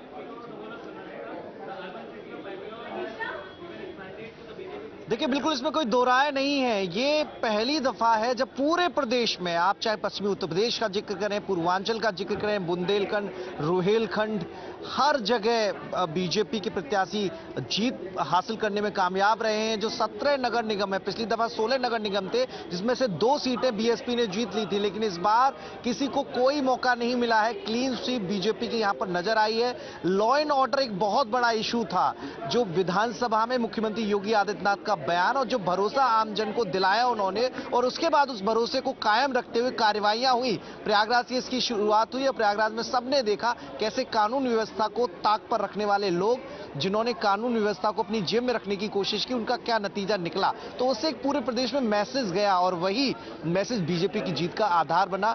तो इसमें कोई दो राय नहीं है कि लॉ एंड ऑर्डर एक बहुत बड़ा मामला था, बहुत बड़ा मसला था इस पूरे चुनाव में. दूसरा, स्मार्ट सिटी को लेकर जो कवायद की गई उसको लेकर भी शहरी क्षेत्र के मतदाताओं ने बीजेपी को अपनी पहली पसंद बनाया. जो सरकारी योजनाएं जितनी रही हैं उसमें लोगों की हिस्सेदारी कैसे बढ़ाई जाए, इस पर लगातार योगी सरकार काम कर रही थी. वो भी नतीजों के रूप में तब्दील दिखाई दिया है. केंद्र सरकार, राज्य सरकार, गांवों की सरकार और अब शहरों की सरकार भी बीजेपी की बनी है और पहले से ज्यादा संख्या में पार्षद जीत के आए हैं. पहले से बड़ी संख्या में नगर पंचायत के अध्यक्ष जीत कर आए, नगर पालिका के अध्यक्ष जीत कर आए. तो भरोसा बीजेपी पर लगातार बढ़ा है. एक प्रयोग बीजेपी ने किया था इस बार, लगातार जो माइनॉरिटी तबका है उसकी ओर से ये मांग चल रही थी कि बीजेपी उन पर भरोसा नहीं करती, उनको चुनावों में टिकट नहीं देती. लेकिन इस बार बीजेपी ने एक प्रयोग किया पश्चिमी उत्तर प्रदेश में. और शायद मनीष, इसी भरोसे की बात प्रधानमंत्री मोदी ने संसद से कही थी. उन्होंने कहा था एक अकेला मोदी सब पे भारी है क्योंकि जनता का भरोसा है मेरे साथ. Thank you for joining us with your inputs Manish. Taking a short break, viewers, we discuss the Karnataka story on the other side. Stay with India's election news headquarters, Times now.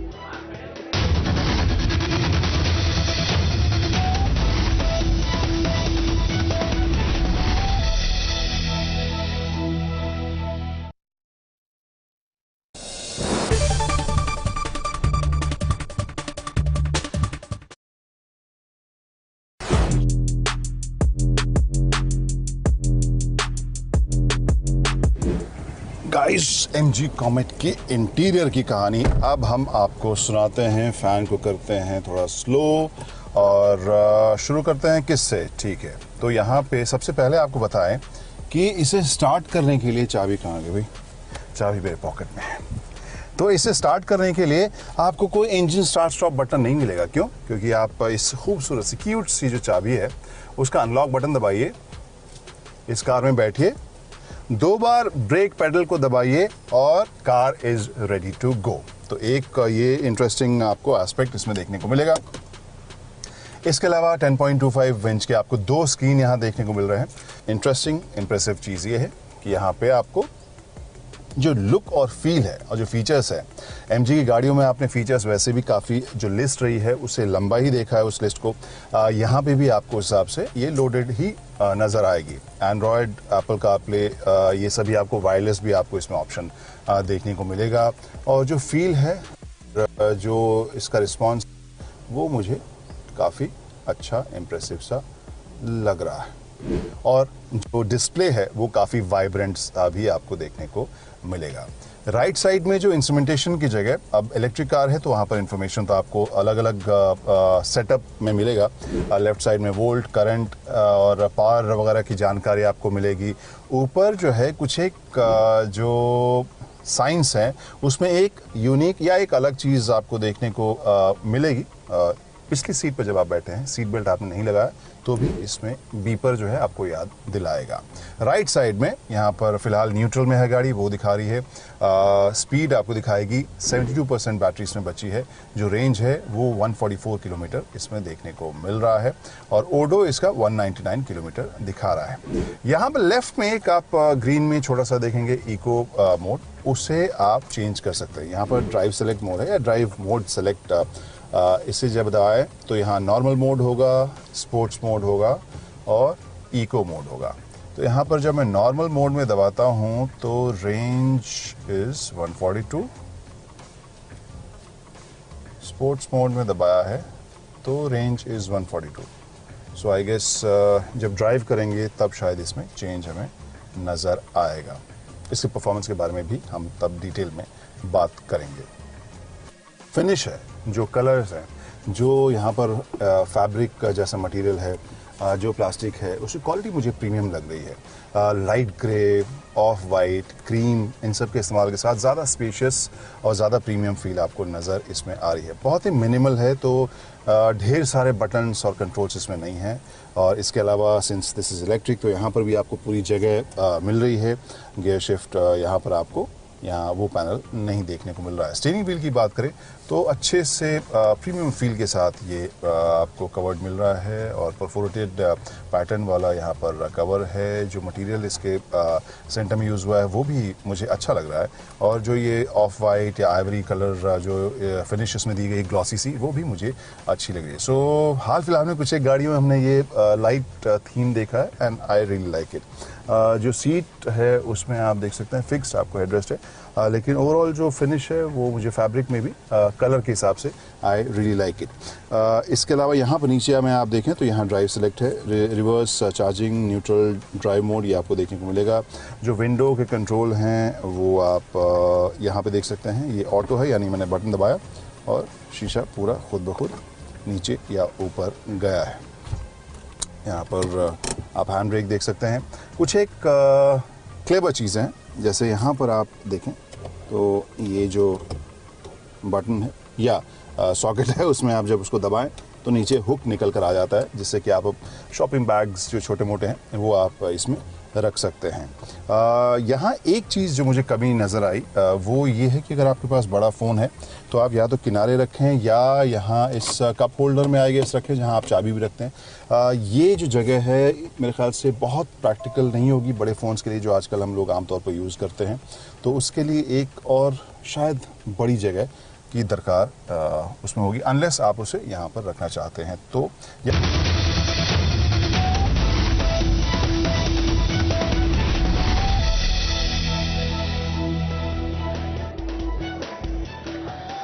Warm welcome. You're watching Times Now and I'm Meghna Dekha. Lots lined up for you in this bulletin. First up, as always, let's get you the top focus stories.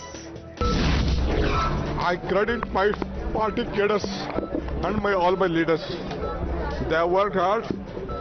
People have exposed faith in us. The leaders have supported us. TKS breaks down after Congress's Karnataka victory. Thanks Sonia Gandhi, the party top brass and the cadres for the historic win. Well, buoyed by Karnataka victory, Siddaramaiah says that Karnataka results indicate the trend for Lok Sabha elections, which is Rahul for Prime Minister in 2024. A smiling Rahul addresses media after a thumping Congress victory, says 5 guarantees will be fulfilled in the first cabinet meet, calls it a defeat of crony capitalists. Big boost for the opposition ahead of Lok Sabha. NCP Chief Sharad Pawar, Tamil Nadu Chief Minister M.K. Stalin among call it a precursor to 2024.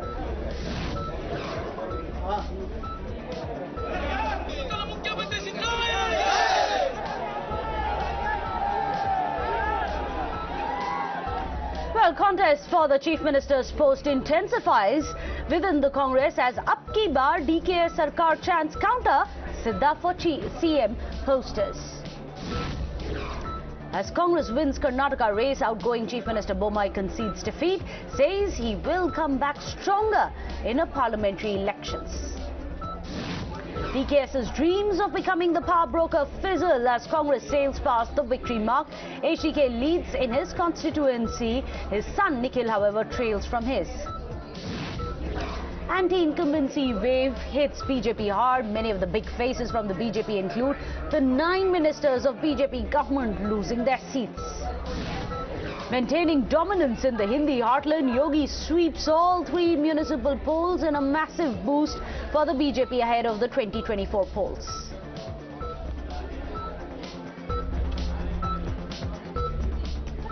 Well, it has been a bittersweet day for the BJP, hasn't it? On one hand, of course, it managed to wrest Karnataka from BJP, breaching several of its bastions, but also in the other high-stakes battle of Uttar Pradesh, that's the one that BJP managed to win back. One that many would call a semi-final for the parties who are eyeing a strong foothold in the Hindi belt ahead of the 2024 battle royale. Well, the BJP, Samajwadi Party, BSP and the Congress fought a high-octane contest, but what ultimately played out was a 2-horse race between the BJP and the Samajwadi Party. The one that most had their eyes on is the contest in the urban centers, with BJP dominating the mayoral elections, securing 16 of the 17 seats. Well, the BJP also secured nearly half of the 199 municipal council seats and the Nagar Panchayats, making it a complete sweep in the Hindi heartland. निश्चित तौर से जनता भाजपा के साथ खड़ी है, यह संदेश नगर निकाय चुनाव से है और मैं जनता के प्रति और अपने एक एक कार्यकर्ताओं के प्रति आभार प्रकट करूंगा, उनका अभिनंदन करूंगा कि उन्होंने बहुत शानदार ढंग से जो संगठन ने रणनीति बनाई उसके अनुसार काम किया और जो डबल इंजन सरकार के माध्यम से हम लोग प्रदेश का विकास कर रहे थे और लोगों से स्वागत करता हूं। टीम यूपी की ओर से, जिसमें हमारे प्रदेश के प्रभारी माननीय राधा मोहन सिंह जी हैं, मेरे दोनों वरिष्ठ सहयोगी उप मुख्यमंत्री श्री केशव प्रसाद मौर्य जी, श्री ब्रजेश पाठक जी, प्रदेश के पूर्व अध्यक्ष और प्रदेश के सरकार के जल शक्ति मंत्री श्री स्वतंत्र देव सिंह जी, प्रदेश संगठन के शिल्पी संगठन महामंत्री सम्मान्य श्री धर्मपाल जी, मंत्रिमंडल के मेरे अन्य सहयोगी और संगठन के हमारे सभी पदाधिकारियों के साथ ही सहयोगी दल निषाद पार्टी के श्री डॉक्टर संजय निषाद जी और अपना दल एसके श्री आशीष पटेल जी समेत पार्टी के सभी पदाधिकारी और कार्यकर्ताओं की ओर से मैं आपका हृदय से अभिनंदन करता हूं। मित्रों, उत्तर प्रदेश में भारतीय जनता पार्टी के कार्यकर्ताओं की मेहनत, सरकार और संगठन के बेहतर समन्वय, आदरणीय प्रधानमंत्री जी के सुयोग्य और यशस्वी नेतृत्व और उनके मार्गदर्शन में उत्तर प्रदेश नगर निकाय के चुनाव में भारतीय जनता पार्टी ने अब तक की सबसे बड़ी विजय प्राप्त की है। 17 नगर निगमों में पहली बार भारतीय जनता पार्टी सभी नगर निगमों में एक साथ पूर्ण बहुमत के साथ विजय प्राप्त करने में सफल हुई है। इसके साथ ही जो 17 नगर निगम हैं, इनमें से 3 नगर निगम नए गठित हुए थे, जिनमें अयोध्या, मथुरा वृंदावन और शाहजहांपुर। मथुरा वृंदावन और अयोध्या में विगत वर्ष चुनाव संपन्न हुए थे और शाहजहांपुर में पहली बार चुनाव हुआ है। 17 के 17 नगर निगमों में, जिनमें से हर एक नगर निगम 5 लाख से लेकर के 50 लाख मतदाताओं या आबादी के बीच का होता है और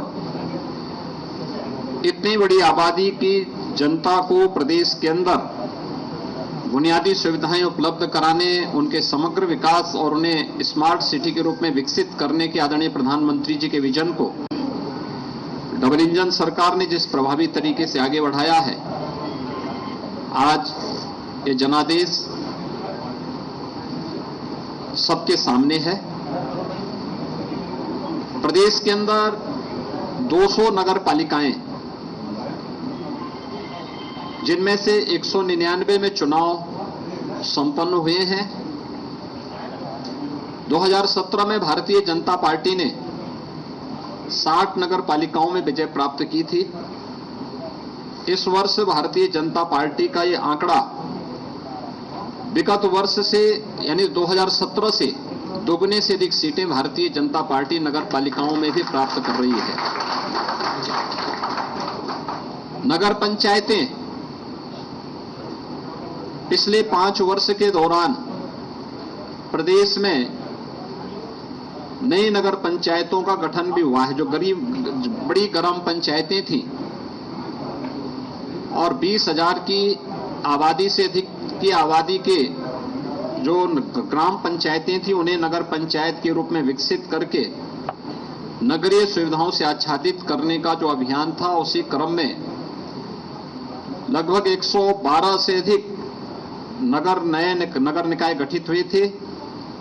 कुल मिलाकर के 545 नगर निकायों में यानी नगर पंचायतों में भी चुनाव संपन्न हुए थे और भारतीय जनता पार्टी इस बार नगर पंचायतों में भी अभूतपूर्व सफलता प्राप्त की है। 2017 से 2.5 गुना से अधिक सीटें भारतीय जनता पार्टी ने इस चुनाव में इसमें भी सफलता प्राप्त की है। इसके अलावा नगर निगम में 1420 वार्ड हैं, जिनमें पार्षदों का चयन होना था, चुनाव होना था। भारतीय जनता पार्टी ने इससे पहले 17 में 596 पे विजय प्राप्त की थी और अब तक जो कुल परिणाम आए हैं 794 में से 438 भारतीय जनता पार्टी पहले ही जीत चुकी है। पार्षदों में भी भारतीय जनता पार्टी ये मान करके चलें कि पिछली बार की तुलना में दुगने पार्षद भारतीय जनता पार्टी के नगर निगमों में जीत रहे हैं। ऐसे 1367 नगर पालिका परिषद के पार्षद हैं। विगत वर्ष 17 में 923 पार्षद भारतीय जनता पार्टी ने जीते थे। इस बार अभी तक 1300 यानी 5327 में से 1367 के परिणाम सामने आ चुके हैं, जिनमें से 638 भारतीय जनता पार्टी अभी जीत चुकी है और ये संख्या काफी ज्यादा आगे बढ़ने जा रही है। यानी पहले की तुलना में भारतीय जनता पार्टी लगभग दुगने से अधिक पार्षद इसमें भी जीतने जा रही है। ऐसे ही नगर पंचायतों में भी 7177 पार्षद चयन होने थे। विगत चुनाव में भारतीय जनता पार्टी को 664 कुल पार्षद प्राप्त हुए थे। अब तक 2457 में से जो परिणाम आए हैं उनमें से 935 भारतीय जनता पार्टी पहले ही जीत चुकी है और अभी काफी बड़ी संख्या में परिणाम आने जा रहे हैं। ये मान के चले लगभग 4720 के परिणाम आने बाकी हैं। इसमें बहुतायत भारतीय जनता पार्टी के पक्ष में ये परिणाम जा रहे हैं। ये सभी रुझान इस बात को प्रदर्शित करते हैं कि 4 करोड़ 32 लाख मतदाताओं ने, यानी 6 करोड़ से अधिक आबादी नगर निकाय में उत्तर प्रदेश के अंदर निवास करती है, जिसमें 17 नगर निगम, 200 नगर पालिकाएं, 545 नगर पंचायतें हैं। इन सभी को अगर हम जोड़ करके देखेंगे तो यह 762 नगर निकाय कुल आते हैं। 762 नगर निकाय में एक का पहले चुनाव हो चुका था। झांसी में एक नगर पंचायत और एक नगर पालिका पंचायत सर्वसम्मति से भारतीय जनता पार्टी का बोर्ड पहले ही वहां गठित हो गया।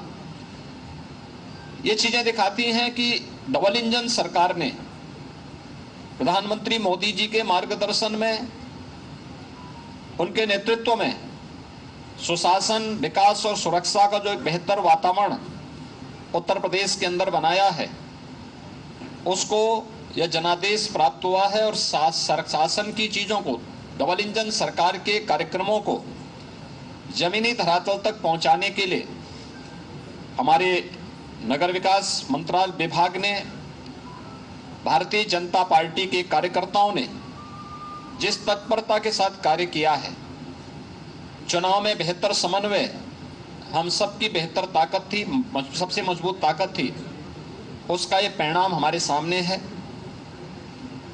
विगत वर्ष जब 2017 में चुनाव हुए थे, उस समय 16 नगर निगमों में चुनाव हुए थे और 16 नगर निगमों के चुनाव जो संपन्न हुए थे उनमें से 14 भारतीय जनता पार्टी ने जीती थी, 2 बहुजन समाजवादी पार्टी ने जीती थी।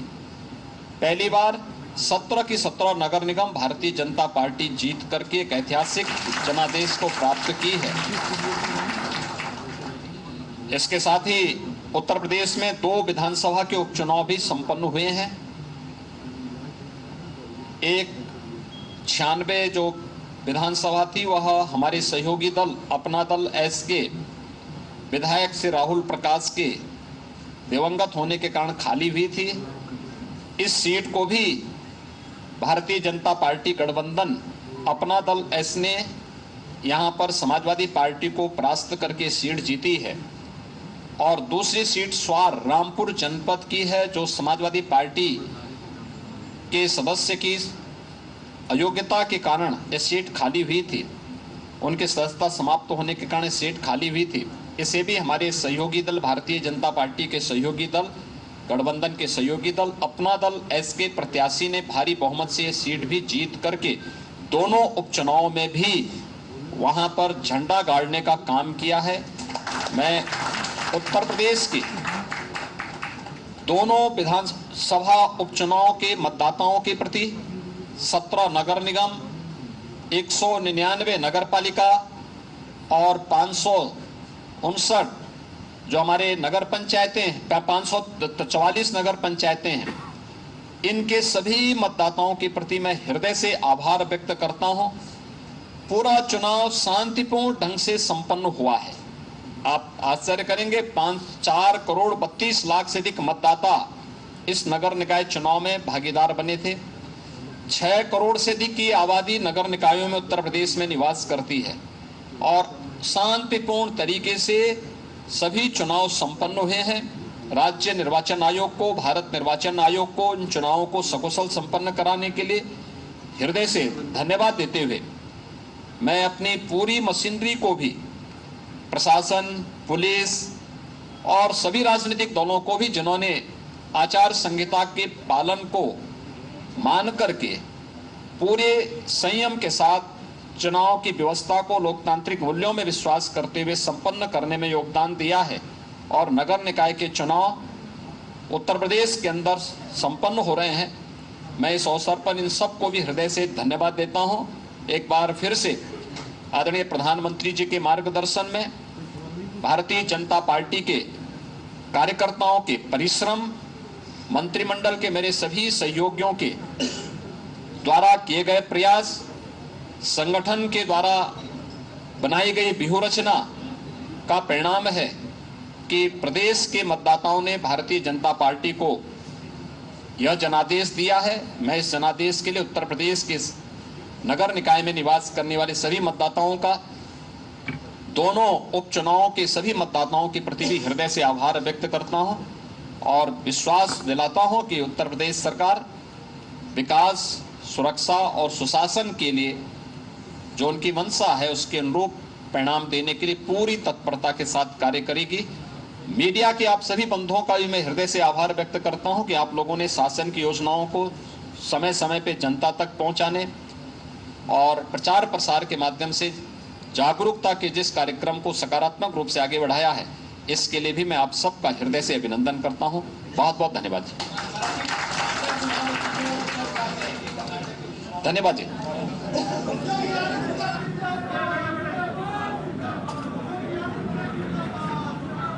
A resounding victory for the BJP in the civic polls of Uttar Pradesh, something that the Chief Minister has credited the double engine Sarkar for. The Chief Minister there addressing the cadres on the BJP's win. You can see the mayoral polls which have been swept by the BJP on your screen. 17 for the BJP, Samajwadi. Meanwhile, I believe Priyanka Gandhi is speaking as well after Karnataka win. Karnataka की जनता ने अपना ध्यान एकदम केंद्रित रखा, अपने मुद्दों पर रखा और ऐसा निर्णय लिया कि जो वहाँ पे जो भ्रष्ट सरकार थी उसको निकाला गया। तो सबसे पहले जैसे मैंने कहा उनको बहुत बहुत बधाई।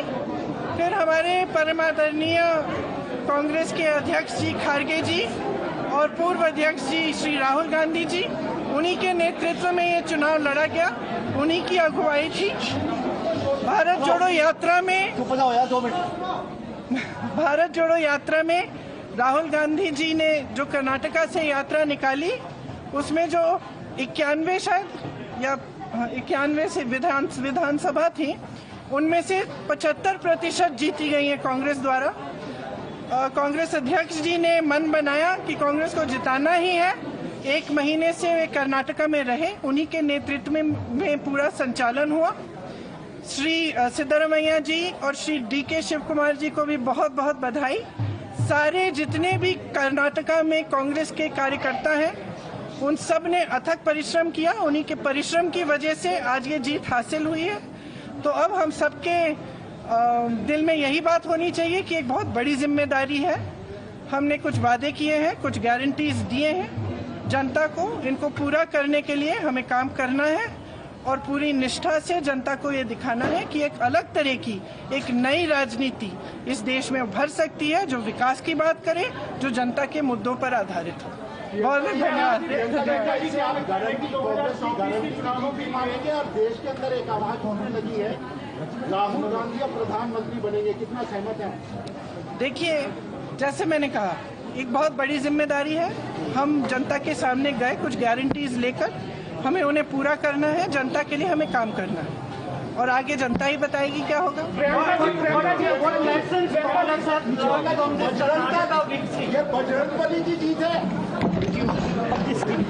Interestingly, the last question that Priyanka Gandhi dodged was, ये क्या बजरंग बली की जीत है? It's very interesting to see how it pans out for the Congress party. Remember, they may have won the state, but they still have a lot of infighting they need to quell to decide who's going to be the next Chief Minister of Karnataka. All the top focus stories only here on Times Now. With that, a short break.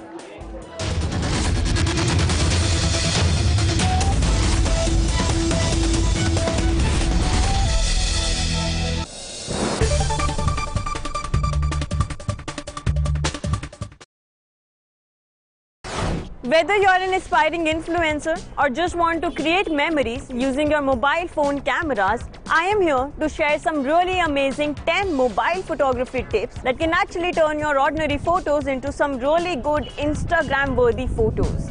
मतलब आपका photo game एकदम next level amazing होने वाला है after knowing all my tips. But before I share these tips with you, allow me to introduce myself. You're already watching Gadget Times. This is me, Pavni Jain, and now it's time to count on the 10 amazing mobile photography tips that I have listed for you guys. Let's begin. So tip number 1, lock focus. So as soon as you open your camera software, जो आपका subject है उसके ऊपर you just have to tap and hold it until this yellow box appears. ऊपर आपको दिखाई देगा एक छोटा सा tag saying AFAE log. Now what this means is कि जो अगर आपका subject move भी कर रहा है, you'll get really sharp photos as well as the well balanced exposure. Tip number 2, rule of thirds. Now try to not position your subject in center. Maybe just position them on one of the grid lines. This makes for a visually appealing photos as well as videos. Tip number 3, use full megapixels. क्या मतलब है इसका? The smartphones these days boast 48 megapixel sensor, 50, 64 and sometimes 108 megapixel sensor as well. इस case में क्या होता है? Whenever you click any picture, the smartphone by default clicks your photo at 12 megapixel using the pixel binning technology. अब इसका क्या इलाज है? You have to go to the camera settings. वहाँ पर जाकर आपको high resolution photos पर select करना होगा ताकि जो आपकी फोटोज हैं वो सेंसर का फुल मेगापिक्सल इस्तेमाल करे और आपको ज्यादा से ज्यादा डिटेल्स अपने फोटोज में दिखाई दे. Tip number 4, shoot during the golden hour. Oops, वैसे तो ये भी नहीं है. That is the hour 1 hour after the sunrise and 1 hour before the sunset. The light at that point of time is absolutely perfect. आपको warm light मिलता है, soft light मिलता है और आपकी photos come out really very excellent in terms of colors. Or I think I should also own my photography tip and start shooting in the golden hour and not in the harsh light maybe. Okay. Tip number 5, use burst mode. This is the most underused feature on all smartphones. Android पे भी मिलता है और iPhone पे भी मिलता है. Very simple to use. You just have to tap and hold the shutter button on your camera software and the camera will click multiple photos in just a few seconds. This is a really great feature just in case you want to capture any movement, dogs, birds या फिर अगर आपको candid shots चाहिए तो उसके लिए भी इस्तेमाल किया जा सकता है. Tip number 6, just like burst mode, you can also make use of the portrait mode. This will help in creating a differentiation between background and the foreground. जो subject है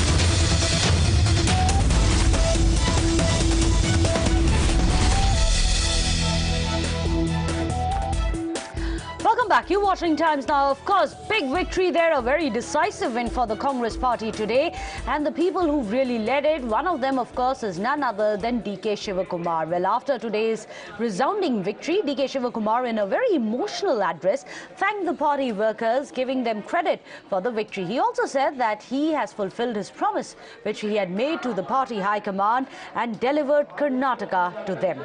Listen in to the man who hopes to be the next chief minister. I credit my party cadres and all my leaders. They have worked hard. People have exposed faith in us. The leaders have supported us. It is a collective leadership and we have jointly worked. I have said in the beginning, joining together is the beginning. On the day I took the oath, thinking together is the progress, working together is the success. That is what I said on the day. I assured Srimati Sonia Gandhi, Rahul Gandhi and Priyanka Gandhi that and Mr. Mallikarjun Kharge that I will deliver Karnataka to their fold. I can't forget Srimati Sonia Gandhi coming to meet me in jail when all these BJP people put me under jail. So I rather choose to be in jail than having an office. A very emotional man there. Of course, he has been repeatedly saying that he has given his life to the party. We'll have to wait and see if they reward him with the top post in the state. Meanwhile, the Prime Minister, he's also congratulated the Congress over the victory. In fact, the Prime Minister has tweeted saying congratulations to the Congress party for their victory in the Karnataka Assembly polls. My best wishes to them in fulfilling people's aspirations. Well, on that note, a short break. Don't go anywhere.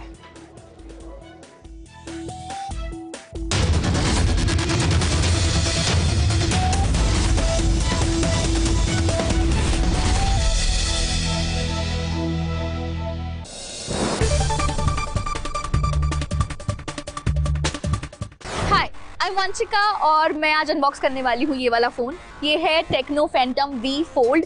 ये India का currently cheapest foldable phone है. चलिए unbox करते हैं.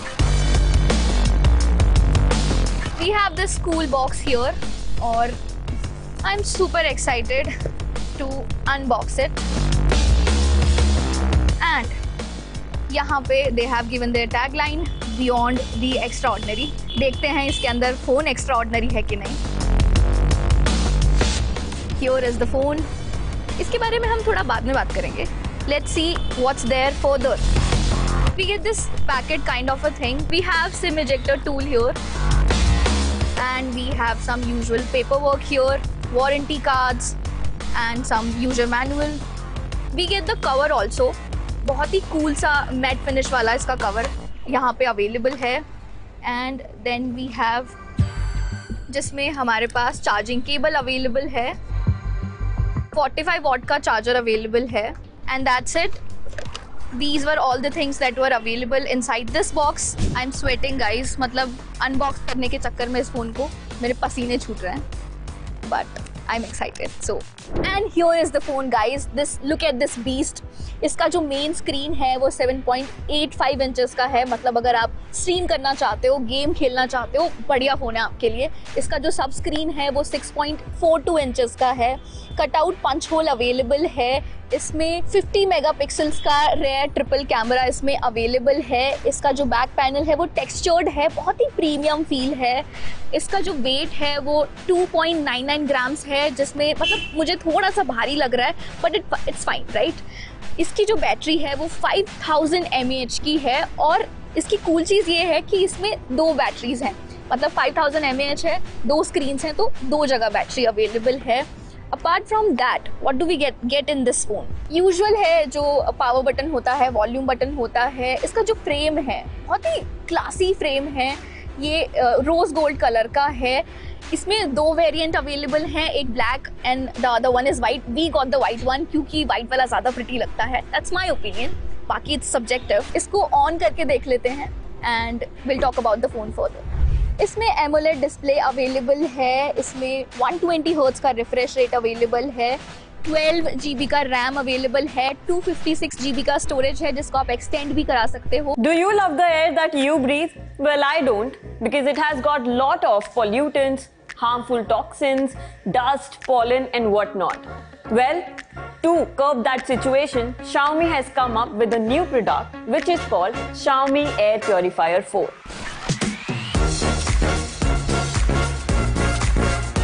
Hi.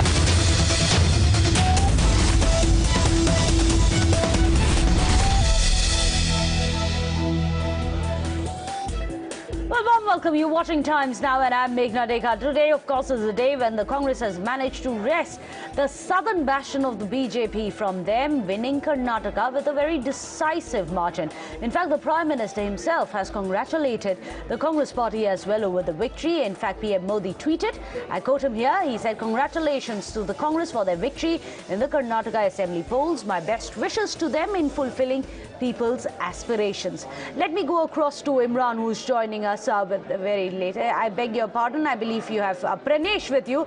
Pranesh, it's really interesting to see and very kind of the Prime Minister to come out and have congratulated the Congress on that massive win. This is the tweet by Prime Minister Modi. He says, I thank all those who have supported us in Karnataka elections. I appreciate the hard work of BJP Karyakarta. We shall serve Karnataka with even more vigor in the times to come. He says, congratulations to the Congress party for the victory in Karnataka Assembly polls. My best wishes to them in fulfilling people's aspirations. This comes on a day, Meghna, when senior leaders of the Congress party, including Rahul Gandhi, came out and said that this is a victory of politics of love over politics of hate. In fact, Rahul Gandhi also said that the poor people, the common man, had taken a vow to defeat the politics of crony capitalists. But the Prime Minister, graceful in his response after the poll results, congratulating the Congress party, also not forgetting to thank the hard work of the BJP workers. Well, keep trying the developments on that front, and also interestingly, you're absolutely right, a very gracious comment they're coming in from the Prime Minister. In fact, let me go across to Imran also. Imran, it's very interesting. For the BJP, it is going to be a time for introspection, isn't it, as to what really went wrong?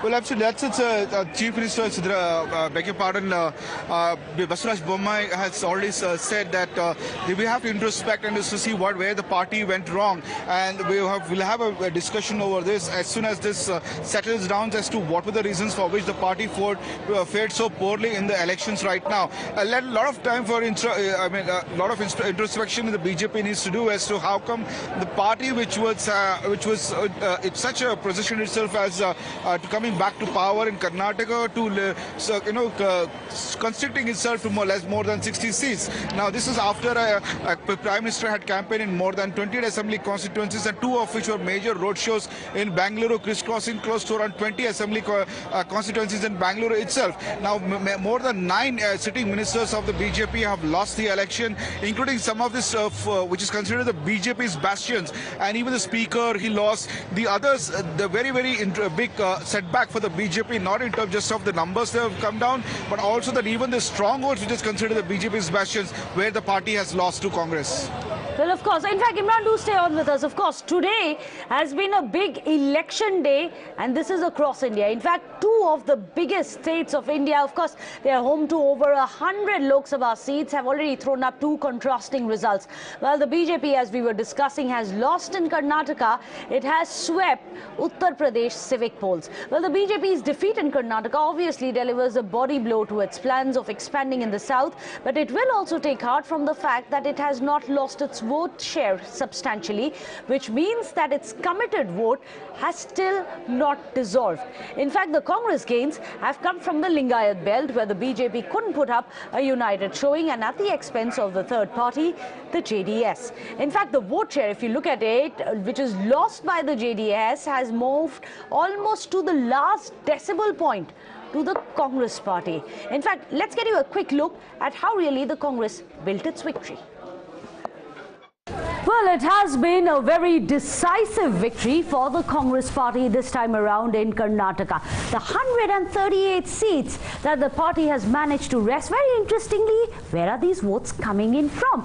Well, interestingly, the BJP has lost its own bastion of the Lingayats, something that the Congress has successfully managed to wrest away from the BJP, despite the fact that BSY still manages to have a massive sway in the region. But it's not just the BJP. Let's tell you how even the Vocaliga votes, that is from its own former alliance partner, the JDS, has been something which has been breached by the Congress party, with the Vocaligas also splitting their votes and overwhelmingly voting in favor of the Congress party. Of course, several of the issues such as the Bajrang Dal ban as well as the 4-person Muslim quota row could have possibly benefited the Congress in the Muslim areas as well.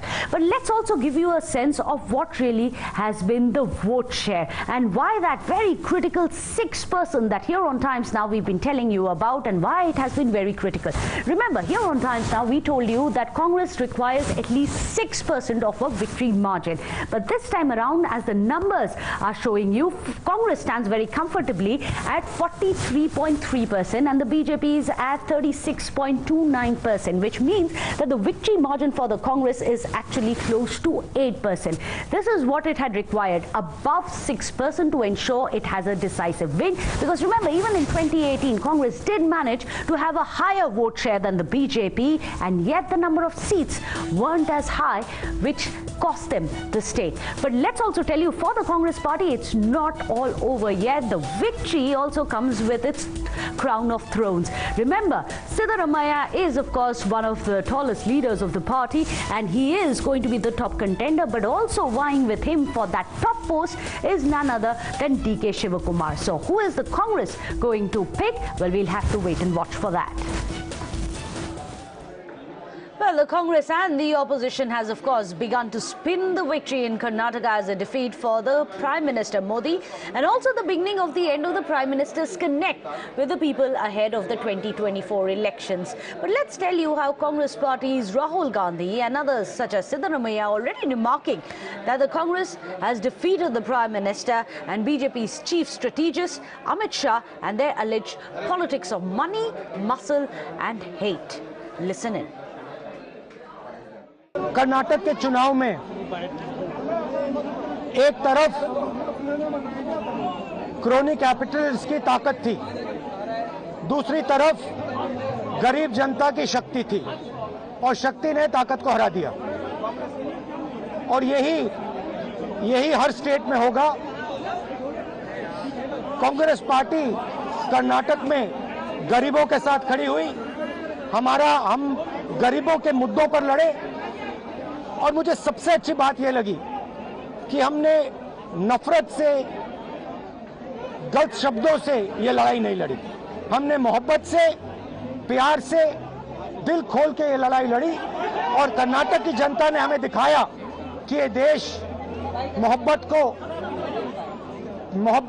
इस देश को अच्छी लगती है। I think this election is a very crucial election. This result of this election will be a stepping stone for the coming Lok Sabha election. I hope that all non-BJP parties come together and see that BJP is defeated. I also hope that Rahul ji may become the Prime Minister of this country.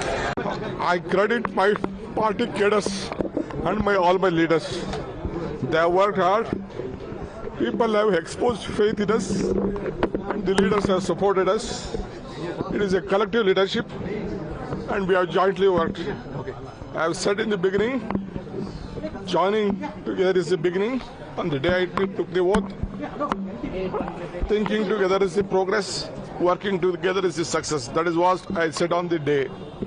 I assured Srimati Sonia Gandhi, Rahul Gandhi and Priyanka Gandhi that, and Mr. Mallikarjun Kharge, that I will deliver Karnataka to their fold. I can't forget Srimati Sonia Gandhi coming to meet me in jail when all these BJP people put me under jail. So I rather choose to be in jail than having an office. एक procedure होता है कि कहीं भी राज्य में कभी भी इलेक्शंस होते हैं तो हम लोग उस एक प्रोसीजर के तहत ही करते हैं। यहाँ के एमएलएज की मीटिंग बुलाते हैं, ऑब्जर्वर, सेंट्रल ऑब्जर्वर जाते हैं, जाने के बाद वहाँ का जो ओपिनियन आएगा, जो कंसेंसस बनेगा, वो हाईकमांड को बताएंगे। यही ठहरे ऐसा निर्णय कोई भी नहीं लेता, नहीं लिया। मेरे को 52 साल से इसका एक्सपीरियंस है, तो इसीलिए कृपया करके ऐसे क्वेश्चन मत पूछिए। Of Kalburgi, they have taken a decision for development, they have taken a decision for the constitution, they have taken a decision for progressive politics. I'm grateful to them. What is on the Karnataka's majority? I've been saying that we'll get more than 120 seats. You did not believe me. Well, today we now have the results, and we'll form the government and give the people of Karnataka a very progressive government. Who will the CM place? That will be decided by the High Command in a couple of days. Thank you. Well, let me go across to our reporters. Joining us today, Deepak Bopanna, Somit, as well as Aishwarya. Well, Deepak, I'm going to come to you first because the next big question, yes, it has been a very decisive win, but the next big question is who is going to be helming the Congress government in Karnataka, because that's going to be the biggest challenge.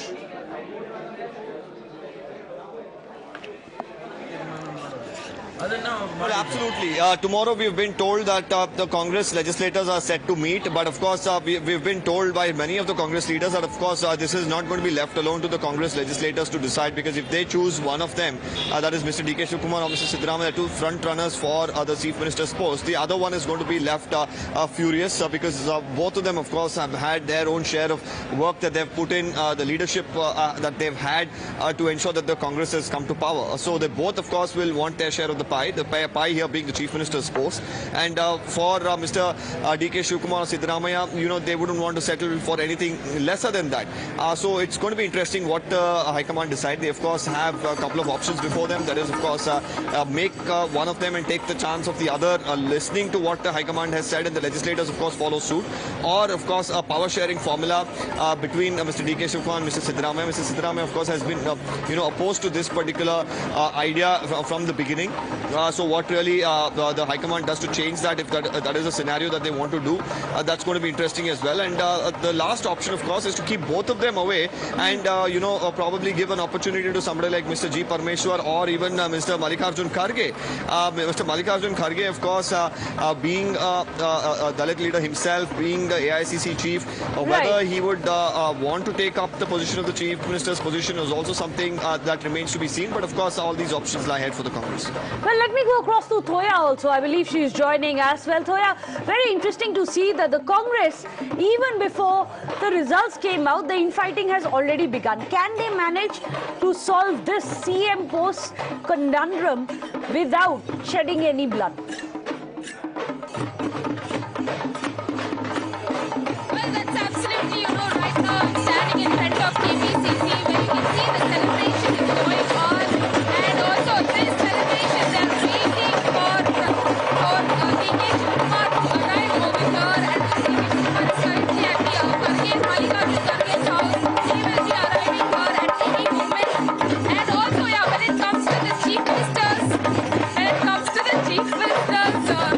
see, I can tell you that the decision to be taken by the High Command, to decide who is the next chief minister of Karnataka, where tomorrow there is a legislative meeting that will be held by all the MLAs who are part.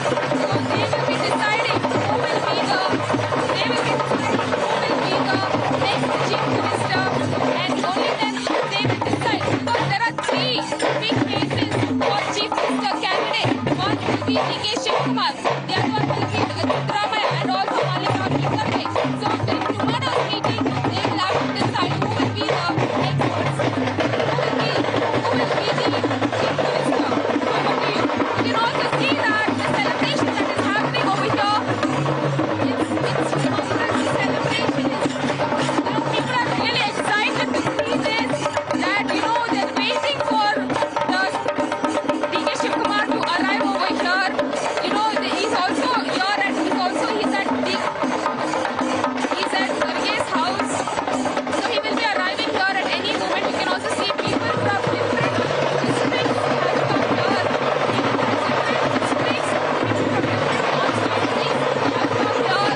Have a glimpse of DK Shivakumar, and also he will be also at the press conference at 6 p.m. Over to you.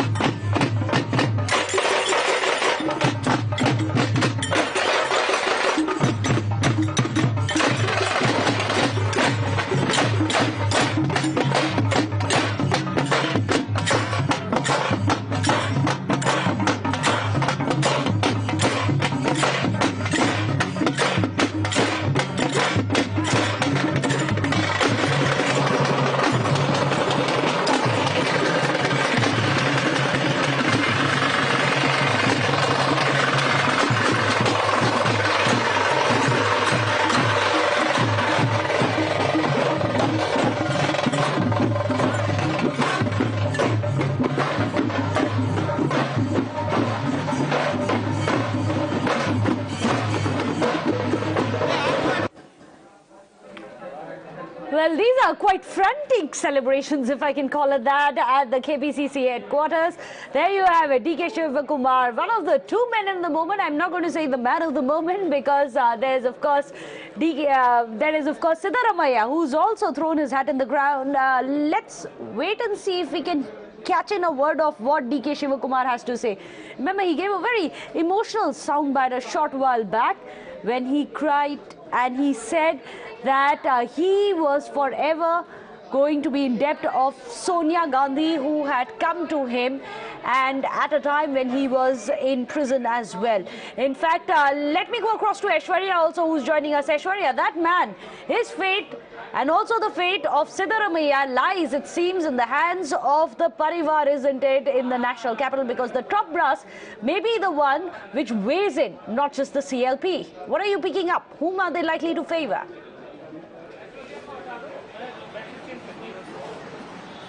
Well, of course, DK Shivakumar got a bit emotional after the resounding win in the state of Karnataka. He bowed on to Sonia Gandhi and stayed away, saying that when he was in jail, Sonia Gandhi was the one who met him, and that was the favor and that was the kind of respect that he had always got from the Gandhi family. But here in New Delhi, at the 24 Akbar Road, certainly the top brass is in a huddle, because they are trying to avoid the situation that they are facing currently in Rajasthan, as there has been a tussle between Sachin Pilot and Ashok Gehlot, and that's what two names and the front runner of Chief Minister's post both wanted their share, because both have worked so hard in the state of Karnataka to get Congress to a resounding victory, and both wanted to be a Chief Minister. Now, who will the top brass and the high command of the Congress party favor is something that remains to be seen, and therefore the reason two of the observers will be sent to Bengaluru directly from the New Delhi, and before the Congress legislators meet tomorrow, there would be a very important meeting that is scheduled, and that will obviously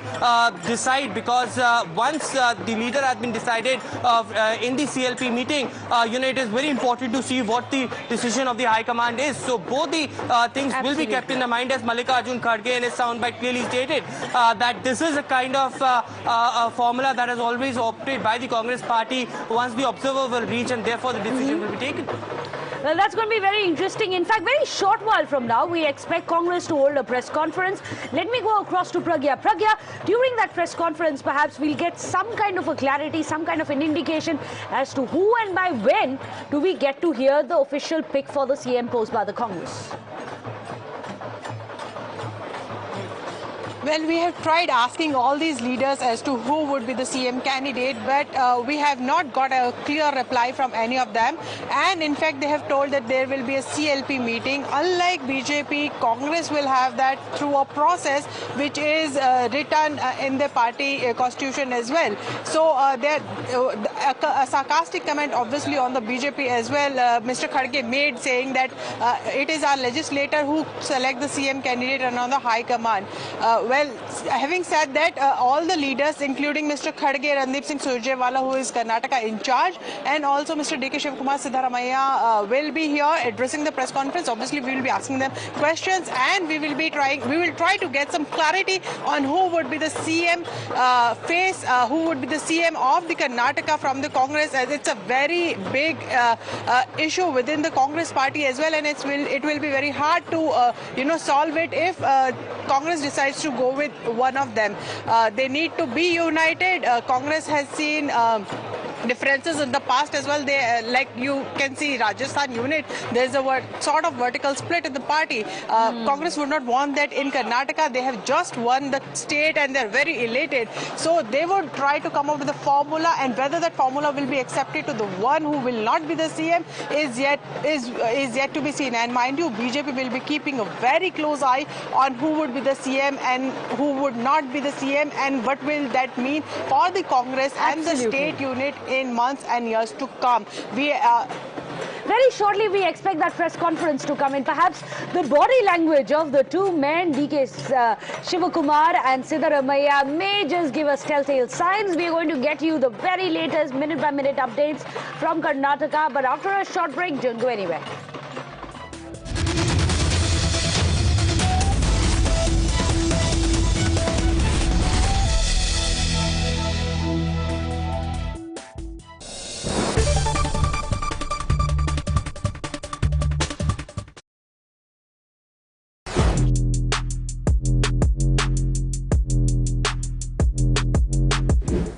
guys, MG Comet के interior की कहानी अब हम आपको सुनाते हैं। Fan को करते हैं थोड़ा स्लो और शुरू करते हैं किससे। ठीक है, तो यहाँ पे सबसे पहले आपको बताएं कि इसे स्टार्ट करने के लिए चाबी कहाँ गई भाई? चाबी मेरे पॉकेट में है।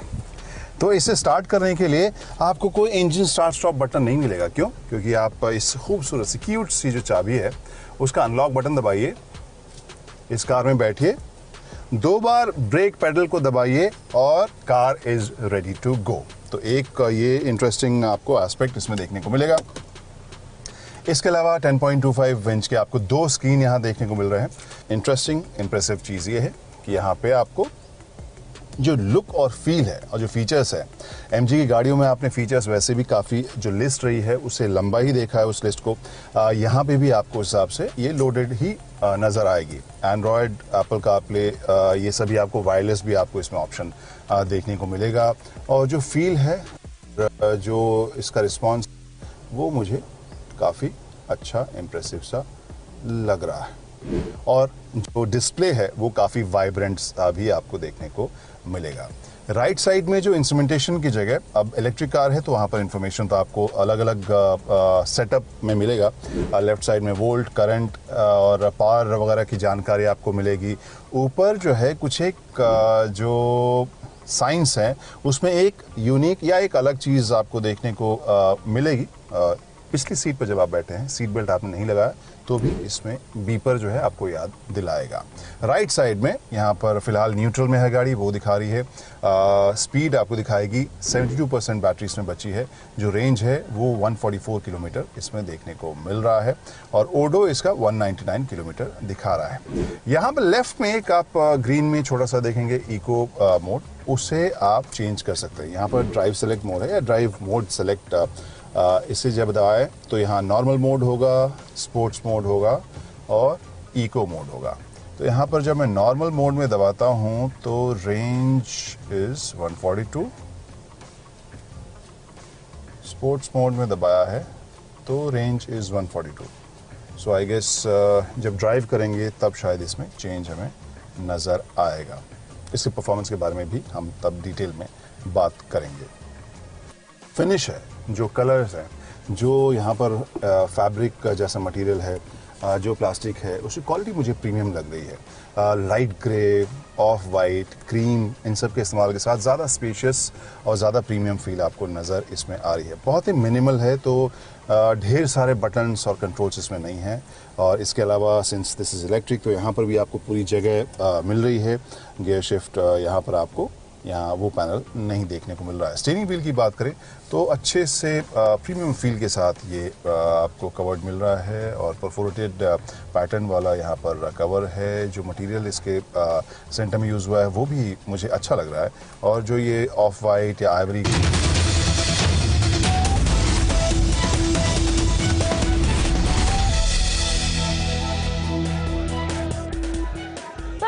It's been a resounding victory for the Congress party in the state of Karnataka, and you can see the victory celebrations there at the KPCC headquarters. It's a very lively scene there. However, it's not just over yet for the Congress parties. Yes, after the win, they are now going to wonder who is going to be the Chief Minister candidate, the face, which is not yet announced. Remember, there are 2 big candidates, 2 of the topmost leaders of KPCC vying for that top post. One, of course, is Siddaramaiah. In the other corner is DK Shivakumar. Even while it is a day of celebrations today, tomorrow is going to be a day of decisions for the Congress party. Who is going to be their pick for the Chief Minister? DK Shivakumar has, remember, in a very emotional speech, he has thanked Sonia Gandhi for visiting him in tough times, even when he was in a prison, and he has thanked him for the success and has said that today he dedicates the victory of Karnataka to Sonia Gandhi. On the other hand, you have Siddaramaiah, who's come out and said Rahul Gandhi must be the next Prime Minister of India. Massive pitch there being made by Siddaramaiah. Remember, what our sources inside the Congress High Command are telling us, that it's not just going to be down to the Congress Legislative Party, but also the High Command as to whom they pick. Meanwhile, today, it's a day for celebrations nonetheless.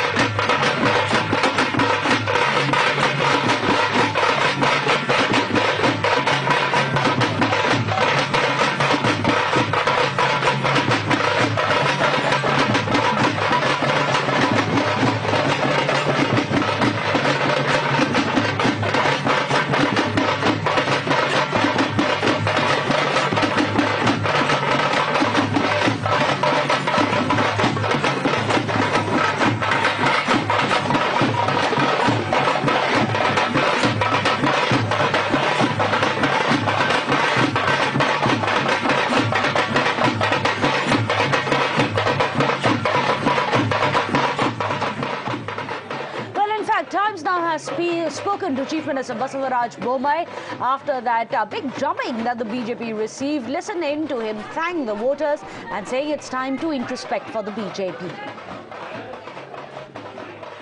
My constituency people have been always giving love and affection with support, and I got a very great bondage with them that will continue, and I have pledged myself to develop this constituency in the #1 in the state, and I'll continue to do so. I thank all my voters, entire Karnataka and especially in Shivakumar. I thank them for supporting us. Sir, according to you, what was the reason about the performance which the BJP has done in these assembly elections? There are multi-factors, not one single factor. We're going to analyze it very fast. One thing I can tell you that Congress started up very early, and they had that early start advantage. That much I can tell you now. So any changes will be made in BJP regarding this performance which the BJP has done, or you will be preparing for 2024 elections? No. Whatever decisions to be done, it will be taken by the Central Party President and the Honorable Prime Minister and Home Minister. However, we will find the fault lines, we will improve upon them, we will reorganize and come back in Parliament election. You are ready for sitting in opposition, sir? Yeah, naturally. Result day, of course, has to be on Times now. But with that, a short break.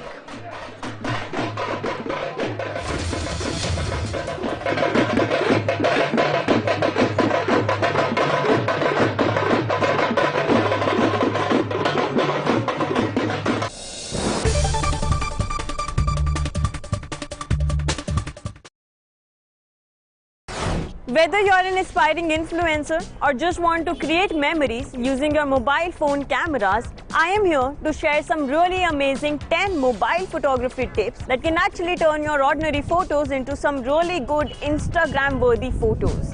मतलब आपका photo game एकदम next level amazing होने वाला है after knowing all my tips. But before I share these tips with you, allow me to introduce myself. You're already watching Gadget Times. This is me, Pavni Jain, and now it's time to count on the 10 amazing mobile photography tips that I have listed for you guys. Let's begin. So tip number 1, lock focus. So as soon as you open your camera software, जो आपका subject है उसके ऊपर you just have to tap and hold it until this yellow box appears. ऊपर आपको दिखाई देगा एक छोटा सा tag saying AFAE log. Now what this means is कि जो अगर आपका subject move भी कर रहा है, you'll get really sharp photos as well as the well balanced exposure. Tip number 2, rule of thirds. Now try to not position your subject in center. Maybe just position them on one of the grid lines. This makes for a visually appealing photos as well as videos. Tip number 3, use full megapixels. क्या मतलब है इसका? The smartphones these days boast 48 megapixel sensor, 50, 64 and sometimes 108 megapixel sensor as well. इस case में क्या होता है? Whenever you click any picture, the smartphone by default clicks your photo at 12 megapixel using the pixel binning technology. अब इसका क्या इलाज है? You have to go to the camera settings. वहाँ पर जाकर आपको high resolution photos पर select करना होगा ताकि जो आपकी फोटोज हैं वो सेंसर का फुल मेगापिक्सल इस्तेमाल करे और आपको ज्यादा से ज्यादा डिटेल्स अपने फोटोज में दिखाई दे. Tip number 4, shoot during the golden hour. Oops, वैसे तो ये भी नहीं है. That is the hour 1 hour after the sunrise and 1 hour before the sunset. The light at that point of time is absolutely perfect. आपको warm light मिलता है, soft light मिलता है और आपकी photos come out really very excellent in terms of colors. Or I think I should also own my photography tip and start shooting in the golden hour and not in the harsh light maybe. Okay. Tip number 5, use burst mode. This is the most underused feature on all smartphones. Android पे भी मिलता है और iPhone पे भी मिलता है.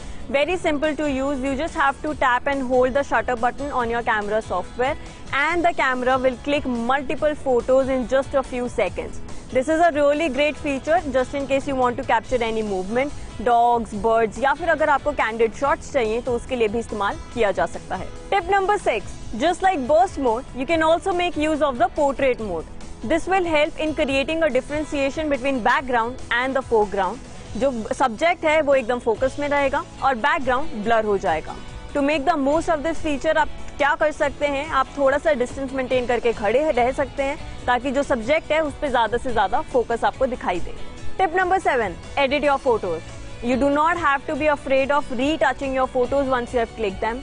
This can actually enhance the colors, the sharpness, the contrast in all the pictures and can actually make them look professional. बहुत सारे मोबाइल फ्रेंडली ऐप्स आते हैं, editing apps, for example PicsArt, Photoshop, Lightroom और Canva. You can go and try these out.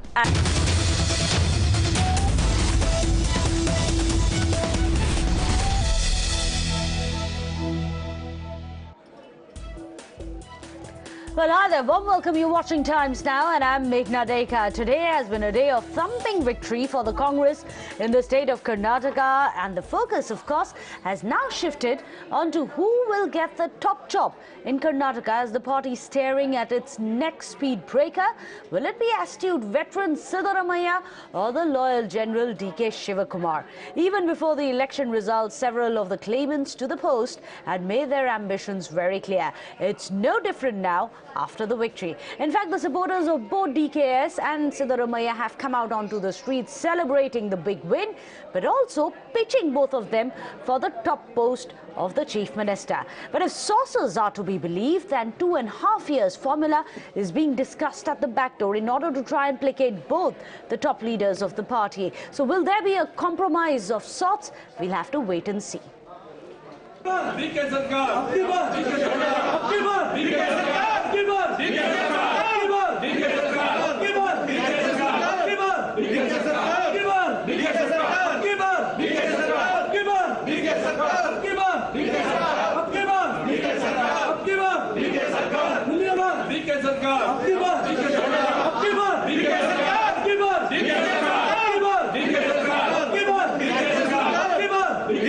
मुख्यमंत्री सिद्धरामैया नूतन मुख्यमंत्री सिद्धरामैया नूतन मुख्यमंत्री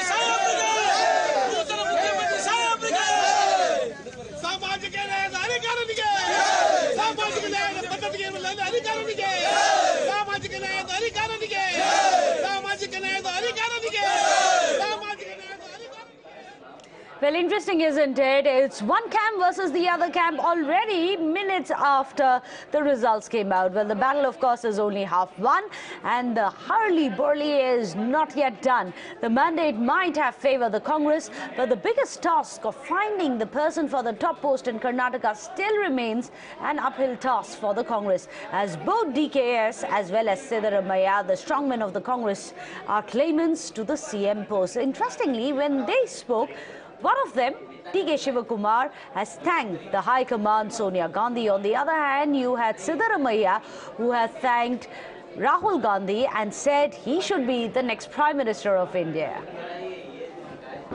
I credit my party cadres and all my leaders. They have worked hard. People have exposed faith in us, and the leaders have supported us. It is a collective leadership, and we have jointly worked. I have said in the beginning, joining together is the beginning. On the day I took the oath, thinking together is the progress, working together is the success. That is what I said on the day. I assured Srimati Sonia Gandhi, Rahul Gandhi and Priyanka Gandhi that, and Mr. Mallikarjun Kharge, that I will deliver Karnataka to their fold. I can't forget Srimati Sonia Gandhi coming to meet me in jail when all these BJP people put me under jail. So I rather choose to be in jail than having an office. I think this election is a very crucial election. This result of this election will be a stepping stone for the coming Lok Sabha election. I hope that all non-BJP parties come together and see that BJP is defeated. I also hope that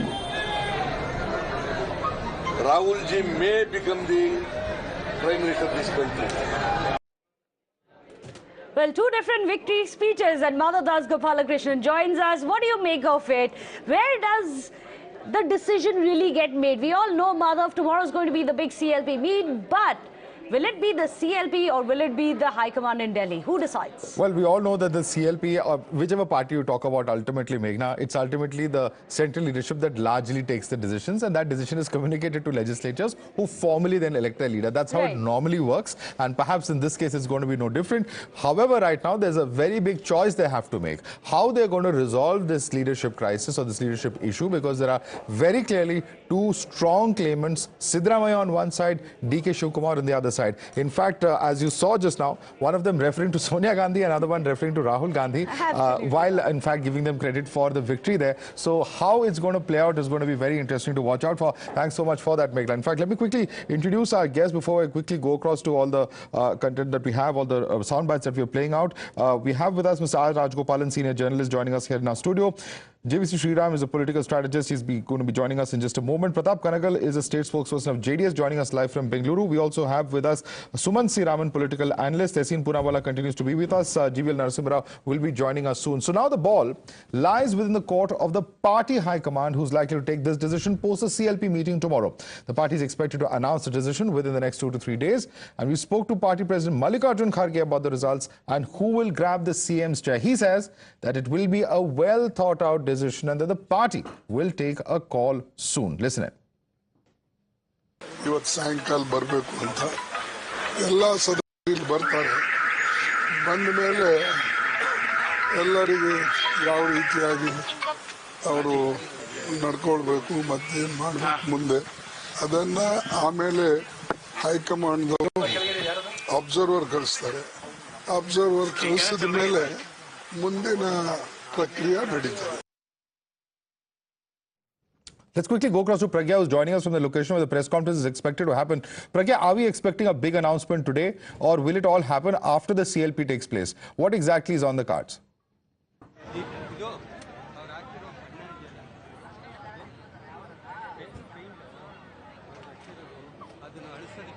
Pragya, can you hear me?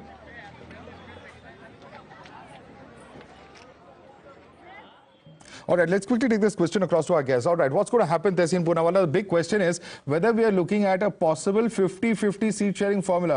It was asked to Mr. Siddaramaiah by one of my colleagues, Imran, in the run-up to this election. He said it is just not acceptable to me. But is that finally what we are possibly looking at?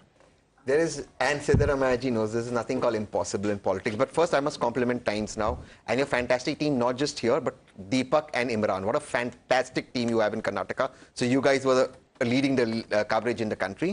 So yeah, Siddaramaiah ji must have spoken to Imran, but nothing is impossible. Ultimately, the majority of the MLAs and the high command will decide. But I think it's going to be a vote for stability, for good governance. In my opinion, it leans towards Siddaramaiah ji. I'm not going to make any bones about it. It seems like that. This is going to be very interesting. Is a 50-50 formula workable, Mr. Rajgopal, in your view? In many a time, even in Karnataka, when Kumaraswamy and Yediyurappa had a 50-50 formula, it didn't really work. So is that a practical possibility in Karnataka this time around? After, once this 50-50 formula, whether it is PDP, BJP, or for that matter, even Devagowda and JDS, Congress, other states. BSP, BJP also. BJP, BSP, BJP. It won't work because first 2.5 years, creamy layer, फिर bottom layer, ये सारा दोनों मारामारी होगा. मुझे लगता है एक Sachin Pilot is now brewing up now within the Congress, and my understanding is it's a good day. We should not speak anything bad about Congress. Okay. Congress has its own mechanism. Like देखो कल कर्नाटका में polling है.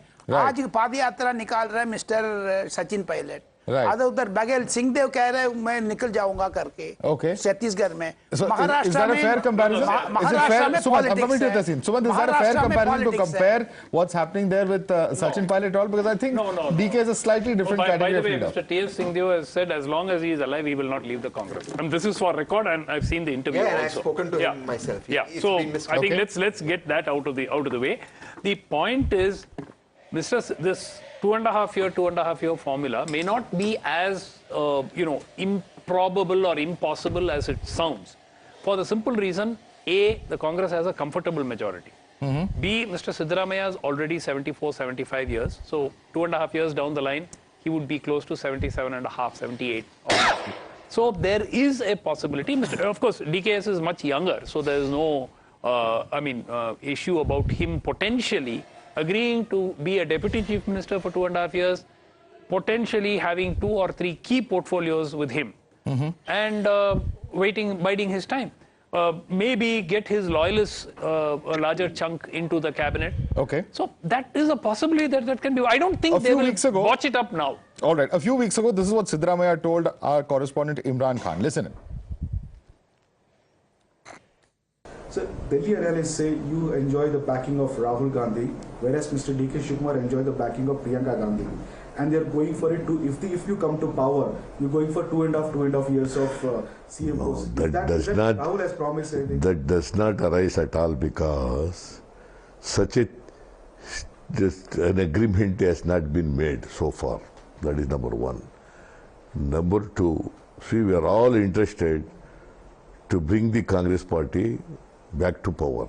That is number one.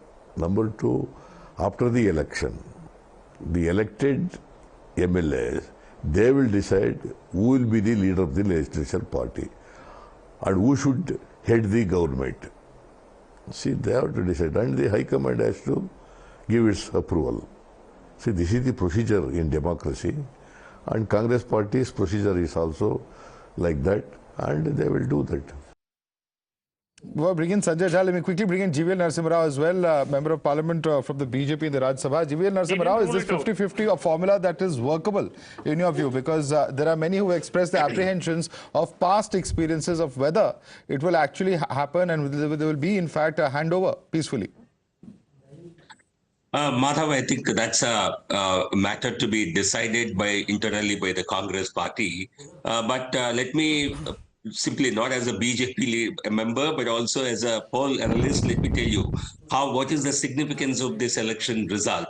Certainly, while Siddaramaiah was largely, I don't think there is any poll which put him at a second position. DK figured very low in terms of popularity ratings. But in terms of the significance of the outcome, I would say DK had played a very significant role, because 5% loss of JDS votes could somewhat, I'm only making a guess at this stage, could be on account of DK being a potential chief ministerial candidate from the Wakaliga community.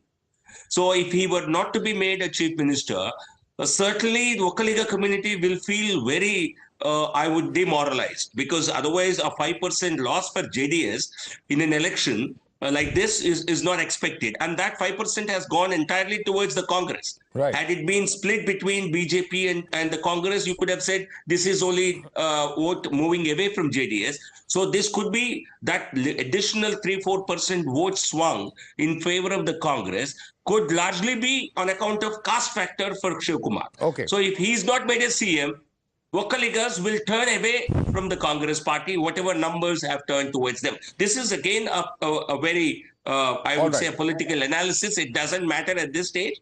They have won the election. All right, Good there are luck to visuals them. coming in. In fact, just a second, GVL, there's a quick update coming in. Mallikarjun Kharge has reached the KPCC office. There's a meeting scheduled over there. Mallikarjun Kharge, DK Shivakumar, there you can see DK Suresh has also reached from Ramnagaram, where he had accompanied DK Shivakumar and his brother to collect, in fact, his certificate, the winning certificate. He's speaking there at the moment. Let's listen to what DK Suresh has to say. In PCC office, Karnataka Pradesh Congress Committee office, AICC General Secretary and PCC and CLP, including our AICC chief, they will address the media, they will tell you the process and everything. Sir, Prime Minister also congratulate Congress party for the victory. Thank you for wishing him. Sir, next CM. As a brother, definitely I will be happy if he becomes CM. I don't know all these things. As a common man, as a brother of DK Shivakumar, I will be the most happiest person if he becomes Chief Minister. Thank you. Sir, on both sides, Sanjay Jha, both sides are actually talking about their leader becoming the Chief Minister. It doesn't get tougher than this. Of course, there's going to be a press conference. We know that there will ultimately be a decision, perhaps from New Delhi, from 10 Janpath, ultimately, to finally take a call on what the formula will be.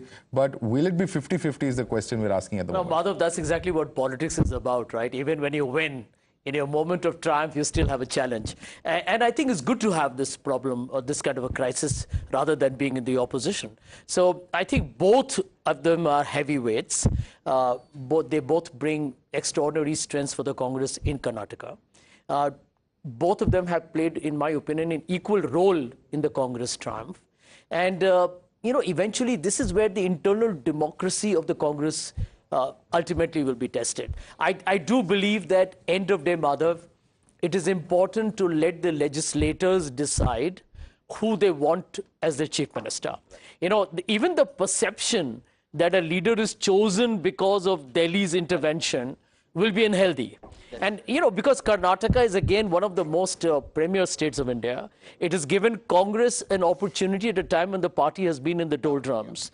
And with Himachal and Karnataka both being bagged back to back, literally, the Congress actually gets a massive fillip. Okay. So I think the leadership here needs to handle this very intelligently and with a lot of sensitivity, because, I'm a big believer that having ambition in politics is, if you don't have ambition, you should not be in politics. Absolutely. And it's a very legitimate desire to be a chief minister. Why not? Would you not want to be? And exactly. An important state like Karnataka. Important state, yeah. And there are 4 other elections this year. There's Telangana, there's Madhya Pradesh, there's Rajasthan, there is Chhattisgarh. All of these are important states when you look at the larger national perspective. I'm going to come to you in just a minute, Tessie. Let me bring in Mr. Shriram. Mr. Shriram, 2020, is it practical? And of course, the important question of 2024, which in fact is being brought up here by Sanjay Jha. How do you look at both of these situations? See, I think 2024, comparing it with 2023 state assembly election, is a very, very unfair comparison. Because when I started telling that, BJP got 53.75% of votes in 2019 Karnataka, they kept saying that, no, that is a national election. So a state election is fought on a different local issue. Let me just bring one perspective here. The same booth in Odisha, same day, both national election and also assembly elections take place. BJP scores 37.5% in the Lok Sabha election. In the assembly election, it comes down to around 31%. Same booth. It is the same voter who is casting it. And we know pretty well Odisha, BJP is not as strong as what it is in Karnataka. So, national election, Lok Sabha 2024 is fought on a different basis altogether. Congress to BJP in around 190 seats. There is no contest at all. Take the case of a state like Gujarat, where Congress was decimated a few months back. Because people talk about Himachal Pradesh, people talk about Karnataka. Why don't people talk about Gujarat, which happened on the same day as that of Himachal Pradesh? Congress got decimated in Gujarat. Not the same way. Not the same way BJP got decimated today. BJP had a decent enough numbers. They are not even official opposition party in Gujarat. They're about half the numbers. They're about 137-64. Can that really be called decent? No, because they're way far away from the majority. The point is that I accept the fact that there has been an anti-incumbency and Congress has performed exceedingly well. Because they have performed as well as what they have performed in 1989. After 1989, there's a quality of win and there's a quality of loss also. One question to Mr. Rao. The campaign was largely fought by the BJP on Azan, hijab, halal, and then towards the end on the Bajrang Dal and so on. In hindsight, do you think that possibly was not a great idea? Because on one side you had the Congress saying prices are rising, gas cylinder will be given, we'll give freebies and stuff like that. And on the other side was the Prime Minister addressing mega rallies with Jai Bajrang Bali and so on. So was it a miscalculation of sorts? I think GVL should answer that. GVL, was there a miscalculation in the kind of issues that were selected? Absolutely no, because looking at, if you have to, when you say there is anti-incumbency, the BJP was not in tune with the popular mood. Obviously, the BJP strength should have gone down in terms of popular vote, because what translates into seats is popular vote. And as per Election Commission data, even as of this moment, our vote share has remained intact. So what has happened? Congress was unsuccessful in taking any votes from the BJP.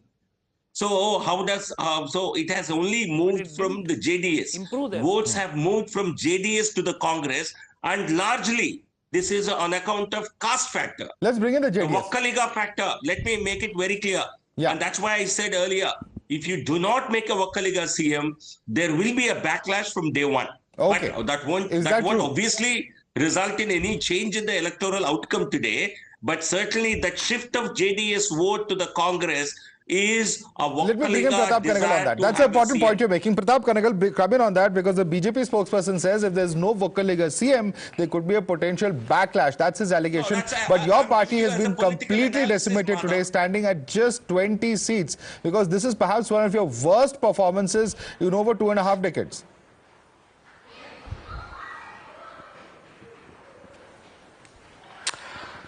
Yes, we accept this defeat. We accept people's mandate, and I'm humble. It's basically, especially the whole Mysore region has voted to Congress, assuming that maximum, many of Vocaliga votes have transferred to Congress, assuming Mr. D.K. Shivakumar is going to be Chief Minister of Karnataka. So, and also I would like to congratulate Karnataka Congress for their win. But what happens to the future of your party, sir? As Mr. Rajgopal just pointed out, with Nikhil Kumarasamy losing, the future leadership of your party also is not able to win election after election, losing in Mandya, losing in the family pocket borough of Ramnagaram. Many would ask, what is the question? What is the problem that is ailing the JDS? Have they lost or have they not able to capture the imagination of people anymore? That's what. See, one of the maybe this election, maybe we have if you look at the out 20 seats, out of that we have won outside old Mysore, some other districts we won single digit seats in outside, but we lost more in old Mysore. Probably maybe I feel that maybe we overlooked it up. We were overconfident about overconfident about old Mysore, that we are going to win because looking at the margin what we had won in the last election. Many hands going up. I just want to quickly get an update. I'm going to come to all of you gentlemen. Just want to get a quick update from our reporters on ground. Pragya is joining us from the KPCC office. We also have Imran joining us. I'm going to come to both of you. Imran, what can we expect will happen? How soon is that briefing going to begin? I'm going to come to you first and then to Pragya. Imran.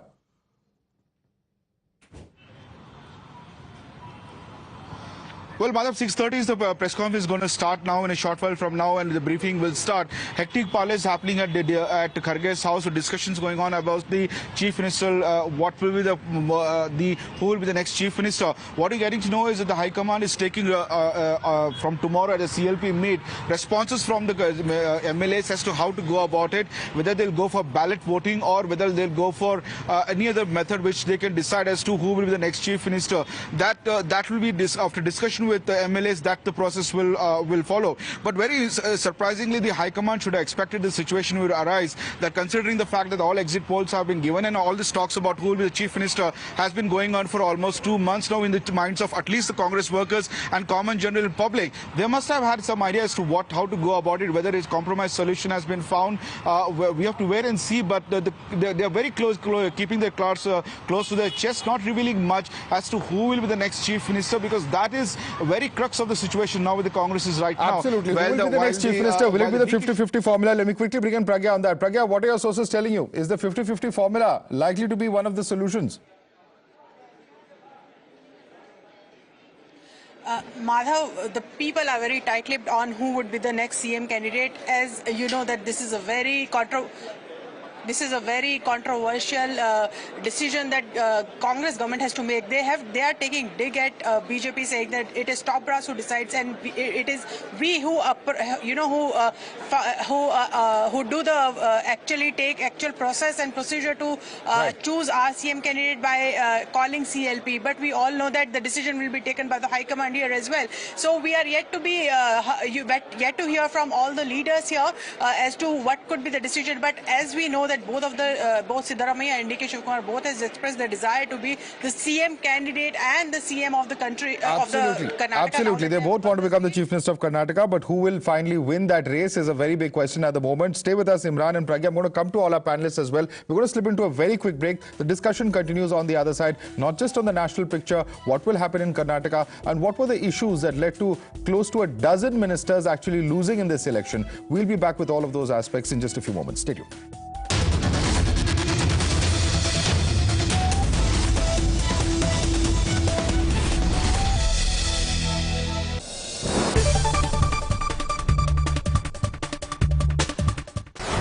I am Vanshika और मैं आज unbox करने वाली हूँ ये वाला phone. ये है टेक्नो फैंटम V फोल्ड। ये इंडिया का करंटली चीपेस्ट फोल्डेबल फ़ोन है। चलिए अनबॉक्स करते हैं। We have this cool box here और I am super excited to unbox it. And यहाँ पे they have given their tagline beyond the extraordinary. देखते हैं इसके अंदर फ़ोन एक्स्ट्राऑर्डिनरी है कि नहीं। Here is the phone. इसके बारे में हम थोड़ा बाद में बात करेंगे. Let's see what's there further. We get this packet kind of a thing. We have SIM ejector tool here, and we have some usual paperwork here, warranty cards, and some user manual. We get the cover also. बहुत ही cool सा matte finish वाला इसका cover यहाँ पे available है. And then we have जिसमें हमारे पास charging cable available है, 45 वॉट का चार्जर अवेलेबल है, and that's it. These were all the things that were available inside this box. I'm sweating guys, मतलब अनबॉक्स करने के चक्कर में इस फ़ोन को मेरे पसीने छूट रहे हैं, but I'm excited. So, and here is the phone guys. Look at this beast. इसका जो मेन स्क्रीन है वो 7.85 इंचेस का है. मतलब अगर आप स्ट्रीम करना चाहते हो, गेम खेलना चाहते हो, बढ़िया फ़ोन है आपके लिए. इसका जो सब स्क्रीन है वो 6.42 इंचेस का है. कटआउट पंच होल अवेलेबल है. इसमें 50 मेगापिक्सल्स का रेयर ट्रिपल कैमरा इसमें अवेलेबल है. इसका जो बैक पैनल है वो टेक्सचर्ड है, बहुत ही प्रीमियम फील है. इसका जो वेट है वो 2.99 ग्राम्स है, जिसमें मतलब मुझे थोड़ा सा भारी लग रहा है, बट इट्स फाइन राइट. इसकी जो बैटरी है वो 5000 mAh की है, और इसकी कूल चीज़ ये है कि इसमें 2 बैटरीज हैं. मतलब 5000 mAh है, 2 स्क्रीन हैं, तो 2 जगह बैटरी अवेलेबल है. Apart from that what do we get in this phone? Usual है जो पावर बटन होता है, वॉल्यूम बटन होता है. इसका जो फ्रेम है बहुत ही क्लासी फ्रेम है. ये रोज गोल्ड कलर का है. इसमें 2 वेरिएंट अवेलेबल हैं, एक black and the other one is white. We got the white one क्योंकि वाइट वाला ज़्यादा प्रिटी लगता है. दैट्स माई ओपिनियन, बाकी इट्स सब्जेक्टिव. इसको ऑन करके देख लेते हैं and will talk about the phone further. इसमें एमोलेड डिस्प्ले अवेलेबल है. इसमें 120 हर्ट्ज का रिफ्रेश रेट अवेलेबल है. 12 GB का रैम अवेलेबल है. 256 GB का स्टोरेज है जिसको आप एक्सटेंड भी करा सकते हो. Do you love the air that you breathe? Well, I don't, because it has got lot of pollutants, harmful toxins, dust, pollen and whatnot. Well, to curb that situation, Xiaomi has come up with a new product which is called Xiaomi Air Purifier 4.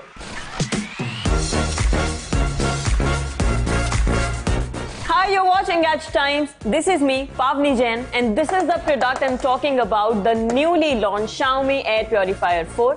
Company ने इसे हाल ही में launch किया है alongside Xiaomi Air Purifier 4 Lite, which is a toned down version of this device. पर आज के इस video में हम बात करेंगे Air Purifier 4 की, जानेंगे इसके फिजिकल लुक्स के बारे में, all the buttons that it comes with and all the sensors or the qualities that this Air Purifier offers. This is the front side of the air purifier, जहाँ पर आपको मिलता है OLED डिस्प्ले. इसको जल्दी से पील ऑफ करते हैं इसका कवर. अब इसको ऑन कहाँ से करना है? Let me show you. This is the back side of the air purifier, और यहाँ पर जो आपको बटन दिखाई दे रहे हैं, this is the physical button to turn the display on and off. इस physical button के side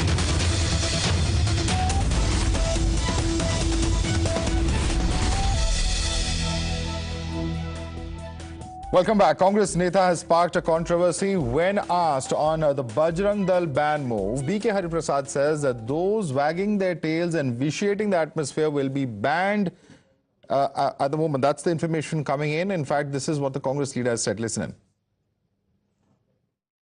But you spoke about banning Bajrang Dal. Will you do that? Well, if anybody wags their tail, if they work beyond the constitution, if they take law into their own hands, definitely we will act. They will have to face the music.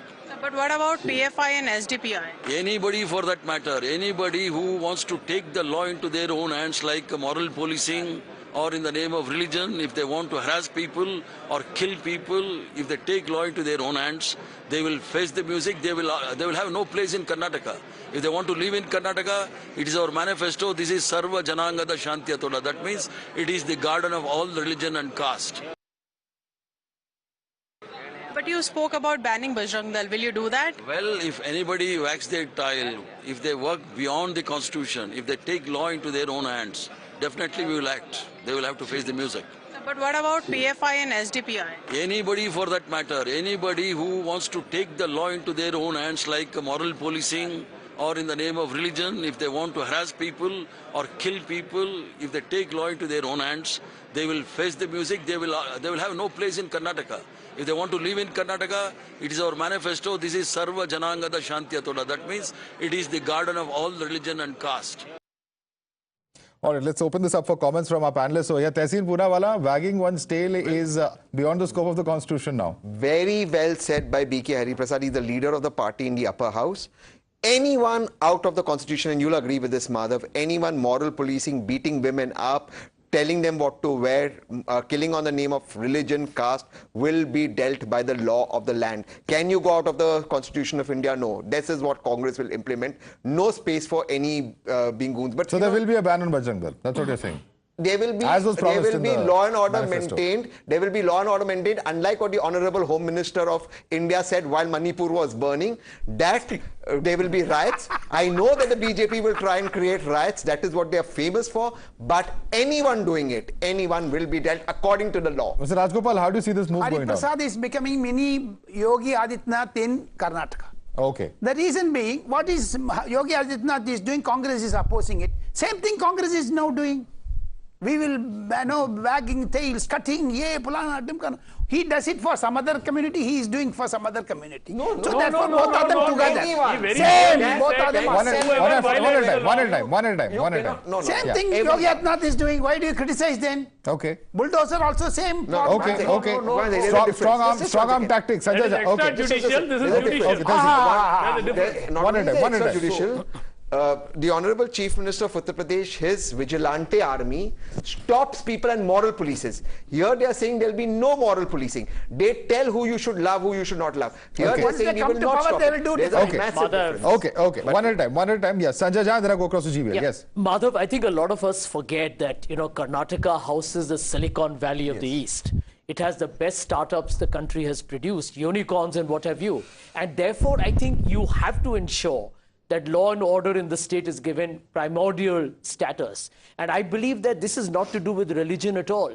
I mean, he starts by saying it doesn't matter whether it's a PFI or any other body. Exactly. Please do not disrupt the life of the common citizen of Karnataka. And I think that's what governance is about.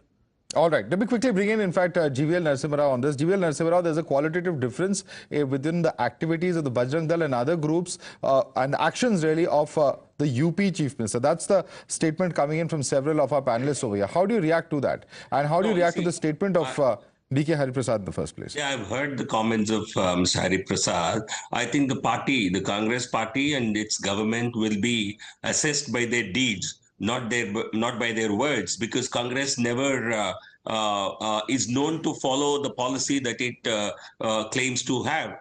We've seen how when the Congress was in government in Karnataka, how police stations were attacked by certain elements of the minority community. This was something that was never seen. In the heart of Bangalore city, people attacked, goons attacked the rail police stations, and the government was silent. So, Siddaramaiah followed appeasement politics. He wrote to all the jails in the state saying all the under trials belonging to the minority community should be let off. Okay. The Congress party has had alliances with SDPI, which is a political arm of the PFI. So the Congress party can make any tall claims that it claims. But the reality is that the Congress is never known to follow a real secular polity. It has always followed appeasement politics. It's appeasement politics that you're going to see once again in Karnataka. Tehseen. I'm just challenging on national TV the Honorable Member of Parliament. September 2022, the Election Commissioner of India said, and I'm quoting Times of India, we would like to ban the SDPI, but the Home Ministry has given us no iota of evidence. Now, sir, you're the Member of Parliament. Sir, you're the Member of Parliament. That's a terrorist organization. I am requesting you, please ban the organization. Why, Madhav? Give the evidence, sir. You should give it. What is the Congress party's stance on SDPI? Sir, the Congress is not. The Election Commission expects evidence from the Honorable Home Minister, not from the BJP or the Congress. You are a member of parliament. Kindly ask the Honorable Home Minister to give the proof. As the election commissioner said what I said or no, he said the Home Minister there's no evidence. Kindly do it. I want to come. One at a time. I'm going to let GVL. One second. I'm coming. Who's stopping you? GVL, the question from here is very simple. Do you have action taken against the PFI? That has been taken. That is, of course, a series of cases that you have seen. If there is evidence against the SDPI, then please take action, says the Congress party, because this is clearly in the centre's court. This is a ball that's in the centre's court. It's for your party to take action at the center. GVL.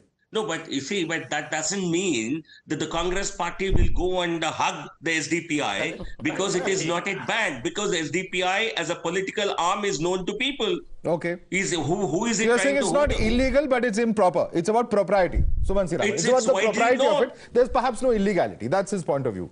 No. This is an organization which is recognized by the Election Commission, which is allowed to contest elections. Exactly. And then if you look, it's very simple. You have evidence, take action. Yeah. And it is a role. How long? I mean, I remember being on debates from 2015 about PFI.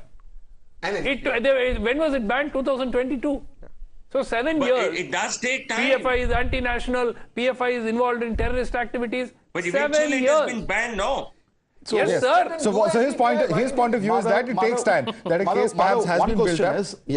After BJP had banned PFI, now they are talking about, congressmen are talking about banning PFI.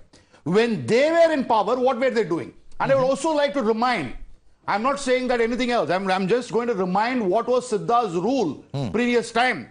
6,521 murders, including 2,534 victims being women under Siddaramaiah's rule.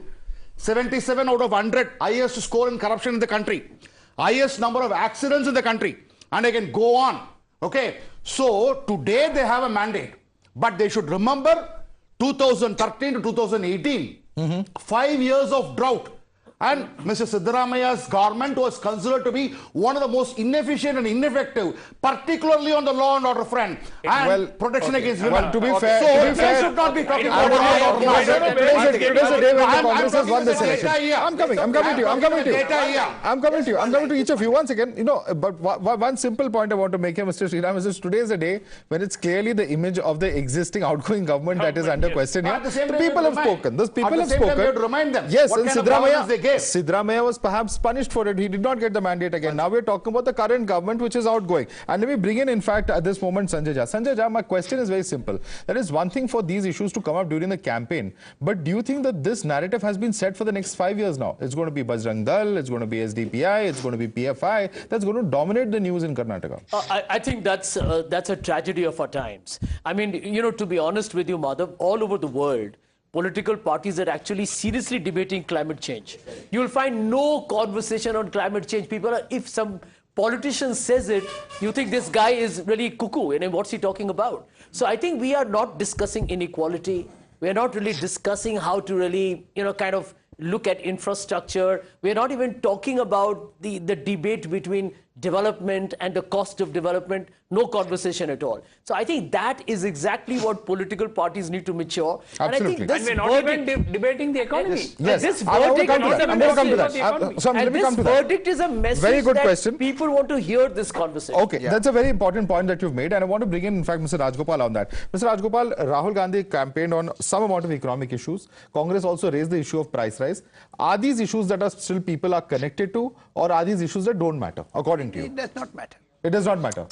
That's not what they voted on. No, they don't. They are more enamored of Bajrang Dal, PFI, SDAPI, like that. But whatever Sanjay Jha now may say, again they voted power to Congress. And next year it will be BJP. Coming to the main crux of the problem, which new point I would like to enlighten is JDS decimation is a dangerous situation for NCP in Maharashtra, MDMK in Tamil Nadu, PDP in Kashmir. Such type of smaller parties are being eaten away by Congress. So that Rahul Gandhi also said state parties do not matter. You remember? Yes. Rahul Gandhi said state parties do not matter. During the Therefore, we are UPA coming regime. to a bipolar system, Congress versus BJP. Okay. Sumant, you want to take that Yeah, question? Are we looking at a situation where the Congress is going to start eating up or at least sort of whittling down its allies? With the Shiv Sena example staring us in the face as to what's happened in Maharashtra over the last 25 years. That's different. I think, and over the last 1 year. And over the last 1 year in Akali particular, then Akali Dal, you accused say the that- Congress of swallowing up regional parties. Then Akali Dal also, you must say. Until 2 years ago, what was he saying? Congress is ceding space to regional parties. In state after state, it is seizing Rahul to be Gandhi opposed. said. Now they are swallowing regional parties. Very Rahul amusing. Gandhi, what did Rahul I think Gandhi the Congress say? has been too Rahul Gandhi said democratic. state parties no relevance in the all India politics. Did he not say? No, he also said that he wants to see the Congress dominating rather than those allies. Rajagopalan's comment must be taken in the right context. What is he saying is, from the time the BJP has come to power and earlier Congress was there, Congress, whom did they take action upon? DMK, when they were a ruling coalition, when they were talking in alliance in Anna Arivalayam office on the ground floor, in the first floor the raid was happening. Same way, YS Jagan, he was the chief minister, he was the son of their own chief minister. Under Congress regime, corruption was happened is what they put the case. Who put the case? Congress.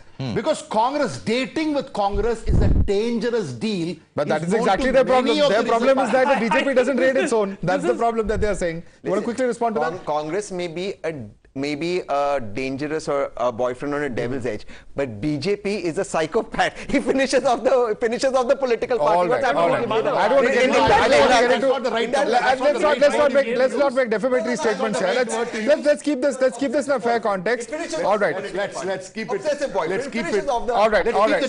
There's some visuals coming in of Mallikarjun Kharge being greeted over there. There's KC Venugopal. You can see DK Shivakumar, Randeep Singh Surjewala, as well as Siddaramaiah. A lot of smiling faces in the Congress. They've had a long and perhaps tiring campaign. At the end of the day, they have finished with 137 seats. That's as far as the Congress's performance is concerned. We're going to come back to the BJP. Several questions, in fact, that panelists have asked of the BJP. I'm going to come back to you, GVL Narasimha Rao, in just 2 minutes for more on that. Stay tuned.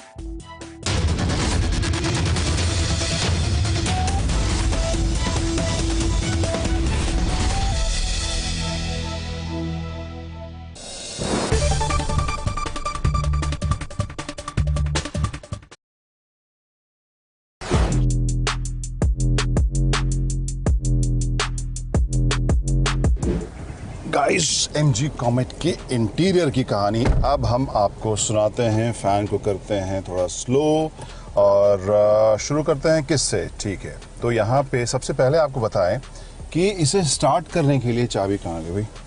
चाबी मेरे pocket में है।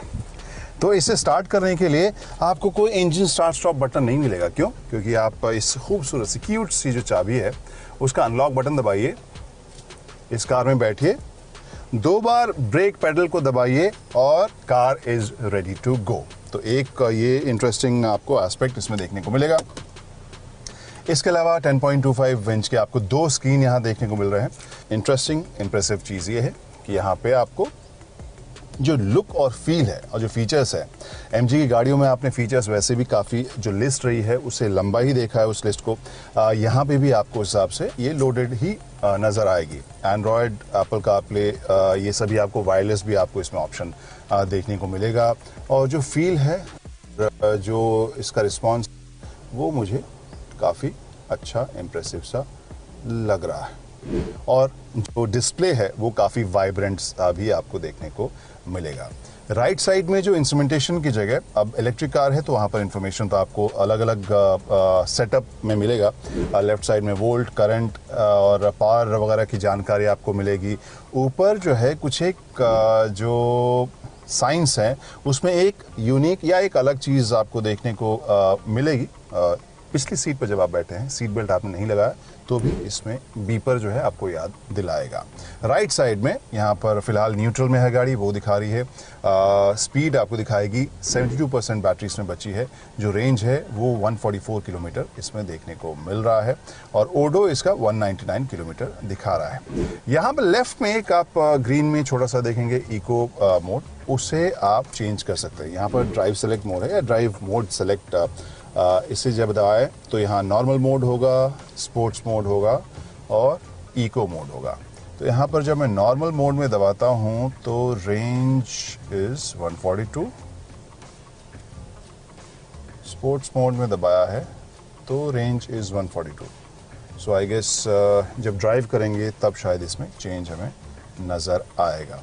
इसके performance के बारे में भी हम तब डिटेल में बात करेंगे.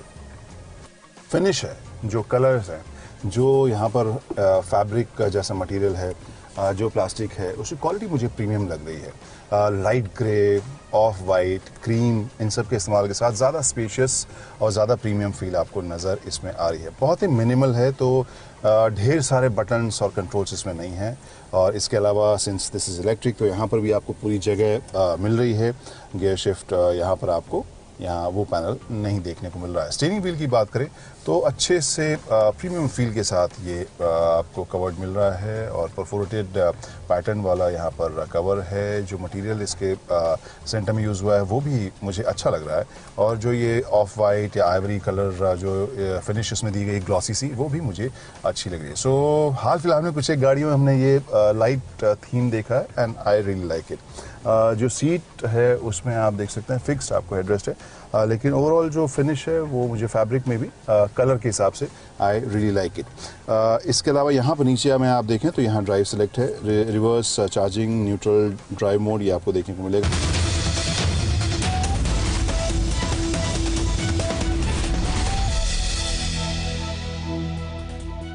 Welcome back to Mandate 2023. The Congress's win has lifted opposition's hopes for 2024. Mamata Banerjee is congratulating the Congress. Mamata says the beginning of the end of the BJP in 2024. This is the statement coming in from Mamata Banerjee. Let's listen in. I salute the people of Karnataka, all my voters, and I salute to the winners also for their victory. Even Kumar Swamiji also done well. Next Chhattisgarh and Madhya Pradesh election is also coming. I think both the state BJP will lose. Now it is the beginning of the end of 2024. Well, it's all about the national picture ultimately, isn't it? And GVL Narasimha Rao, in fact, let's try and connect with him. All right, I think we've lost that line there with GVL. We'll try and connect with him in just a... All right, yes. GVL Narasimha Rao, if you can hear me, this is Mamata Banerjee who says that this is just the run-up to 2024. Just before we went into the break, some of the panelists were observing how the BJP has actually eaten into its allies in the past. It's not the Congress or the JDS that you need to talk about or worry about, but in the larger context of opposition unity, how do you see this debate playing out? GVL. Yeah, Madhav, you see, every state has its own unique circumstances. So what happens in Karnataka may not necessarily repeat in another state.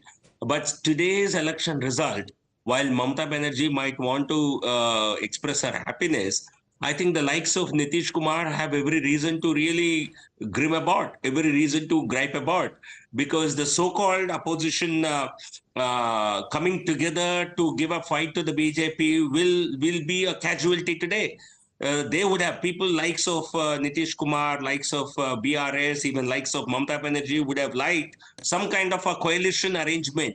Or anti-coalition, anti-BJP coalition. With today's result, I think Nitish Kumar will conserve on his air miles. I think he will stop flying, possibly because he won't see many takers for his proposals from tomorrow. Okay. Very, very interesting. In fact, I would just want to quickly go across with JVC Shriram. You have some very interesting data. And GVL, this would interest you because it's actually talked about the performance over here as far as the BJP is concerned. This is comparison of 2023 BJP performance with 2018. What are the big takeaways over here? Very quickly, JVC. Lingayat from 39.6 in 2018, there is a dip of 2%, 37.4 in 2023. And then the SC cluster, if you go, there has been a 2% upward to BJP from 29 to 30. And if you look at rural, there is again a dip of 1%. And in Okaliga, in urban, there is a surge of 1%. And in Okaliga, there is a surge of 4%. Okay. So are we talking about BJP losing Lingayat votes and gaining SC and Okaliga votes, and also losing in rural and gaining in urban. Yes. What are your comments on that, Mr. Very interesting set of questions that are coming in. GVL, your response to that? No, I think it's at this point of time, commenting on the surveys results would be a little difficult. But urban-rural is very evident from today's trends, how we have performed far better in, for example, the city of Bangalore. I don't know if you have looked at, looking at sample data would be a little problematic because surveys may not exactly give you the actual voting trends. But look at the real results. But this is actual statistical data. We're actually talking about the dominant seats over here. JVC, would you like to respond to him on that? It is, Mr. GVL, it is not about the survey data, it is for the actual result which we have collated. All right, so that's a small difference. That's a small qualifier. Can you just repeat this? How do you know what is Wakaliga vote? How does one know? They have identified the cluster. Like say if you look at seats. Old Mysore push, from 19.16, you gain 24.21, which is 5%. So same way in Lingayat decisive clusters, the vote share has decreased. In SC cluster, the vote share has increased. Okay. In Okaliga, it has increased. Okay. Rural, it has decreased. And urban, it has increased.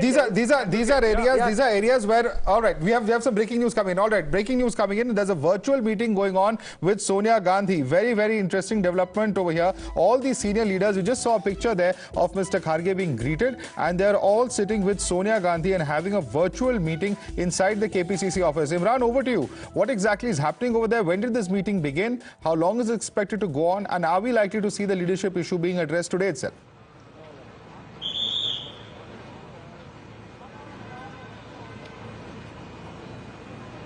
Imran, can you hear me?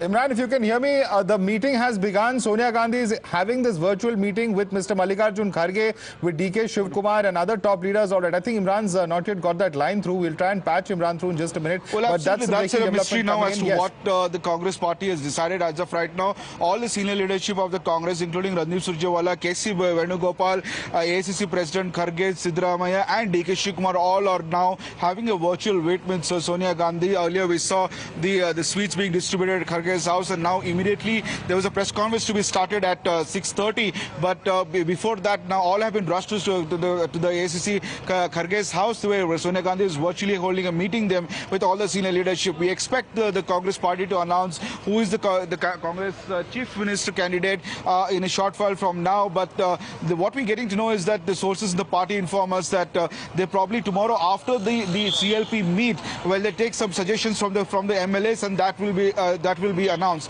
This is an issue which has been for almost 2 months since the elections have been announced, and that has been going on as to who will be the chief ministerial candidate from the Congress party, with both the leaders, senior leaders, pitching themselves as the chief ministerial candidate. It is a big issue now as to even the party workers and everybody in Karnataka anxiously looking at who will the Congress party announce as the chief ministerial candidate. The senior leadership has been very tight-lipped about the issue. They're keeping their cards close to their chest. In a short while from now, we will expect some announcement. Otherwise, it will be only tomorrow after the CLP meeting. All right, very interesting, Mr. Rajgopal, that Sonia Gandhi came to Hubli after 4 years. Sonia Gandhi is now chairing this meeting. There is no exercise. If Sonia Gandhi is to decide, what is the use of observers, CLP meeting, MLAs will decide. Before the election, parliamentary party chairman. That's right. But now, what is Mallikarjun Kharge's role? Because he is the chief, he is the high command. So you're saying that is it a case of dual leadership? Is it a case of who's really in charge here? Is the question he's asking. A very good question. In the BJP, of course, Naddaji is president, but the Honorable Prime Minister... One second, sir. But the Honorable Prime Minister also takes decision. Now, between Sonowal ji and Himanta Biswa Sharma ji, it took days, but the Honorable Prime Minister was not involved in that. Amit Shah ji was not involved. Okay, you say Prime Minister's Prime Minister, or the Amit Shah ji's thing. So, it doesn't work. By definition, Sanjay will bear me out, Suman, Sonia ji is the tallest Congress leader. Okay. Yes, Kharge ji is the president. It's a joint decision. And one second, it's not just that. First, MLAs will be consulted. Then the High Command will be a joint decision. Consensus, sir. That's how democracy works. So this is going to be a long-term process. Letter will go. It is going. 100%. He said, I am telling you. Letter will go to governor. Of course it will go. Who will authorize? Tessin, I think he has a point there. No. He said the letter is already gone. Kharge ji will say that. He will say it, but today, tomorrow, day after. Maybe you jump the gun there. Maybe. No, I didn't, because that's a majority. What is this impression being created? Sonia Gandhi is holding this meeting. you be chief minister, you be deputy chief. I mean, why are we even thinking like that? This could just be to find out how do we go Because that go was the through kind the of culture process? Congress do we had. hold a ballot? It doesn't. Do we need to have a ballot among the MLAs? Okay. Do we just need to informally send who will be the observers? Okay. All of that could be discussed. Okay, some observers here believe it's a sign of the high command culture. GVL, in fact, Tehseen Poonawala says it's no different from between the BJP and the Congress. GVL, your response to Tehseen? You see, people of the country know that Sonia Gandhi, by virtue of daughter-in-law of a family, has become Congress party president. And Narendra Modi ji has not become the prime minister because he's born into a family. And Nadda ji has not become national president. So there is a qualitative difference. If you don't wish to accept, fine. But people of the country know Congress party is a family-owned, controlled party. And obviously, she is the tallest leader within the Congress party. But you cannot take away the fact that Congress is a family enterprise. Okay. Like the JDSC or many other Sanjay, quick regional response. parties. Madhav, a quick response with due respects to my friend GVL. I mean, how did JP Nadda become president again? I mean, they just said he's re-elected president. That's it. But give credit where it's due. I didn't comment I about agree, GVL, I agree with you that the Congress party for a long time remained fossilized. But give credit where it's due. Rahul Gandhi stepped aside. There was an election, and Mallikarjun Kharge did become the Congress president. So I think there is change in the air, and that's a positive development. There's change in the air. There's change in the air. What will that change be the harbinger of? All of these are questions, certainly. But for the moment, we're going to slip into a quick break. We're going to continue with our special coverage on the other side. Stay tuned.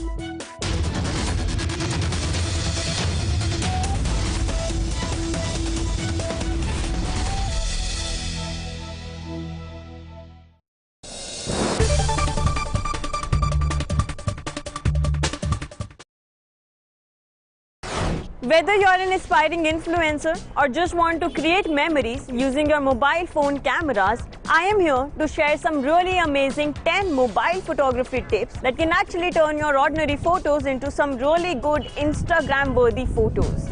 मतलब आपका photo game एकदम next level amazing होने वाला है after knowing all my tips. But before I share these tips with you, allow me to introduce myself.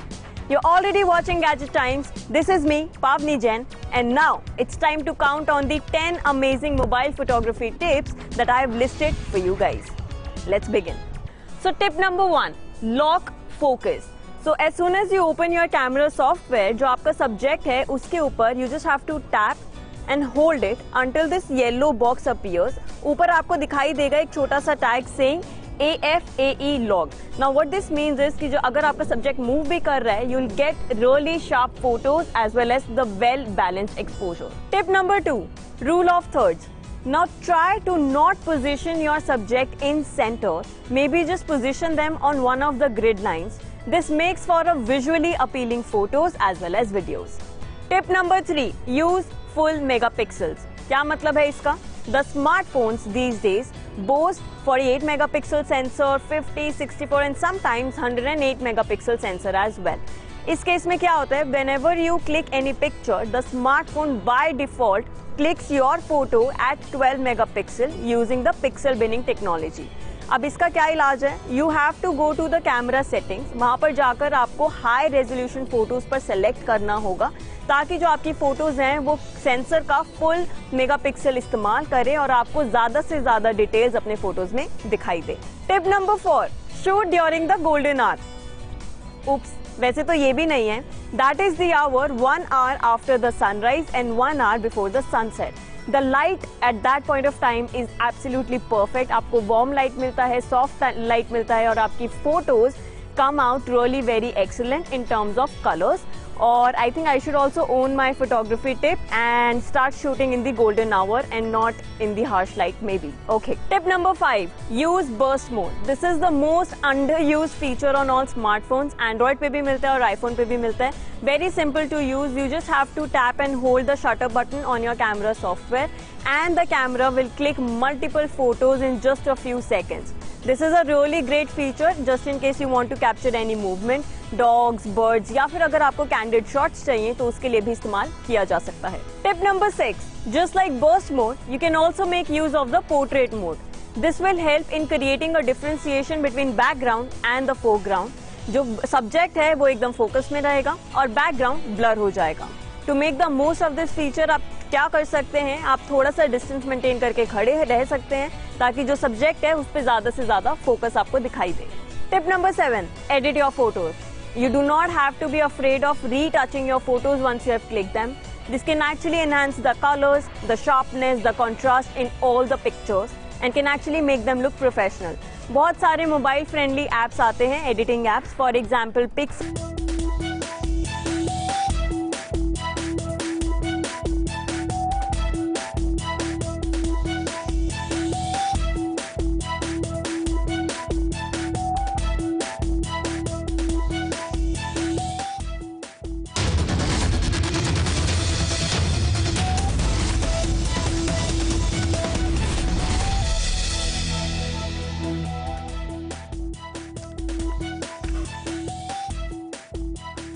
Hello and welcome. You're watching The Nation Wants to Know with me, Padmaja Joshi. Today's top story, naturally, is the sweep of Karnataka by the Congress. Already there is a huge ripple across the opposition camp.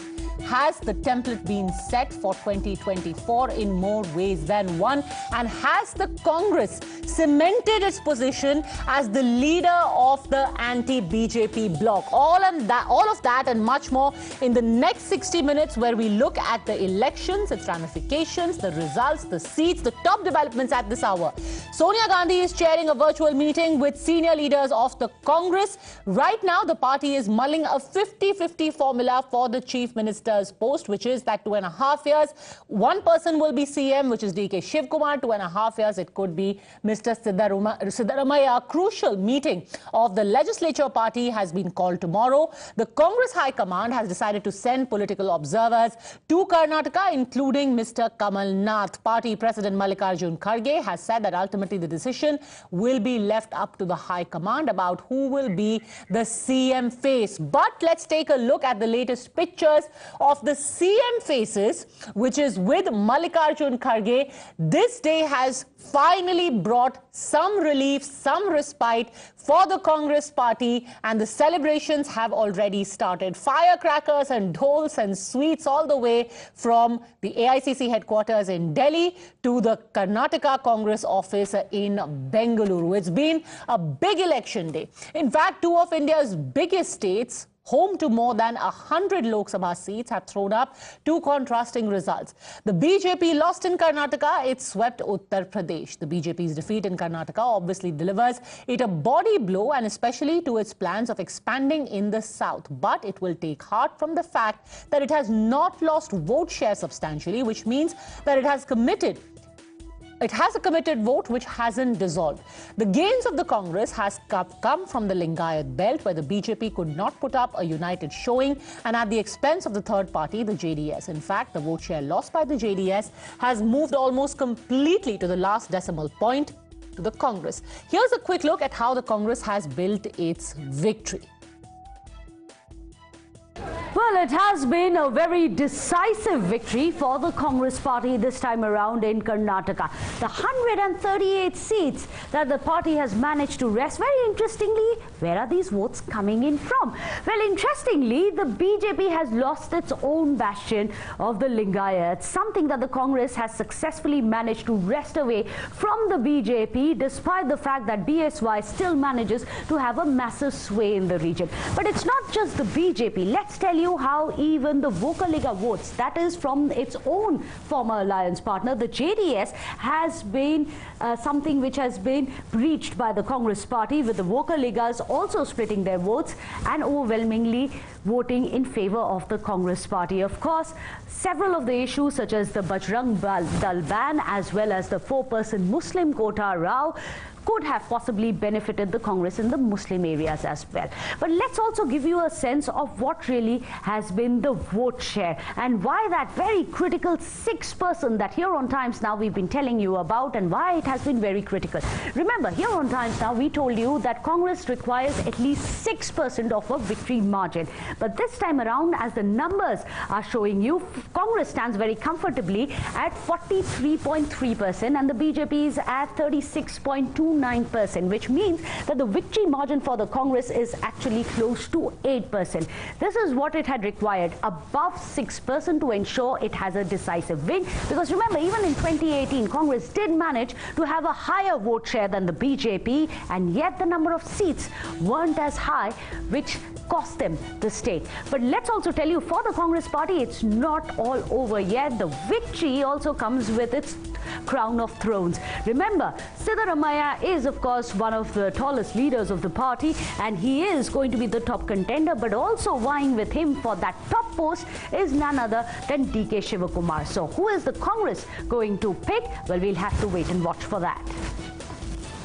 With the gains to the Congress from across the board already, this is being projected as a defeat for the Prime Minister and the beginning of the end for the BJP. In fact, here's the Congress's Rahul Gandhi and others like Siddaramaiah who are talking about how this could well be the model to take on the BJP come 2024. Karnataka के चुनाव में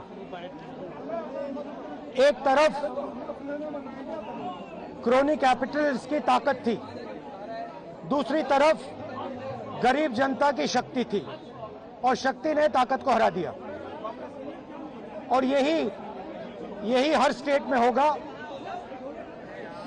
Congress party Karnataka में गरीबों के साथ खड़ी हुई, हम गरीबों के मुद्दों पर लड़े, और मुझे सबसे अच्छी बात यह लगी कि हमने नफरत से, गलत शब्दों से ये लड़ाई नहीं लड़ी। हमने मोहब्बत से, प्यार से, दिल खोल के ये लड़ाई लड़ी, और कर्नाटक की जनता ने हमें दिखाया कि ये देश मोहब्बत इस देश को अच्छी लगती है। I think this election is a very crucial election. This result of this election will be a stepping stone for the coming Lok Sabha election. I hope that all non-BJP parties come together and see that BJP is defeated.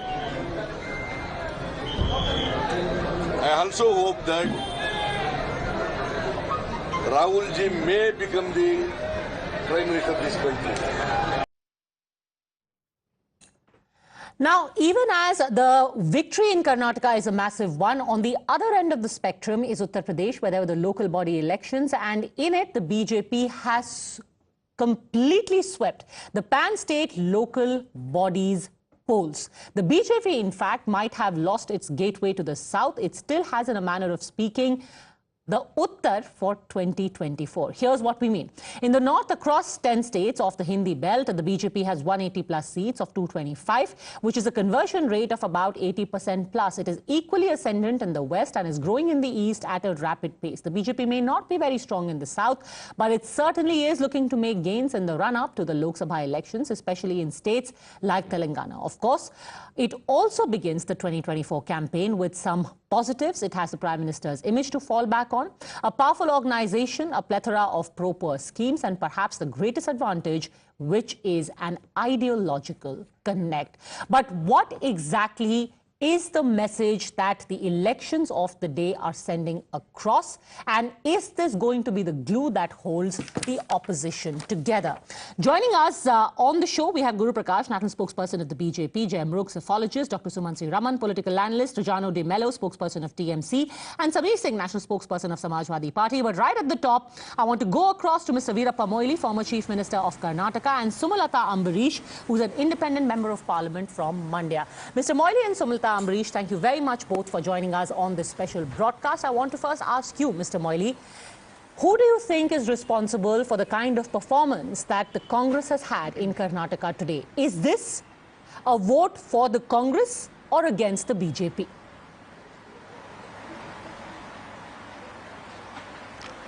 It is, first of all, vote for the Congress party. Very fact that we got a clear mandate, absolute majority, will show that, the Karnataka is always a bastion of Indian National Congress. Whenever Congress was voted, You can just see the legacy and that's also the electoral history where we got clear majority, absolute majority. Wherever BJP came to power, they do not come with the absolute majority. They only hijack some of the MLAs through the Operation Kamala and many other tactics they adopt. And this is very clear. That is why Congress is a natural party of governance for Karnataka. You come from an area, ma'am, where you gave your support to the BJP, you extended support to the BJP. The JDS has suffered losses, but the Congress gained massively.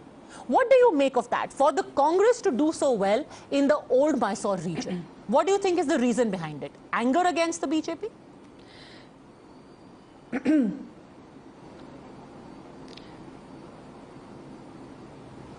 I can't not work as a... Sumalata ji, the question is for you, ma'am.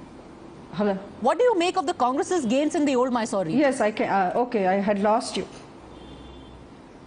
Well, it's just not in the old Mysore region alone. As you can see, it's a clean sweep across the state. So it looks like there was a very major wave for the Congress this time. And a lot of issues which came up during these last 5 years have also contributed. If you can see, we had to fight the COVID pandemic, and then there were a lot of issues that people were not happy, which might not have been actually under the party scope or the government scope. But I think people took to it majorly because it affects the common man.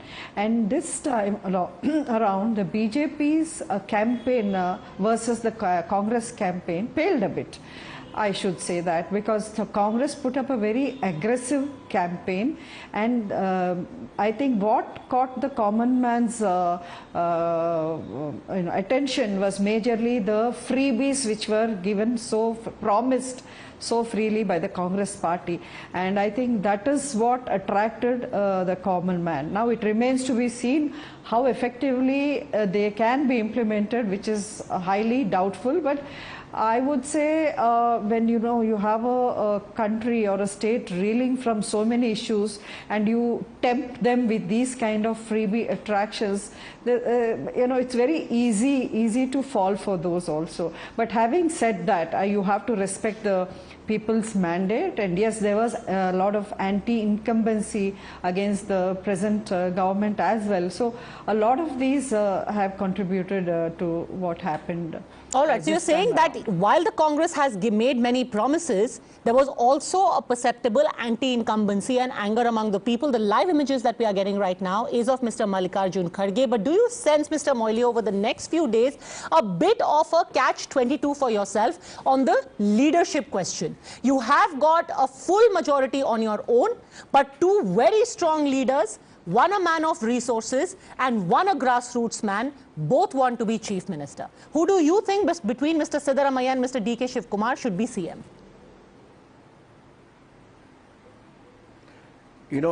Look at the past track record, particularly last 5 years. Both the leaders worked together and with positive mind.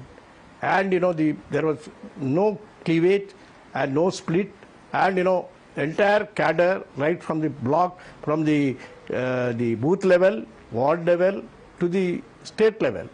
All programs have been given, very successfully implemented. Many massive rallies have been conducted. All leaders at all levels, but including Siddaramaiah and also our D.K. Shivakumar. So I don't think that unity, because of that unity also we won this election, and the very constructive unity and not very negative. Nobody cut each other, and even that is going to continue here. And of course there is a method, democratic method as far as the Congress is concerned. Whenever leader has to be elected, consensus is taken by the AICC observers, and ultimately based upon that consensus, AICC president or our leaders take a decision. Sure, of course, but you're still trying to avoid directly answering the question. Always we have a history that D.K. Shivakumar worked smoothly and cordially with Siddaramaiah as a chief minister. That is why. But in your opinion, who do you think is better suited, sir? Do not expect any differences. In your opinion, sir? No, it doesn't go by personal opinion, one or two leaders, and it goes by the consensus taken by the ACC observers among the MLAs. Sumalata ji, do you think this is going to be a bit of a pickle? Definitely. As we have seen in the past few years, there was a lot of, open infighting, and there was these two factions. One was the Siddaramaiah ji's faction and the other was DK Shivakumar's. And even today, though I do give that they ran a very effective campaign and they presented an image which was contrary to whatever was happening inside. My husband was in the party for 25 years in the Congress party, so I do know, the internal stuff, what goes on there and how united they actually are versus how they are presenting it to the public. So it's only a matter of time, I guess, when these differences come to the fore now that the elections are done and dusted with. So we'll have to wait and see how far this united, projection is going to work out. Do you think that the Congress now becomes... do you think as a natural picture, Mr. Moily, Congress becomes the natural leader of the opposition bloc to take on the BJP in 2024? A lot of people believe that, parties like the BRS, Mr. Nitish Kumar, Mamta ji, they were waiting for the outcome of the Karnataka results to see if the Congress can deliver the goods. Now, does the Congress become the natural leader of the opposition bloc? It is for all the leaders of the opposition in the nation to ultimately to come to an understanding and consensus and unite together. First of all, there should be unity of purpose, unity of objective, and unity of vision. And that is what it is being worked out by Nitish and many of our leaders. And Congress is also contributing to that. And who will become leader? Ultimately, it is for the future to be told. We don't want to block such unity or the unity talks or dialogue before the early. But I think it will emerge, and we hope that 2024 will be a different scenario when Narendra Modi's leadership will not count, and I don't think the BJP will or NDA come back again. Then another question about my sister's projection that there will not be unity and all these things. I think she is away from the party. She is not involved in any of the transaction of our party. Of course, her husband was a veteran leader, but I think the politics of that time, maybe with that experience, she must be reflecting on that. But there is absolute unity in the party, unity among the leadership, unity among the cadre, and 5 years we are in a position to give a stable government to Karnataka. Okay, we are joined by the best panel on Results Day. We also have Senior Congress Leader Mr. M.B. Patil joining us. Mr. Patil, you of course spoke about the election promises that the Congress has made. You spoke about the ban on the Bajrang Dal. The 5 promises have been made. Can we expect very soon, maybe on Monday, the first cabinet meeting, where all of these are going to be approved? 5 promises plus ban on Bajrang Dal?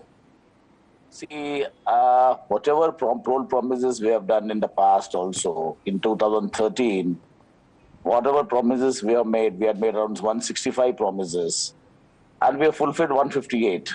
Whatever we have told, we have delivered. Apart from that, we have had another 30 programs which were not in the manifesto. So near about 188 programs.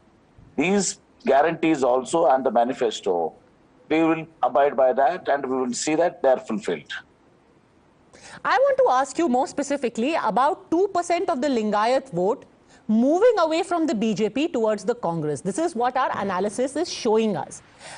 For years altogether, this was thought an almost unassailable fortress of the BJP, this vote, the Lingayat vote, thanks to Mr. Yediyurappa. What do you make of this? See, I'll tell you, there was a systematic anti-propaganda when Virendra Patil was replaced. Virendra Patil ji was born in 1999 when we had, under his PCC president, we won a historical 176 seats. Then after he fell ill, seriously ill, he had a paralytic stroke, then he had to be replaced. When we replaced him, there was an anti-propaganda that the Lingayat chief minister has been removed, Virendra Patil. So now people have understood, particularly the people of Karnataka, you're talking about 2%. I'm talking about a major shift, I'm telling you. Mumbai, Karnataka, otherwise you would not got results. And if you see the Lingayat MLAs, we are on 34 MLAs have won from the party now, out of 46.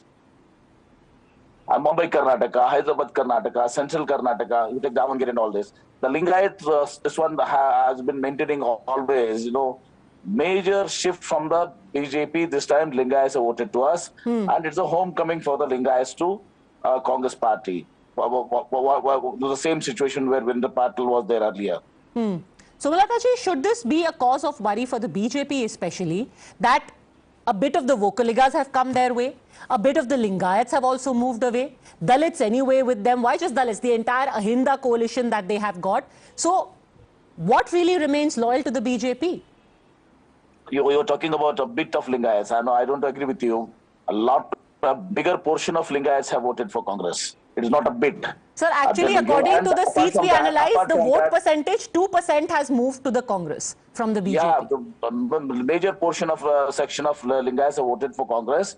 And similarly, nobody can win election one community. Naturally, the backwards, the OBCs, then the minorities, the scheduled castes, the scheduled tribes, they all have contributed to the great win of the Congress. Now, as somebody who's championed the cause of the Lingayats yourself, the number one challenge right now before the Congress is this. BJP has given you thrown down the gauntlet and said, you promise to bring back the 4% Muslim quota. Will you take it away from the Lingayats and the Vocaligas? 2% from Lingayats, 2% from Vocaligas. Are you going to do that? Bring back the 4% Muslim quota. As you know, already it's been stayed by the court, and due course it may be set aside. The thing is, we Congress people, we are always maintained that the 50% reservation has to be enhanced to 65 or 75. Then you bring in all these things and do it. It will be tenable.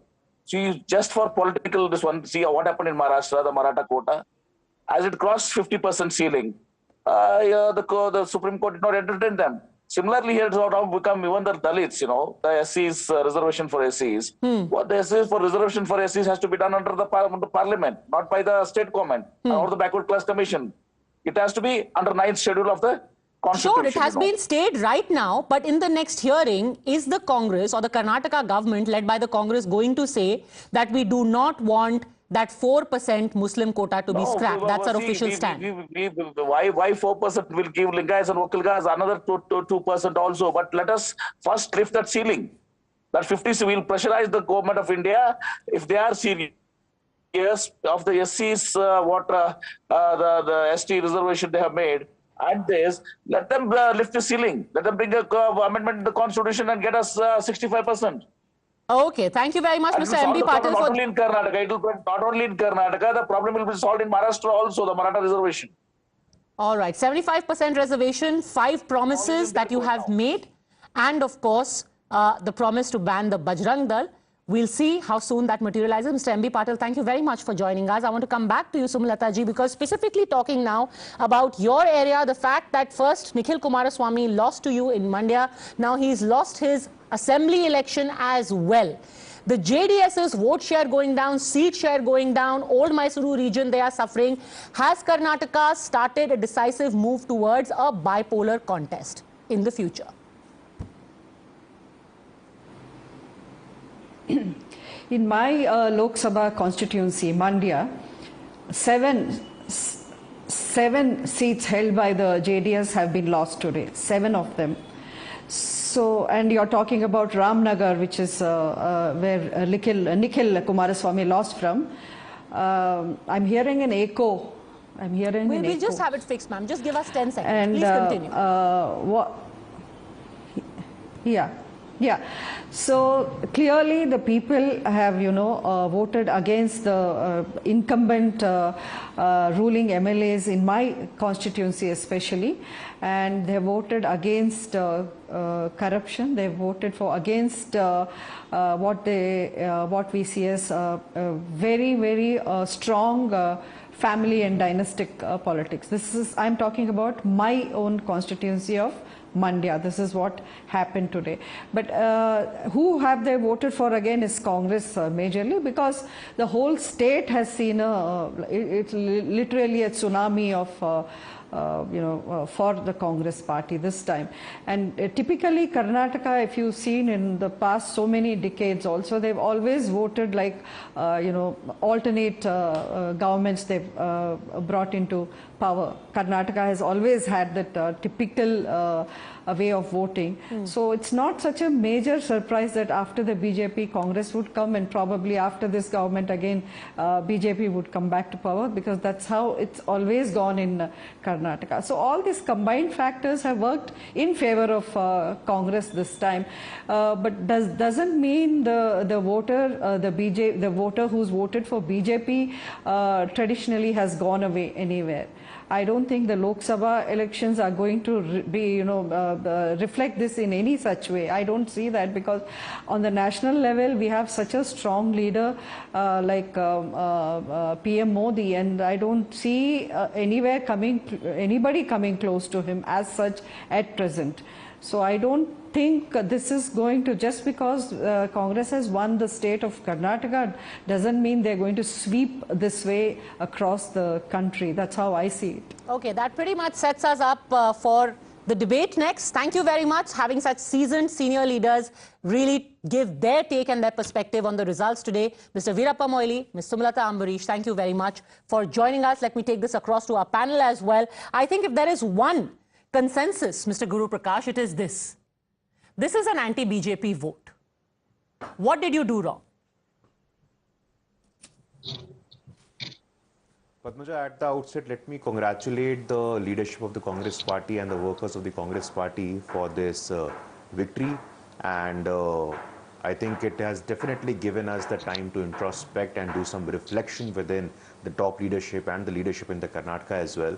As you are very well aware that we are the party of the former Prime Minister Bharat Ratna Atal Bihari Vajpayee ji, and he used to say, "Na haar mein na jeet mein kinchit nahi bhaybeet mein, संघर्ष पथ पे जो भी मिला ये भी सही वो भी सही, हम विजयी हुए हैं, हम में विनम्रता होनी चाहिए, पराजय में आत्ममंथन होना चाहिए." So the next stage is about Atmantan. The next stage is going to be introspection on what extra needed to be done, what were the actual issues, and I'm sure in the coming weeks we'll do some really deep introspection and think about what happened and what went wrong.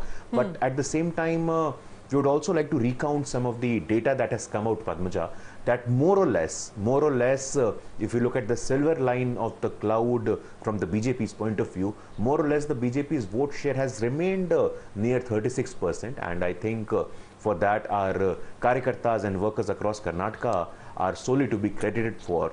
And the Congress's vote share, which has seen an increment of about 4%, maybe at the cost of JDS's vote share, according to some of the analysts, that is really telling for us. And like I said, that has given us a lot of space for discussion, for definitely what were the issues, what were the changes that may come in the future with respect to this election. Okay, Dr. Suman Siravan has a question for you. Like I said, Mr. Guru Prakash, I'm sure you are aware that between 2013 and 2018 assembly elections, the Congress increased its vote share by 2%, or a little more than 2% actually. They got 35 odd percent in 2013 and 38% in 2018. Only thing is they ended up losing in 2018 with a higher vote share. So is it, I mean, are you seeing this more like a kind of a consolation prize, because you've got to say that, you know, we've retained vote share and therefore this is not as big a defeat as it perhaps could have been? Because the vote shares don't necessarily indicate anything significant 5 years down the line. Thank you so much, Suman Siramanji. I appreciate your intervention. That is in a form of a question. And let me, I'm sure you are aware, you are a political observer yourself. Bharatiya Janata Party started its journey by mere 2 seats, and today we are the world's largest political party. And I'm sure there are reasons behind it. As far as the verdict of 2013 is concerned, I'm aware of the data that you are quoting, but soon after that we had 2014 as well. And the parliamentary election results had something else to suggest. Similarly, in 2018, the Karnataka verdict and the parliamentary election verdict had a different angle to it. So to suggest that this assembly election, and we have been debating since the morning, and people have been saying, political commentators have been saying that definitely this will have an impact, this will have some sort of an impact to 2024 general election as well. So the historical precedences, we don't have examples from the past to suggest that. As far as we are concerned, like I said, we are going to do some introspection about that, and we accept it. We accept. I also want to congratulate the people of Karnataka. We accept the result with grace and humility, and that is what keeps us apart from the other political parties, Mr. Raman. So here is a template, hyper-local, well-crafted, professional campaign, Trajano Di Mello, that the Congress adopted in Karnataka. Does this give you a model for the rest of the country? See, let me begin with first recollecting and informing the public that just 3 days prior to the election, our chairperson, Mamta Didi, made a passionate appeal to the people of Karnataka not to vote for the BJP, making our intentions very clear that we are going to fight the BJP tooth and nail. Now, the results of the Karnataka has clearly shown that the people, not only of Karnataka, because Karnataka is a part of India, have rejected the Prime Minister Modi and Amit Shah's communal politics, hate politics, and divisive politics. But didn't you call the Congress a team of the B team of the BJP just 2 months ago? 1 minute. Every day, I mean, while it is great that they have won Karnataka, and you are hailing it, and you're saying it's because Didi gave a call to not vote for the BJP, you were calling the Congress B team of the BJP 2 months ago.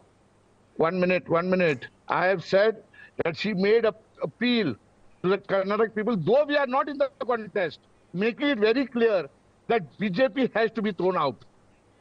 Every drop collected together makes an ocean. Every appeal, like Mamta Didi, is the only leader who made a categorical announcement and appeal not to vote for the BJP. Okay, very quickly, Jay wants to come in. Yeah. I have a very pointed question.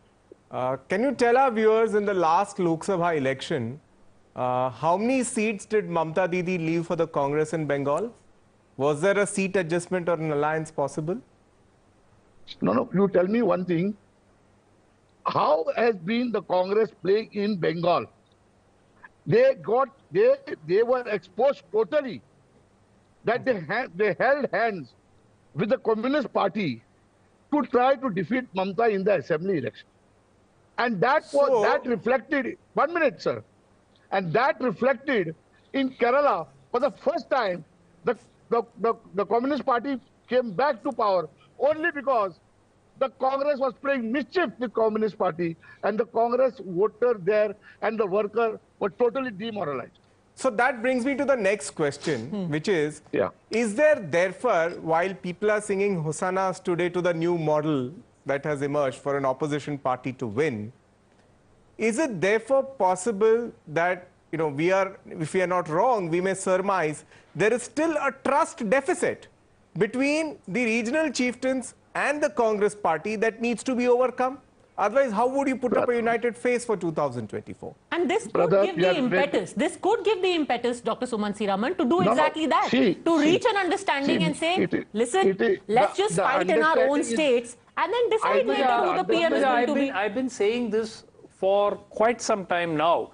There are only 4 or 5 states where both the Congress and the regional players have a presence.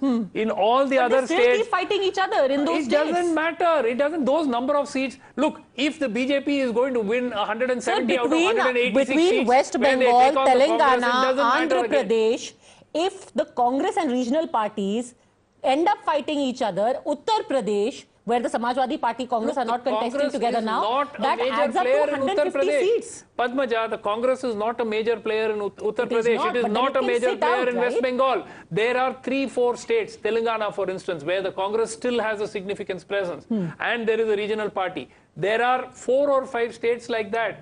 If the Congress in its head-on battle with the BJP last time 186 and they ended up losing 170 out of those 186 seats, if that gets repeated, what happens outside is not so relevant. So the point is, The Congress has to perform better where it takes on the BJP. Point number one. And sit Regional back where it is parties- not the biggest challenger to the BJP.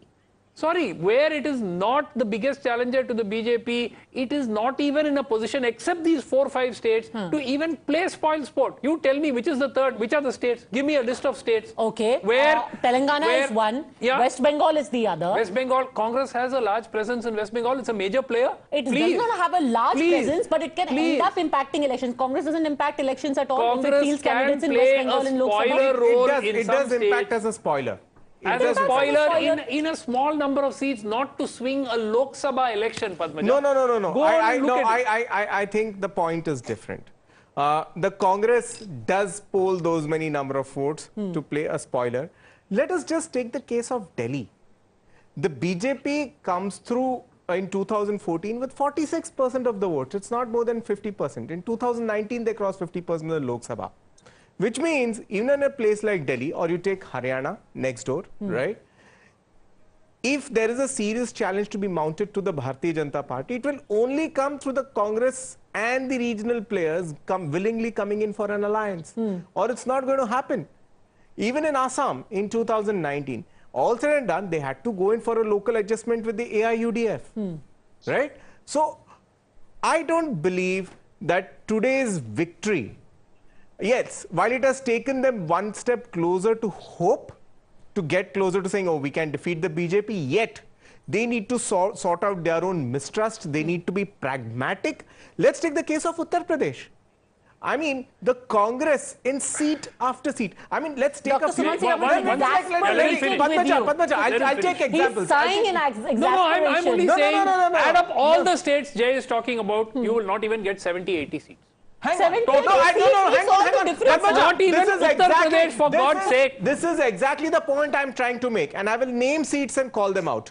Uttar Pradesh, Maneka Gandhi's victory margin in Sultanpur is barely between 15 and 20,000 votes at the Lok Sabha level in 2019. SP and BSP conveniently kept out the Congress. Mr. Imran Pratap Ghadi polled votes, they kept out the Congress. I mean, this mistrust of wanting to not accommodate the Congress or to come on the same platform has costed the opposition. Okay. All right. I think Guru Prakash wanted to come in, then I'll bring in the Samajwadi Party. Yes, Mr. Guru Prakash. No, I was patiently listening to the spokesperson from the Trinamool Congress, and it is really beyond our comprehension when he's speaking about hate politics. Only recently we saw during the Ram Navami procession what was happening on the streets of West Bengal. Only yesterday, Padmaja, we were debating the observations of the Chief Justice in the Supreme Court that how the West Bengal government is incapable and incompetent for the screening of the Kerala story. So this is the state of affairs in West Bengal. And they are commenting on hate politics. You have got no locus standi to speak on hate politics. We still remember, sir, on the May 2nd, when West Bengal elections result came out. When the West Bengal elections, I did not, please have some faith in democracy. Please have some faith in democracy. I am not here to argue with you, sir. I am not here to argue with you. You spoke on your occasion, let me speak. We still remember on May 2nd, after the result of West Bengal came, like just today Karnataka result came, what happened in the name of Khela Obe? The tandav of violence that was unleashed, and you are speaking about hate politics. You have got zero authority to speak on hate politics. Those sort of violence, the sort of the murder of constitutional ethos which is being committed in West Bengal, you have got no authority to speak on that. Please, and West Bengal government speaking on constitution is the biggest mockery of all the time. So please hold your views to yourself. We're going to take a very quick break at this point. On the other side, we'll talk about another state. We addressed the issue of West Bengal. We're talking about states in the south like Telangana, Andhra Pradesh. Next, we'll shift focus to Uttar Pradesh, where today the only glimmer of hope came from the state for the BJP, where it swept the local body elections. We'll talk about that after a minute.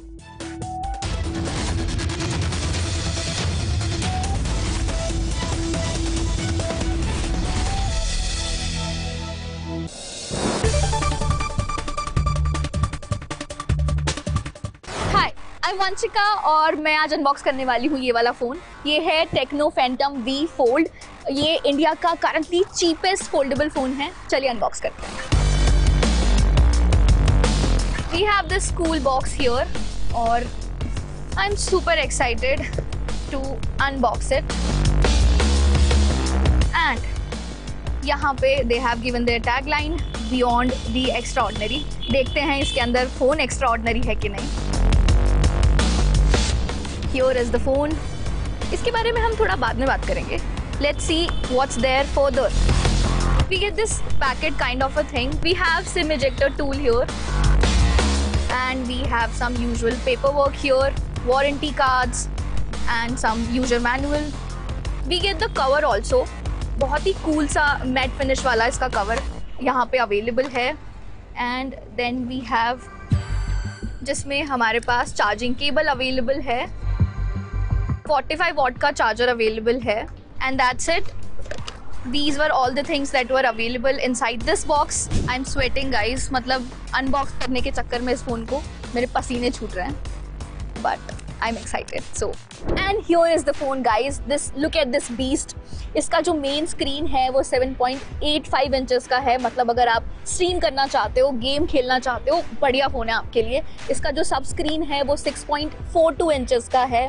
Cutout punch hole available है. इसमें 50 megapixels का rare triple camera इसमें available है. इसका जो back panel है वो textured है, बहुत ही प्रीमियम फील है. इसका जो वेट है वो 2.99 ग्राम्स है, जिसमें मतलब मुझे थोड़ा सा भारी लग रहा है, बट इट्स फाइन राइट. इसकी जो बैटरी है वो 5000 mAh की है. और इसकी कूल चीज़ ये है कि इसमें 2 बैटरीज हैं. मतलब 5000 mAh है, 2 स्क्रीन्स हैं, तो 2 जगह बैटरी अवेलेबल है. Apart from that what do we get in this phone. Usual है जो पावर बटन होता है, वॉल्यूम बटन होता है. इसका जो फ्रेम है बहुत ही क्लासी फ्रेम है. ये रोज गोल्ड कलर का है. इसमें 2 वेरिएंट अवेलेबल हैं, एक black and the other one is white. We got the white one क्योंकि वाइट वाला ज़्यादा प्रिटी लगता है. That's my opinion. बाकी इट्स सब्जेक्टिव. इसको ऑन करके देख लेते हैं and will talk about the phone further. इसमें एमोलेड डिस्प्ले अवेलेबल है. इसमें 120 हर्ट्ज का रिफ्रेश रेट अवेलेबल है. 12 GB का रैम अवेलेबल है. 256 GB का स्टोरेज है जिसको आप एक्सटेंड भी करा सकते हो. Do you love the air that you breathe? Well, I don't, because it has got lot of pollutants, harmful toxins, dust, pollen and whatnot. Well, to curb that situation, Xiaomi has come up with a new product which is called Xiaomi Air Purifier 4.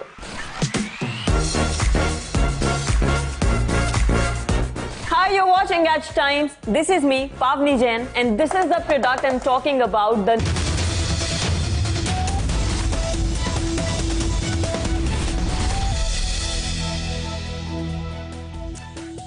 Welcome back. It's a high-stakes battle in Uttar Pradesh as well, one that many would call a semi-final for parties eyeing a strong foothold in the Hindi belt ahead of 2024. The BJP, Samajwadi Party, BSP and Congress fought a high-octane contest, but what ultimately played out was a two-horse race between the BJP and Samajwadi Party. The one that most had their eyes on is the contest in urban centres. BJP dominated the mayoral election, securing 16 of 17 seats. It also secured nearly half of the 199 municipal council seats and the Nagar Panchayats, making it a complete sweep in the Hindi heartland. Uttar Pradesh में Bharatiya Janata party के कार्यकर्ताओं की मेहनत, सरकार और संगठन के बेहतर समन्वय, आदरणीय प्रधानमंत्री जी के सुयोग्य और यशस्वी नेतृत्व और उनके मार्गदर्शन में उत्तर प्रदेश नगर निकाय के चुनाव में भारतीय जनता पार्टी ने अब तक की सबसे बड़ी विजय प्राप्त की है. 17 नगर निगमों में पहली बार भारतीय जनता पार्टी सभी नगर निगमों में एक साथ पूर्ण बहुमत के साथ विजय प्राप्त करने में सफल हुई है.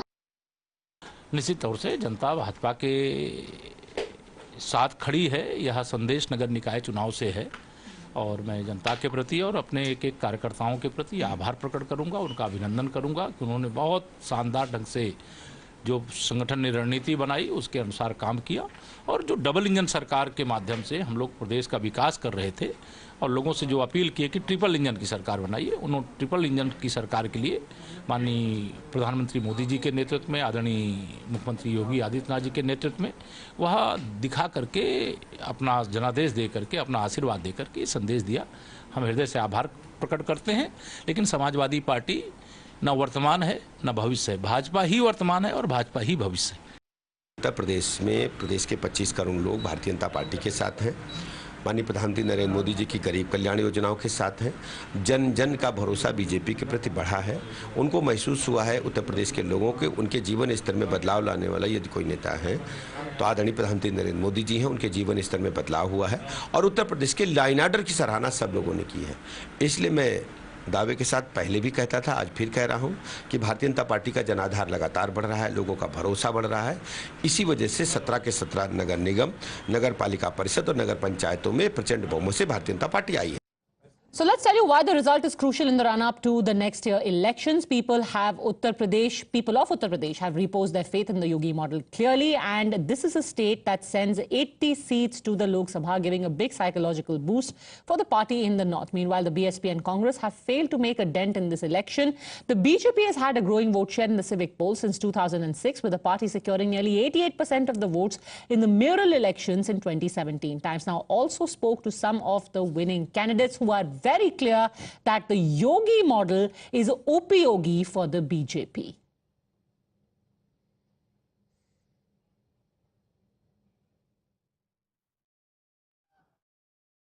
Celebrations happening at the BJP headquarters here in Lucknow to celebrate the great feat that BJP has been able to achieve right here in the urban local body polls throughout the state. The BJP has been able to bag all the 17 seats, mayoral seats in these urban body polls, and that definitely is a huge achievement for the party, and especially since Chief Minister Yogi Adityanath has been in power for the second time, and this is right 1 year after the polls here, the assembly polls here, that the BJP has been able to make its mark in the urban local body polls here as well. Well, we have Vijay Bahadur Pathak, senior BJP leader with us. परिश्रम की पराकाष्ठा का कोई विकल्प नहीं है। Bharatiya Janata party के कार्यकर्ताओं ने परिश्रम किया इस निकाय के चुनाव में, और निश्चित तौर पर जब निकाय के चुनाव में परिश्रम किया तो उस परिश्रम की का प्रतिफल जनता ने दिया। हमारे सरकार की जो योजनाएं थी उन योजनाओं को हम नीचे तक पहुंचा ले पाए। जनता ने समर्थन व्यक्त किया, और समर्थन व्यक्त किया तो पिछली बार से बड़ी जीत 17 की 17 नगर निगम और नगर पालिका नगर पंचायतों में हम जीत रहे हैं। You see here, Samajwadi Party will definitely be blamed for keeping it low as far as their campaign is concerned. Akhilesh Yadav, the party chief, also did not involve himself in the campaign for the local urban body polls. The manner in which the party should have actually campaigned, especially since it was understood to be the main contender party, main opposition party here in Uttar Pradesh. All right, let me take that across to Mr. Sameer Singh, national spokesperson of the Samajwadi Party. Cheer in the south, not so much in the north. Why is that? Padmaja, I think first of all, I'd like to congratulate the Congress Party for forming the government, for receiving a landslide victory in Karnataka. And I would also like to congratulate the BJP for winning these local body elections in Uttar Pradesh. Probably Samajwadi Party is of the view that probably now, since they were a double-engine sarkar till now, and now that they're transformed into a triple-engine sarkar, they do something for the people of Uttar Pradesh. As we have pointed out several problems with the smart city projects or whatever's happening in the metro cities, whether it's the roads, whether it's the problem of solid waste management, and all these problems that are related to these local bodies. Now, coming back to your question, I think it's very confusing and because of the contradictory statements that have been made. On one hand, the Karnataka Assembly elections are not supposed to be considered as a run-up to the Lok Sabha elections, the parliamentary elections, but the local body elections in Uttar Pradesh are definitely a semi-finals for the parliamentary elections. I don't understand from what angle these two are comparable. for the BJP, definitely it's a consolation prize. And actually, I didn't say that at all. The last 1 hour has been spent discussing how the Karnataka elections are going to give a template for 2024 to the opposition. That is literally what I started out by saying.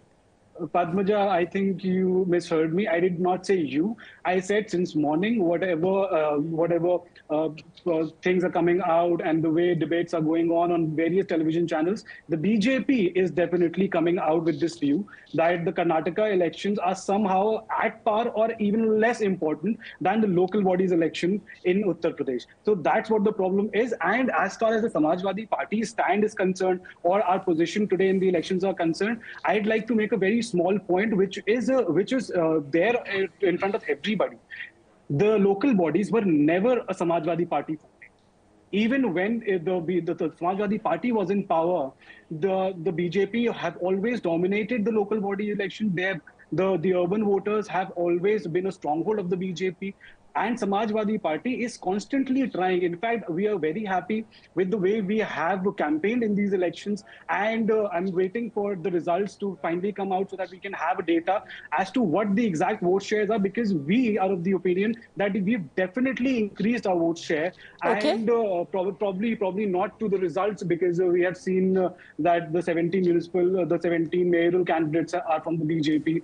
So we have not been able to transform them into seats. But I think we've definitely increased our vote share. We are the Samajwadi Party, along with this. Okay, great. As long as everyone is happy, the Samajwadi Party is also happy. Equate a local body election with a state assembly election. That's point number one. Point number two. The BJP is winning in Gujarat. Padmaja will now give me a list of five nobody is equating anything. Local body elections where the ruling party has been decimated. There is an election in Uttar Pradesh. These are the results of both. What do we deduce from them? That was the very limited thing, sir. You are more. I'm asking a simple question. In analyzing what we are saying, which we never said. I'm only asking a simple question. In the last 20 years, give me 5 local body elections where a ruling party has been decimated. Any state. Congress, BJP, but JD, there have been some very surprise results as well. For example, the BJP doing really well in the Telangana local body elections, where the TRS is in government. But anyhow, we are not here to do a micro-analysis of that. I really have to take a break. Dr. Suman Siraman, we will have many debates about this. We will continue to dissect the results. Thank you very much all for having joined us on this show. Quick break, Rahul Shivshankar with India Upfront Special on the other side.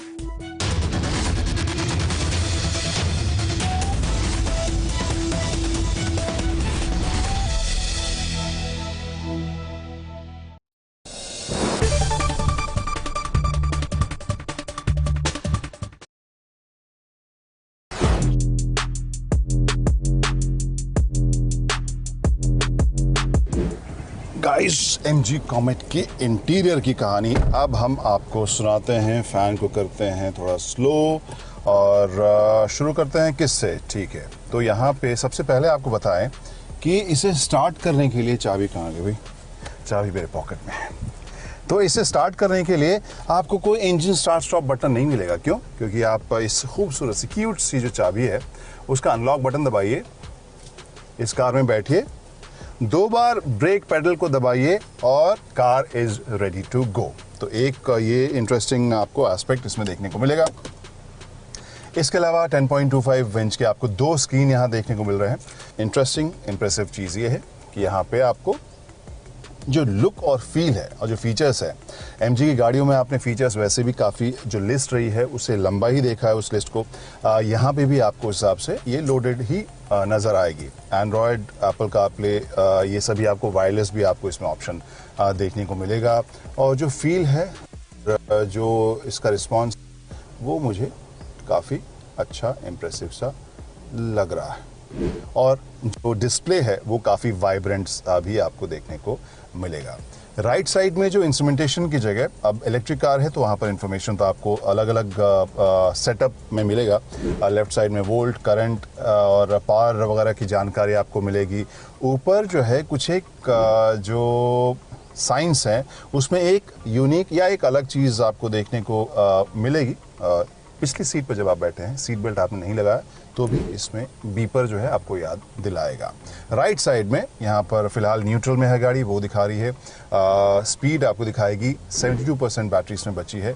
जो range है वो 144 kilometre इसमें देखने को मिल रहा है और ओडो इसका 199 किलोमीटर दिखा रहा है। यहाँ पर लेफ्ट में एक आप ग्रीन में छोटा सा देखेंगे इको मोड, उसे आप चेंज कर सकते हैं। यहाँ पर ड्राइव सेलेक्ट मोड है या ड्राइव मोड सेलेक्ट, इसे जब दबाए तो यहाँ नॉर्मल मोड होगा, स्पोर्ट्स मोड होगा और इको मोड होगा।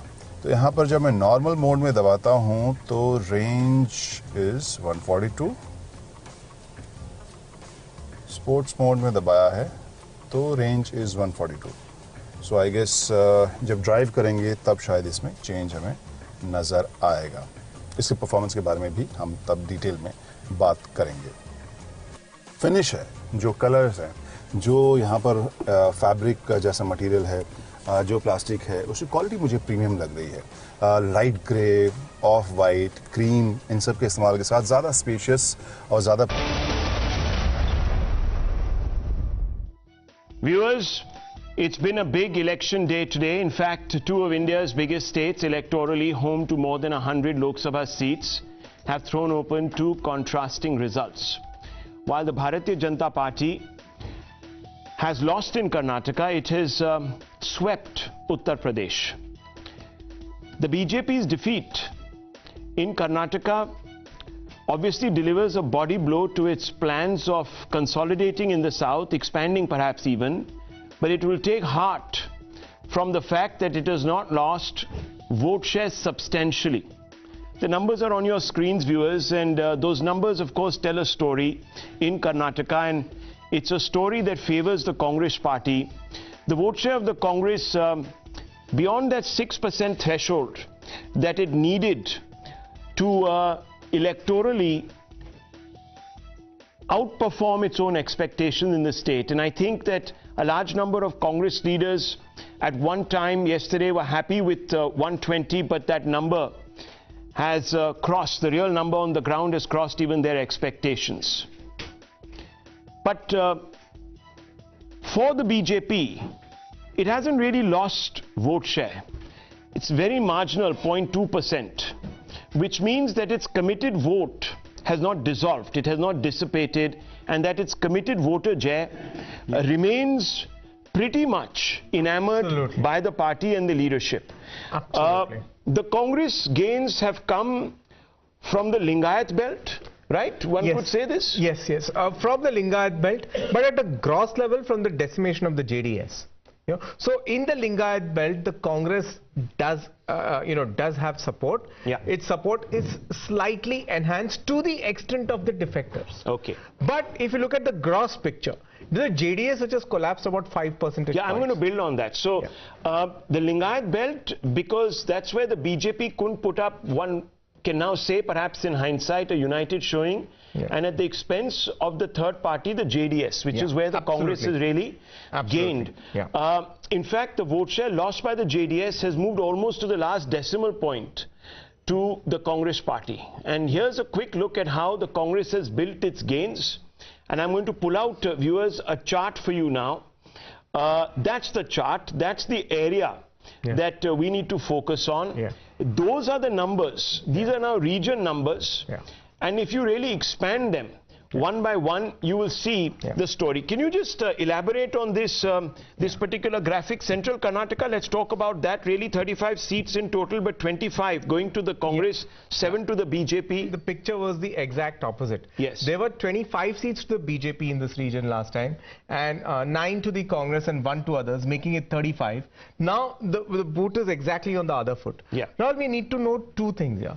Central Karnataka not just represents the Lingayat heartland, it is also an area where Mr. Gali Janardhan Reddy could have caused maximum damage to them by fielding his own set of candidates. There are a whole set of seats around Ballari, especially the tribal seats like Molkal Muru, where last time B. Sriramulu contested, Sirugappa, where also there are many mines.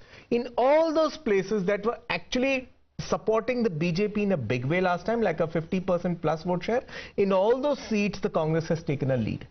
So Interesting. It's two factors causing the party to, lose its vote share there. Would you characterize this defeat as a massive anti-incumbency, or would you say that, look, the BJP could have played its ground game better, and if it had played its ground game better, perhaps the result would not have been this decisive in the favor of the Congress?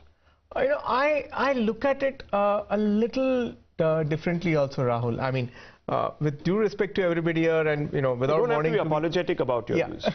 So say what you have to say. Look at it this way.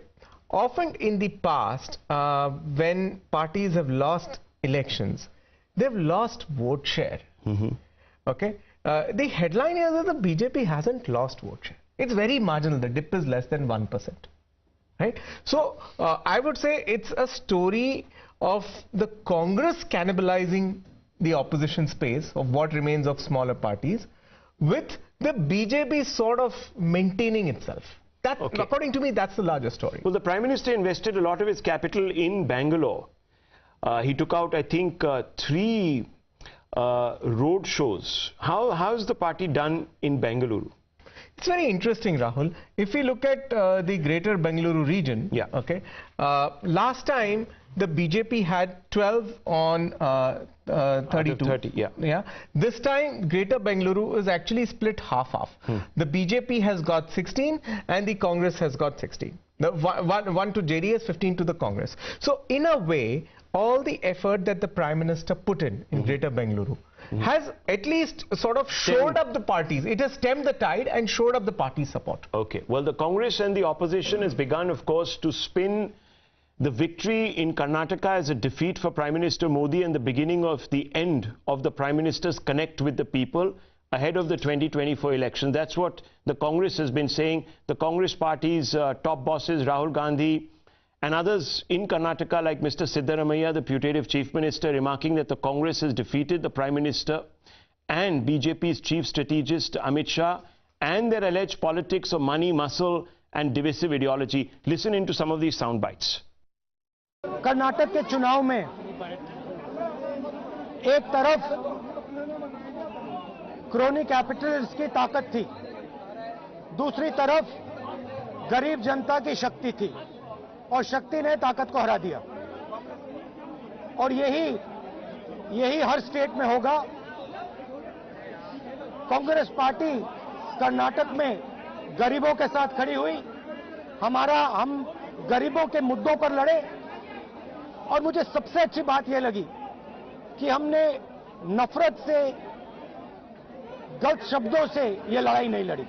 हमने मोहब्बत से, प्यार से, दिल खोल के ये लड़ाई लड़ी और कर्नाटक की जनता ने हमें दिखाया कि ये देश मोहब्बत इस देश को अच्छी लगती है। It is a mandate against the Narendra Modi. It is a mandate against the Amit Shah. It's a mandate against the Nadda. It is because Narendra Modi has come to Karnataka. 20 times he addressed 20 rallies.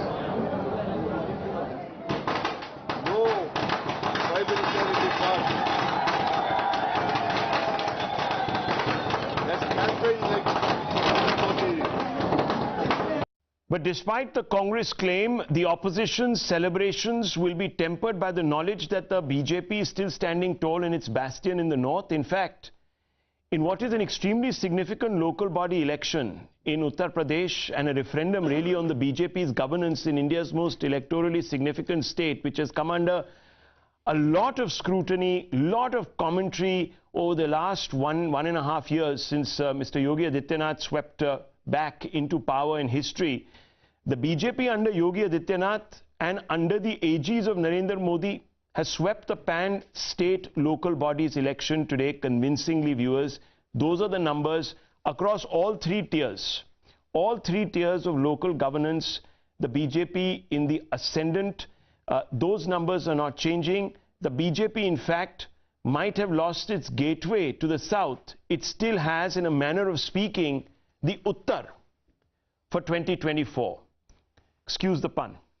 Now, here's what we mean.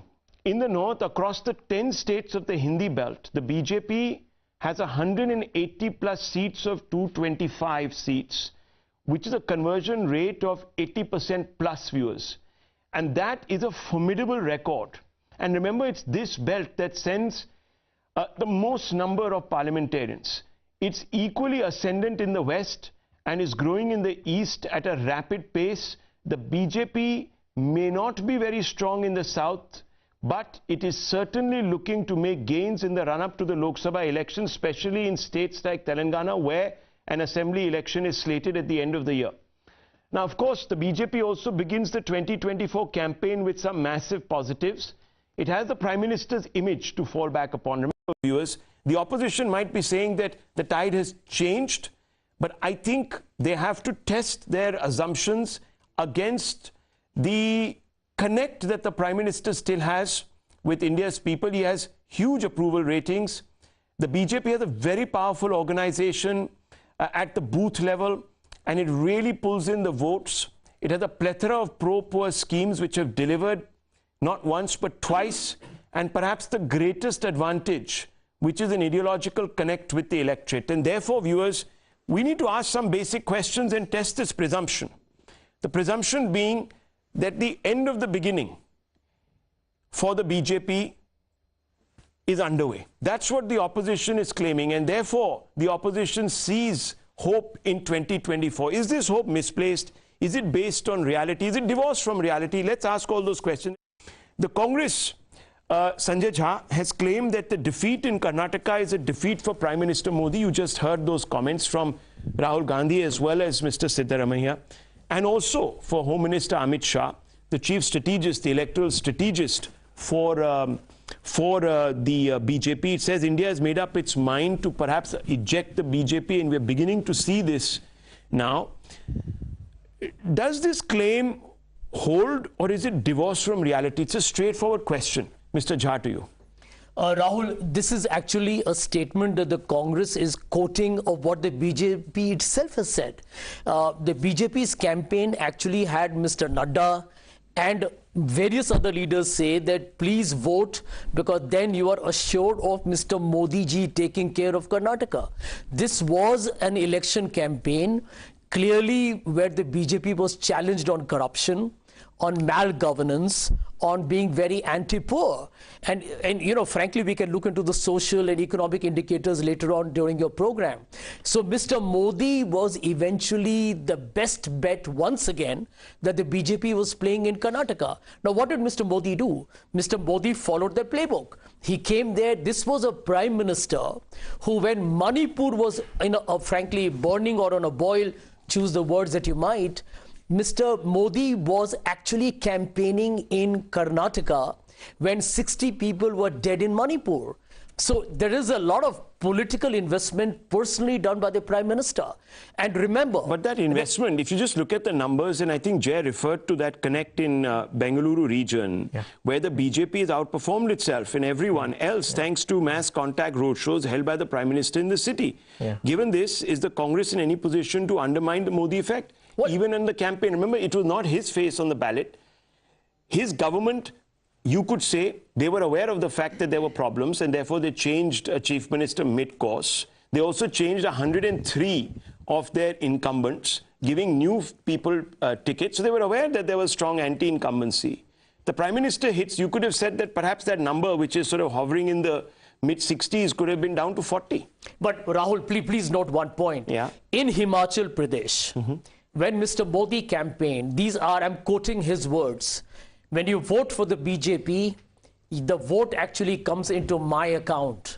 So he told the people of Himachal Pradesh, another state that the BJP lost to the Congress a few months ago, it was once again Mr. Modi being played as the trump card. Now, clearly the BJP in different states finds itself frankly cornered because of poor governance. I mean, in Uttar Pradesh today, it's not cornered. It's actually repeated. Well, it's repeated history. You know, but we are comparing apples and oranges. Okay, let's fine. I'll just bring in apples and oranges. In about, I don't think so. I think when we are talking about large states where you are focusing or you choose to focus on governance, then Uttar Pradesh certainly qualifies for an examination. Let me just bring in Dr. Ranganathan. Yes, you wanted to say something, Dr. Ranganathan. You want to respond to, one second, you want to respond to Mr. Jha. Yeah, first of all, heartiest congratulations to Congress and to Sanjay, to Tehseen and every Congress supporter. I think it's a absolutely wonderful performance by Congress, outstanding performance. The celebration of Indian democracy. Yes, democracy is back. Right. Democracy is back. All the institutions are working, yes, EVMs are working. So, no, it's been discovered in the EVMs of this great country and in the polling booths. No, but truly, I truly, without any sarcasm, congratulations to Congress, because there are 3 points here.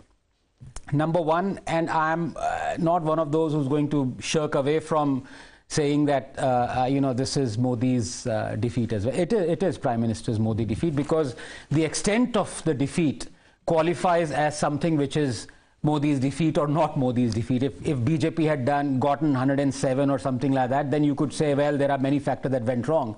But for it to have performed worse than what Congress performed last election, tells something that Modi could not do something in this particular election. Secondly, I think, may I disagree on 2 counts with Sanjay very quickly. Number one, what does vote share mean? Vote share means that for example, if I voted for Modi, my vote would reflect into the vote percentage that the BJP has got. Now, in the last election, BJP got 36.2% vote share. In this election, it's 35.8, 0.4%. That, according to my rough calculations, translates to 1.5 lakh votes. So in 5 years, if BJP has got 1.5 lakh votes less than what it did last year, is it anti-incumbency? Personally, not at all. Because if you look at 2009 Lok Sabha performance of Congress, it got 29%. First past the post system, seats are not always a correct indication, because small changes in vote share. The real anti-incumbency, Rahul, for example, was in 2014 when Congress slipped to 18% vote share from 29% that it got in 2009. Yeah, that's a definitive... That is a definite anti-incumbency. So what were the factors? Now, Sanjay talked about unemployment. He talked about inflation. Those were not the issues in Karnataka, because Karnataka is 2 points and 5 percentage points respectively below the national average of inflation and unemployment. Sure. So the only thing I can think of logically is that corruption held a massive sway and people were just generally dissatisfied.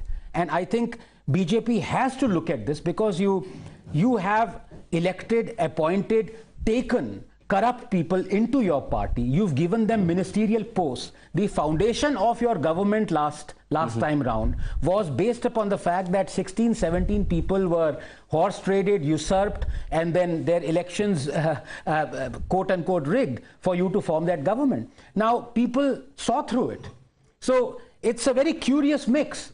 Congress, of course, has grounds to celebrate massively, but then for it to say that this is a victory against all those things that BJP stood for or did would be wrong, because Congress has gained 5-6 percentage point vote share that the third party, JDS, has given up. So it's not BJP's vote share defeat or its policies that have led to this. Let me give a rejoinder. Okay, one by one. A quick rejoinder. Just one quick rejoinder. Counter what he said. No, because on the vote share. Actually, it's not true. Let's look at, I'll give you an example. 1 minute, Sanjay. Okay. 2013, Congress comes to power. BJP is split. Mr. Yediyurappa is running a separate party. The Congress gets 35% vote share. 2018, the Congress is in power, goes to the election, increases their vote share by 3% and loses the election. So let's be very clear. In this election, it is simplistic to say JDS vote has gone to Congress. It's not that. BJP's vote share in old Mysore would have increased. Please check that, Jay. If it increases, that vote is coming from the JDS, which means the Congress has taken the BJP votes in other parts of the state. So it's very silly to say, yes, absolutely. That's how it works. Let's save on the ad hominem, please, because we're talking logically. Saying silly and all that is, but that's why I was at pains to say it is an averaging out. So you can remove the outliers, but you will not remove the possibility that a person has voted for BJP. We don't know. My point is, there is no way you can say, based on just the absolute numbers, JDS vote has en bloc gone to the Congress, and that is the reason for this result. But there without has been studying the data, almost, you cannot make that claim. It has been an almost cent-to-cent transfer. Yeah. Let's be honest about it. The numbers are swaying, and one of the reasons could be, I don't know, was this use of Bajrang Dal. Many people are saying, and I think I was the first to say it a few days back, that that was perhaps a way of the Congress signaling to the Muslim electorate in the state, especially the JDS voter, that we stand for your rights. And it was a master stroke in some ways. But yes, you make your point. Actually, just one point. I have to make this point. Okay. Anand says there is no anti-incumbency against the BJP on vote shares. The BJP's seats, my dear friend, is down by 50%. Yeah. If that is not anti-incumbency, what is? Don't always go by seat share. Yes. Rahul, I think we are losing the side. What is the big picture? Yeah, the big picture. The big picture is very clear. That the beginning of the decline has begun. That's what the Congress is saying. That's how it began. Let me complete. The big picture is the resurgence of Congress in Karnataka. Resurgence of Congress in Karnataka, because this is the biggest vote share the Congress has got since 1989. Yeah. In 1989, Congress got 178 seats and the vote percentage of 43.71. Yeah. So in last 35 years, this is the biggest victory by the Congress party. This is resurgence. And the difference between the Congress and the BJP is 7%, which is huge. So you're saying there's been a positive sentiment towards the Congress and the Congress style of politics and its messaging. Okay. One second. What is happening with there must be some premium put to discipline in a debate also. 15 seconds. I mean, being disciplined should not be a 15 seconds. What is happening with the BJP? What is happening with the BJP is a new player in Karnataka. For the first time in 2008, they made their presence felt, got 30% vote share. So this election has shown that they have consolidated their social base, but to compete in a first past post system, you have to cross the critical mass. Okay. They have not. He doesn't disagree with you. You're not disagreeing with me. Actually, he doesn't disagree with you. Yeah. Let me bring in Shahzad Punara. Shahzad Punara, look, at the end of the day, this is what they're going to say. They're going to say that this is the first indication that the BJP is brittle, its leadership's claims do not connect, that there is a vast difference between what is sold to the public and what is delivered. First of all, Rahul, let me accept in all humility the verdict that the people of Karnataka, as much as I gleefully accept the verdict of the people of Uttar Pradesh. Having said that, it's not my job to tell people not to live in their ivory towers and their fool's paradise that they want to build, because in 2018, when they stole the government from us, what happened in 2019 Karnataka? When they won the election in Rajasthan, what happened subsequently in 2019 Rajasthan?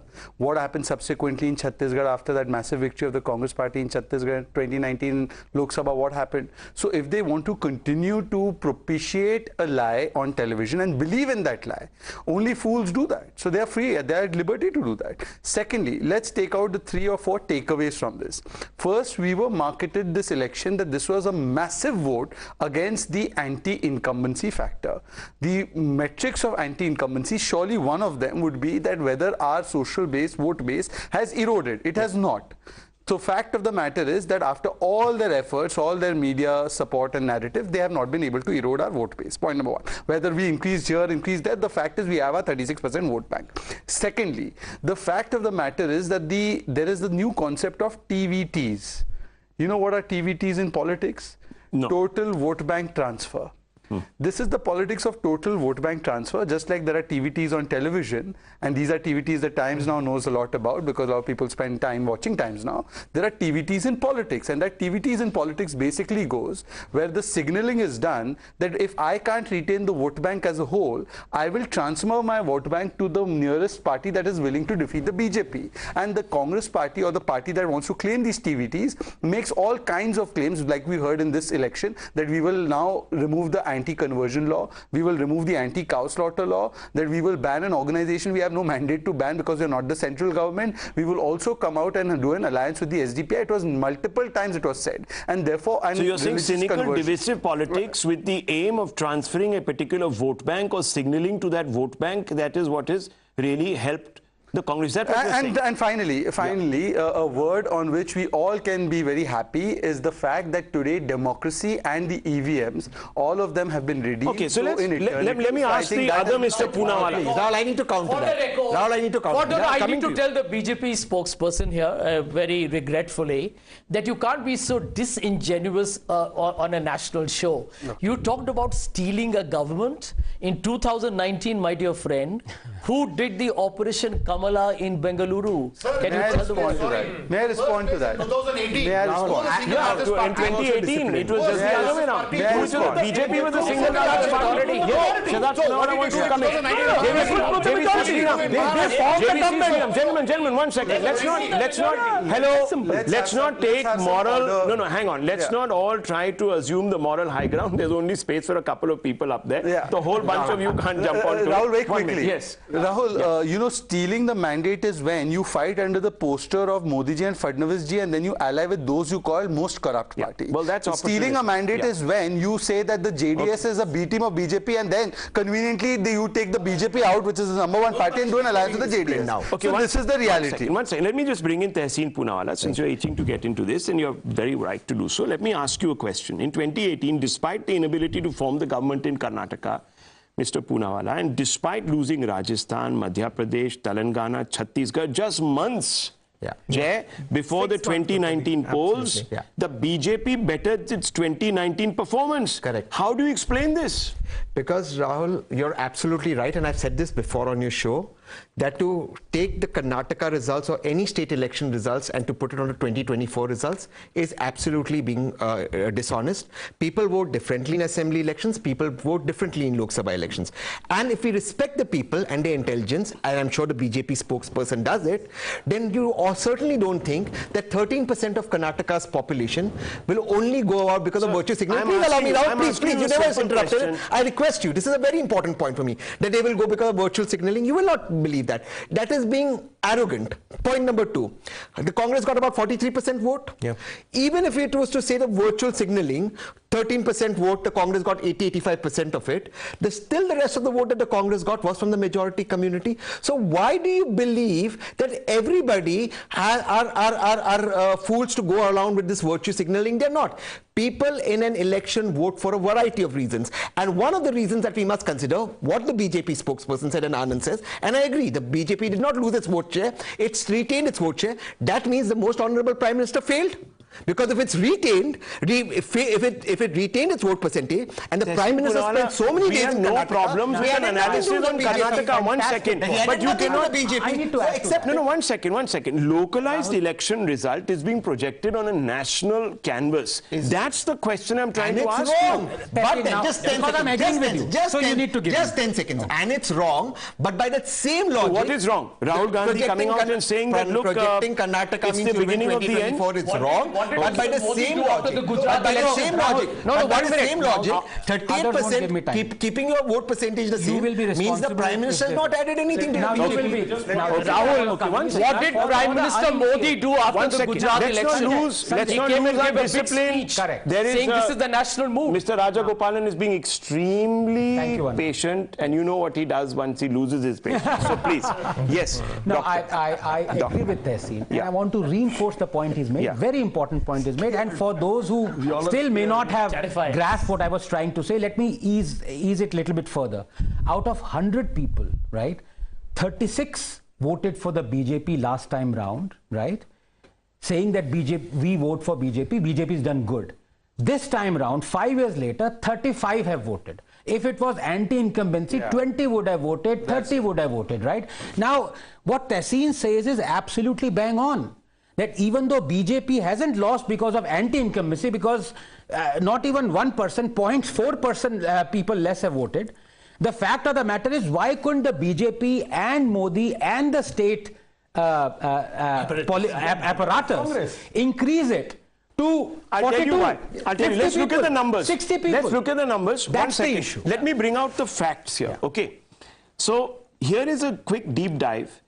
And let's look at it. The BJP has lost 7% vote share in central Karnataka, which is traditionally its bastion. We know that the Lingayats vote there quite exceptionally. for the Bharatiya Janata Party. The JDS vote share has fallen here by 5%, and the Congress has gained 9%. So it's taken a bit out of the BJP, it's taken a bit out of the JDS. Now, viewers, this is not because of performance. This is also because of the fact that the BJP looked beyond its traditional Lingayat stalwarts and decided to affect a generational change. So it is playing for the longer term. It took a risk. The risk has backfired. Now, we can't say that this is only because the BJP didn't perform well, because the Lingayats have stood by the BJP even when, if you really look at the aggregate, when the Lingayats in 2013 went with Mr. Yadurappa and they came back within the next year in 2014. So the Lingayats do vote for the BJP. It's just that this time, as I was saying, the ground game for the BJP in the Lingayat belt, they got it wrong. And that has said one point to this. Yes, one point. Let's look at the numbers. Rahul, you're absolutely right about the analysis, but why it hurts me is because in 2023, in a progressive state like Karnataka, in a government that has actually delivered on a lot of its promises, a lot of welfare and all that, we are still talking about sects and caste. That is hurtful. Rahul, let me just come in. No, why should Even the most advanced democracy. One second, gentlemen. Base and analyze politics on identity. Now, identities are so identity central. It's wrong. Now, let me make 3 points. I promise I'll finish in 30 seconds. 3 important points. First of all, a party which said we ran this election local is now projecting a local election onto a national scale. That's their hypocrisy, point number 1. Point number 2, we as a BJP, and I'm proud of my party, we could have gone and done the easier thing, but we went and did the tougher thing, which is to introduce a new set of leaders. We gave a massive number of young people tickets, first-timers tickets, and we did it knowing that there would be a political cost to that. We have the stomach to actually take that risk. Isn't that to be applauded? That we've now created a new leadership in Karnataka BJP that will take the narrative and the battle forward. And thirdly, this narrative about poor versus rich. There are more poor people, I can promise you, even today in Uttar Pradesh. And the Nagar Palika, the Nagar Panchayats have voted for us. Are you saying the people of Uttar Pradesh are not suffering there if there was so much suffering? And the people of Karnataka... JVC Sriram coming in. The biggest reason for this kind of victory by the Congress party is the promises they have given. Karnataka is a state where actually the debt has been in control. Now, for the promises which the Congress party has made, to fulfill that promises, every year they will have to spend 4,20,000 crores. What? Where is that? What? 4 lakhs. No, the budget isn't 4 lakh crores. 4,20,000. No, you make budget is not 4 lakhs. You make 2 lakh crores. Allow me to speak. I did not interrupt. 1 second, gentlemen. You can't shout down your fellow panelists. They have a point of view. This is not factually. You can rebut him. You can rebut him, doctor. Why do you let him finish? The promises which the Congress party has given, they would not be able to fulfill. Give us the number for 4 lakh crores. I'm telling you now. Give the number. Fine. Listen to me. Sir, please talk to me politely. Please. I respect you. Don't talk to me in that tone. Okay, gentlemen. That's fine. Please. That's fine. No, let him finish. Give the numbers. I've been very polite. Let's not reduce this to a shouting match. I don't deserve it. Okay, I'll have to lower the faders. All across, please. 3,116 rupees was the promise made by TRS in 2018. Wrong because Congress, Rahul made that Nyay promise and he lost the 2019 election. Yes, okay. It's not about promises. The wrong point here is that if you are talking about the bigger picture of the 2024 election, number 1, BJP had a vote share of 53.76%. And probably Tijin himself agreed that states vote differently in local election and in parliamentary election. Number 1. Number 2, these promises are not going to be fulfilled easily by the Congress party. What did they do when they came to Himachal Pradesh? They promised 1 lakh. I'll tell you why this analogy. Why this analogy? Let me come to you. Give me the 4 lakh crores. Allow me to complete. I can give you the list. Going on for such a long time. How long can you go on? I speak 2 sentences and get interrupted. No.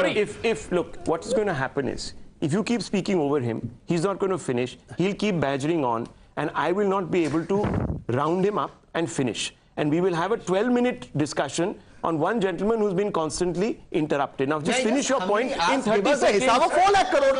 1 second. 2,000 rupees per women per month. Make a calculation. 3,000 rupees per unemployed youth per month. make a calculation. 200 rupees units of electricity free, make your calculation. Then 10 kg of rice free, make your calculation. Anyhow, look, that's not the issue here. Make a calculation. 1 minute, we are not doing a... Okay, gentlemen, I want to bring this debate back. It's okay. I want to bring this debate back. Excuse me, JVC, one second. Ridiculous. Okay, one second. Okay, 1 second. BJP has lost massively in the Karnataka, and where we are discussing that how we are going to fulfill that. No. It's because you don't have an argument. Okay, gentlemen. Because you don't have an argument to own the responsibility. And BJP has massively lost 7% behind Congress. This is not actually... This is It not is the propaganda you are doing here. Excuse me, gentlemen. Please don't make me lose my temper. Please. This is not going to be a debate where we are looking at, viewers, the localized outcome. This is a debate to look at the claims that are being made by the opposition today that this is a threshold moment, this is a watershed event, and it's going to lead to massive changes in 2024. And on that, I want to bring this back. And Dr. Raman and Shahzad Poonawalla and Mr. Raja Gopalan, I want to bring the three of these gentlemen in now. I want to begin with you, Doctor. Yes. In 2018, the BJP won 104 assembly seats in Karnataka. We know this. In 29, it won 177 assembly segments in the Lok Sabha polls. Now, same state, same situation, almost a year apart, which we're going to see next year. The BJP rebounds. It doesn't just rebound in Karnataka, it rebounds in several other Indian states also. And most importantly, the Congress disappears from the most electorally significant, with some of its opposition allies, states in the Indian Union. Are you trying to tell me that that complete erosion of the Samajwadi Party, the BSP, the Congress in at least 4 states is going to be reversed because of what happened in Karnataka? Let me explain, Rahul. This is not going to be reversed. The BJP vote share goes up dramatically when Mr. Modi is on the ticket. We are all in agreement on that, and that is what facts have shown us. But last time it was 25-3. Second, the Congress government had been in power for 5 years, and there was a hodgepodge government at the time of the 2019 election. So there was anti-incumbency in Karnataka.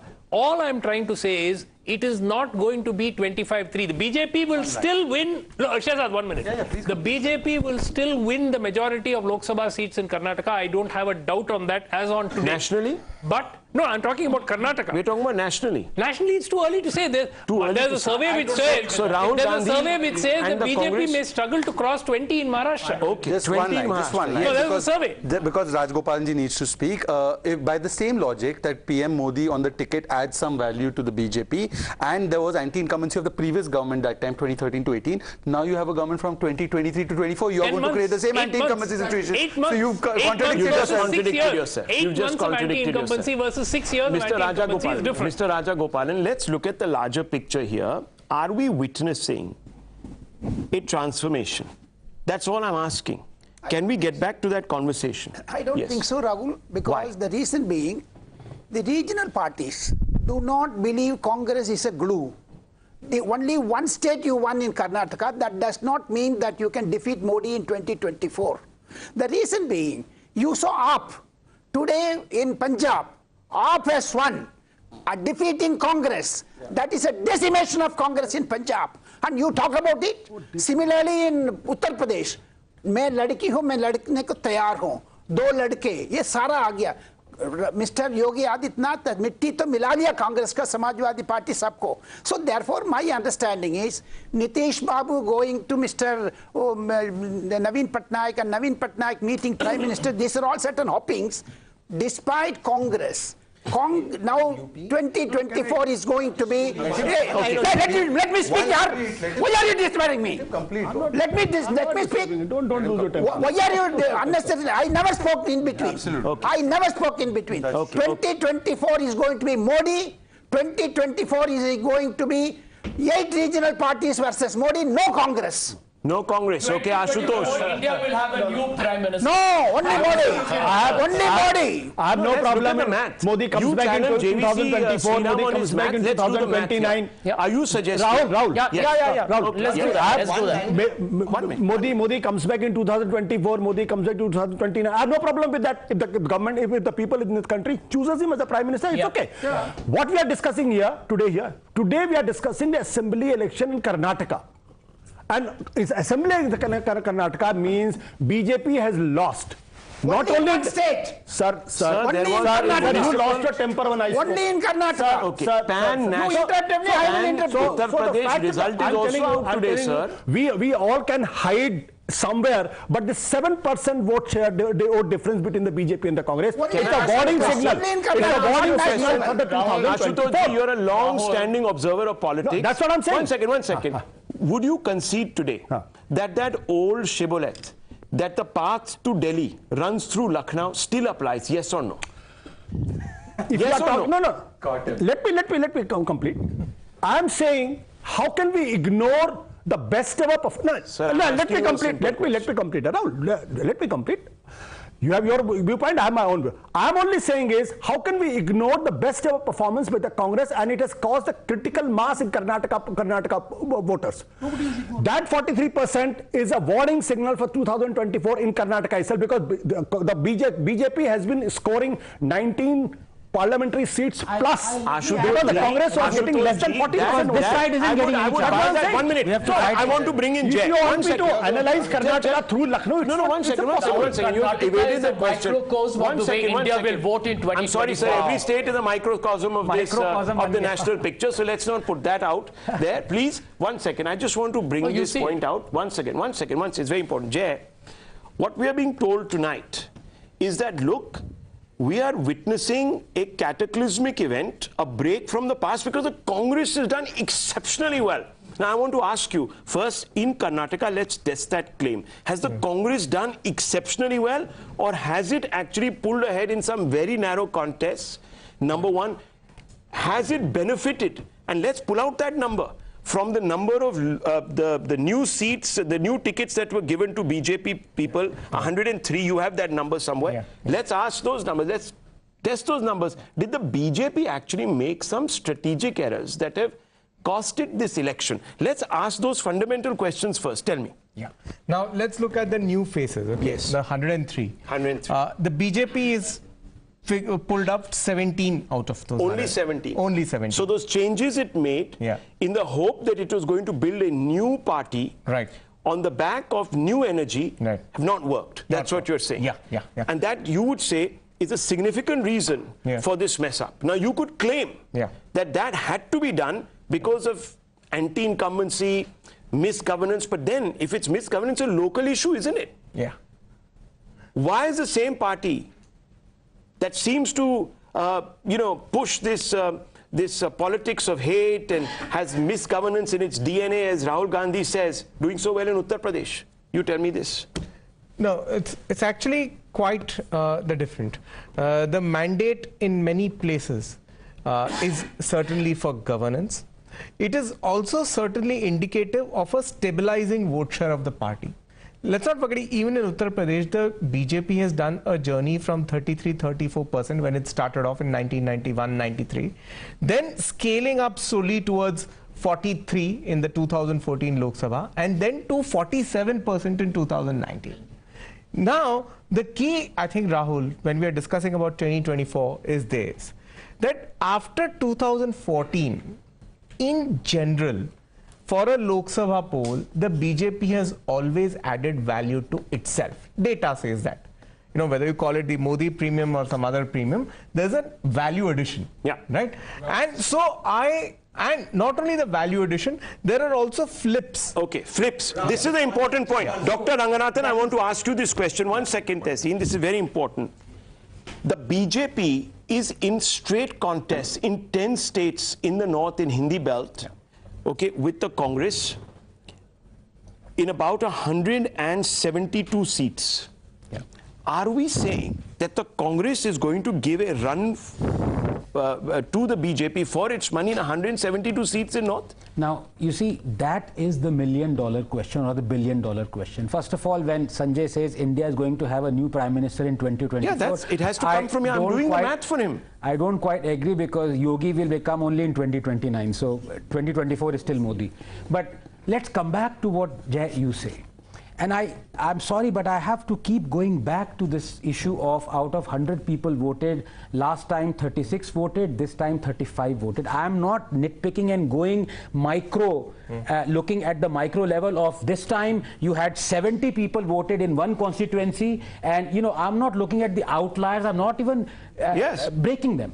The point here is that if the opposition unites, that is the way you can defeat the BJP. But even there, look at the numbers. Now, even there, I'll challenge you, and I'll challenge you, Sanjay Jha, because if there's going to be a new Prime Minister, then I'll tell you what needs to change. Now, we're talking about direct fights with the Congress party, right? Number of these seats won by the BJP, 170 out of 186. Yeah. Sanjay Jha, this is not a seat where there are others. So even if you have a coalition or you have some seat adjustments, it's going to help the Congress too much. And we are talking about 186 seats. Yep. That's almost, you know, 2/3 of parliament there. Yep. Maybe, I mean, 60% of parliament. Number of these seats won by the Congress, yes. 1/3 of parliament. 1/3, yeah. Number of these seats won by the Congress, 15. Number of these seats won by the BJP in 2014, 162. Number of these seats won by the Congress in 2014, 24. In fact, and Rahul, therein lies the opportunity, and I agree with you. I agree with you. I agree with you. Can I answer? I'm answering you. Sanjay, you're contradicting. 1 minute. I'll just make a point. No, 1 minute. Tessie, I'll just make a point. Data man. Yeah. Now, if you look at the same seats that he's referring to, see where the opponent of the BJP is not the Congress. Yes. Okay. The contests are actually closer. The BJP gets 45-50%, the other opponent, the regional party like the Biju Janata Dal, gets something of that order or a little higher. Or the BJP goes to 32-33 as it is in Odisha. But in these seats where it is in direct conflict with the Congress, the lay of the land is highly skewed already by the voter. The BJP's vote share in places like Madhya Pradesh, Rajasthan, where these seats are, Chhattisgarh, it's like 55-60% plus. The Congress starts at 30-33. So okay, now can I answer him? 20%. Now can I answer him? Now, why is it coming on the BJP? Let me answer him. Look, One question to Jay, because he's raised a very important point. Let us say JDS and Congress had a pre-poll alliance and technical decisions where to put their candidates. Do you think BJP would have garnered more than 45 seats here? You think it's possible? What happened in 2019 Lok Sabha? Let me explain. But that's the whole. You just answered your own question. Now let me explain what Anand said. I'll tell you why. I'll tell you 1 second, please. I'll explain. I'll explain why. Anand, the reason why they didn't do a open alliance is because the JDS actually comprises of anti-Congress votes. And the moment they would have done a clear-cut alliance, that anti-Congress vote would have come to us. So therefore, they did what I would say a nikah below the radar of it. Point number one. And point number two, two factors that we are not considering. Two factors that we are not considering. One, Sanjay Jha, you can laugh for the JDS, the Congress was an existential threat. Now, can I come on 2 points? The biggest competition for JDS was the Congress, not the BJP. 2 points, 2 points, yes. Well, you should know the lay of the land you're talking out on that. Kumaraswamy on the day of polling said that all the Muslims should go and vote for the Congress. This is what he said. Which is what happened. Yeah. It's not 2 points. One, we are not factoring in is that the Congress, after winning one election, as is evident from the panel here, is going to now think that it is the natural leader of this unity alliance. Point number one. It's going to demand more seats where it doesn't deserve them. Point number two, please tell me that whether Congress party has become such a claimant for the Muslim vote bank, people like Akhilesh Yadav and others are going to feel extremely insecure. They might put a happy smile today, but internally they are feeling most upset by this victory of the Congress. And that's why I said you actually answered 1 minute. 1 minute. That's why I said, Dr. Ranganathan, you actually answered your own question. Put the color when of you religion said, could that alliance have happened? That alliance would never have happened because the regional players today fear a resurgent Congress. So actually, So this Modi is said that. so That's why let me, you're a that's more what I'm saying. dangerous So let me BJP. say, so this perhaps is the best thing that could have happened in the run-up to 2024 for the BJP. Yeah, a strong Congress is good for Modi. That's right. A strong Congress is good for Modi in an absurd sort of way. People are missing a very important point. Important point. That where Congress is in a straight fight with BJP 10 states, where there is a straight fight between a regional party and where Congress is virtually non-existent, there are another 10 states. Actually, hang on. Let's look at those numbers. Let's look at those numbers also. 1 minute. You in need the states, everybody, 1 second, where the sir. Congress can say, in I am the the big states, brother. in You the need a states. seat at Well, the let's be a look at those problem. non-Congress states. Let's have a look at the non-Congress states when it comes to the... 1 second. Let's just talk about those also because I have those figures right here before me. Now, viewers, let me tell you. 1 second. 40 out of 88 in East India. The BJP has got 40 out of 88 seats in the eastern belt of this country. That is significant, and that number could even grow this time. 1 minute. Or come down. Well, it could come down. Look, it could. Of course it could. But the fact of the matter is that their base that the BJP is starting from is a pretty high one. So you will have So therefore the headwinds are higher for it too, right? That is no guarantee that it will... exactly my point. Rahul, 1 point. Exactly one my just point. As far as you talked about JDS Congress alliance, in 2019, index of opposition unity, 4 out of every 10 JDS voter did not vote for Congress. 5 out of every Congress voter did not vote for JDS.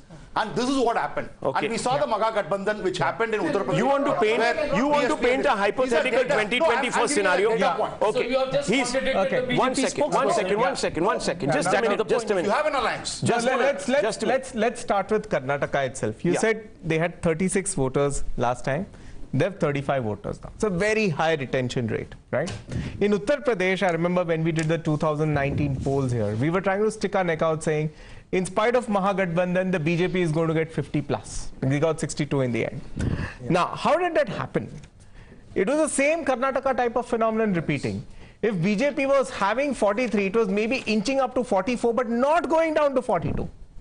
Now, if at a high level of 60, please remember these 172 states that we are talking, Madhya Pradesh, Chhattisgarh, Rajasthan, Gujarat, the benchmarks for the BJP is starting at 62. It has a 62% vote. Now, even if that 62, like the 36 went to 35, that 62 goes to 60 or 58.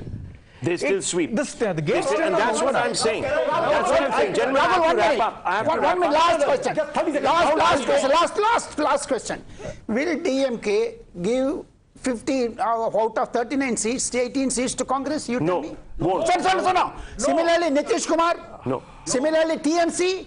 Similarly, JDS. So where is that seat? There you go, viewers. That's the problem. An ascendant Congress is not a problem so much for the BJP. It's a problem for the opposition. It's the problem for the opposition, and that's where the rub of this election result lies. That's where it lies. How will an ascendant Congress or a Congress that believes that it is on the up deal with its own partners in the opposition? That's the fundamental question. And the second one is, if Priyanka Gandhi Vadra contests from Amethi, viewers, then we know that 2024 is open. If she doesn't, well, we know that the Congress doesn't think it's coming back. There's that opportunity that it sees today has gone. Let's see, viewers. We leave it at this. The last word hasn't been said. Let me tell you.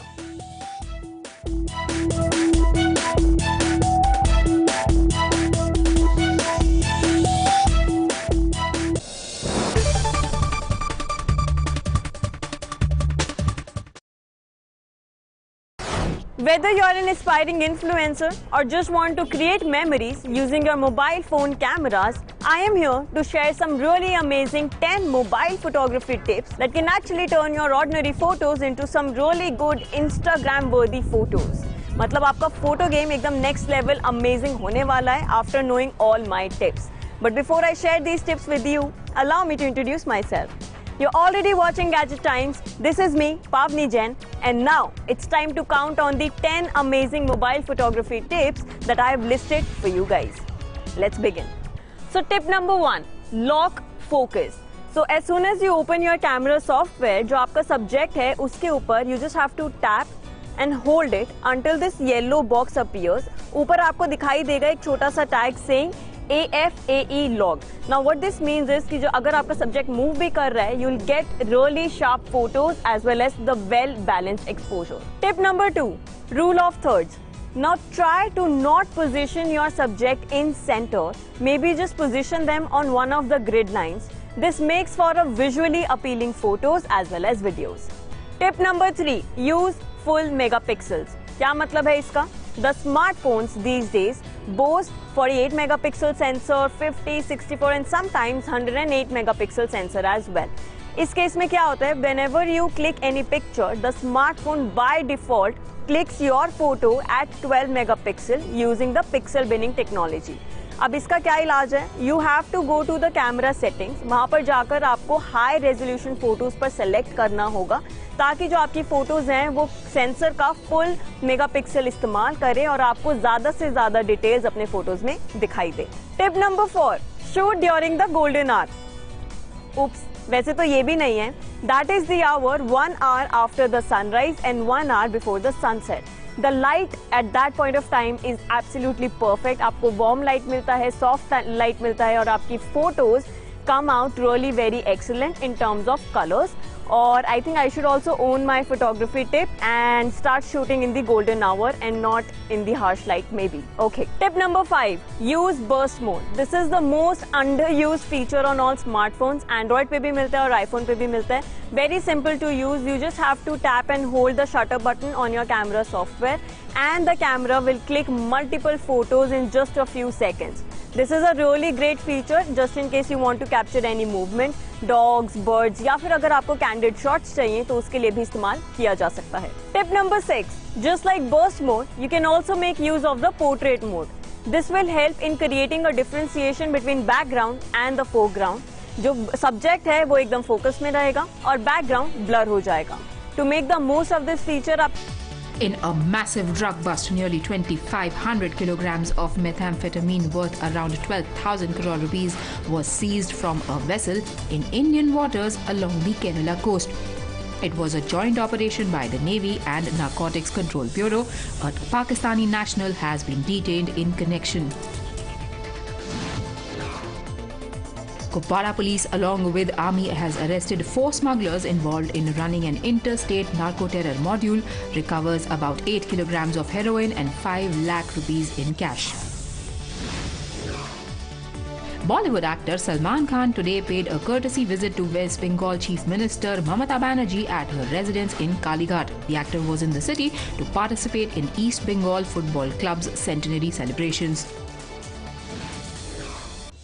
Aam Aadmi Party has won the by-polls from Jalandhar Lok Sabha constituency. It was considered a Congress stronghold for the past 24 years. Aam Aadmi Party's Sushil Kumar Rinko, a former Congress MLA, defeated Congress's Karamjit Kaur by over 58,000 votes.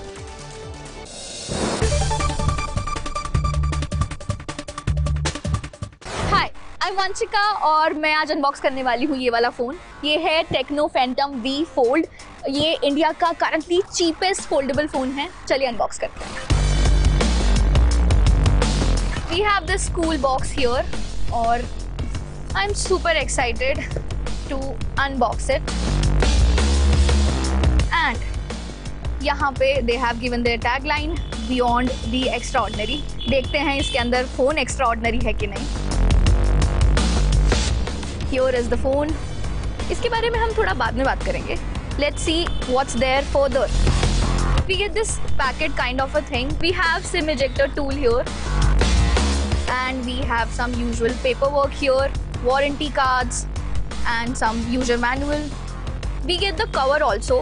बहुत ही cool सा matte finish वाला इसका cover यहाँ पे available है. And then we have जिसमें हमारे पास charging cable available है. 45 watt का charger available है. And that's it. These were all the things that were available inside this box. I'm sweating guys. मतलब unbox करने के चक्कर में इस फोन को मेरे पसीने छूट रहे हैं. But I'm excited. So, and here is the phone, guys. Look at this beast. इसका जो मेन स्क्रीन है वो 7.85 इंचेस का है. मतलब अगर आप स्ट्रीम करना चाहते हो, गेम खेलना चाहते हो, बढ़िया फोन है आपके लिए. इसका जो सब स्क्रीन है वो 6.42 इंचेस का है. कटआउट पंच होल अवेलेबल है. इसमें 50 मेगापिक्सल्स का रेयर ट्रिपल कैमरा इसमें अवेलेबल है. इसका जो बैक पैनल है वो टेक्सचर्ड है, बहुत ही प्रीमियम फील है.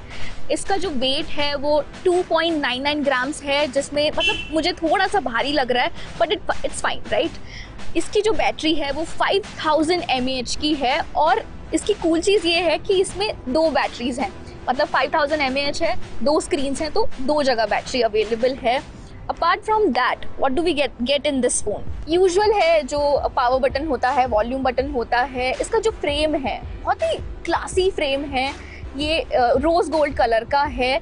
इसमें 2 वेरिएंट अवेलेबल हैं, एक black and the other one is white. We got the white one क्योंकि वाइट वाला ज़्यादा प्रिटी लगता है. दैट्स माई ओपिनियन, बाकी इट्स सब्जेक्टिव. इसको ऑन करके देख लेते हैं and will talk about the phone further. इसमें एमोलेड डिस्प्ले अवेलेबल है. इसमें 120 हर्ट्ज का रिफ्रेश रेट अवेलेबल है. 12 GB का रैम अवेलेबल है. 256 GB का स्टोरेज है, जिसको आप एक्सटेंड भी करा सकते हो. Do you love the air that you breathe? Well, I don't, because it has got lot of pollutants, harmful toxins, dust, pollen and whatnot. Well, to curb that situation, Xiaomi has come up with a new product which is called Xiaomi Air Purifier 4.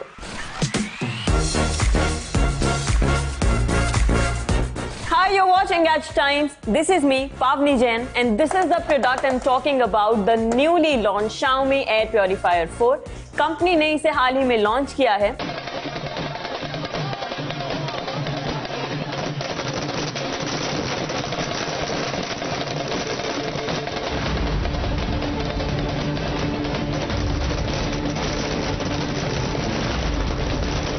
This result of this election will be a stepping stone for the coming Lok Sabha election. I credit my party cadres and all my leaders. They have worked hard. People have exposed faith in us.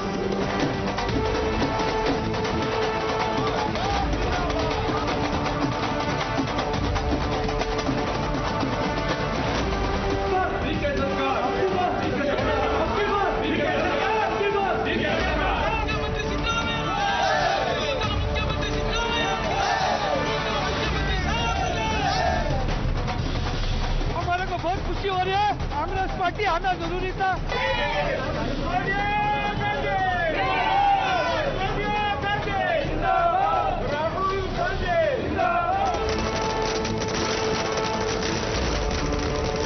Karnataka के चुनाव में एक तरफ crony capitalist की ताकत थी, दूसरी तरफ गरीब जनता की शक्ति थी, और शक्ति ने ताकत को हरा दिया.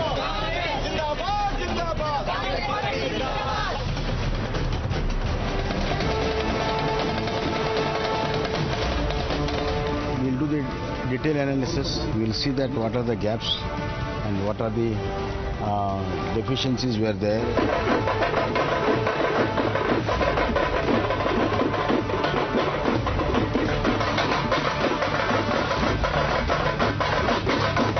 I also hope that Rahul ji may become the Prime Minister of this country.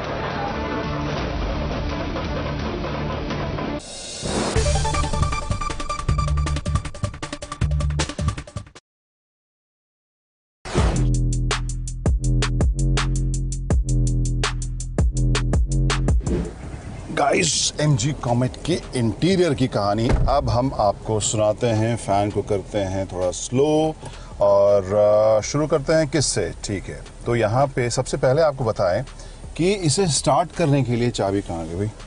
चाबी मेरे पॉकेट में है.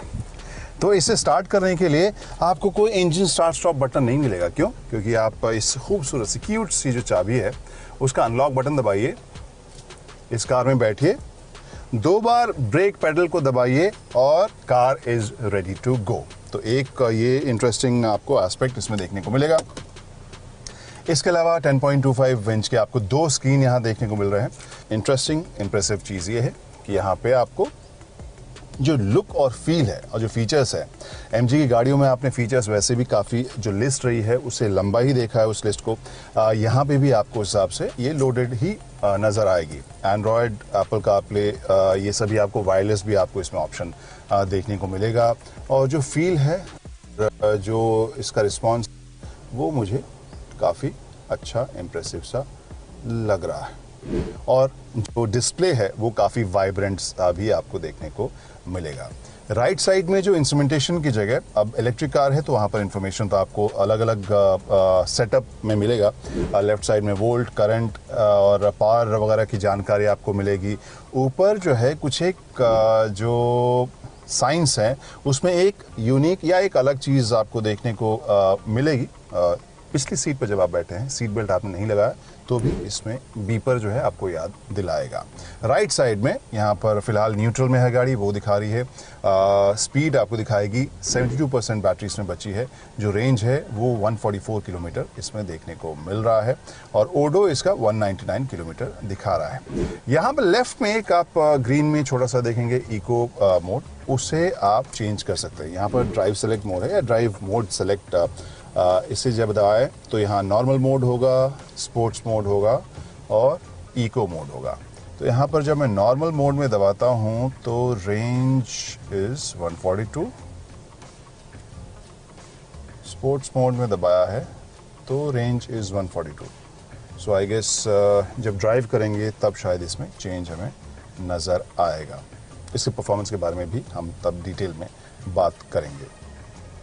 फिनिश है, जो कलर्स हैं, जो यहाँ पर फैब्रिक जैसा मटेरियल है, जो प्लास्टिक है, उसकी क्वालिटी मुझे प्रीमियम लग रही है। Light grey, off white, cream, इन सब के इस्तेमाल के साथ ज़्यादा स्पेशियस और ज़्यादा प्रीमियम फील आपको नज़र इसमें आ रही है। बहुत ही मिनिमल है, तो ढेर सारे बटन्स और कंट्रोल्स इसमें नहीं हैं। और इसके अलावा सिंस दिस इज़ इलेक्ट्रिक तो यहाँ पर भी आपको पूरी जगह मिल रही है। गियर शिफ्ट यहाँ पर आपको यहाँ वो पैनल नहीं देखने को मिल रहा है। स्टीयरिंग व्हील की बात करें तो अच्छे से प्रीमियम फील के साथ ये आपको कवर्ड मिल रहा है और परफोरेटेड पैटर्न वाला यहाँ पर कवर है। जो मटेरियल इसके सेंटर में यूज़ हुआ है वो भी मुझे अच्छा लग रहा है। और जो ये ऑफ वाइट या आइवरी कलर जो फिनिश इसमें दी गई ग्लॉसी सी, वो भी मुझे अच्छी लग रही है। सो हाल फिलहाल में कुछ एक गाड़ियों में हमने ये लाइट थीम देखा है and I really like it. जो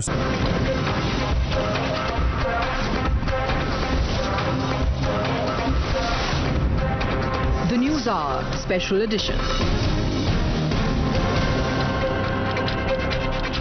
Good evening, ladies and gentlemen. The Congress today is beaming with newfound confidence, and Rahul Gandhi is convinced of having found the winning formula to deliver victory after victory. Love, he says, has trumped over hate. The loyalists are already seeing Rahul Gandhi in the Prime Minister's chair. The Congress belief is amplified further by a buoyant opposition that sniffs a chance in 2024. But amidst the din of dhols and nagaras and chants of sycophancy, the massive message of a saffron consolidation taking place nearly 2,000 kilometers away in India's kingmaker state of Uttar Pradesh was perhaps lost. In Lucknow, Yogi Adityanath has further cemented Uttar Pradesh's status as BJP's new fortress with a thumping win against arch rivals Akhilesh and Mayawati. Yogi's message to the opposition is clear. Opposition can only write off Modi magic at their own peril, and that Karnataka may turn out only to be a flash in the pan for the Congress. But that's not all. The regional satraps like Mamta Banerjee are not too keen to jump onto the bandwagon and anoint Rahul Gandhi their leader in the march to Delhi in 2024. Therefore, as we ask, can Congress claim an advantage in 2024 riding on the Karnataka victory? Well, that's a question everybody is asking tonight. The grand old party finds itself in a chief ministerial catch-22 situation. While DK Shivakumar was all teary-eyed after the win and invoked Sonia Gandhi, Siddaramaiah said his prophecy had come true and that Karnataka's win will act as a stepping stone for the 2024 election. Take a look at the face-off now at the two chief ministerial hopefuls. I credit my party cadres and all my leaders. They have worked hard. People have exposed faith in us. The leaders have supported us. It is a collective leadership and we have jointly worked. I assured Srimati Sonia Gandhi, Rahul Gandhi and Priyanka Gandhi that, and Mr. Mallikarjun Kharge, that I will deliver Karnataka to their fold. I can't forget Srimati Sonia Gandhi coming to meet me in jail when all these BJP people put me under jail. So I rather choose to be in jail than having an office. This result of this election will be a stepping stone for the coming Lok Sabha election.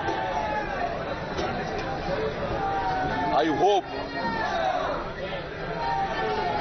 that all non-BJP parties come together and see that BJP is defeated. I also hope that Rahul ji may become the Prime Minister of this country. Rahul Gandhi, on the other hand, says the Congress is on a mission to defeat hate. Listen in to Rahul Gandhi. Karnataka के चुनाव में एक तरफ crony capitalist की ताकत थी, दूसरी तरफ गरीब जनता की शक्ति थी और शक्ति ने ताकत को हरा दिया। और यही हर स्टेट में होगा। कांग्रेस पार्टी कर्नाटक में गरीबों के साथ खड़ी हुई, हम गरीबों के मुद्दों पर लड़े। और मुझे सबसे अच्छी बात यह लगी कि हमने नफरत से, गलत शब्दों से ये लड़ाई नहीं लड़ी। हमने मोहब्बत से, प्यार से, दिल खोल के ये लड़ाई लड़ी और कर्नाटक की जनता ने हमें दिखाया कि ये देश मोहब्बत इस देश को अच्छी लगती है। In another state, a different story is playing out in what can be seen as an impetus ahead of the 2024 Mahayuth. The BJP swept the high-voltage Uttar Pradesh civic polls in all three municipal bodies, a stamp of approval for Yogi's Mafia Mukt pledge coming in from the voters. With Congress winning Karnataka battle, its bargaining chips have certainly gone up. JDU has a message for those planning for Congress Mukt alliance, saying that the Congress, a united front, will be weak without the Congress. On the other hand, the Trinamool Congress remains non-committal on Congress being the fulcrum of a new united front for 2024. Listen in to these opposition comments, extremely significant, coming as they do on the day of Congress's victory. हम कर्नाटक के चुनाव नतीजों का स्वागत करते हैं और 2024 गैर भाजपाई विपक्ष के लिए संभावनाओं से भरा हुआ है, उसकी भी हम सराहना करते हैं। दक्षिण भारत में अकेला राज्य था कर्नाटक जहां भाजपा की मजबूत स्थिति थी। केरला, तमिलनाडु, तेलंगाना, आंध्र प्रदेश में यूं भी विपक्ष की भूमिका में भी नहीं है भारतीय जनता पार्टी। इन चुनाव ने समूचे विपक्ष में एक नई जान फूंक की है। In case of Karnataka, it's only Congress which could have taken BJP head on, and that they have done. So it is a clear-cut public mandate which shows that people are ready to oust BJP in the forthcoming election. So you can say it is the beginning of the come what may. People got united to oust BJP. That's the ultimate indication of this Karnataka election. Who spoke about opposition unity minus Congress? Nobody said this. Our Chief Minister, Madam Mamata Banerjee, has categorically said once again that in a particular state, if Congress can take BJP head on, it should be supported. But is the Congress trying to bite more than it can chew? Is winning Karnataka equal to winning India? Well, over the last 15 years, we've seen how the party has formed government in Karnataka, and any party that forms the government in Karnataka actually bites the dust at the Lok Sabha polls. The BJP won 110 seats in 2008 polls, but in 2009 Lok Sabha polls, it won 19 out of the 28 parliamentary seats in Karnataka and could not form the government at the center. The same happened for the Congress in 2014 and 2019. The Congress has won in Karnataka, but is it really strong in the south? In Telangana, it performed poorly in the 2018 polls. In Tamil Nadu, it is a junior partner. In 2019 Andhra Assembly polls, they got only 1.1% of the votes. And in Kerala, it has lost 2 assembly polls consecutively to the left parties. So, the legitimate question that we are asking on the news hour tonight, who has the edge for 2024 after the results from Karnataka today? That's the question, and that's the debate coming up on the other side. And joining me on the debate tonight, Dr. Sudhanshu Trivedi, Member of Parliament and National Spokesperson of the BJP. Also joining me tonight, Abhishek Dutt, Spokesperson of the Congress Party, Riju Datta, National Spokesperson of the Trinamool Congress, Karthik Reddy, National Spokesperson of the BRS, Abbas Haider, Spokesperson of the Samajwadi Party, and of course an esteemed panel here in the studio, Smita Prakash, Editor ANI, Anand Ranganathan, author, scientist, cephalogist, call him what you will. Of course, the lead cephalogist tonight is Tehseen Poonawala. Come dancer. Well, you introduce yourself, and suspended Congress leader, author, my friend Dr. Sanjay Jha. Suspension should be revoked now. You batted very valiantly today and over the last few months for the Congress Party. And Ashutosh, senior journalist, also in the studio with me. Tonight, my first question goes to Dr. Sudhanshu Trivedi. Dr. Sudhanshu Trivedi, many people today are questioning the fact that Karnataka loss is a big loss and BJP probably bordering on overconfidence and the Modi magic has somewhere not seen the trouble that was fomenting in Karnataka, weak leadership, weak governance record, and the overhyped double engine and the last minute calls to Bajrangbali. Nothing seems to have worked for the BJP. Why? Have you failed to read something that all exit polls could read very, very clearly? Has the BJP failed to read it? Navika ji, with due humility, we will accept that the people has given a decisive mandate to the Congress Party. But as far as interpreting that people had deserted from BJP, I would just like to put forth the fact that our vote percentage is intact, 36%. Congress has got an increase of 5% in their vote share from the previous election, 38 to 43. And exactly 5% is the loss of JDS from 18% to 13%. So that's what happened, that Congress, which was having a fierce competition on certain issues like the polarization and the PFI politics or others, with a fear that JDS may not take. So they were able to snatch the vote from JDS. BJP's vote is intact. If our vote percentage would have decreased sizably, then it could have been inferred that BJP people have become disenchanted and deserted from us. But since the mandate is in their favor, so I can say with due humility that we are accepting, but I also expect the due humility from the Congress Party. Just 2 months before they have said that the democracy is almost finished in India. All the institutions are finished. Election Commission is not working. And they are putting question mark on the Supreme Court of India. And they were talking to the so-called defenders of democracy, Europe and America. Now I want to ask today, is the democracy finished, or it is because of democracy you got it? Now the Election Commission is okay, now the EVM is okay, and yesterday you interpreted the 2 judgments of the Supreme Court in your favor. Now the Supreme Court is okay, means when Supreme Court gives bail or gives a relief to Pawan Kheda, it's okay, but if the court doesn't give any relief to Rahul Gandhi, it's not okay. So I think Now today is the day that with due humility they should apologize, that from the sake of their political interests they will never put a question mark or demean the dignity of the country and the institutions or democratic institutions of the country abroad.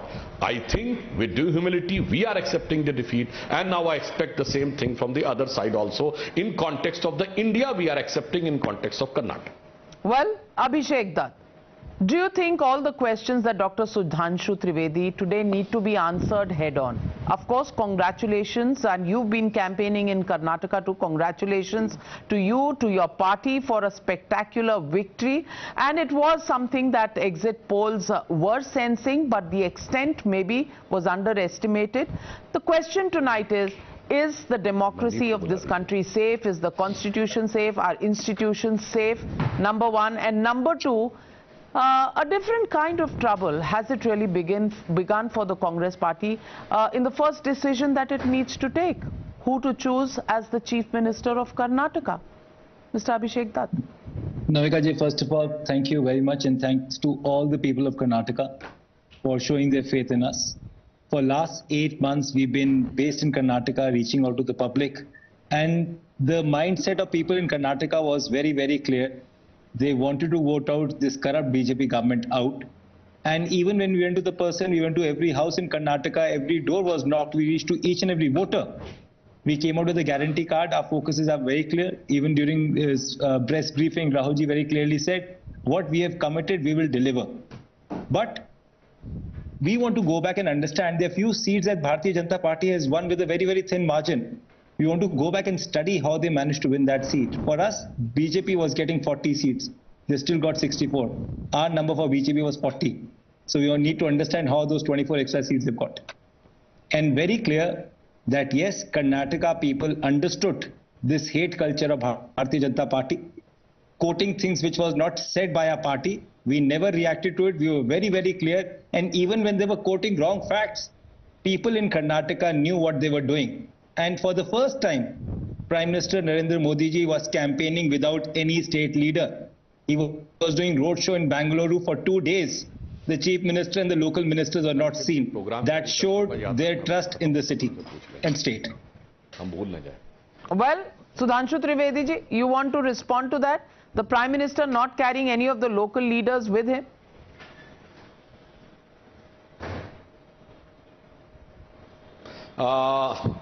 As far as the local leaders are concerned, now this is the issue with the Congress. Despite this clear, decisive mandate, who is the final leader? It is the Mallikarjun Kharge ji or DK Shivakumar ji or Siddaramaiah ji.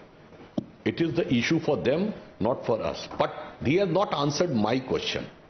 That if we are saying that with humility we accept the verdict of Karnataka, they are not ready to accept that those things they have put question mark on entire Indian establishment, they have to retrieve that. And on the issue of guarantee, we give congratulations to them and we hope that they should fulfill their promise, but we will see that the two demands which were of the PFI, and they conceded to both demands, that 10,000 crore rupees to be allocated to the minorities and Muslim reservation should be increased to 4 to 6%. We will see that they will give 6% reservation to Muslims because they have promised to Muslim reservation to 6%. We hope that they should fulfill.